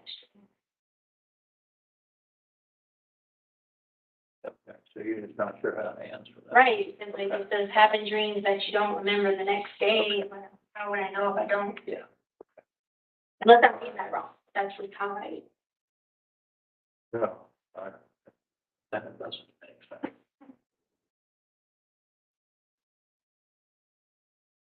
That's an interesting question. I mean, it kind of goes along with some of the problems. I think you have personalities that you don't know about. How do they know about you? Mhm. Well, that was what I was telling you about when I saw the stuff with like the Aubrey and the Coyote. Like, I don't know. I didn't know they existed. You know what I mean? Like it had like, and the crazy thing was like it's full like when they look show me the stuff, it'd be like full blown email account, full blown like whatever. Like, and then there was one of our personalities is Jasmine, and they had this whole thing where Jasmine went to Dubai. I'm like, oh my goodness, we're booking tickets to Dubai. And so like, you gotta imagine what it's like too when you go to like a job, like say a job interview or whatever, and then like another personality intervened while I was filling out application. Someone asked me about something, and I'm like just looking at them like, and the reason I bring that up is I had saw that in one of the evidence pieces too. It's like, oh, you don't know what you think about that.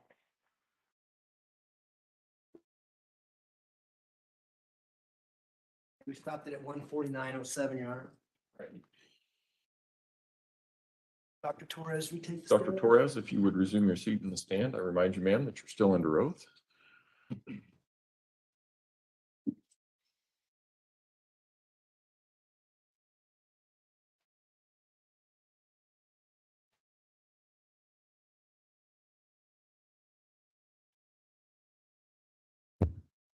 Good afternoon. Good afternoon. I kind of want to pick up where you stopped there. There was a piece of paper that was slung over or under the glass to the defendant. Do you know what that paper was? Yes, I believe that was one of the papers associated with one of the tests that we had given her that morning, the multidimensional inventory of dissociation. And apparently she didn't fill out some of the questions with regards to dreams. Is that what was? It looks like there was one question that she didn't fill out. Okay. She talked about Dubai and going to Dubai. Do you recall just hearing that? Yes. Did you see any evidence whatsoever in this case that the defendant was in Dubai? No. When she alludes to talking to Amy in Russian, do you recall that conversation? Yes. She said that was a jail phone call.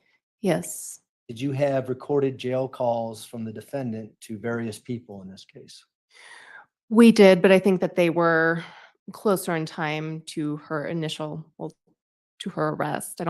If she was saying that they had occurred within that past month, I don't think we had any access to those. Did you ever see any phone calls where the defendant was speaking Russian to anyone on a phone? No. Did you see any phone calls where the defendant was speaking Spanish to anyone on the jail phones? No.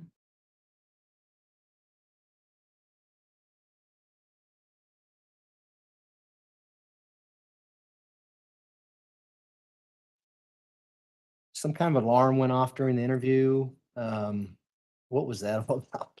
It was a fire alarm. They do them at the hospital every so often, and usually it's a drill. Okay. And so when that goes off, the defendant seemed to be worried about that. Yes. Did you see any change in her personality, any triggering event where she turned into someone else at that time? No.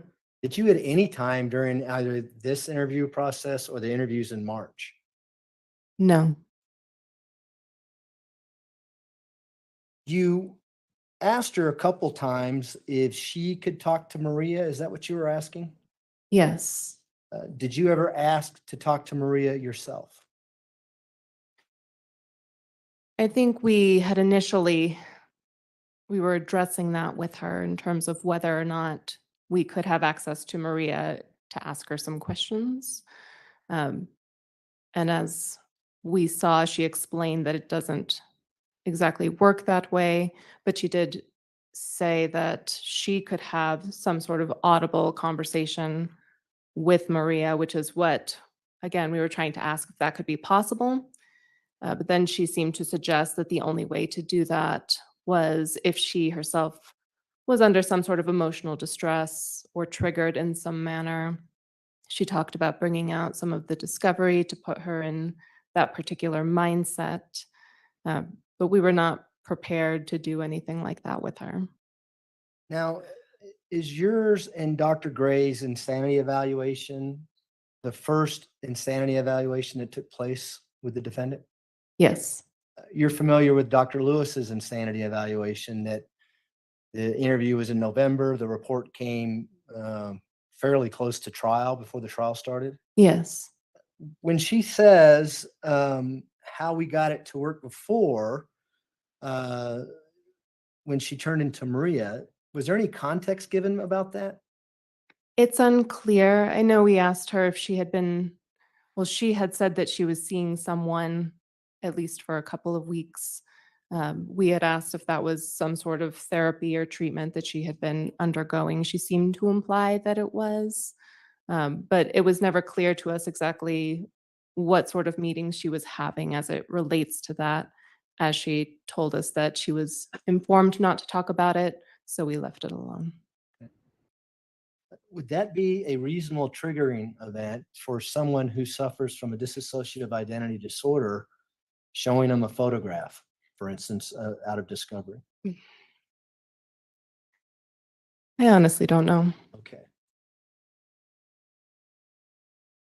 Dr. Gray was asking questions about whether or not when she was in school, other personalities help her get through school. Do you remember that line of questioning? Yes. And Dr. Gray asked whose name was on your assignments or words to that effect. Do you recall that? Yes. Why was that question asked? Do you know? Essentially, he asked that question because if Ms. Stauch did undergo schooling under one of her other personalities, you would think that that personality would be more in control than Ms. Stauch and would be filling out assignments using that personality's name as opposed to Ms. Stauch's name. And you recall her telling you that she had identification with regards to Maria Sanchez and that name? Yes. And she would use it to go across the border in Mexico and get back that way? I think she had said Canada. We'll talk about Canada as well. Did you ever see any identification with the name Maria Sanchez related to this defendant? No. Did you ask the defense to provide everything that you would need to make your determination with regards to insanity. Yes. Was that ever provided to you or Dr. Gray? No. Speaking of Canada, I'm not going to play this segment, or maybe I will, but let me ask you first. Do you remember her talking about it? And she talked a little bit about it in this last segment about having issues at the border and family members had to help her get back from Canada, that kind of thing. Yeah. Did you recall her telling you that she had a conversation with one of the Border Patrol agents about golf and Myrtle Beach and that kind of thing? I vaguely remember that. Do you recall her telling you that you could look at her passport and see that she's been to Canada? No, I don't remember Okay. saying that. Did you know that her passport's in evidence? I think I do remember that. You know that there's no stamp for Canada. I don't remember specifically the details of the passport at this point in time. I'm not going to ask you anything else about the passport then. Did you ask the defense to provide to you all the documentation of her prior medical visits? Yes. What did you get? From defense, I'm going to look at my report as it's listed here. Sure. From defense, we were provided with records from Naval Health Clinic from Charleston, North Carolina, Evans Army Community Hospital from Fort Carson, Colorado, and Fort Greely Army Medical Clinic from Greeley, Alaska. And these records detailed general medical and mental health treatment that was received from February 2016 through February 2020. We also got a letter that said it was accepting Ms. Stauch into intensive treatment at House of Freedom from Comiskey, Florida, but it was undated. We received Doctor's Care Carolina Forest records from Myrtle Beach, South Carolina, and this just documented one medical visit. So it wasn't anything related to mental health treatment. We got records from Grand Strand Regional Medical Center from Myrtle Beach, South Carolina. And these detailed, again, general medical visits. There wasn't anything associated with mental health treatment there. It covered varying dates in 2014, 2016, 2017, 2018, and 2020. We received South Carolina Department of Social Services employment records. We also received employment records from Whitefield School District. We received an unsigned letter from Rhonda Niederhauser. And that letter talked about stress-related health and mental health symptoms experienced by Ms. Stauch in December of 2019.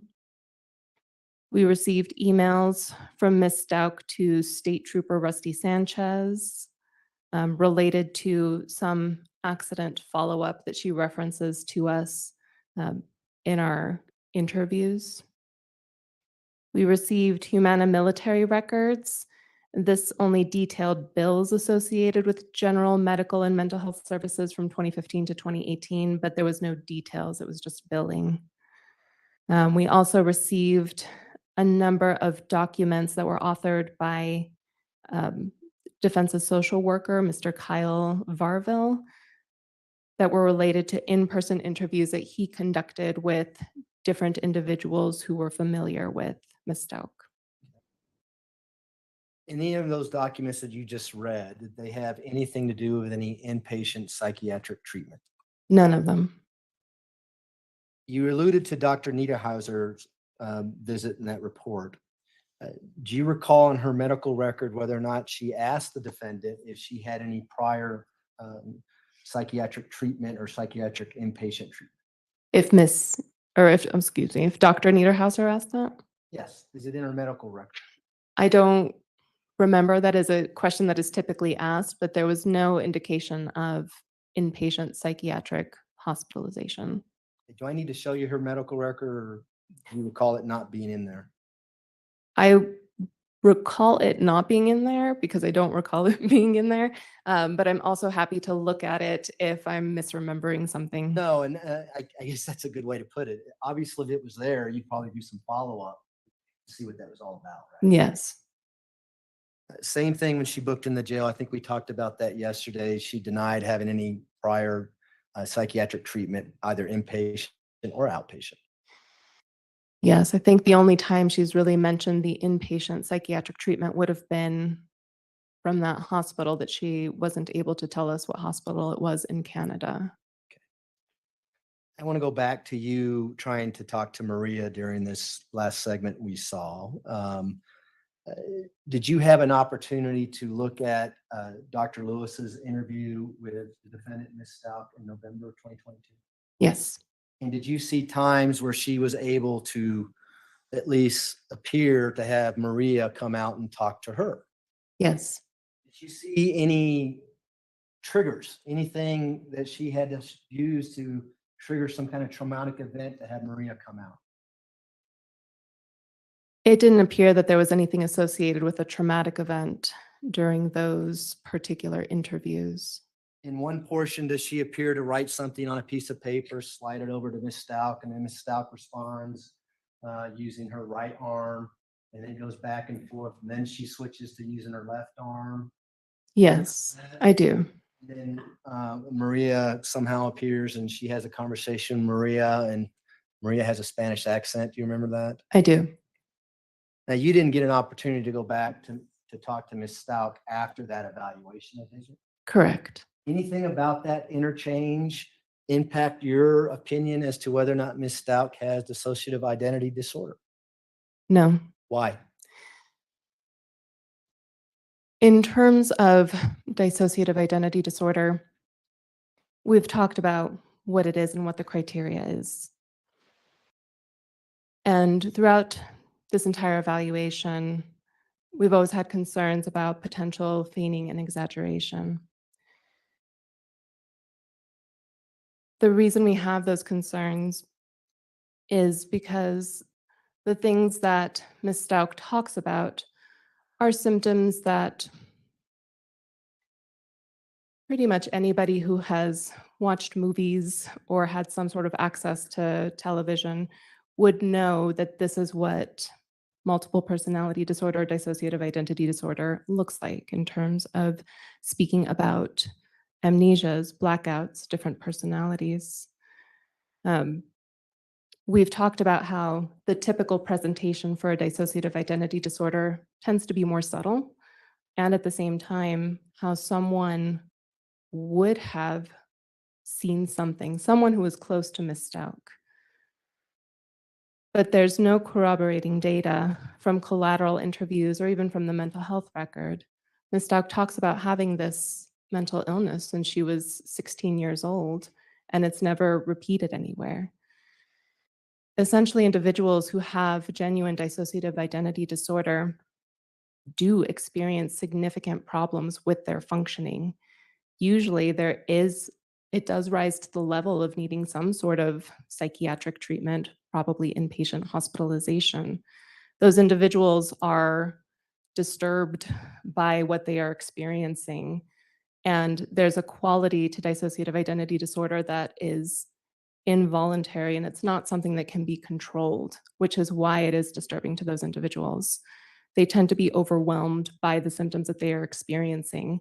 In addition to that, they tend to be ashamed about their experiences. So there's a tendency for them to essentially try to withhold some information, maybe minimize that information. They don't want to readily put it out there for people to know I have dissociative identity disorder. They don't enjoy having this condition.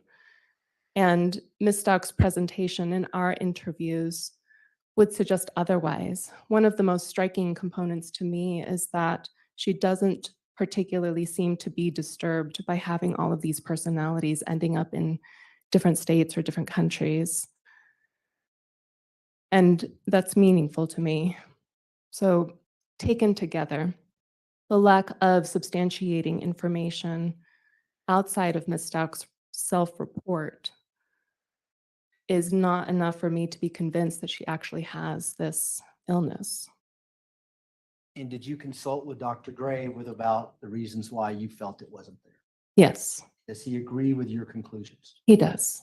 And I'm not going to ask you about that again when we go forward, but did you have enough information to rule it out, to not even consider it as a rule out in your diagnosis? We felt that we had enough to substantiate that this is not what was going on with Miss Stout. And even though another forensic psychiatrist, Dr. Lewis, wrote a report saying she does have this, she diagnosed Miss Stout with that disorder. Anything about her report or the interview that you reviewed change your and Dr. Gray's opinion? No, again, looking at the timeline of everything, considering the fact that we saw Miss Stout in 2020 for the competency evaluations, her presentation then, her presentation when we saw her for the sanity interviews, we noted that this claim of dissociative identity disorder and the symptoms that she was proposing, they change and they seem to increase over the course of the 2 years from the time of the offense to the time that we saw her and even to the time that she was seen by Dr. Lewis. Okay. I'm not going to show him your clips. We're going to talk about your report, okay? Is your report and the way it's written, is that dictated by Colorado statutes? Yes. Could you explain that to the jury? Sure. The Colorado statute indicates certain information that does need to be included in these types of evaluations. So the evaluation that we submitted is pretty standard, meets those requirements in terms of outlining Ms. Stout's background, all of the information that we had access to, the information that we attempted to seek but didn't actually get by the time we were able to do the evaluation. And then in terms of the sanity analysis, within our test, within our report, we have the culpable mental states outlined, what they are, what the definitions are.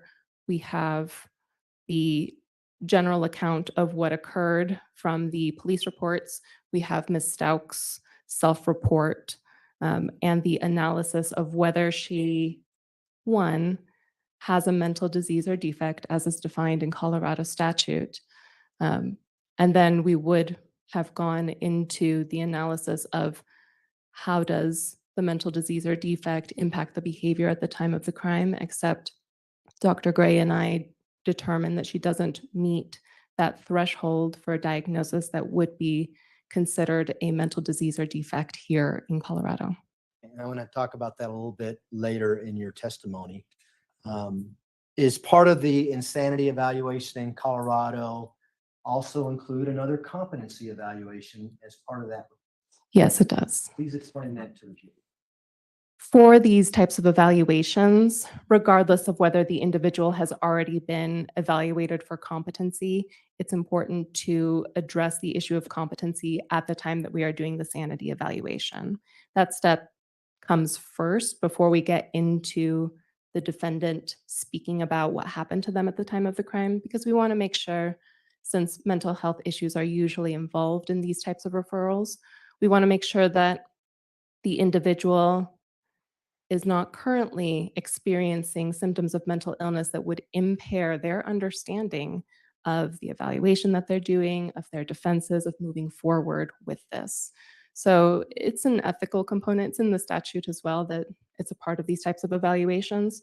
But if we were to find that somebody had a current mental health symptoms that were impairing their understanding of issues associated with court, we would stop the evaluation right there, refer them back to the court saying they were not competent so that they could get some form of treatment before returning to finish the sanity evaluation. And so obviously in this case, since you went forward with the evaluation, did you and Dr. Gray find her to be competent back in March of 2022 into June of 2022? Yes. And is that in your report? It is. Is your report 22 pages long? It is. Who gets this report? This report is submitted to the court. I believe we directly submit it to the clerk, who then distributes it to prosecution, defense, and the judge. So the basis of the report is to go to Your Honor, Yes. and then we get copies, Yes. and you get a subpoena, right? Sometimes. Okay. Who wrote this particular report? You or Dr. Gray, or Both of us. did you consult on the entirety of the report? We did. Essentially, I took the lead on one part and he took the lead on the other part, and then we reviewed each other's parts and added anything additional that needed to be there. Let's talk about what diagnostic impressions you had with regards to Ms. Stout as part of your insanity report. Okay. What did you find? Ultimately, we stuck with some of our impressions from when we saw her for competency. So we diagnosed the personality disorder with borderline and narcissistic qualities. We also provided a rule-out diagnosis for post-traumatic stress disorder versus unspecified anxiety disorder. And why did you not seek further information with regards to those two disorders? Regarding those two disorders, essentially, we felt that we had all of the information that could be provided to us at this time. We noted that in her history, there's a lot of mention of generalized anxiety disorder. We wanted to give credence to her self-report of the abuse that she experienced. She did report nightmares, some intrusive thoughts, the idea of flashbacks that could be associated with a post-traumatic stress disorder. There just wasn't sufficient information to reach the threshold to say with confidence she has these diagnoses at this point in time, or rather at the time of the alleged offense. Okay. Did you look at other dissociative disorders with regards to Ms. Stout besides dissociative identity disorder? We considered them. Were you able to make a diagnosis on any other dissociative disorders? No, the way that she presented her mental health symptoms, it was pretty clear that she was outlining symptoms associated with dissociative identity disorder. There are other dissociative disorders, but she doesn't quite capture the nature of those specific conditions. Is there anything else that I'm missing with regards to what you put in your report with regards to that disorder? Which disorder? The dissociative disorder. Anyone? Okay. Yes, we did not diagnose dissociative identity disorder. Now, I want to turn to the question of legal insanity. I think yesterday we talked about that being a legal term. Yes.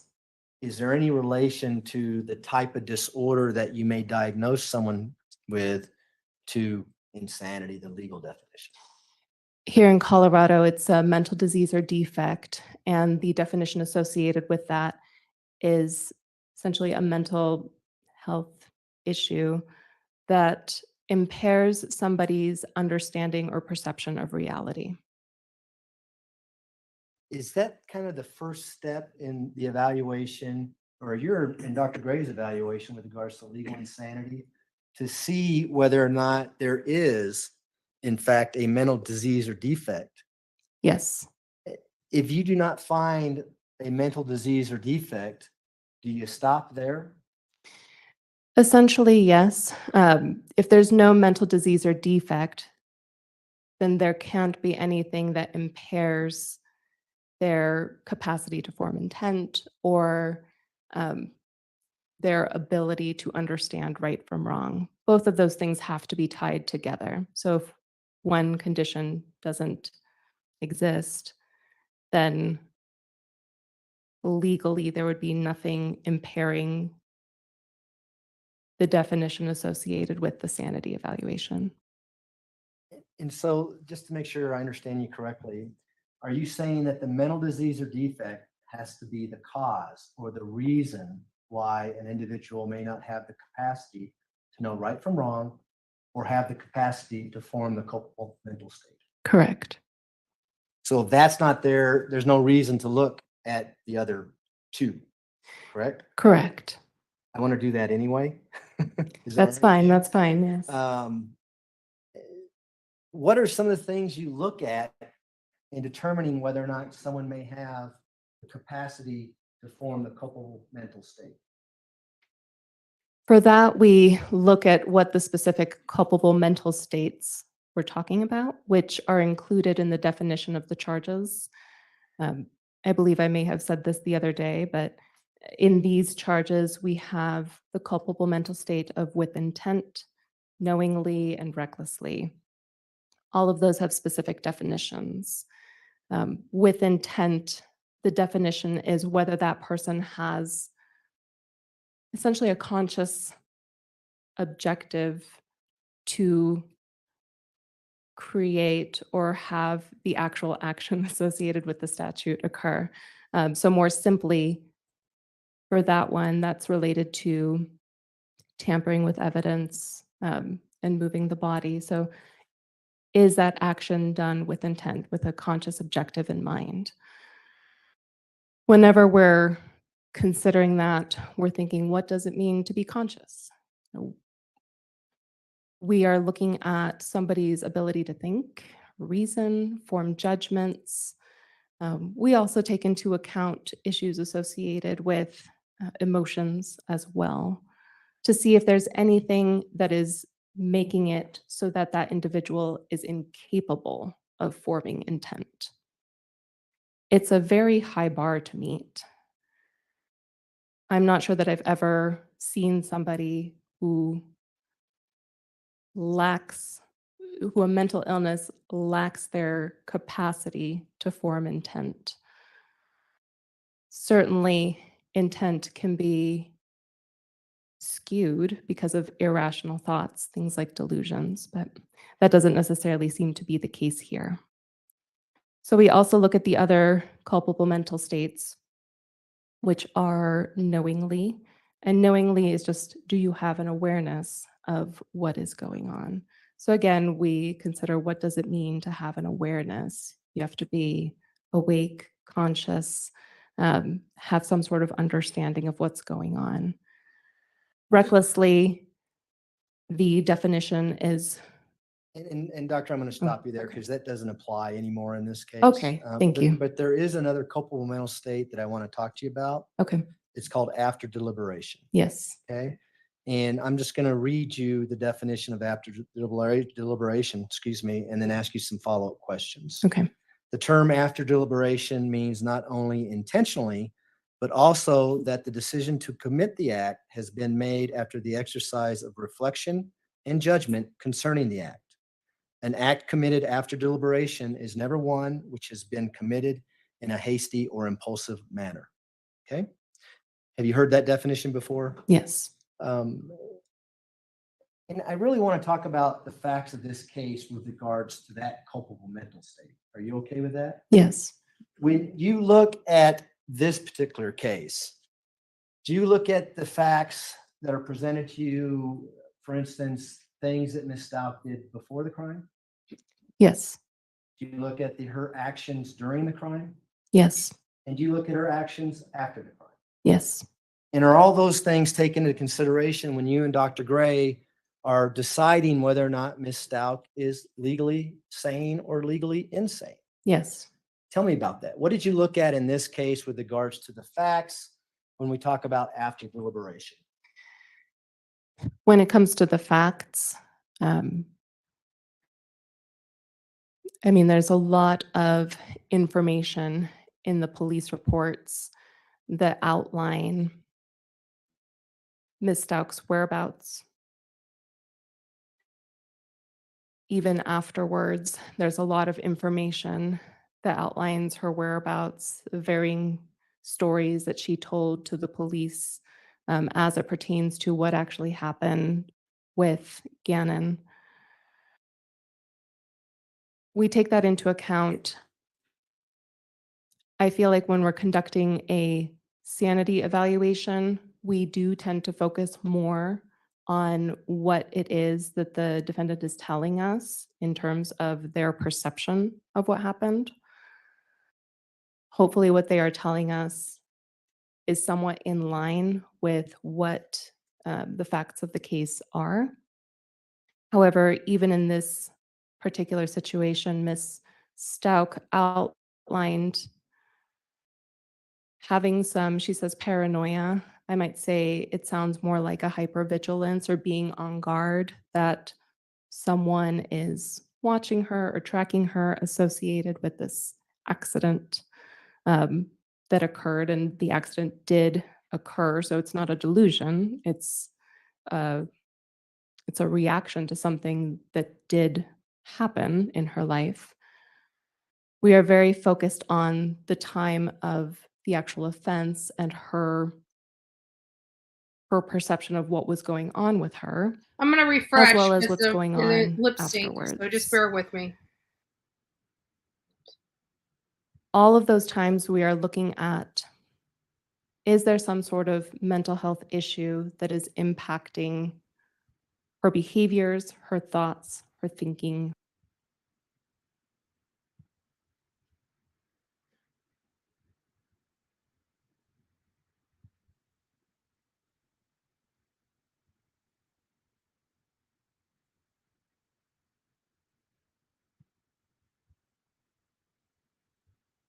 As I said, we're looking for a mental disease or defect.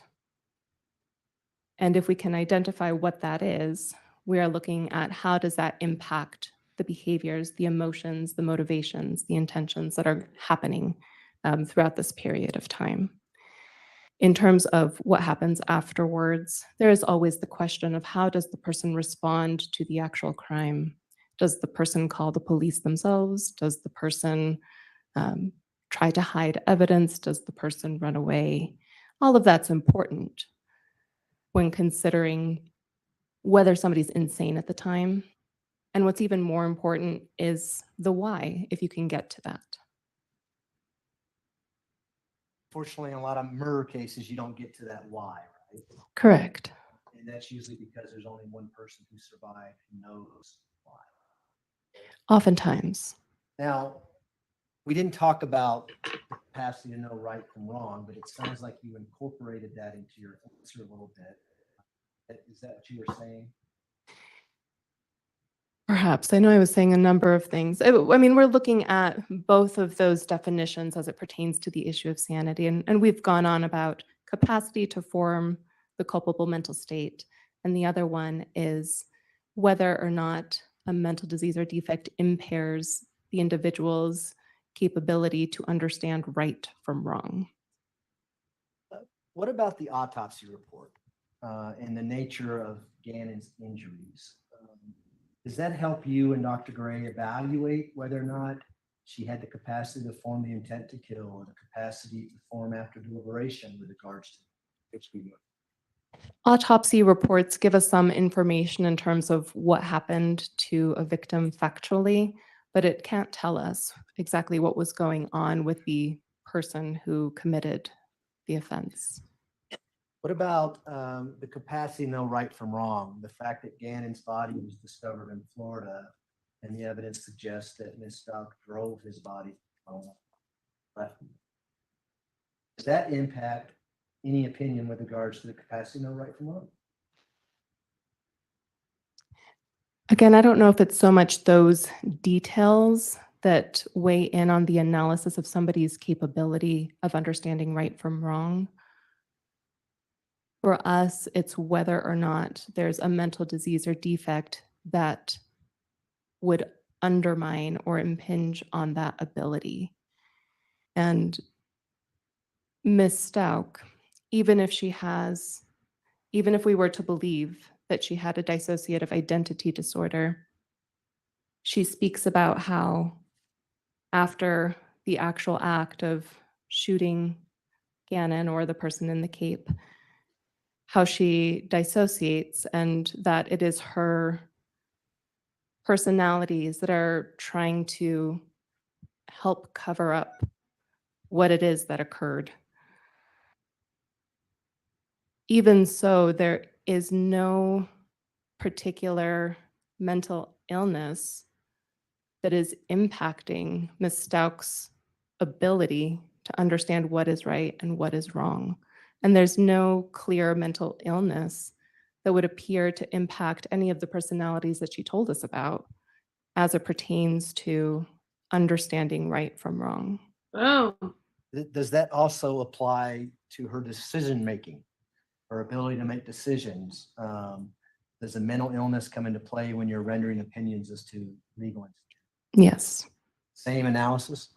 Same analysis, that there is no mental disease or defect that impairs her understanding of reality that would make it so that she was incapable of forming judgments or thinking things through.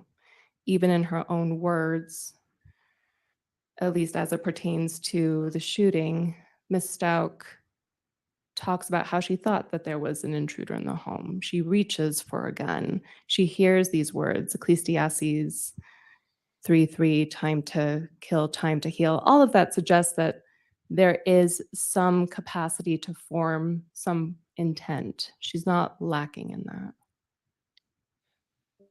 I think you answered this question already, but knowing me, I'm gonna ask it anyway. The diagnosis of other specified personality disorder with borderline and narcissistic traits, does that raise to the level of a mental disease or defect? It does not in this case. Ultimately, what is your final opinion, along with Dr. Gray, with regards to the defendant's sanity at the time that Gannon Stauch was killed? It was that Ms. Stauch was sane at the time of the crime. And did Dr. Gray sign the report, this 22-page report that you both authored? He did. And obviously you signed it as well? Yes. Those are my questions, Jared. Thanks. damn. She Cross-examination. attests that she was sane at the time she killed Gannon, which we believe she was under the Colorado definition. She was sane. Let's see how cross-examination goes.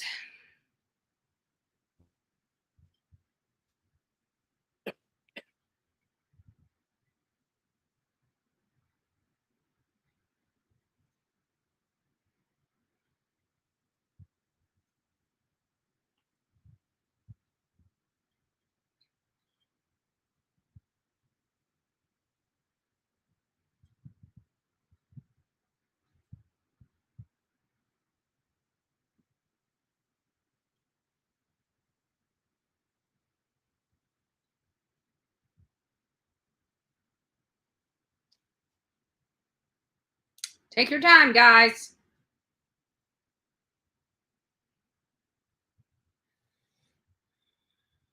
Dr. Torres, how are you? I'm good. How are you? I'm very good.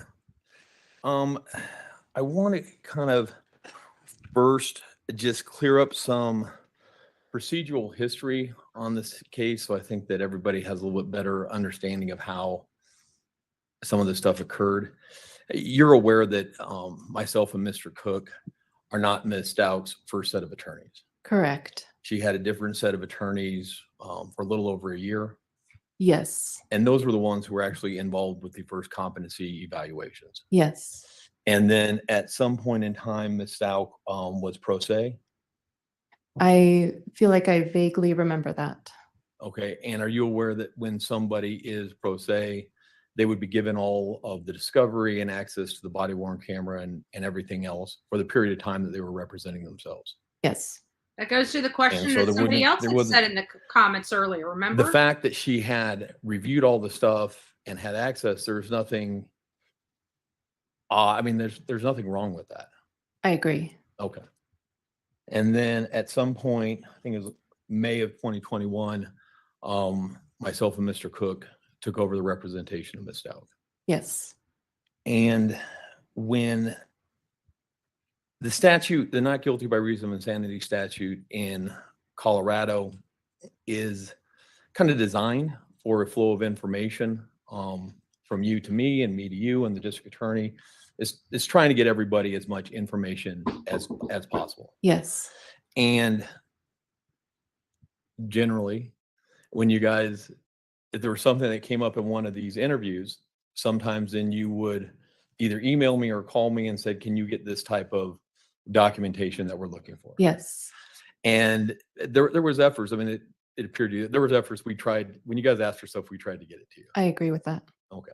And there was cooperation by the defense and the prosecutions. Everybody cooperated to try to get you guys as much information as possible. I believe so, yes. Okay.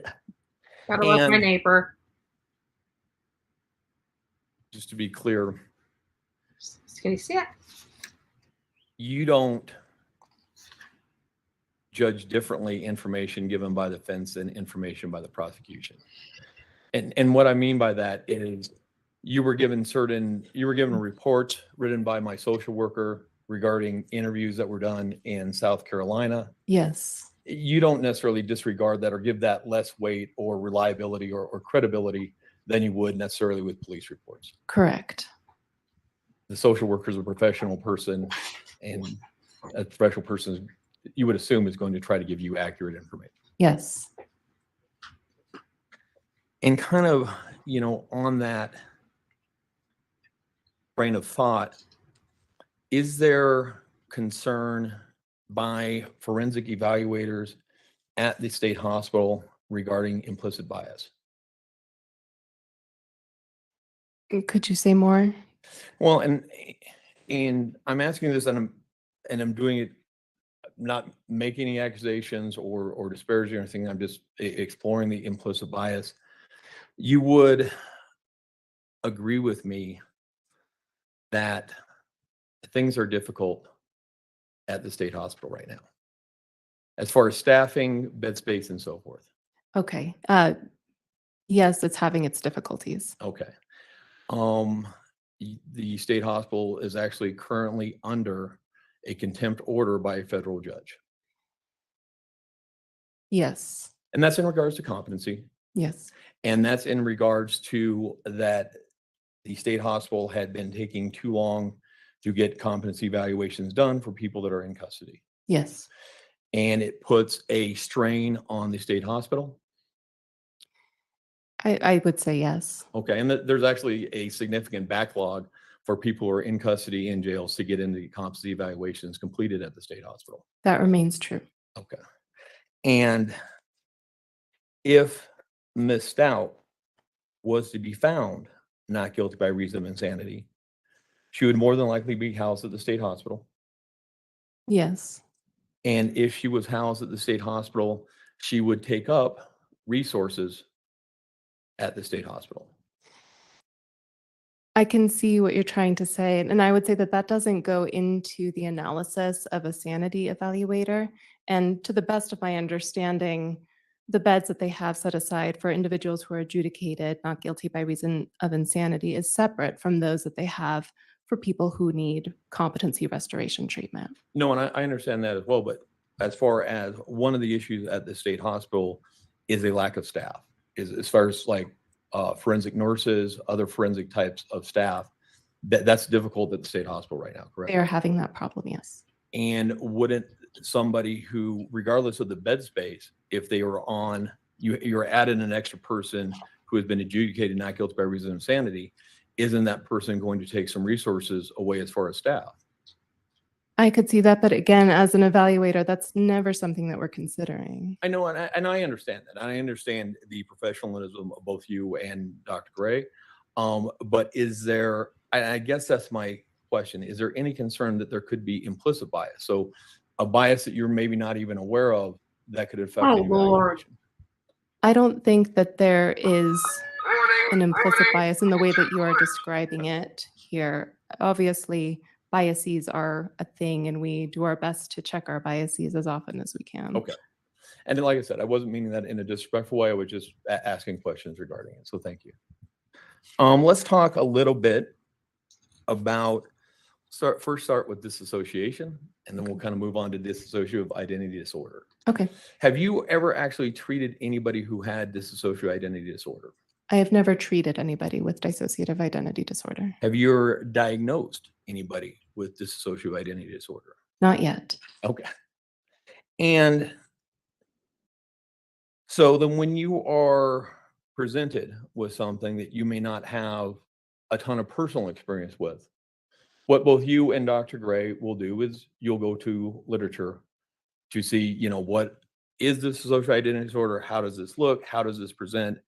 And you will use that in making your evaluation. Correct. And that's what you guys did here. It is. And you guys were actually kind enough. We had emails exchanged. I gave you guys some articles on dissociative identity disorder, and you guys gave me some articles and everything as well that end up actually a very lengthy book on dissociative identity disorder that you guys, use to make this diagnosis and determination is missed out. Yes. And so as far as disassociation, it's kind of a tricky term, isn't it? I mean, as far as what exactly it is, there's some differing standards, especially in the book that you guys gave me, as far as what exactly disassociation is and when it occurs and what causes it. That's one of the issues of the controversy around dissociation and dissociative identity disorders. Well, and let's talk, I mean, historically, it's been somewhat of a controversial diagnosis. Yes. It goes, I think initially there's diagnosis of it all the way back, the late 1800s, there was diagnosis of it.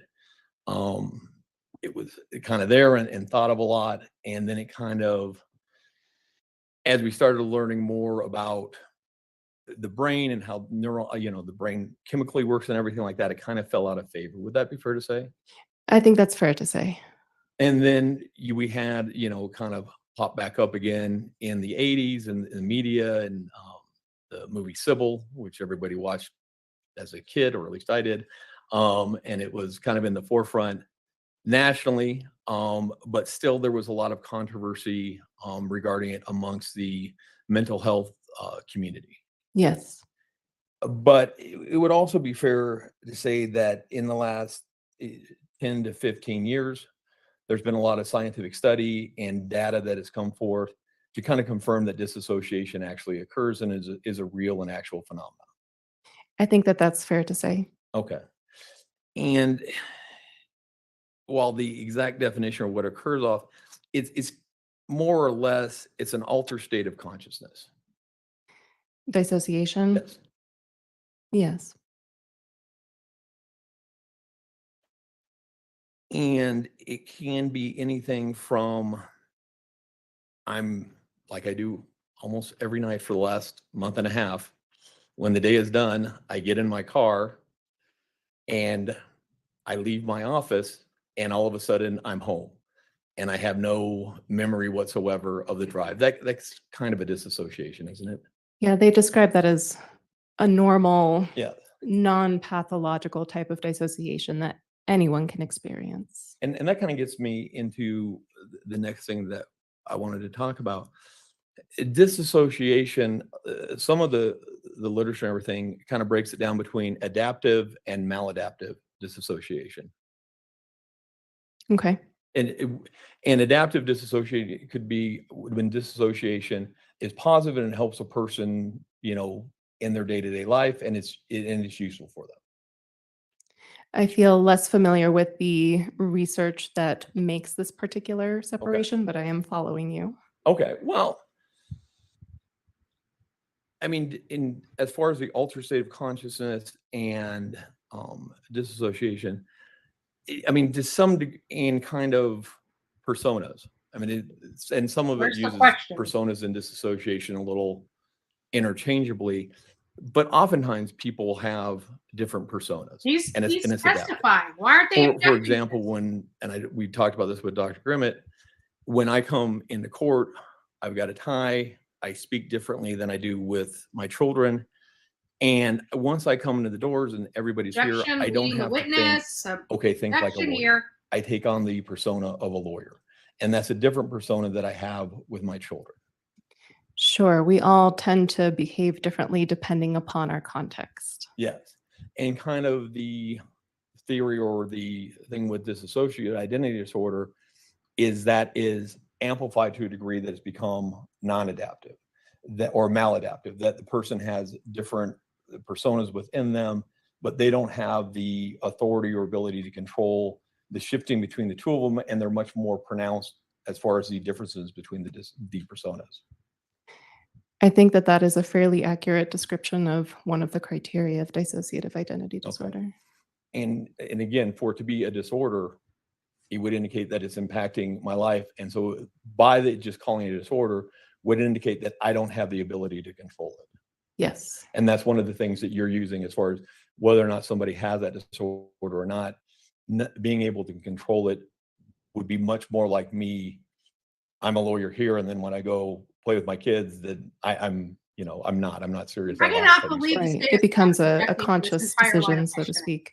And as well as with the idea of it being a disorder, that would suggest that it has to have some sort of impairment in your functioning. So is it impairing your relationships, your ability to work, your ability to have an education, some other part of your life? And also, a disassociation can affect how memories are stored. Yes. And to some degree, would you agree with me that that happens, that can be adaptive, and that can happen with normal people? For example, a soldier who is in war and has experienced trauma in that. So they have their soldier kind of persona, and then they come home, they're on leave or everything with the family, they'll have a different persona. Yes. And they may try to disassociate the memories of those traumas and keep those trauma memories over here while they're at home interacting with their family.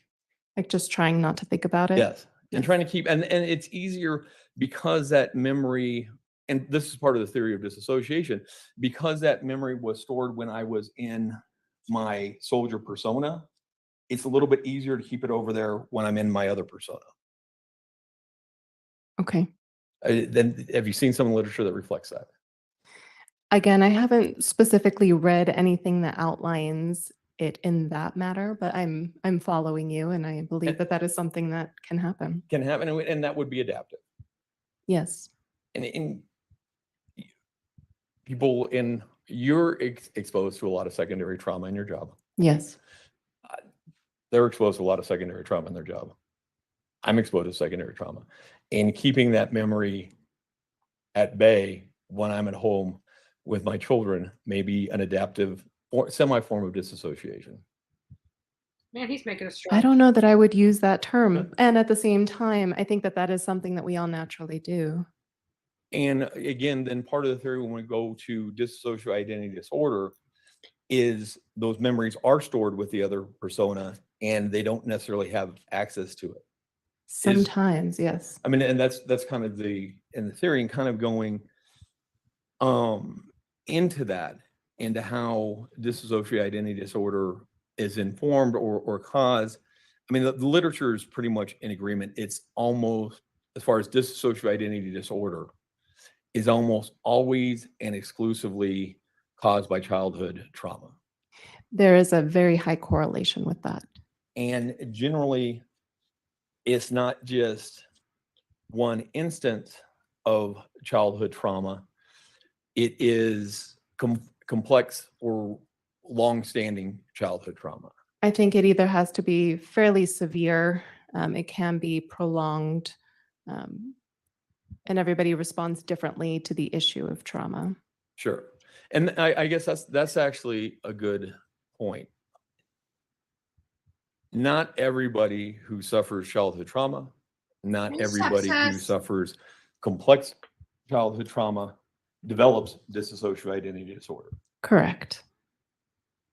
And what are the different types of factors that would cause somebody who suffered complex childhood trauma to develop dissociative identity disorder? Some of the factors are going to be related specifically to that person's personality, how sensitive they are to issues of trauma.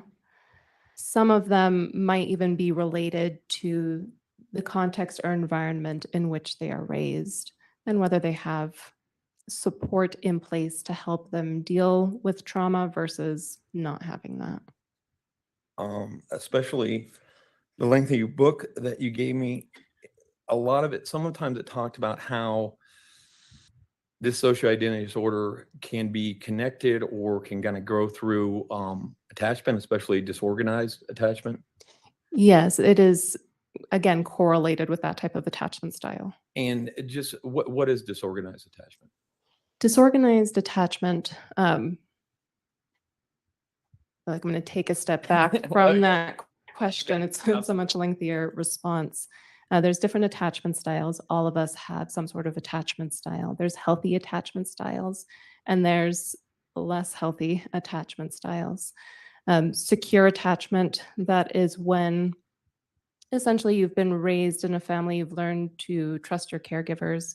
I would also go ahead and say that attachment is something that forms when you are very young, probably within that first year or two of life. So there's secure attachment whenever you have learned to trust your caregivers, that they will be there for support. And for the most part, relationally growing up, you don't tend to have too many difficulties as it relates to attaching to a romantic partner. And then there's less healthy forms of attachment. We'll just go straight to disorganized attachment. I think they also call it ambivalent, avoidant attachment. Essentially, whenever somebody is raised in an environment, and again, thinking you're very young when this happens or when this forms, where things are inconsistent, you yourself have some sort of confusion in terms of whether you can trust a caregiver or not. When we're considering issues of abuse when you are very young, it can result in problems in attachment style. This can affect your relationships in the future. Disorganized attachment or ambivalent avoidant, it's when, or is it anxious avoidant? Anyways, I think it's anxious. yeah, thank you. It is anxious avoidant. There is ambivalent attachment, but we won't get into that. Anxious avoidant is when you feel like you need that security, you want it, but you're not sure that it's there. So you might also be semi-avoidant to trust individuals. You see this in the push-pull that you sometimes see in relationships with people who do go on to develop a borderline personality disorder. And even in a dissociative identity disorder, as we've noted, that attachment style can be present. Okay. And Your Honor, would this be an okay place for a break? It's your call. I would, because I was going to play a video, but I got to get that hooked up. All right, So if we then could do that, that would be great. It'll work. We can make it work. Thank All you. right, ladies and gentlemen, we will take our afternoon break. If we can have everyone back in the jury room at say 3:20, we should be able to start on time at that point. Don't discuss the case among yourself. Don't discuss the case with anyone else. And with that, we'll see you at 3:20. All rise for the jury, please. And I'll show it to you here on break. It's a.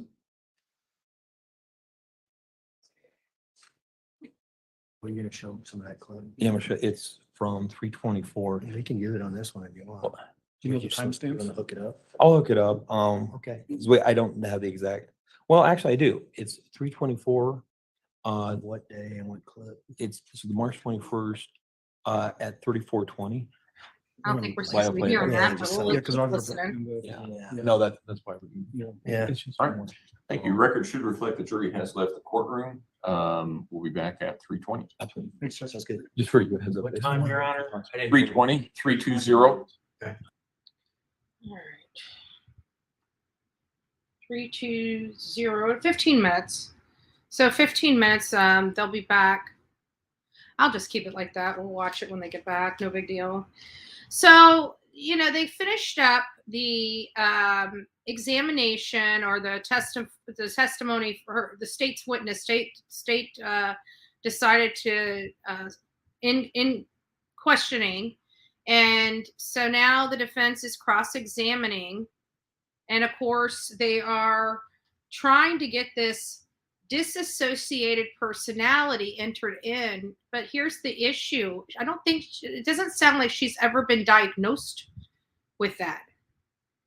So, and not only that, but like the expert had just testified, she does not believe, even if these issues are true, none of these personality disorders would prevent her from knowing what's right and what is wrong. And so now the defense is, and it's kind of weird. I don't know what he's trying to accomplish with some of the questioning he's doing, especially with the disassociation, because the types of examples that he's trying to use to understand disassociation are normal, everyday things that we all experience. So I don't know if that would really help the case at all, even if she would have said, now I like how she answered. She's like, this is common to everybody. And I don't know if I would use disassociation to describe that behavior or that, experience. And she's right, because none of us would use disassociation to describe that. But but even if you did equate that to disassociation, it's a common type of disassociation that really doesn't help, prove sane or insane for his client, which is what he's trying to prove. So if he's, hey, Dolly, what's going on? What's shaking, bacon? Free bird? You're like, I don't even know why you like dogs. You're like a cat. You have 9 lives. Oh, that's great. That's great. But disassociation, but he's doing it from the point of things that everybody does. He's not showing us like the huge difference, the huge difference of what makes his client insane because of the disassociated personality. And he wasn't even harping on that Wednesday. He was actually harping on a different illness, borderline personality disorder. And the first evaluation that they had, the experts did agree that they thought that, that some of her behaviors mimicked personality disorder, borderline narcissistic features. And that came from one of their experts. So it's like, we're not saying this chick ain't messed up. She's insane in the membrane. She's just not insane to the letter of Colorado law. There's something definitely wrong with her. I'm still in shock. And then she goes into, I don't know how many times she's going to literally recreate a story that happened.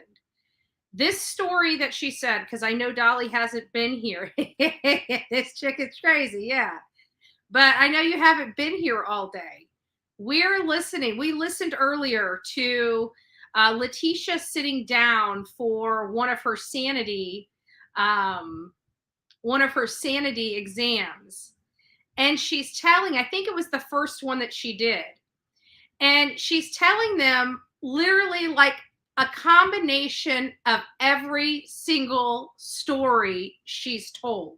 So now it's like she's taken a piece of this story, a piece of this story, a piece of this story, and she's just going through it. Meanwhile, she's just talking in circles. She never really answers any of their questions. It is insane. And then she's trying to say it's because the boy's in a freaking cape, and she thought it was her stepfather. But we would believe that. Well, we wouldn't believe it, but we'd half believe it if it wasn't for the other testimony of the web searches talking about how she hates her stepson. And if you should rewind it, because we've got it as well, Dolly. It's the only time she really showed what I would consider genuine emotion was in this examination, and it's when she had to talk about her doing something to Gannon. It's like she couldn't do it, but she starts having like an emotional response, and it's the only emotional response we've ever gotten out of her. But it wasn't for him. It was for her. It was for her.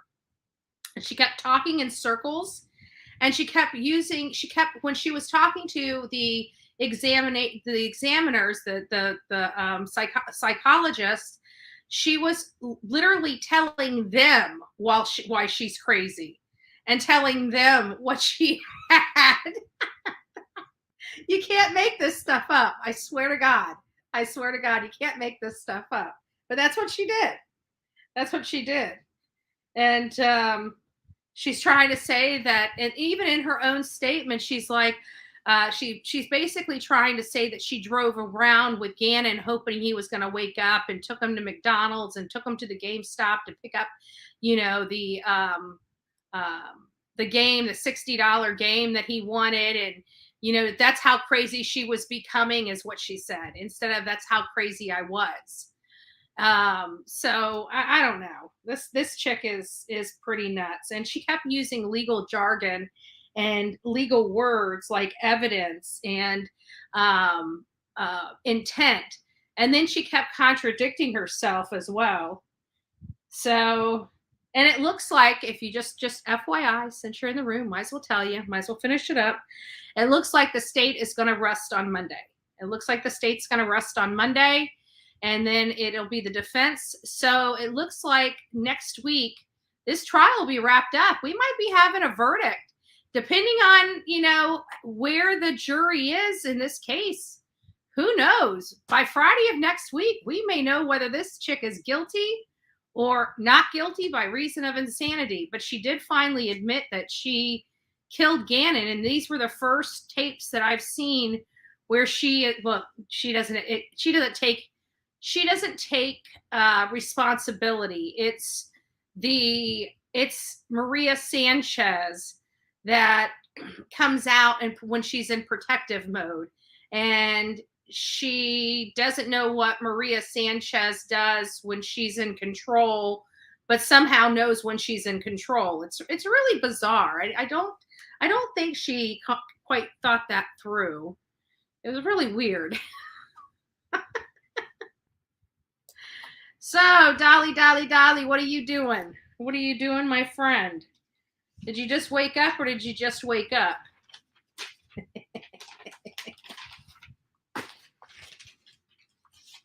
Also, if you missed it Wednesday, it may be possible the judge told Letitia all her rights that she has.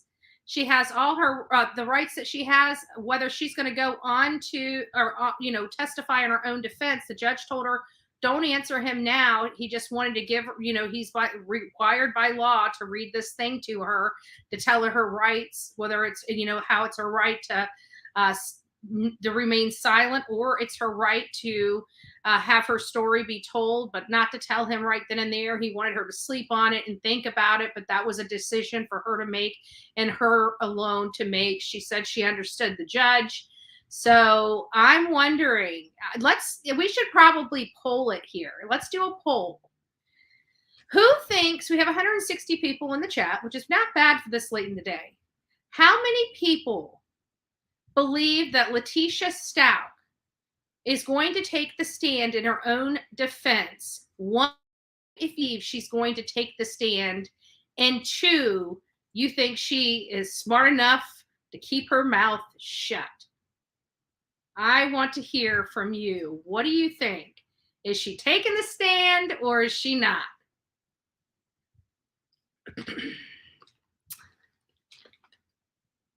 That's what I want to know. Yeah, of course she's full of crap. I think at this point, everybody, and it makes it difficult, because how can you believe anything this woman says? I mean, even if she does take the stand, there's not a person in the world that's going to believe one bit of information that comes out of her mouth, because she is a compulsive liar.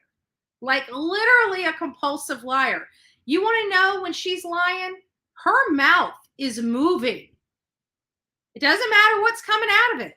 If those lips are moving, that lady is lying. That's the only thing that I know for a fact after this trial. I have never heard a woman spin so many tales in my entire life. Ever. Ever, ever, ever, ever, ever. It's completely funny. She never mentions these personalities to Albert in these phone tapes. Good point, Linda Lou. Good point. Good point. If she goes on the stand, I wonder who'll be. Maria, Janelle, Taylor. Don't forget Nicole. Don't forget Nicole, Jennifer. Maybe Nicole. That was the name in the phone too. Maybe Nicole. So a lot of people. I am surprised. I am certainly surprised how many people believe she's gonna take the stand. I think more people that at least voted 1 and 2, I believe more people voted 1 that they believe she's gonna take the stance than we have 2. Well, I'll be. But you know what I said? I didn't think Alec Murdaugh was stupid enough to take the stand. Remember, I said that. And that was the worst mistake he could have done. He opened himself to a lot of additional discovery because there was stuff that they weren't allowed to talk about. But when he got on the stand and his attorneys asked him stuff, it opened that Pandora's box, and the state could just start looking into it, bring in witnesses to now dispute it. I mean, it was bad. So I wonder what is excluded in this case that the defense is going to open the Pandora's box, because remember, the defense did that a lot. I think it's probably, you know what? And now that we're looking back on this case with these attorneys, these defense attorneys, it probably was good trial strategy not to challenge a lot of the information here, because it did limit their exposure and opening a box that is seemingly closed at the times. And none of this stuff really mattered because, again, she changed her plea from not guilty to not guilty by reason of insanity, and basically admitted to being the one responsible for Gannon's death, but is telling us that she should not be found guilty because she was insane at the time she killed him. So I don't believe that to be a true statement or a true story, but we're not the jurors. We don't know. We don't know. Oh, May asked, did she really eat poop? Let me find your thing so I can put it up here. Give me a second.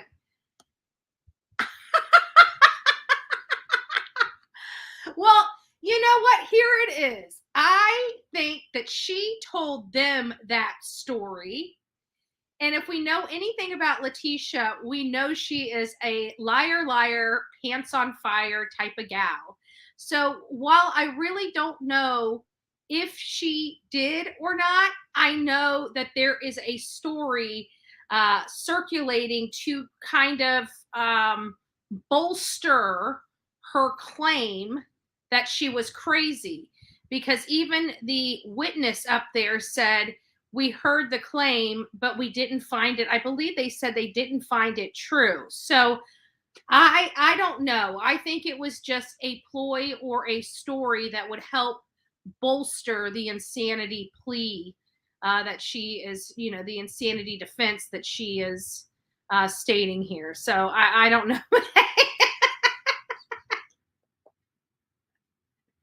I don't think anybody in this chat would be crying if she did. We'd all be thinking karma, just desserts. No pun intended. Right?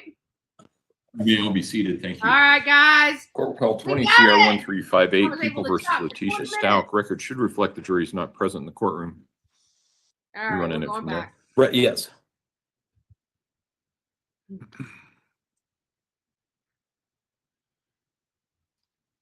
Oh, all right, look at that. Want to be? That is where I want to be. Oh, you're already there. Dr. Torres, I just remind you that you're still under oath. Now, it sounds like we're good to bring the jury in then? Yep. Okay, let's go ahead and bring the jury back.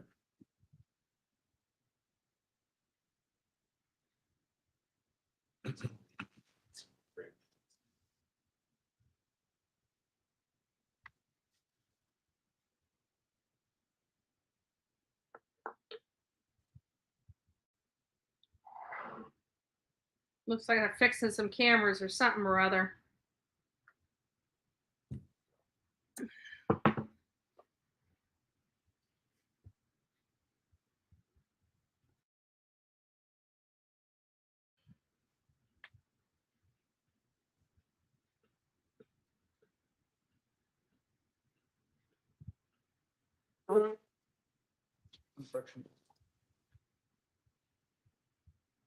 All right, so this is still cross-examination of the state's expert. She is a forensic psychologist. She's an All right, for expert the jury, please. forensic psychologist that interviewed Letitia Stout several times.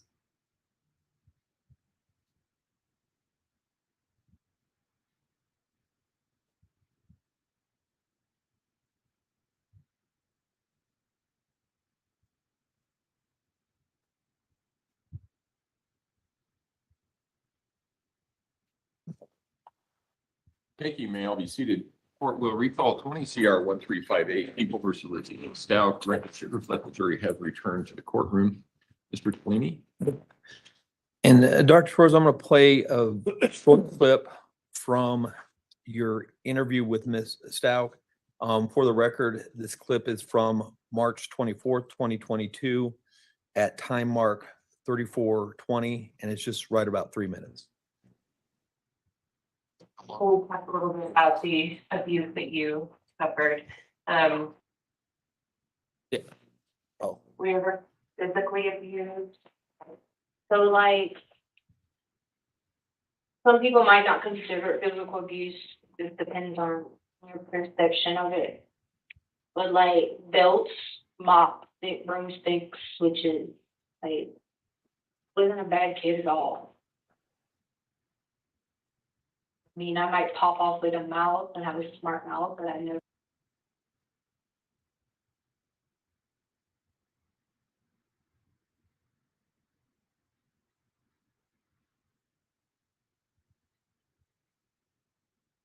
We're having some technical, let's give it a second. If not, then I'll just ask you about it. Yeah, their internet there.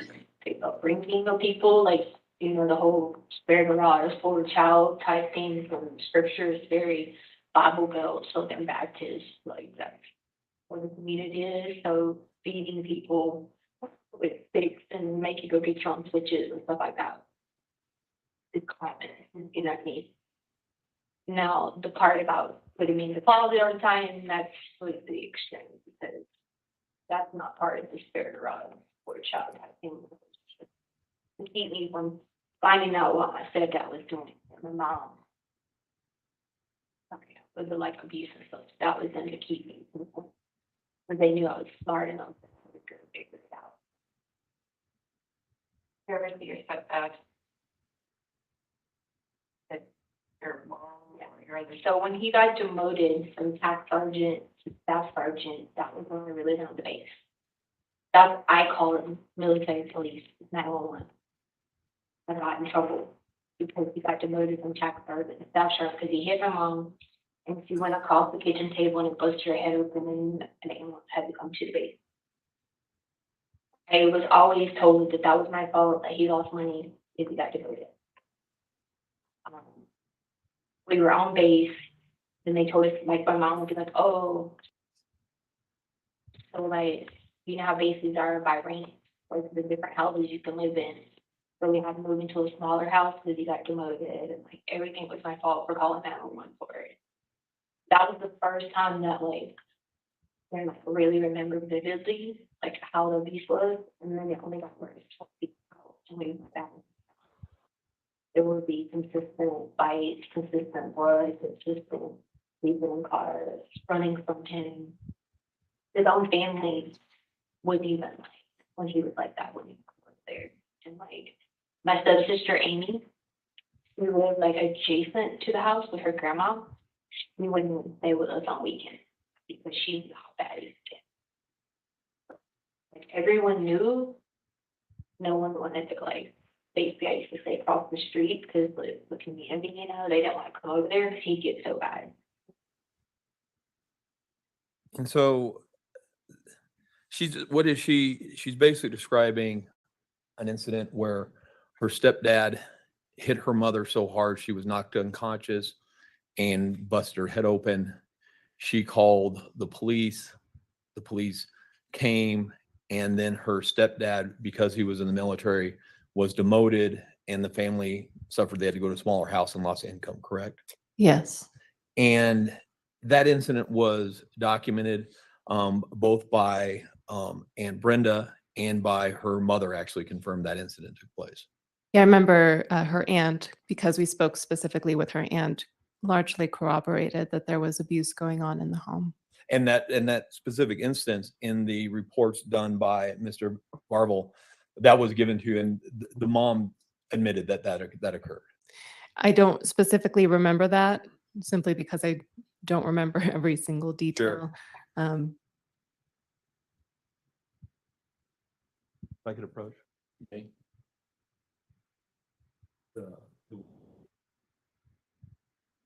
I'm approaching you with the report from the social worker that we provided to you. Thank you.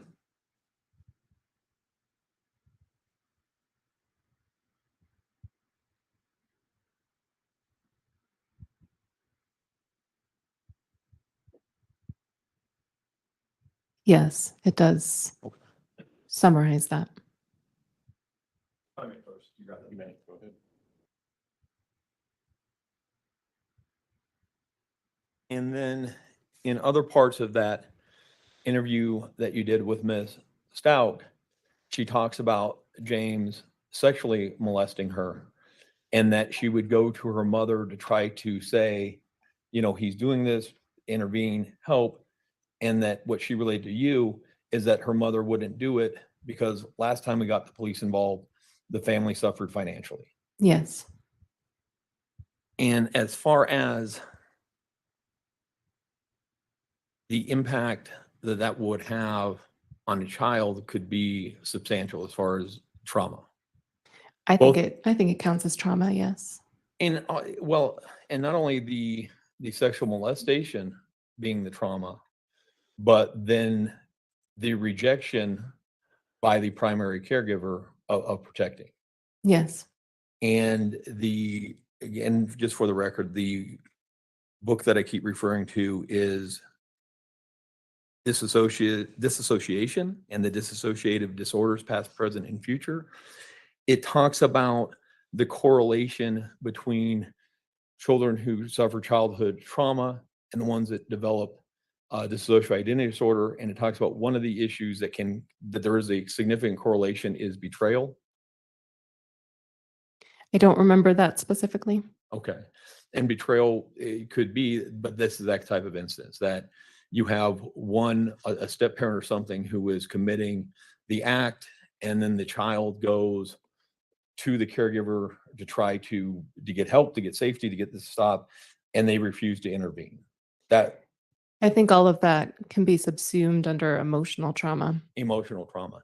And kind of when we're talking about the phenomena of dissociative identity disorder, this would be the type of thing that could cause it in a child who still, I mean, she's describing the sexual trauma starts 9 and continues on until she leaves home. Yes. And so a 9-year-old child still needs their mom. They still even need, the stepdad for food, shelter, and kind of how we went back to attachment. Children need emotional support as well. And so they need that attachment from their caregivers, correct? Yes.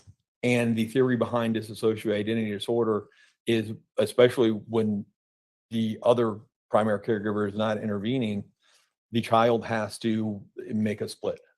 And the abuse memories, the emotional trauma goes in one personality, and those memories are shielded from the other personality, who can then go to the mom, go to the stepdad for food, shelter, and emotional support. That is the theory around how dissociative identity disorder can come to be from issues of trauma. Okay. And both the reports that we gave you and your interview with Aunt Brenda described a very turbulent upbringing. I agree. I mean, it seemed James was a very violent and abusive alcoholic. Yes. And while there was no direct corroboration of the molestation, would you agree with me that James seemed to engage in conduct that it would at least raise concerns regarding molestation? Yeah, we're not negating Okay. the abuse that Ms. Stout says that she experienced when she was young. And there is some comorbidity between pedophiles and substance abuse in the DSM-5.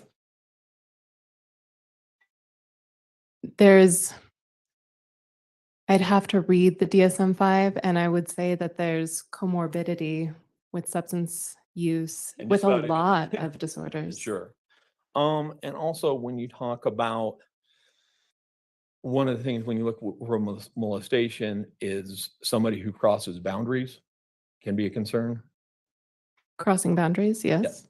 So, and there was documentation that Aunt Brenda talked about to us, and I believe with you, of James would often walk around in his underwear with the kids present.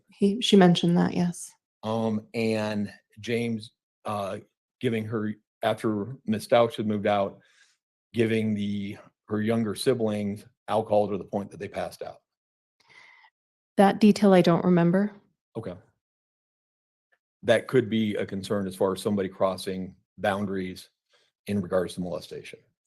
It's certainly a concern about parenting behavior. Sure.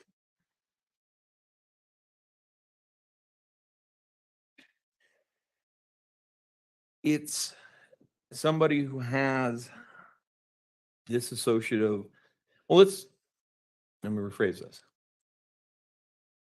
The theory and the literature seem, the theory and the literature supports that dissociative identity disorder is a defense mechanism, is primarily a defense mechanism dealing with substantial childhood trauma.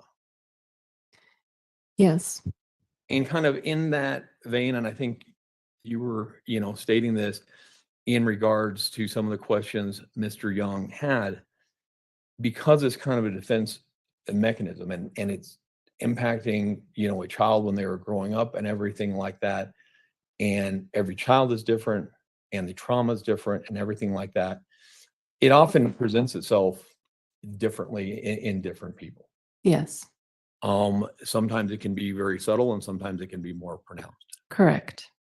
And there's lots of theories, but nothing really definitive for an explanation as to what causes severe substantial DID and what causes minor DID, or what causes a child who could suffer this horrible type of trauma and seem to relatively function okay, and another child who could experience this type of trauma and be an absolute mess. Correct. There's no consensus. There's no, and that's with a lot of psychiatry. It's not, I don't want to say not an exact science, but there's a lot of nuance to it because it's how different people's brains develop and how they react to different factors. Correct. There is some differences amongst how much memory would be shared between different personas. Yes. And there are differences between how aware, and for lack of a better word, I'm going to use the term host persona, how much awareness they would have of the other personas. There appear to be differences between different people with DID. Yes. And how much memory would be shared between, and again, I'm going to refer to a host persona and memories that were encoded in other personas. How much of that is shared? It appears to vary between individuals who suffer from this disorder. Yes. And there's lots of things that we look at in determining if somebody has the DID. And obviously, well, one of the main things that we would look at initially is, was there childhood trauma? Because it almost seems you don't get DID unless there's childhood trauma. Would you agree with that? That would be one criteria. Okay.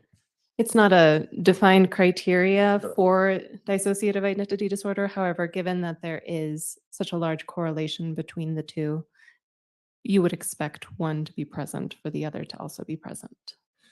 And I've seen different literature as far as the occurrence of dissociative identity disorder, anywhere between 1.5% of the population all the way up to possibly even 6% of the population.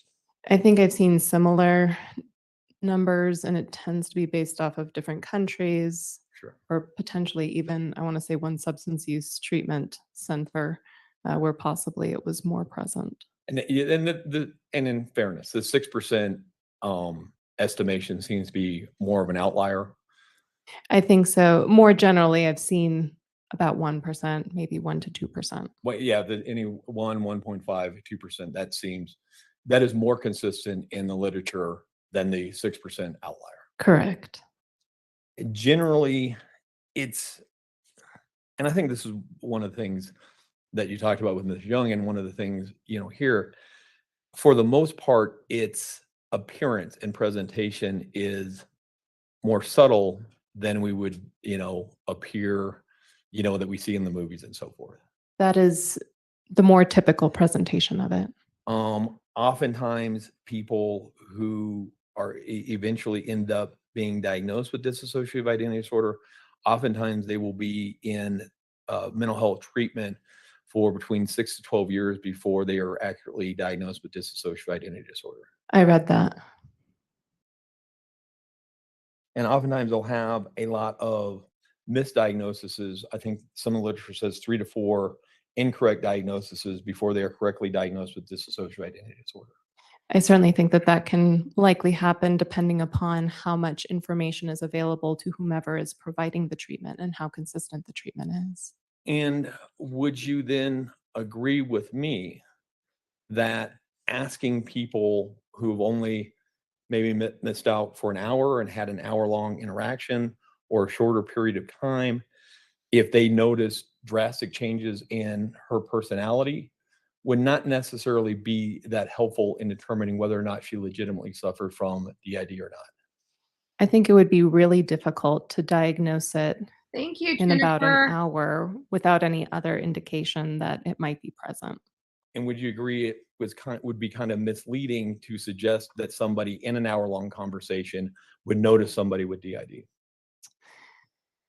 Just off of observations, I think it's unlikely to happen. Okay. The DSM-5 indicates that one of the conditions that people with DID will initially seek treatment for is obsessive compulsive disorder. I don't specifically remember reading that in the DSM. It also wouldn't surprise me that people might seek treatment for issues of depression or anxiety. And the records that we have given you, I mean, they definitely document that since 2016, Ms. Stout had been seeking treatment for anxiety. Yes. And we do have records from 2013. We don't have specifically, but there appears to be billing in those records that she was seeking mental health treatment since 2013, while we don't know exactly what that treatment entailed. Correct.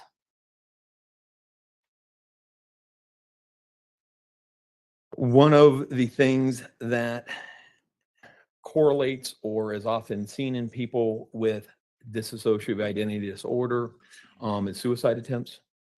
You do see that. Ms. Stout talked about being in a turtle suit. When she was at the jail. turtle suits at the jail you're aware of put on people who have attempted suicide. Yes. One of the things that you will see in people with dissociative identity disorder oftentimes is a sporadic work history. Yes, you do see that. And in some of his interviews that you have reviewed of Mr. Stout talked about Mrs. Stout's sporadic work history.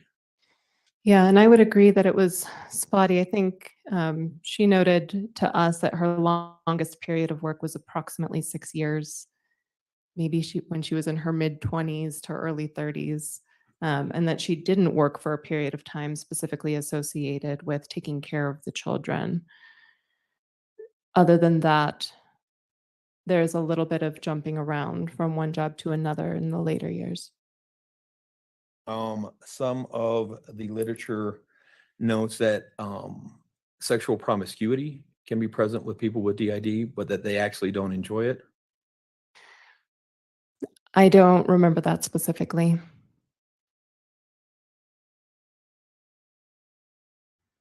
Thank you, Jennifer. I submitted an article, Dissociative Identity Disorder, a Controversial Diagnosis by a Dr. Paulette Gillig. If I could approach with it. Sure. Go ahead. I can give you my another copy of it. Oh, if you got a copy. Yeah.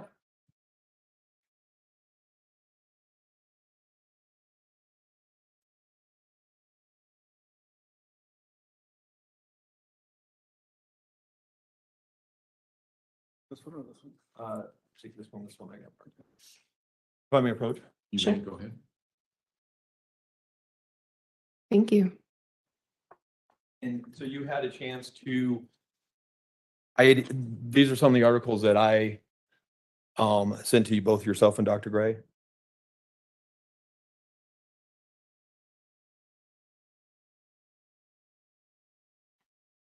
This one does not look familiar. And I printed out the 8 articles you sent me and read 6 of the 8.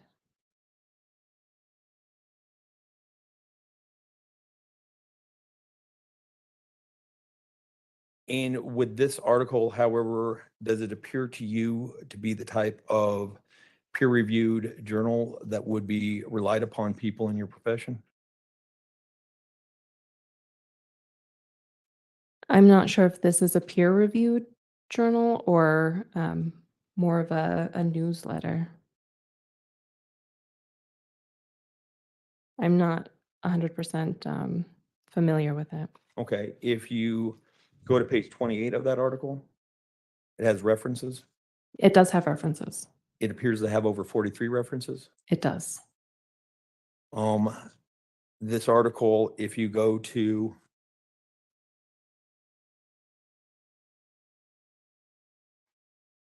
page 27 of that article, in regards making the diagnosis a clinical description.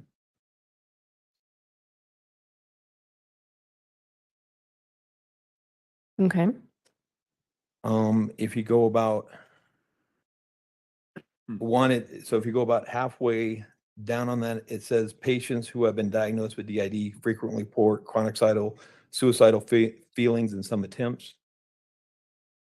Yes. And that would be consistent with other literature that you've seen. Yes. Sexual promiscuity is frequent, but patients usually report decreased libido and have inability to have orgasm. It does say that. We've given you a lot of medical records of Ms. Stout. Yes. Are you aware, do you recall those medical records? She's had multiple treatment for sexually transmitted diseases. I don't remember that specifically. Also had both multiple miscarriages and terminated pregnancies. That I do remember. Could that be consistent, especially the terminated pregnancies? Could that be consistent with somebody with DID? For example, one persona wanting to get pregnant and have a child and another persona not. I suppose that could happen. I also don't know that it would be specifically consistent with the diagnosis. It's not outside the realm of possibility. Okay. One of the things that the literature indicates to look for or can be a sign of DID is depersonalization. Yes. And that could be talking about oneself in the third person. Could that be a sign of depersonalization? Not necessarily in and of itself. But it could be. I'm not asking for it in itself. Sure. Okay. Well, depersonalization is more of a subjective feeling of feeling detached from one's body. So I'd say just because somebody speaks about themselves in the third person doesn't necessarily mean they're having that experience of depersonalization. And just would you agree that using different names could be an indication of dissociative identity disorder? I think that's one of the indicators that one would look for when it comes to the different personality states. And it's verified from both Al Stout and Harley Hunt that Ms. Stout did use the name Taylor. Yes. Are you reviewed the discovery in the case? Yes. Do you recall an FBI report regarding somebody who was in training to become a flight attendant at Spirit Airlines? I remember Ms. Stout wanting to become a flight attendant. I don't remember this detail where it was coming from or specifically what the FBI report said about it. I may approach? You may. This is an FBI report dealing a conversation with Maria Boyer. Look at that.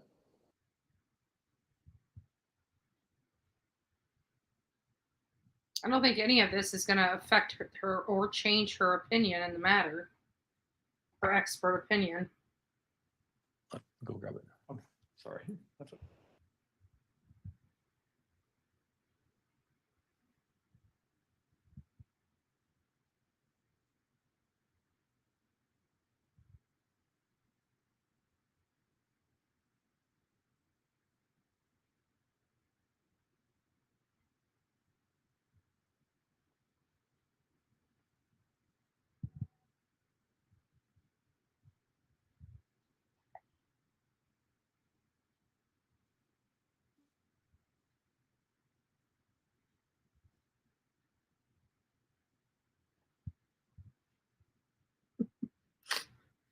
They're telling me, Jennifer, you did it again. I can't see it on the back side of here, but thank you. God bless you.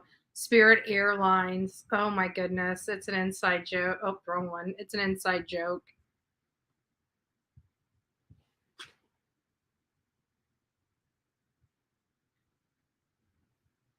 Well, she's making sure she understands before she answers. God bless her for that. She's not going to get caught.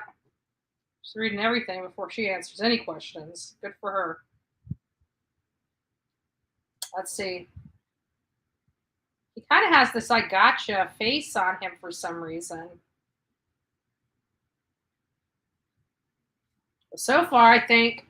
That was bullshit. Just saying.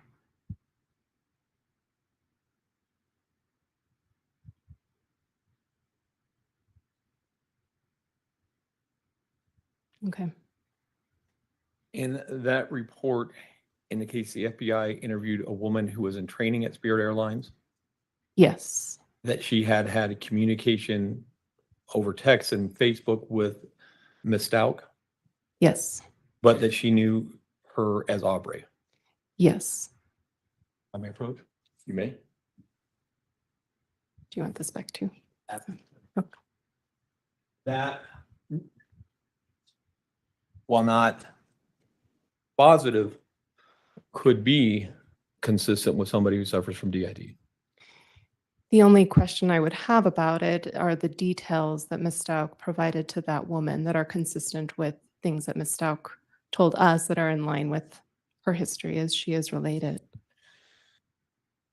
Part of the thing, when the report by Dr. Lewis was provided to the district attorney, there were some underlying data that was, or underlying things that she based that on that was provided as well. Was that shared with you?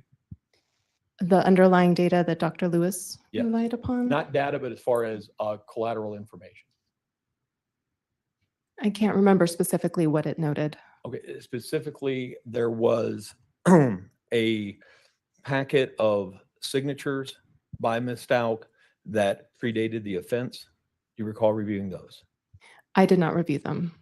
Would somebody having different signatures as far as how that signature is presented, that predates the offense, could that be evidence of DID? Possibly. Okay. I'm gonna ask, what is the difference between structural disassociation and alterations in consciousness? Structural disassociation and alterations in consciousness? Yes.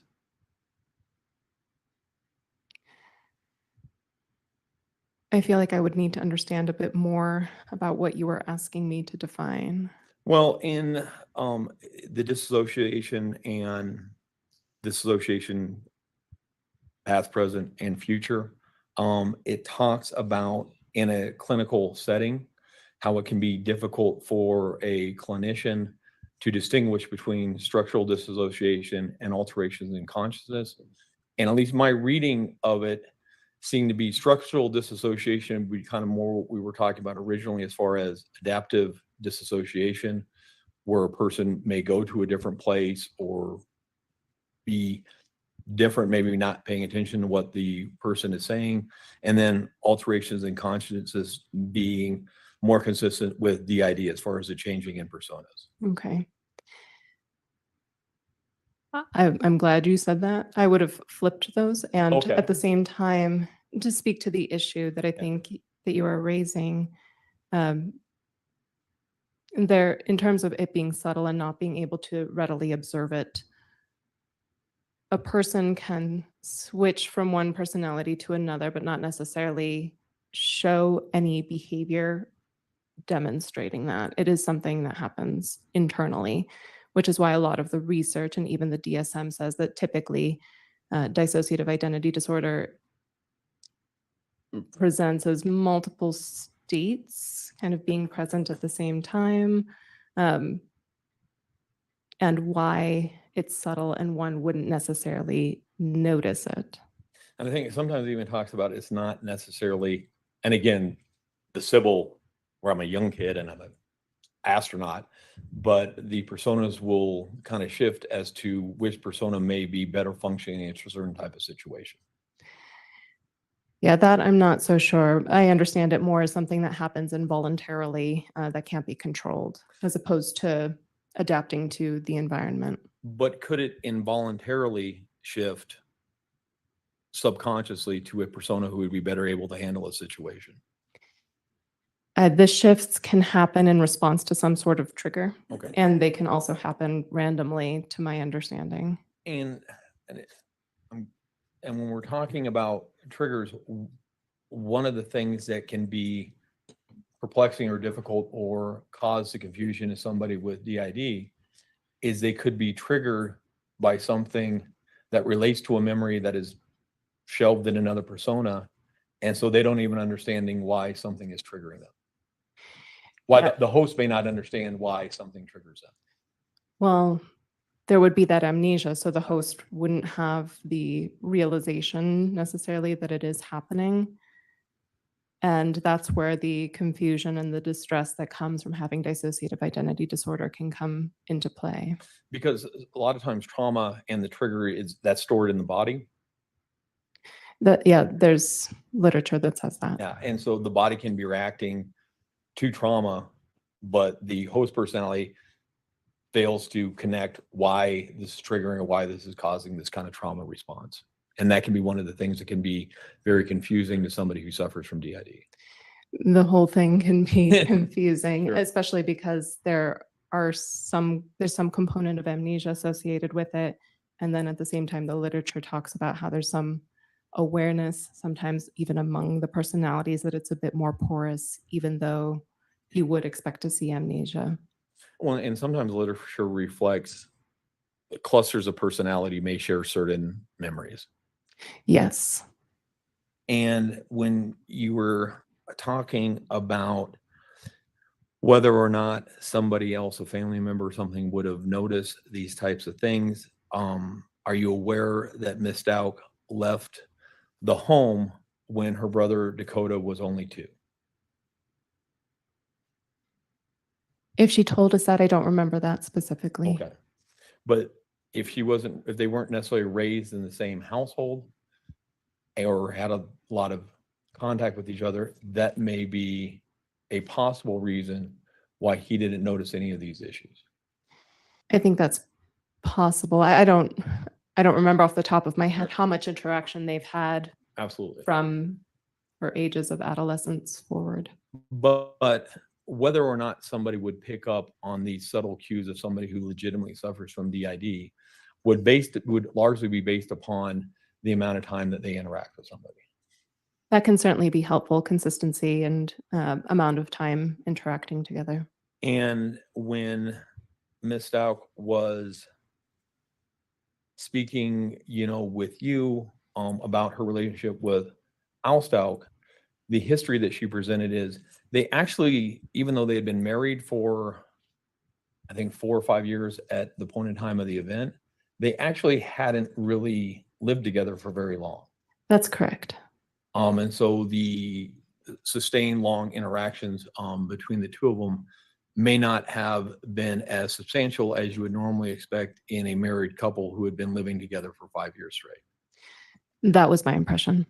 And, Mr. Dowk, in the interviews that he did talk some about her varying moods, as far as like 1 week she would be a great mother and the next week she may act like she doesn't pay attention to the kids at all. Yes.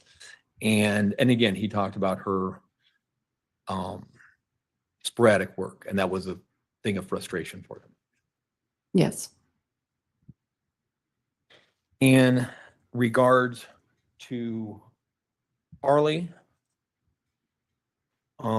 we provided you with a memorandum regarding our interview with her in South Carolina. Yes. Do you recall that memorandum reflecting Harley being somewhat confused by Miss Dowk changing her name to Taylor? I remember, and I don't know if it's written in that report specifically, I remember her noting that she added Taylor as her middle name and used it with individuals outside the family. Let me approach. Yes. Okay.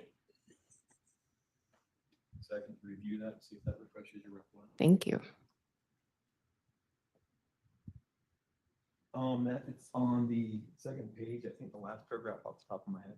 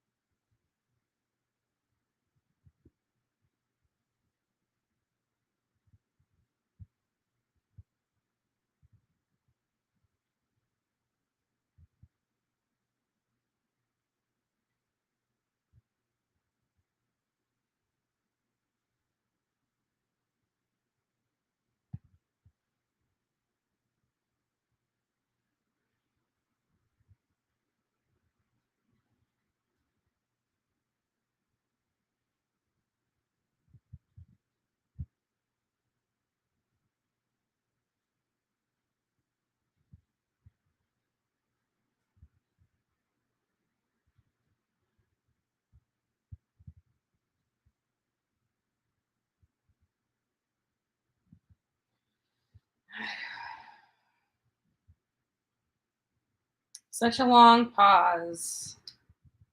I'm over here reading stuff and I'm realizing she's not talking. That memorandum expresses that Harley Hunt had either frustration or confusion regarding the name change to Taylor, that she didn't even know what name to call her mom. Yes. It also indicates that her mom was oftentimes up and down. Yes. There was a lot of travel, that she almost felt like she was living out of a suitcase. Yes. And she talks about how oftentimes she would find her mom crying in a closet. Yes. And that would be consistent with what she kind of described to you, that oftentimes she would sleep in the closet. Yes. And would you agree that it's not unusual for children who are raised by parents who suffer any type of mental illness to not necessarily be aware of the unusualness until they have left home for a while and look back and say, now that I see other stuff, now I realize how messed up it was, because the kid only knows what they're exposed to. Exactly. It becomes normalized for them.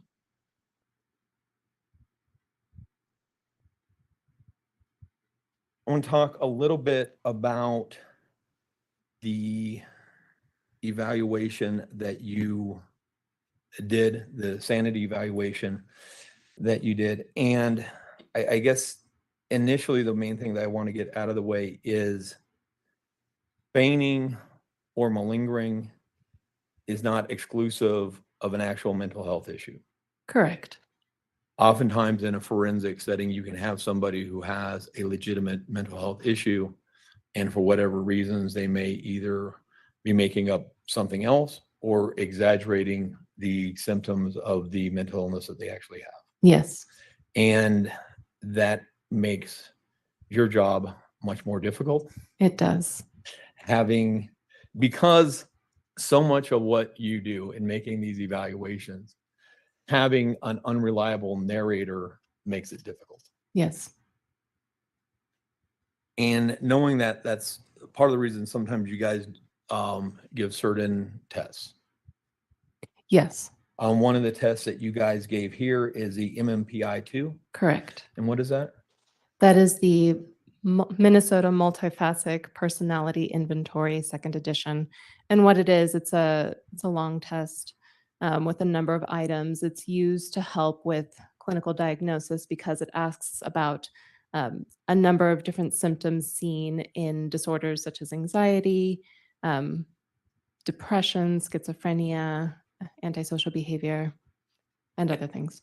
And it's more helpful in a clinical setting because the belief is that somebody who is coming in for treatment is going to try to answer it as honestly as they can so they can get the treatment for whatever is causing them problems.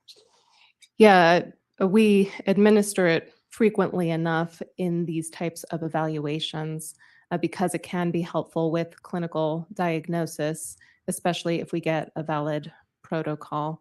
It's also helpful because it has those validity scales on it. So it can let us know if the person who's sitting in front of us is currently potentially exaggerating symptoms. But it's not a test that is specifically designed to detect malingering.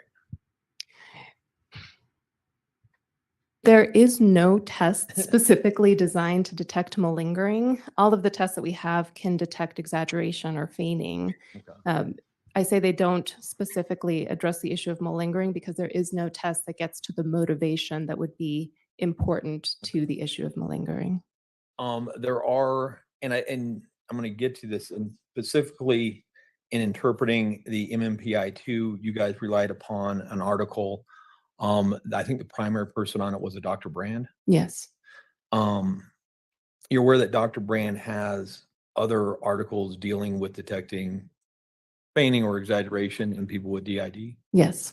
There are some structured interviews that they indicate can be helpful in making a determination of the validity of DID. Yes. You guys did not use any of those structured interview techniques talked about in those in that article. We used the multidimensional inventory for dissociation, which is another self-report that looks at, again, the gamut of the different dissociative symptoms.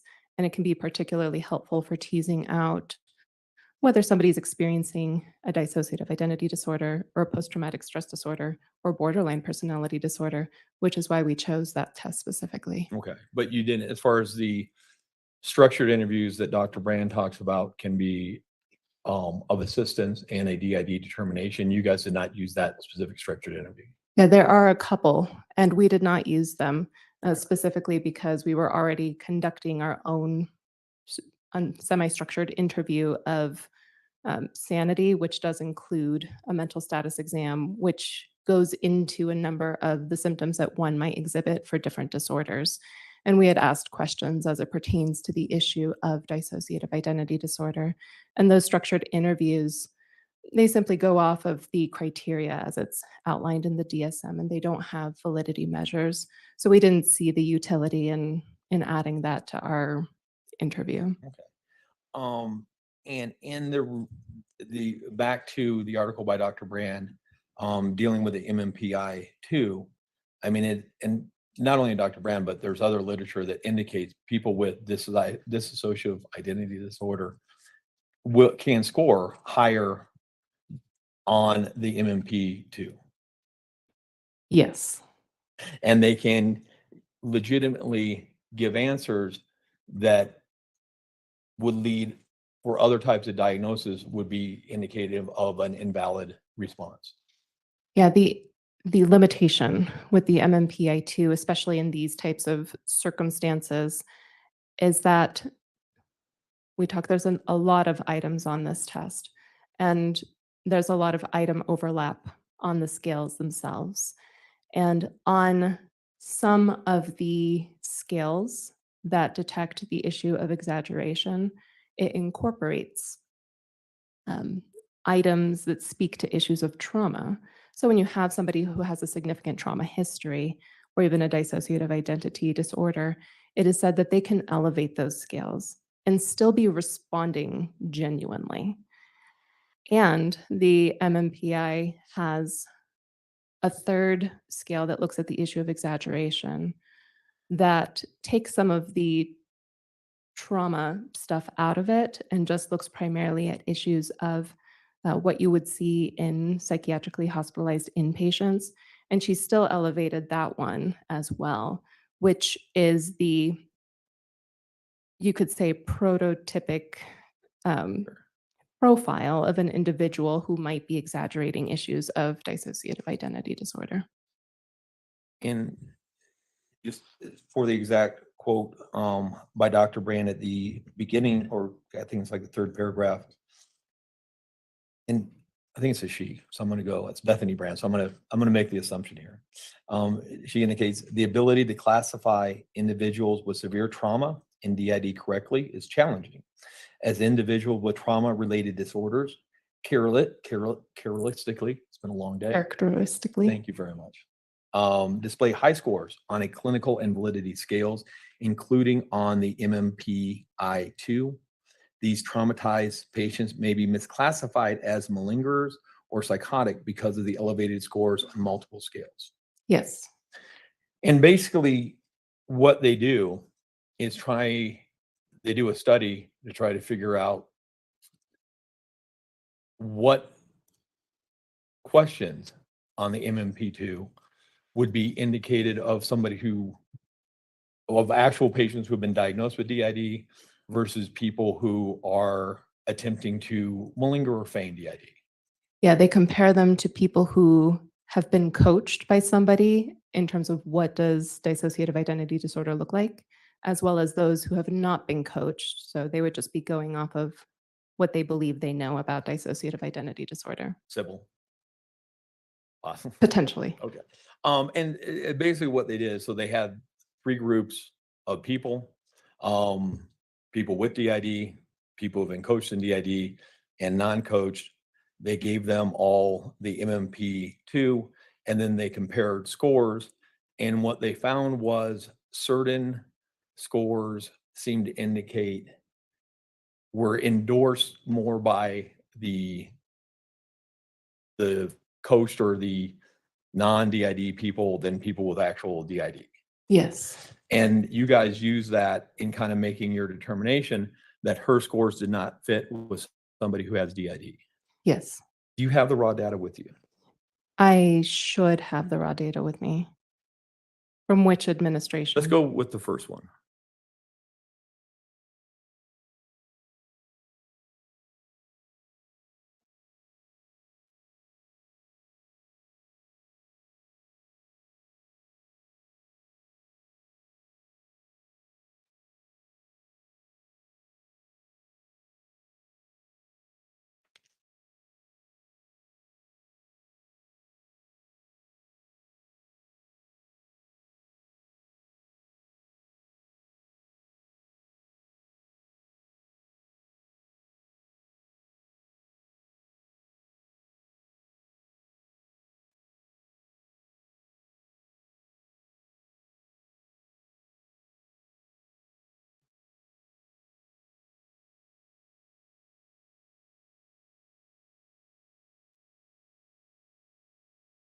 I'm ready.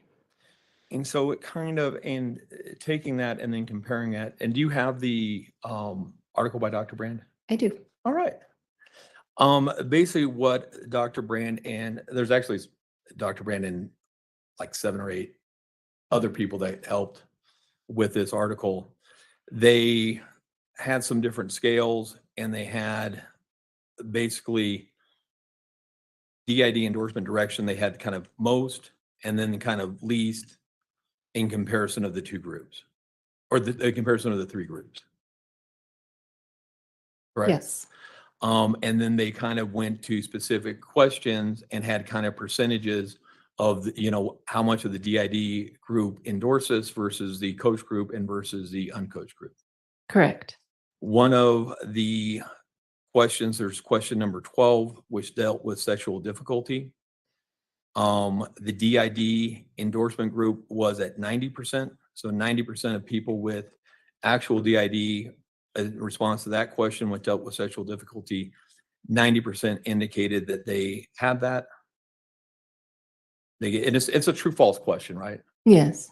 And 76% of the coach group indicated they had that, but only 59% of the uncoached group listed that as a symptom. Correct. She actually listed that she had that as a symptom. Correct. And so at least with that, in that question, she would be consistent with an actual DID group. Well, I would argue that I don't know that that is the best item specifically to differentiate, given that 90% is a substantial majority, but I would also consider 76% a majority. Okay. And 59% is more than half. Well, in regards to question 66, which deals with lack of regard for law enforcement, only 1.9% of the DID group endorsed that. That's compared with 28, almost 29% of the coached and almost 50% of the uncoached group. Yes. And she said that she would be consistent in her response with the actual DID group. Yes. Again, question 123, rejection of law enforcement laws. DID group that had it, 3.8, coached 16, uncoached 53.7. She denied having that. So she would be consistent in that question with the DID group. As well as the coached. Yes.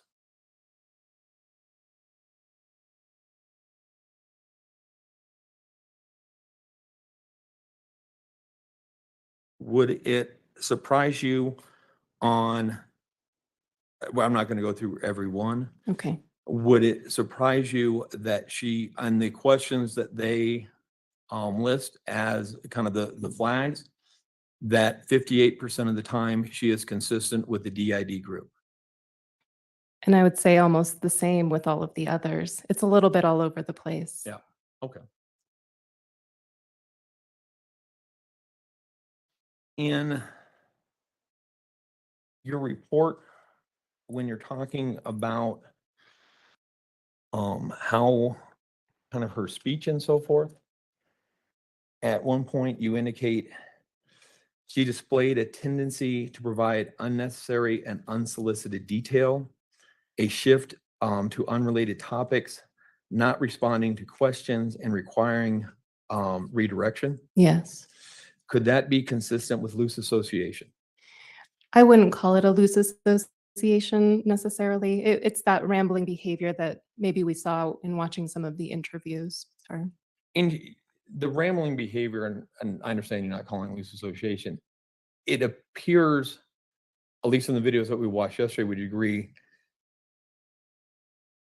the topic that she's talking about somewhat seems to correlate it with it. And what I mean by that, of all the videos that we watched yesterday, when that one where she's talking about the abuse, suffered in James, that to me seemed pretty rambling and almost a loose association.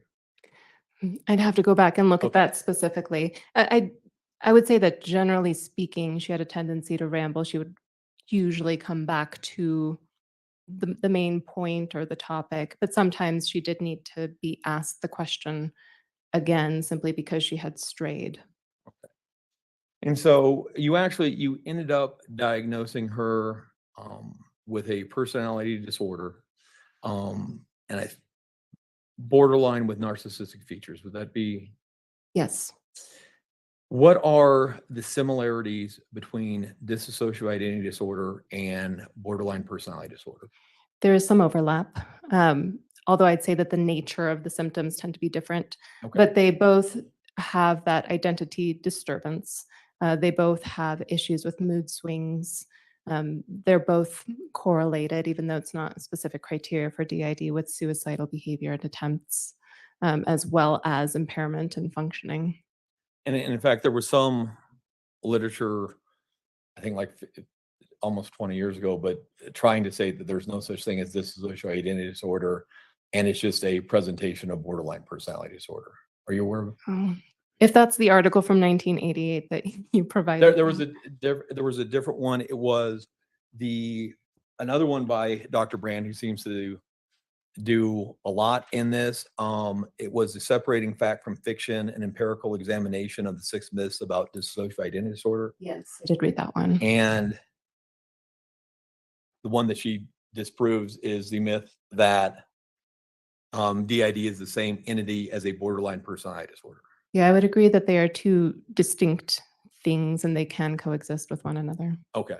And so they could be comorbid. Yes. And what does comorbid mean? Comorbid means you have both of them at the same time. And borderline personality disorder has a correlation with childhood trauma. Yes. While it's not like the same as DID is almost all 100%, anywhere between 95 and 100% associated with childhood trauma. Just to be fair, borderline doesn't have that strong a correlation, but there's definitely a correlation. There's definitely a correlation. I don't know what the percentages might be, but since it's a maladaptive personality characteristics type of disorder that develops in late adolescence into adulthood, it's usually stemming from some of those problematic issues that you see in abuse or neglect or disruptive homes. And similar to DID, it also has a correlation with disorganized attachment style. It does. And that kind of goes on. One of the main features of borderline personality disorder is a almost irrational attachment to a romantic partner. For borderline personality? Borderline, yes. With borderline personality disorder, as it pertains to the issues of romantic attachments or even familial attachments, people that you're close to, you see a pattern of idealizing them and devaluing them, and it can change very rapidly. So that's where that push-pull comes into effect. And borderline personality, where does that term come from? Ooh, it's from a while ago. I do know that borderline personality disorder originated in issues associated with neurosis and psychosis way back in the day before it became officially a personality disorder. And the thought was it was on the border between neurosis and psychosis. Yes. Because oftentimes people with borderline personality disorder can suffer from psychosis. Yes, they do have the psychosis. The DSM says transient psychosis. The research says it's not always transient. Okay. And what the DSM talks about, I mean, so people with borderline personality disorder, especially in times of high stress, can suffer from video and audio hallucinations. Visual. You said video and audio, but thank you. Visual and auditory hallucinations. And sometimes from delusions. You see paranoia more so than anything else. I would say that it doesn't always rise to the level of a delusion, because to be a delusion, it has to not be based in anything that's reality. I think that they are quick to be suspicious about other individuals, which is where the paranoia can come in. And it can rise to that level of delusion. It just depends on the person and the severity of the presentation. But somebody in our family would know, period. And so I guess you have some different, so is there more literature coming out now that psychosis would be longer present as opposed to transitory? In borderline personality disorder, it tends to be transient, meaning temporary. It comes and it goes. The difference between delusions, as you might see them in a psychotic disorder like schizophrenia, is that the individual with a borderline personality disorder and that paranoia that can even enter the realm of delusion is that they tend to maintain more awareness and insight, and they're able to test whether something is based in reality or not. So they still stay within this realm of reality compared to a psychotic disorder that tends to not do that, and they tend to believe the things that they are hearing, whether it's an auditory hallucination or even the delusions that start to develop in their minds. And would you agree that the characteristics of borderline disorder can kind of foster somebody who will make falsifications or distort the truth or lie or almost pathological lying? That can happen. And part of that reason is because people who suffer from borderline personality disorder, they lack kind of a consistent identity of self. They do have trouble with their own identity. That's one of the criteria. They kind of have contradictory towards views of themselves. Sometimes they think they're wonderful. Sometimes they think they're the worst thing in the world. Yes. They can be prone to loose and unstructured situations, and sometimes they can have a transient loss of reality. That's what I'm referencing. Yeah. And they're also one of the things with borderline personality disorder, they can also be very impulsive. Yes. And so all of those features can lead to somebody who may almost pathologically lie. Potentially. Something that we may have. It's going to depend on a case by case type of thing. You don't see pathological lying in all cases of borderline personality disorder, but it can be seen in people with borderline personality disorder. Yes. And again, not in all cases, but the underlying cause of both DID and borderline personality disorder can be similar as far as like the childhood trauma and disruptive household. Yes.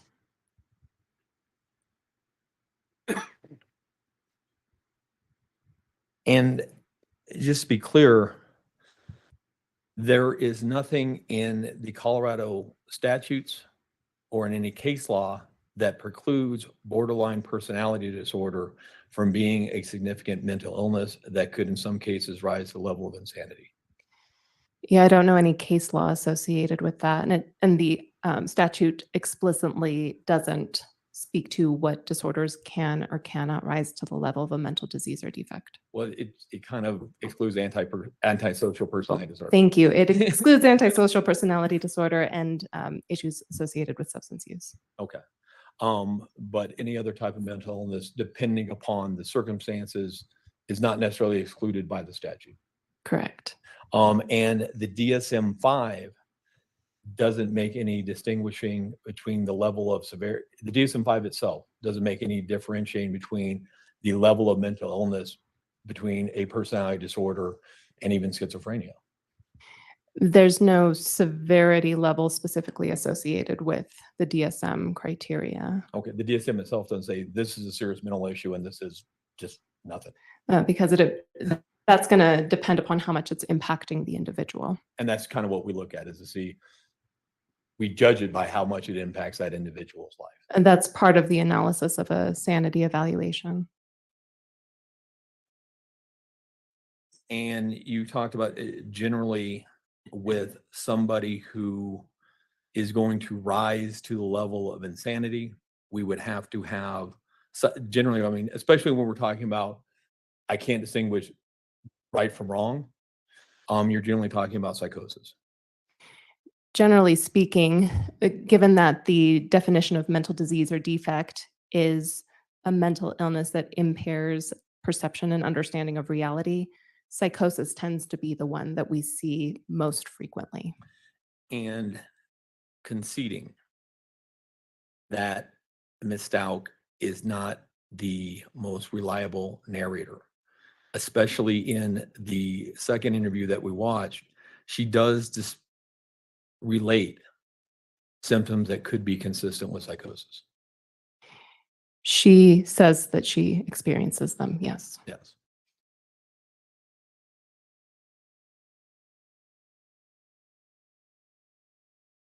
And finally, lastly, in the definition of insanity in Colorado, is whether or not you know right from wrong, not whether or not you know something is a crime.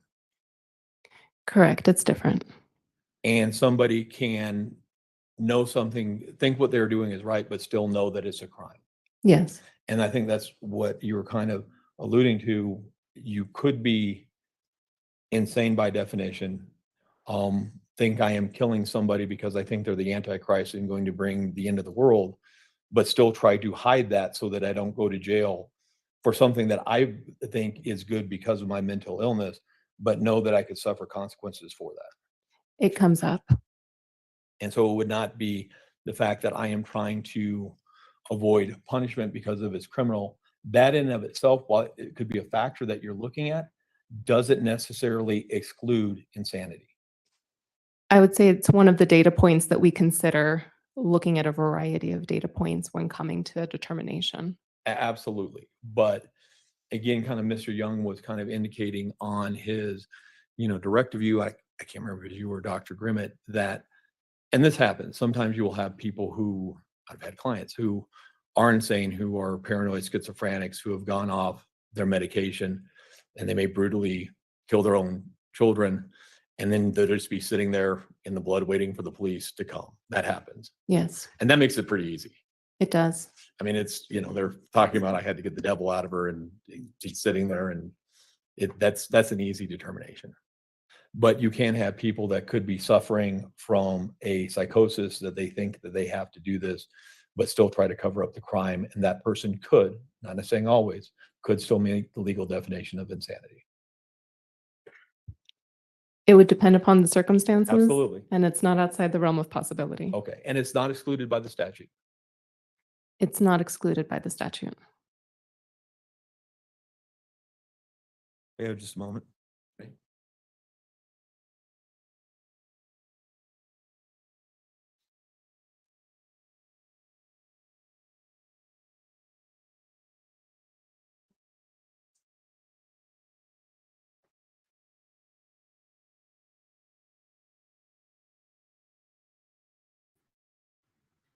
Looks like Cross might be coming close to an end since they are consulting with one another. Thank you, Tippy Toe, Thank you very for much, being Dr. the Cross. newest member of this crazy you. crew we call the Coffee Toe. Yes, thanks, Judge. Let me clear out of it.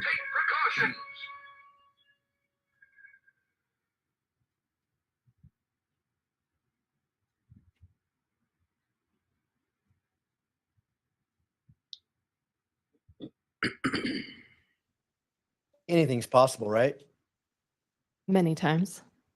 I could go through the DSM-5 and read you all kinds of criteria and say, hey, this is possible, correct?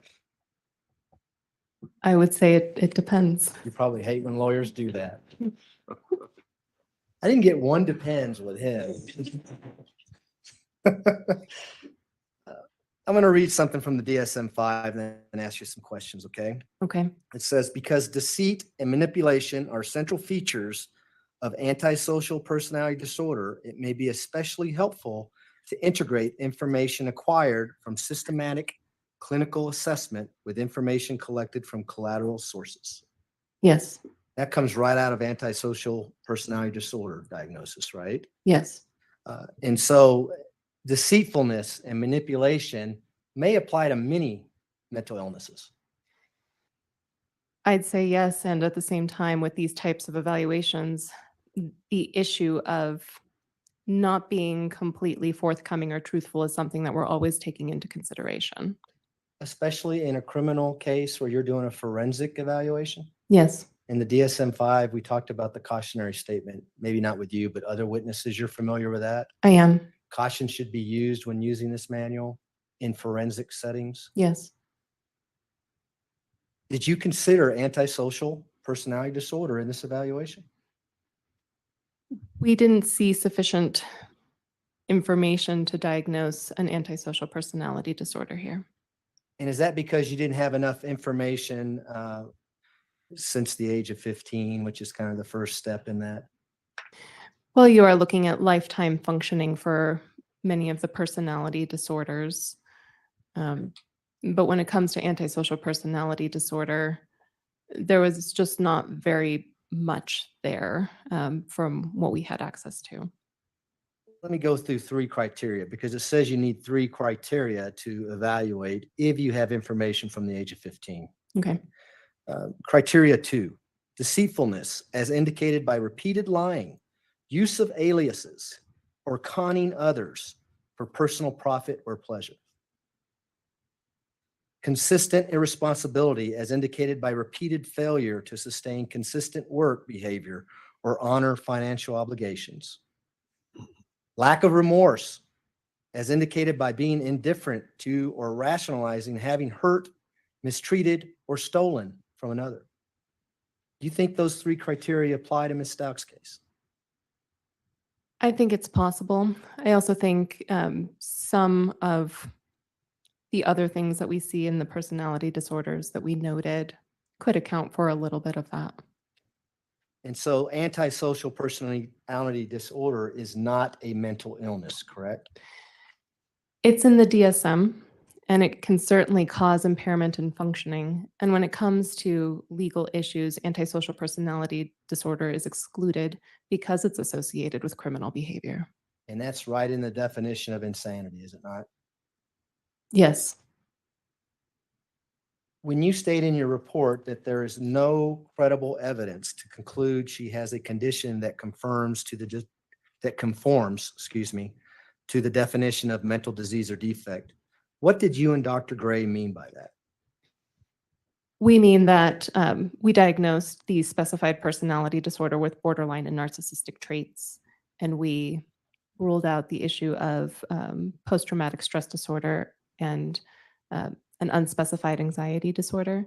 But essentially what we're saying is that in none of these disorders do we see Ms. Stauch presenting with symptoms that would impair her perception or understanding of reality. Are you giving your opinions because the hospital has overcrowding issues? No. What would happen to your license if you came in here and did something like that? It would not be good. Yeah, you wouldn't be able to do the job you're doing right now, right? Correct. DID is a rare diagnosis. Yes. And in the DSM-5, it talks about a study that they did with a group of classified people. Yes. What classified people are we talking about? I don't have access to that study, but it does mention something about substance use. So I wondered if it wasn't conducted in a substance use facility or potentially in some sort of inpatient setting. and they list out the percentage of people in that group that had DID as 1.4 or 1.4% Correct. out of that small group Yes. who has mental illness issues. Yes. So that's not related to all society, although I think, well, I'm not going to ask you that. You know what I'm saying? I think anybody who goes to a psychotherapist is probably going to be diagnosed with something. It's like when you go get your car changed, you need tires. I would hope not. At least you didn't say it depends. But we don't know who's in that group, but needless to say, it's a rare diagnosis. Yes. Are there any studies that indicate how often that diagnosis is fake in a criminal setting?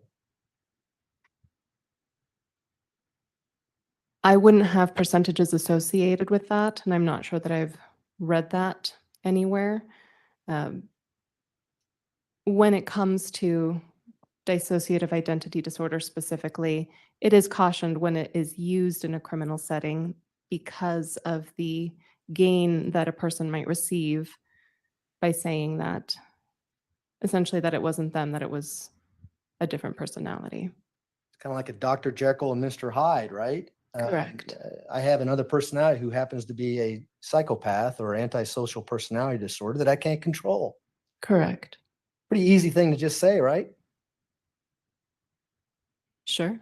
I just said it. Yeah.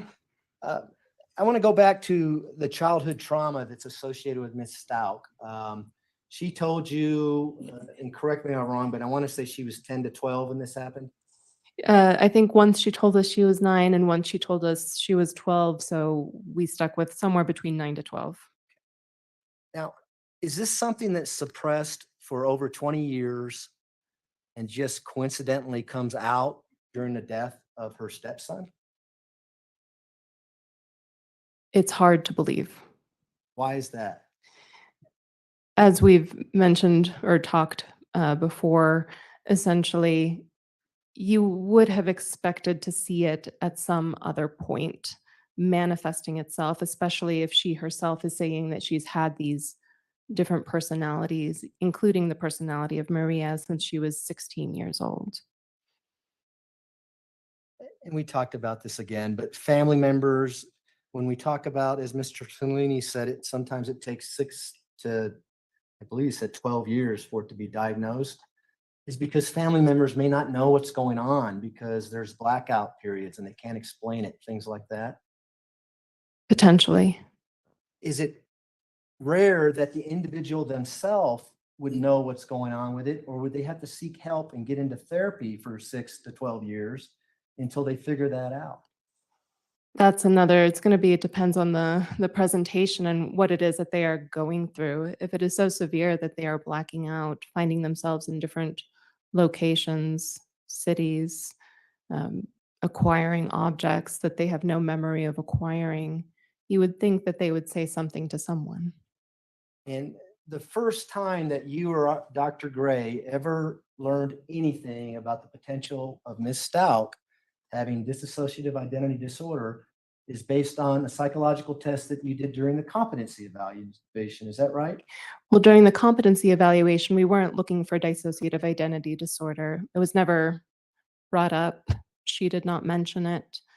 Her attorneys did not mention it. Well, let me, I could be wrong, but I thought yesterday you said there was a test that you asked her about because you answered it a certain way. Am I? Yes. No, that is correct. Because we gave, during the competency evaluation, 2 psychological tests. One was the personality assessment inventory, the PAI, is the first one that we gave, and she invalidated it. Given that we saw her the following day to finish up our interview, we asked her specifically about some of the items on that test that caused the invalidation, just to see if we could get a better understanding of what happened here. Why was this test invalidated? And one of those questions happened to be an item that asked about whether or not she felt like she had 3 or 4 personalities inside of her. And she had said true. So we simply read the item to her. We ask her, what were you thinking? What does this mean to you when you say true? And even when we asked her about that, she did not talk about having different personality states. She did not name any of these other personalities. Her response to us was essentially talking about different mood states, saying, well, sometimes I feel very competitive when I'm playing sports. Sometimes I feel more compassionate, or sometimes I feel like I lack empathy with my family. And then was it during the second competency evaluation where Dr. Grimmett actually looked into the DID diagnosis and said it doesn't apply here? Do you remember that? Yes. And that was well after she had been in the jail for months. Yeah, I forget exactly how far after our evaluation Dr. Grimmett conducted hers. And Dr. Christine Moore, who is a psychologist at the jail, who was meeting with Ms. Stout almost on a weekly basis, would she be in a good position, based on her weekly conversations with Ms. Stout, to make a decision as to whether or not she had dissociative identity disorder?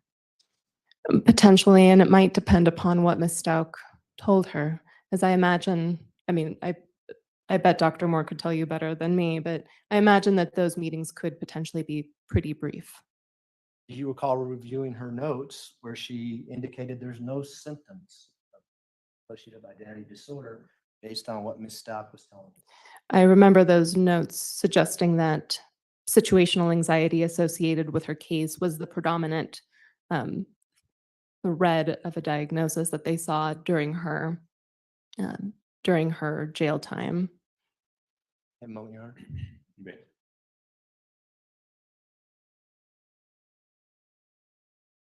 Those are my questions. Thanks. Do any of the jurors have any questions for Dr. Torres?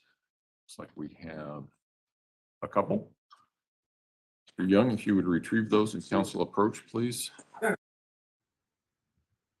Okay, so we're getting close to the end of the day. They're done. I think they're wrapped up with this witness. They're going to discuss the jury's questions, see which ones they're going to be willing to ask. And this witness is done for the day. Therefore, we're going to be wrapped up for the day. Come Monday, I think the state is going to rest. They've got one more expert, maybe two. I don't know. We'll find out. But yeah, we're going to be good. I think I think the reason why Letitia is so ill is because she's finally coming to realization. It took her to this point to realize the gig is up. She's done, and I think she's sick to her stomach to have to face reality. And again, I think she's conflicted whether to go on the stand because the narcissist in her thinks that if she can just go on the stand, she can make them believe her like she believes everybody would have believed her. She feels like the whole world is after her. Poor her, poor her, poor her. She's not looking at any of her conduct. None. So she needs to look at herself, and she still hasn't learned a lesson. She's being disrespectful in that courtroom, right and left. The judge has talked to her about her behavior. The jury has questioned about her behavior. Short of shackling her up, she's just been, a problematic defendant. There are people that had worse charges than her that showed more decorum than she is. And it just, she's trying to act as a professional. She's trying to say that she was crazy, but look at her behavior now. She's very defiant in everything that's going on. And she still hasn't come to the realization she took an 11-year-old boy off the face of this earth for nothing. For absolutely nothing. And she is so angry that nobody feels bad for her. I have never seen anything like it in my life. I've never seen, we haven't watched too many trials, but I have to say there's not too many defendants like this out there. This is just, I don't even know how to express in words how I feel about Letitia Stout and what she did and what she is continuing to do. So we'll see. It sounds like they're kind of having a discussion about some of the questions. Some of the questions might be too in depth. Maybe it's out of the relevance of what is admissible. You know, we don't know. They're definitely going to be arguing, you know, whether it can be asked and answered or not. And then once it's asked and answered, then they get to expand on that if they so chose.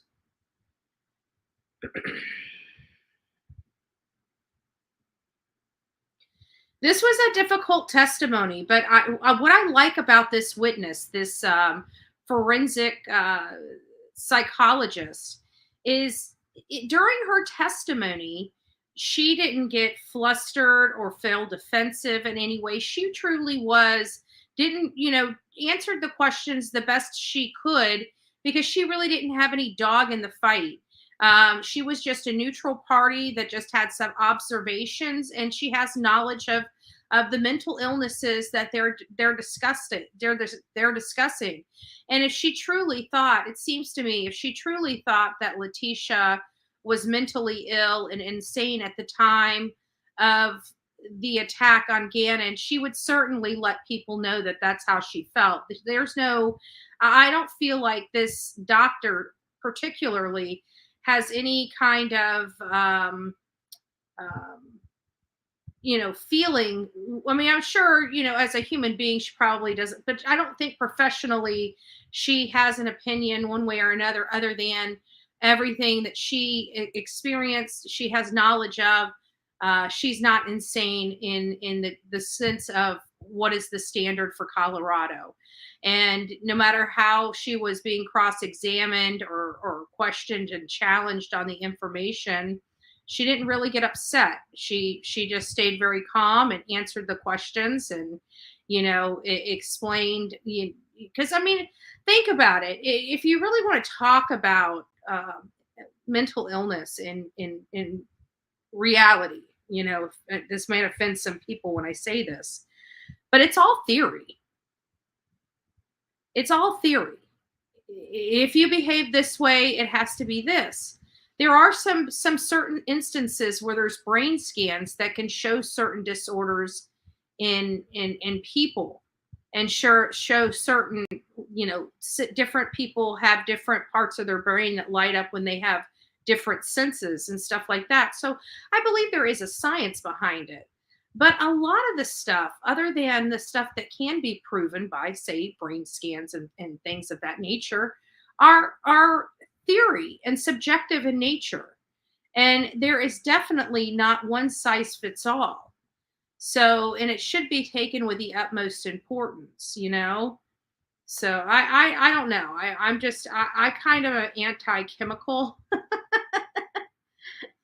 in certain respects. I do take ibuprofen and vitamins, but I'm not really into the pharmaceuticals. I don't know. But you should always follow your doctor's advice. Dr. Torres, would a person with multiple personalities refer to themselves as I when describing the actions that a different personality carried out? I don't think so.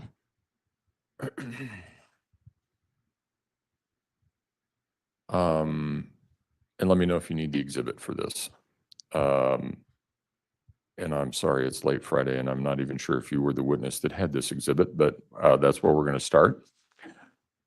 We were shown how the defendant performed the clock test well on the first competency test. We were told she performed the same test poorly on the second competency test. And I think you were asked the question about, were you aware of the test that was done by Dr. Lewis? Is that right? Yes, Okay. we gave the clock drawing. Oh, is there more? Yes, there is. I just wanted to make sure that we were thinking about the same thing. Yes. Why would the same test be used twice when the first one could train the defendant how to perform or not perform on the second? Okay. I'm just going to say a little bit to clarify this situation, but during our initial competency evaluation, we gave a brief cognitive screener to see if there were any cognitive problems on it, which is where that clock drawing came in. And she did it fine with us. I don't think the issue of the clock drawing comes up again until Dr. Lewis's evaluations, meaning I don't recall that Dr. Grimmett gave that specific test or knowing any results associated with a clock drawing test there. And in Dr. Lewis's administration of that specific test, the clock came out very different and looks impaired. In terms of why would the same test be given, at this point in time, we would have given that test sometime in 2020. So ostensibly, Dr. Lewis would have given it at some time in 2022.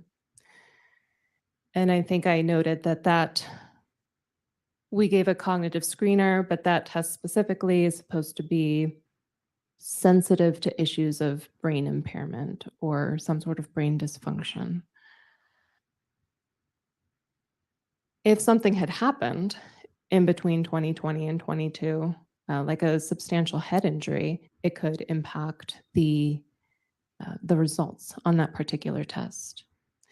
But to answer the question more specifically, why would we give the same sort of test at two different times? Depending on the test, sometimes the person might respond differently. So for example, we talked about the MMPIs being administered multiple times, 3 times in this case across the years. That test is more sensitive to what is going on with the person right now. So you could give it last year and you could give it this year and get different results depending upon what's happening with the person if they're receiving treatment. With cognitive tests, those tend to be more stable across time in terms of any issues associated with deficits. But like I said, if something is happening or if something has happened, it can change the results on the test from one administration to the next. And we even see it with issues of severe psychosis. Somebody who's acutely mentally ill with severe psychosis might perform cognitively worse, get treatment, and then perform cognitively better. So there is benefit to giving it at different times. All right, and then I'm going to rephrase this question a little bit. But let's assume that you believe everything that the defendant has told you and everything that she said in her story. So you're not looking at, I guess, correlating information or anything like that. The question is, if you believe everything the defendant said in her story, would you diagnose the defendant with dissociative identity disorder? Just basing it off of her self-report? That seems to be the question, yes. I think I still would not, because the way that she describes creating the personalities, being able to have some sort of control switching between worlds, to me, that is inconsistent with the nature of a dissociative identity disorder being something that is involuntary, overwhelming, and uncontrollable. I will allow reasonable follow-up to those questions only. That's pretty Prosecution. damaging. Hey, Uncle Mike. You don't know why Dr. Lewis administered that cognitive thinking test. I don't know why. Consult with her prior to her doing that? No. Did you ever consult with her? We never spoke with her specifically. We just read her report and saw some of the testing and watched the videos. Defense? Whether or not somebody with dissociative identity disorder could refer to themselves as I when relaying information that another personality did, wouldn't that be somewhat conditioned on that individual and how that disease is presenting themselves in that person? I suppose it's possible, but whenever I hear somebody say I assume they are talking about themselves. And then lastly, the question, if you took its face value, everything that she said, I understand some of the stuff would be inconsistent with DID and not having control, but at least in relationship to how she described Maria, the Maria personality, that would be more consistent with somebody who had DID, in that she said she did not have control of Maria or access to Maria's memories. I would be looking at the whole presentation as opposed to just a part of it. Okay, thank you. All right. All right. Thank you, Dr. Torres. You can step down. Thank you. Am I excused? Yes, you are, ma'am. Thank you. She's ready to get off that. Suppose I should stand. ask, you're under subpoena by the attorneys, prosecution? We want to play some more videos. Okay. Kidding. All right. Defense? Okay. Yep, you are. Thank you, ma'am.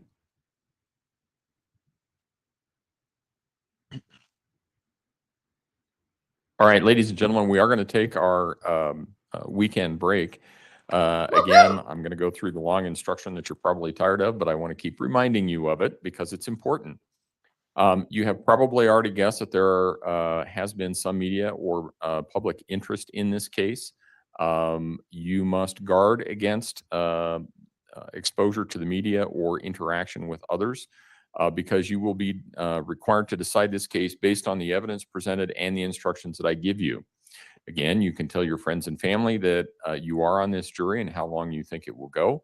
You can ask for their help in avoiding exposure to stories or even opinions from others regarding this case, but you cannot otherwise discuss anything about this case with anyone. And you should not listen to any opinions regarding this case from anyone else. If someone asks you why, just tell them that's what the judge told you. That puts the burden on me and not on you. You can still blog or communicate with others, just not about this case. You can't do any blogging about your jury experience or communication with other jurors. You can still watch TV. You can go on the internet. You can still do your Amazon shopping, except for a DSM-5. If anything regarding this case comes up through your feed, change the channel, turn the page, do not give it any attention. You are not allowed to look at, read, consult, or use any material of any kind, including any newspapers, magazines, television, and radio broadcasts, dictionaries, medical, scientific, technical, religious, or law books or materials, or the internet in connection with your jury service. I want to emphasize that you must not seek or receive any information about this case from the internet, which includes all social networking, Google, Wikipedia blogs, and other websites.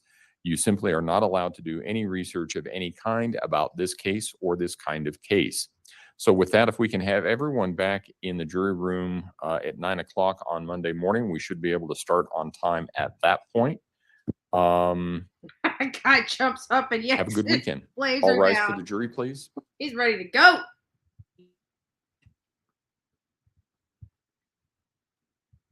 She ain't looking too happy. They're looking defeated. Look at that face.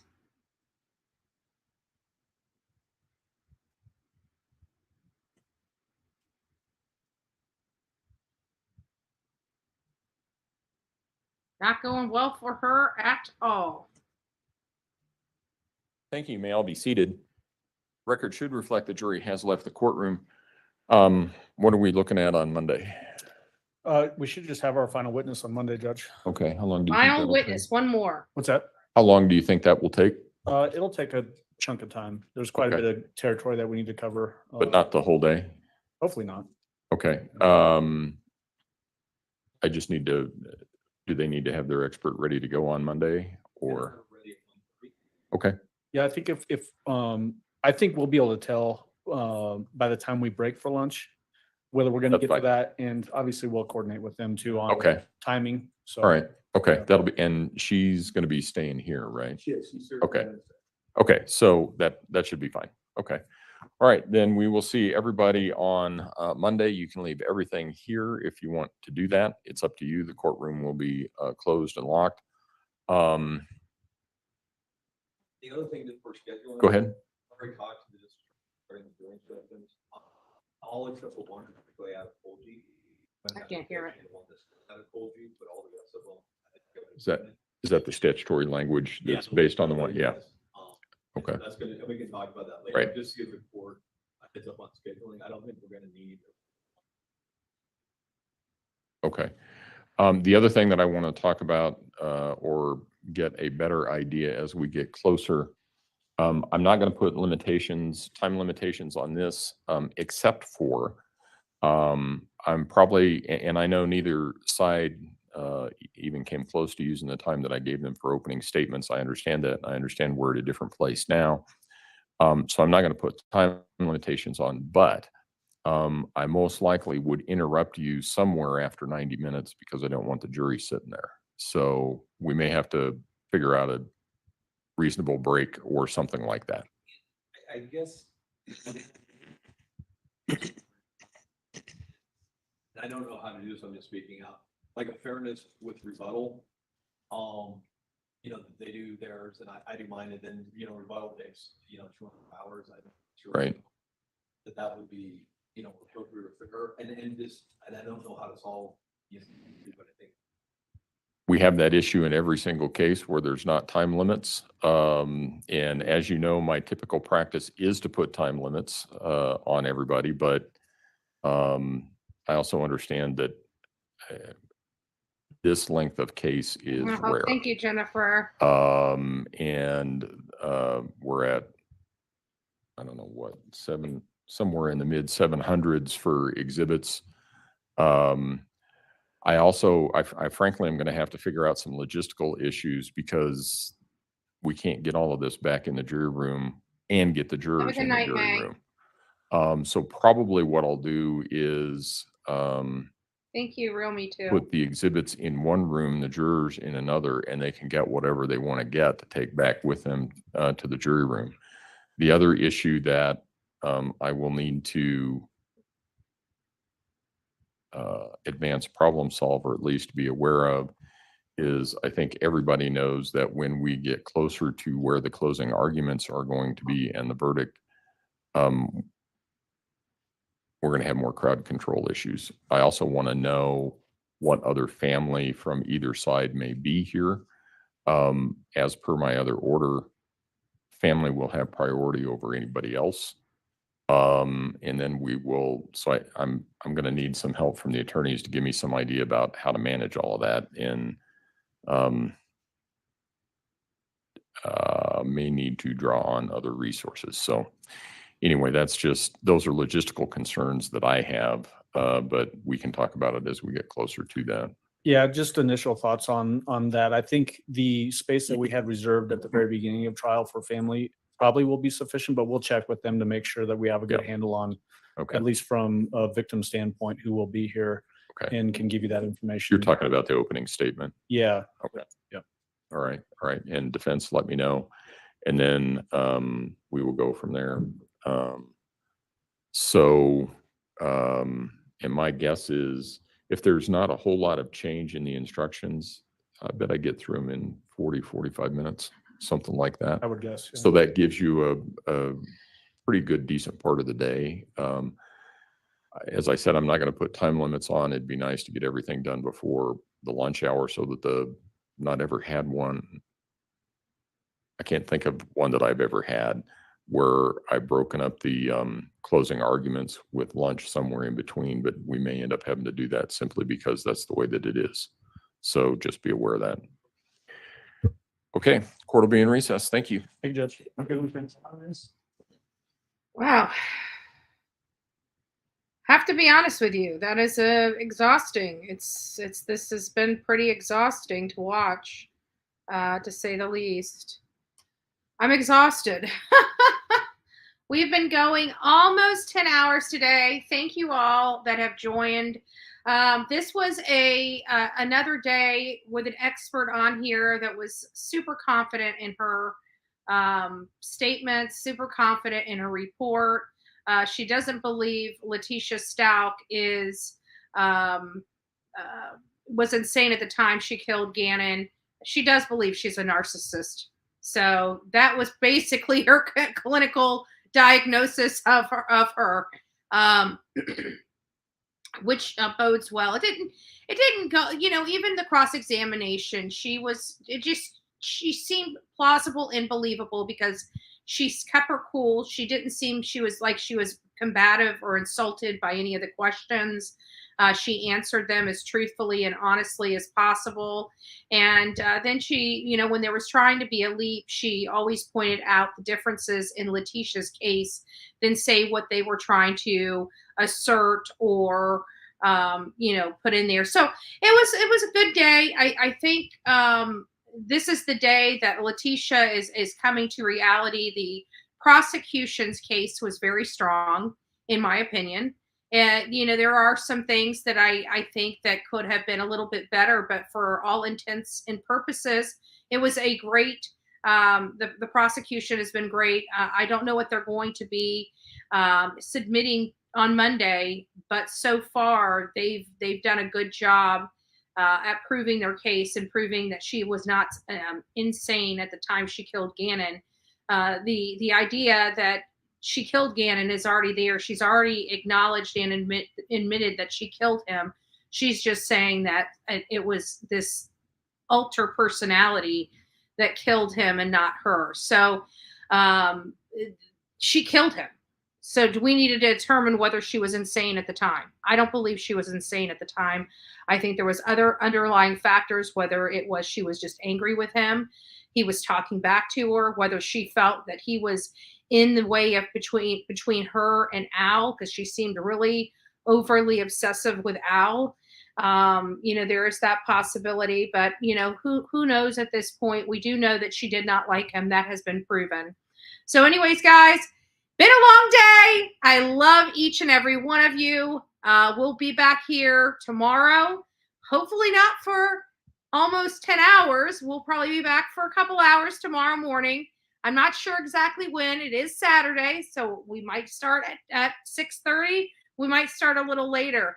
And Sunday, as you know, if you guys have not been a part of it, so thank you, Tippy Toes. Thank you. God bless you. If you haven't been a part of our Sunday church, I hope that you become part of our Sunday church, where we just get together, we listen to great music, we sign into a online church, and we enjoy, you know, getting religious and getting God, right? Got God? Come meet us on Sunday. I always send the link in the community tab, so come on over. And we always enjoy the message. So far, the message has always been on point. We have great music to listen to that's upbeat and gets us really in the spirit. And I hope that each and every one of you guys can join. The ones that do join, we have a fabulous time. But you guys be on the lookout for that link on Sunday morning. I usually drop the link about 9:20 in the morning or before. Anyways, guys, I am talking out. So I'm going to let go, let you guys go, and we'll see you soon.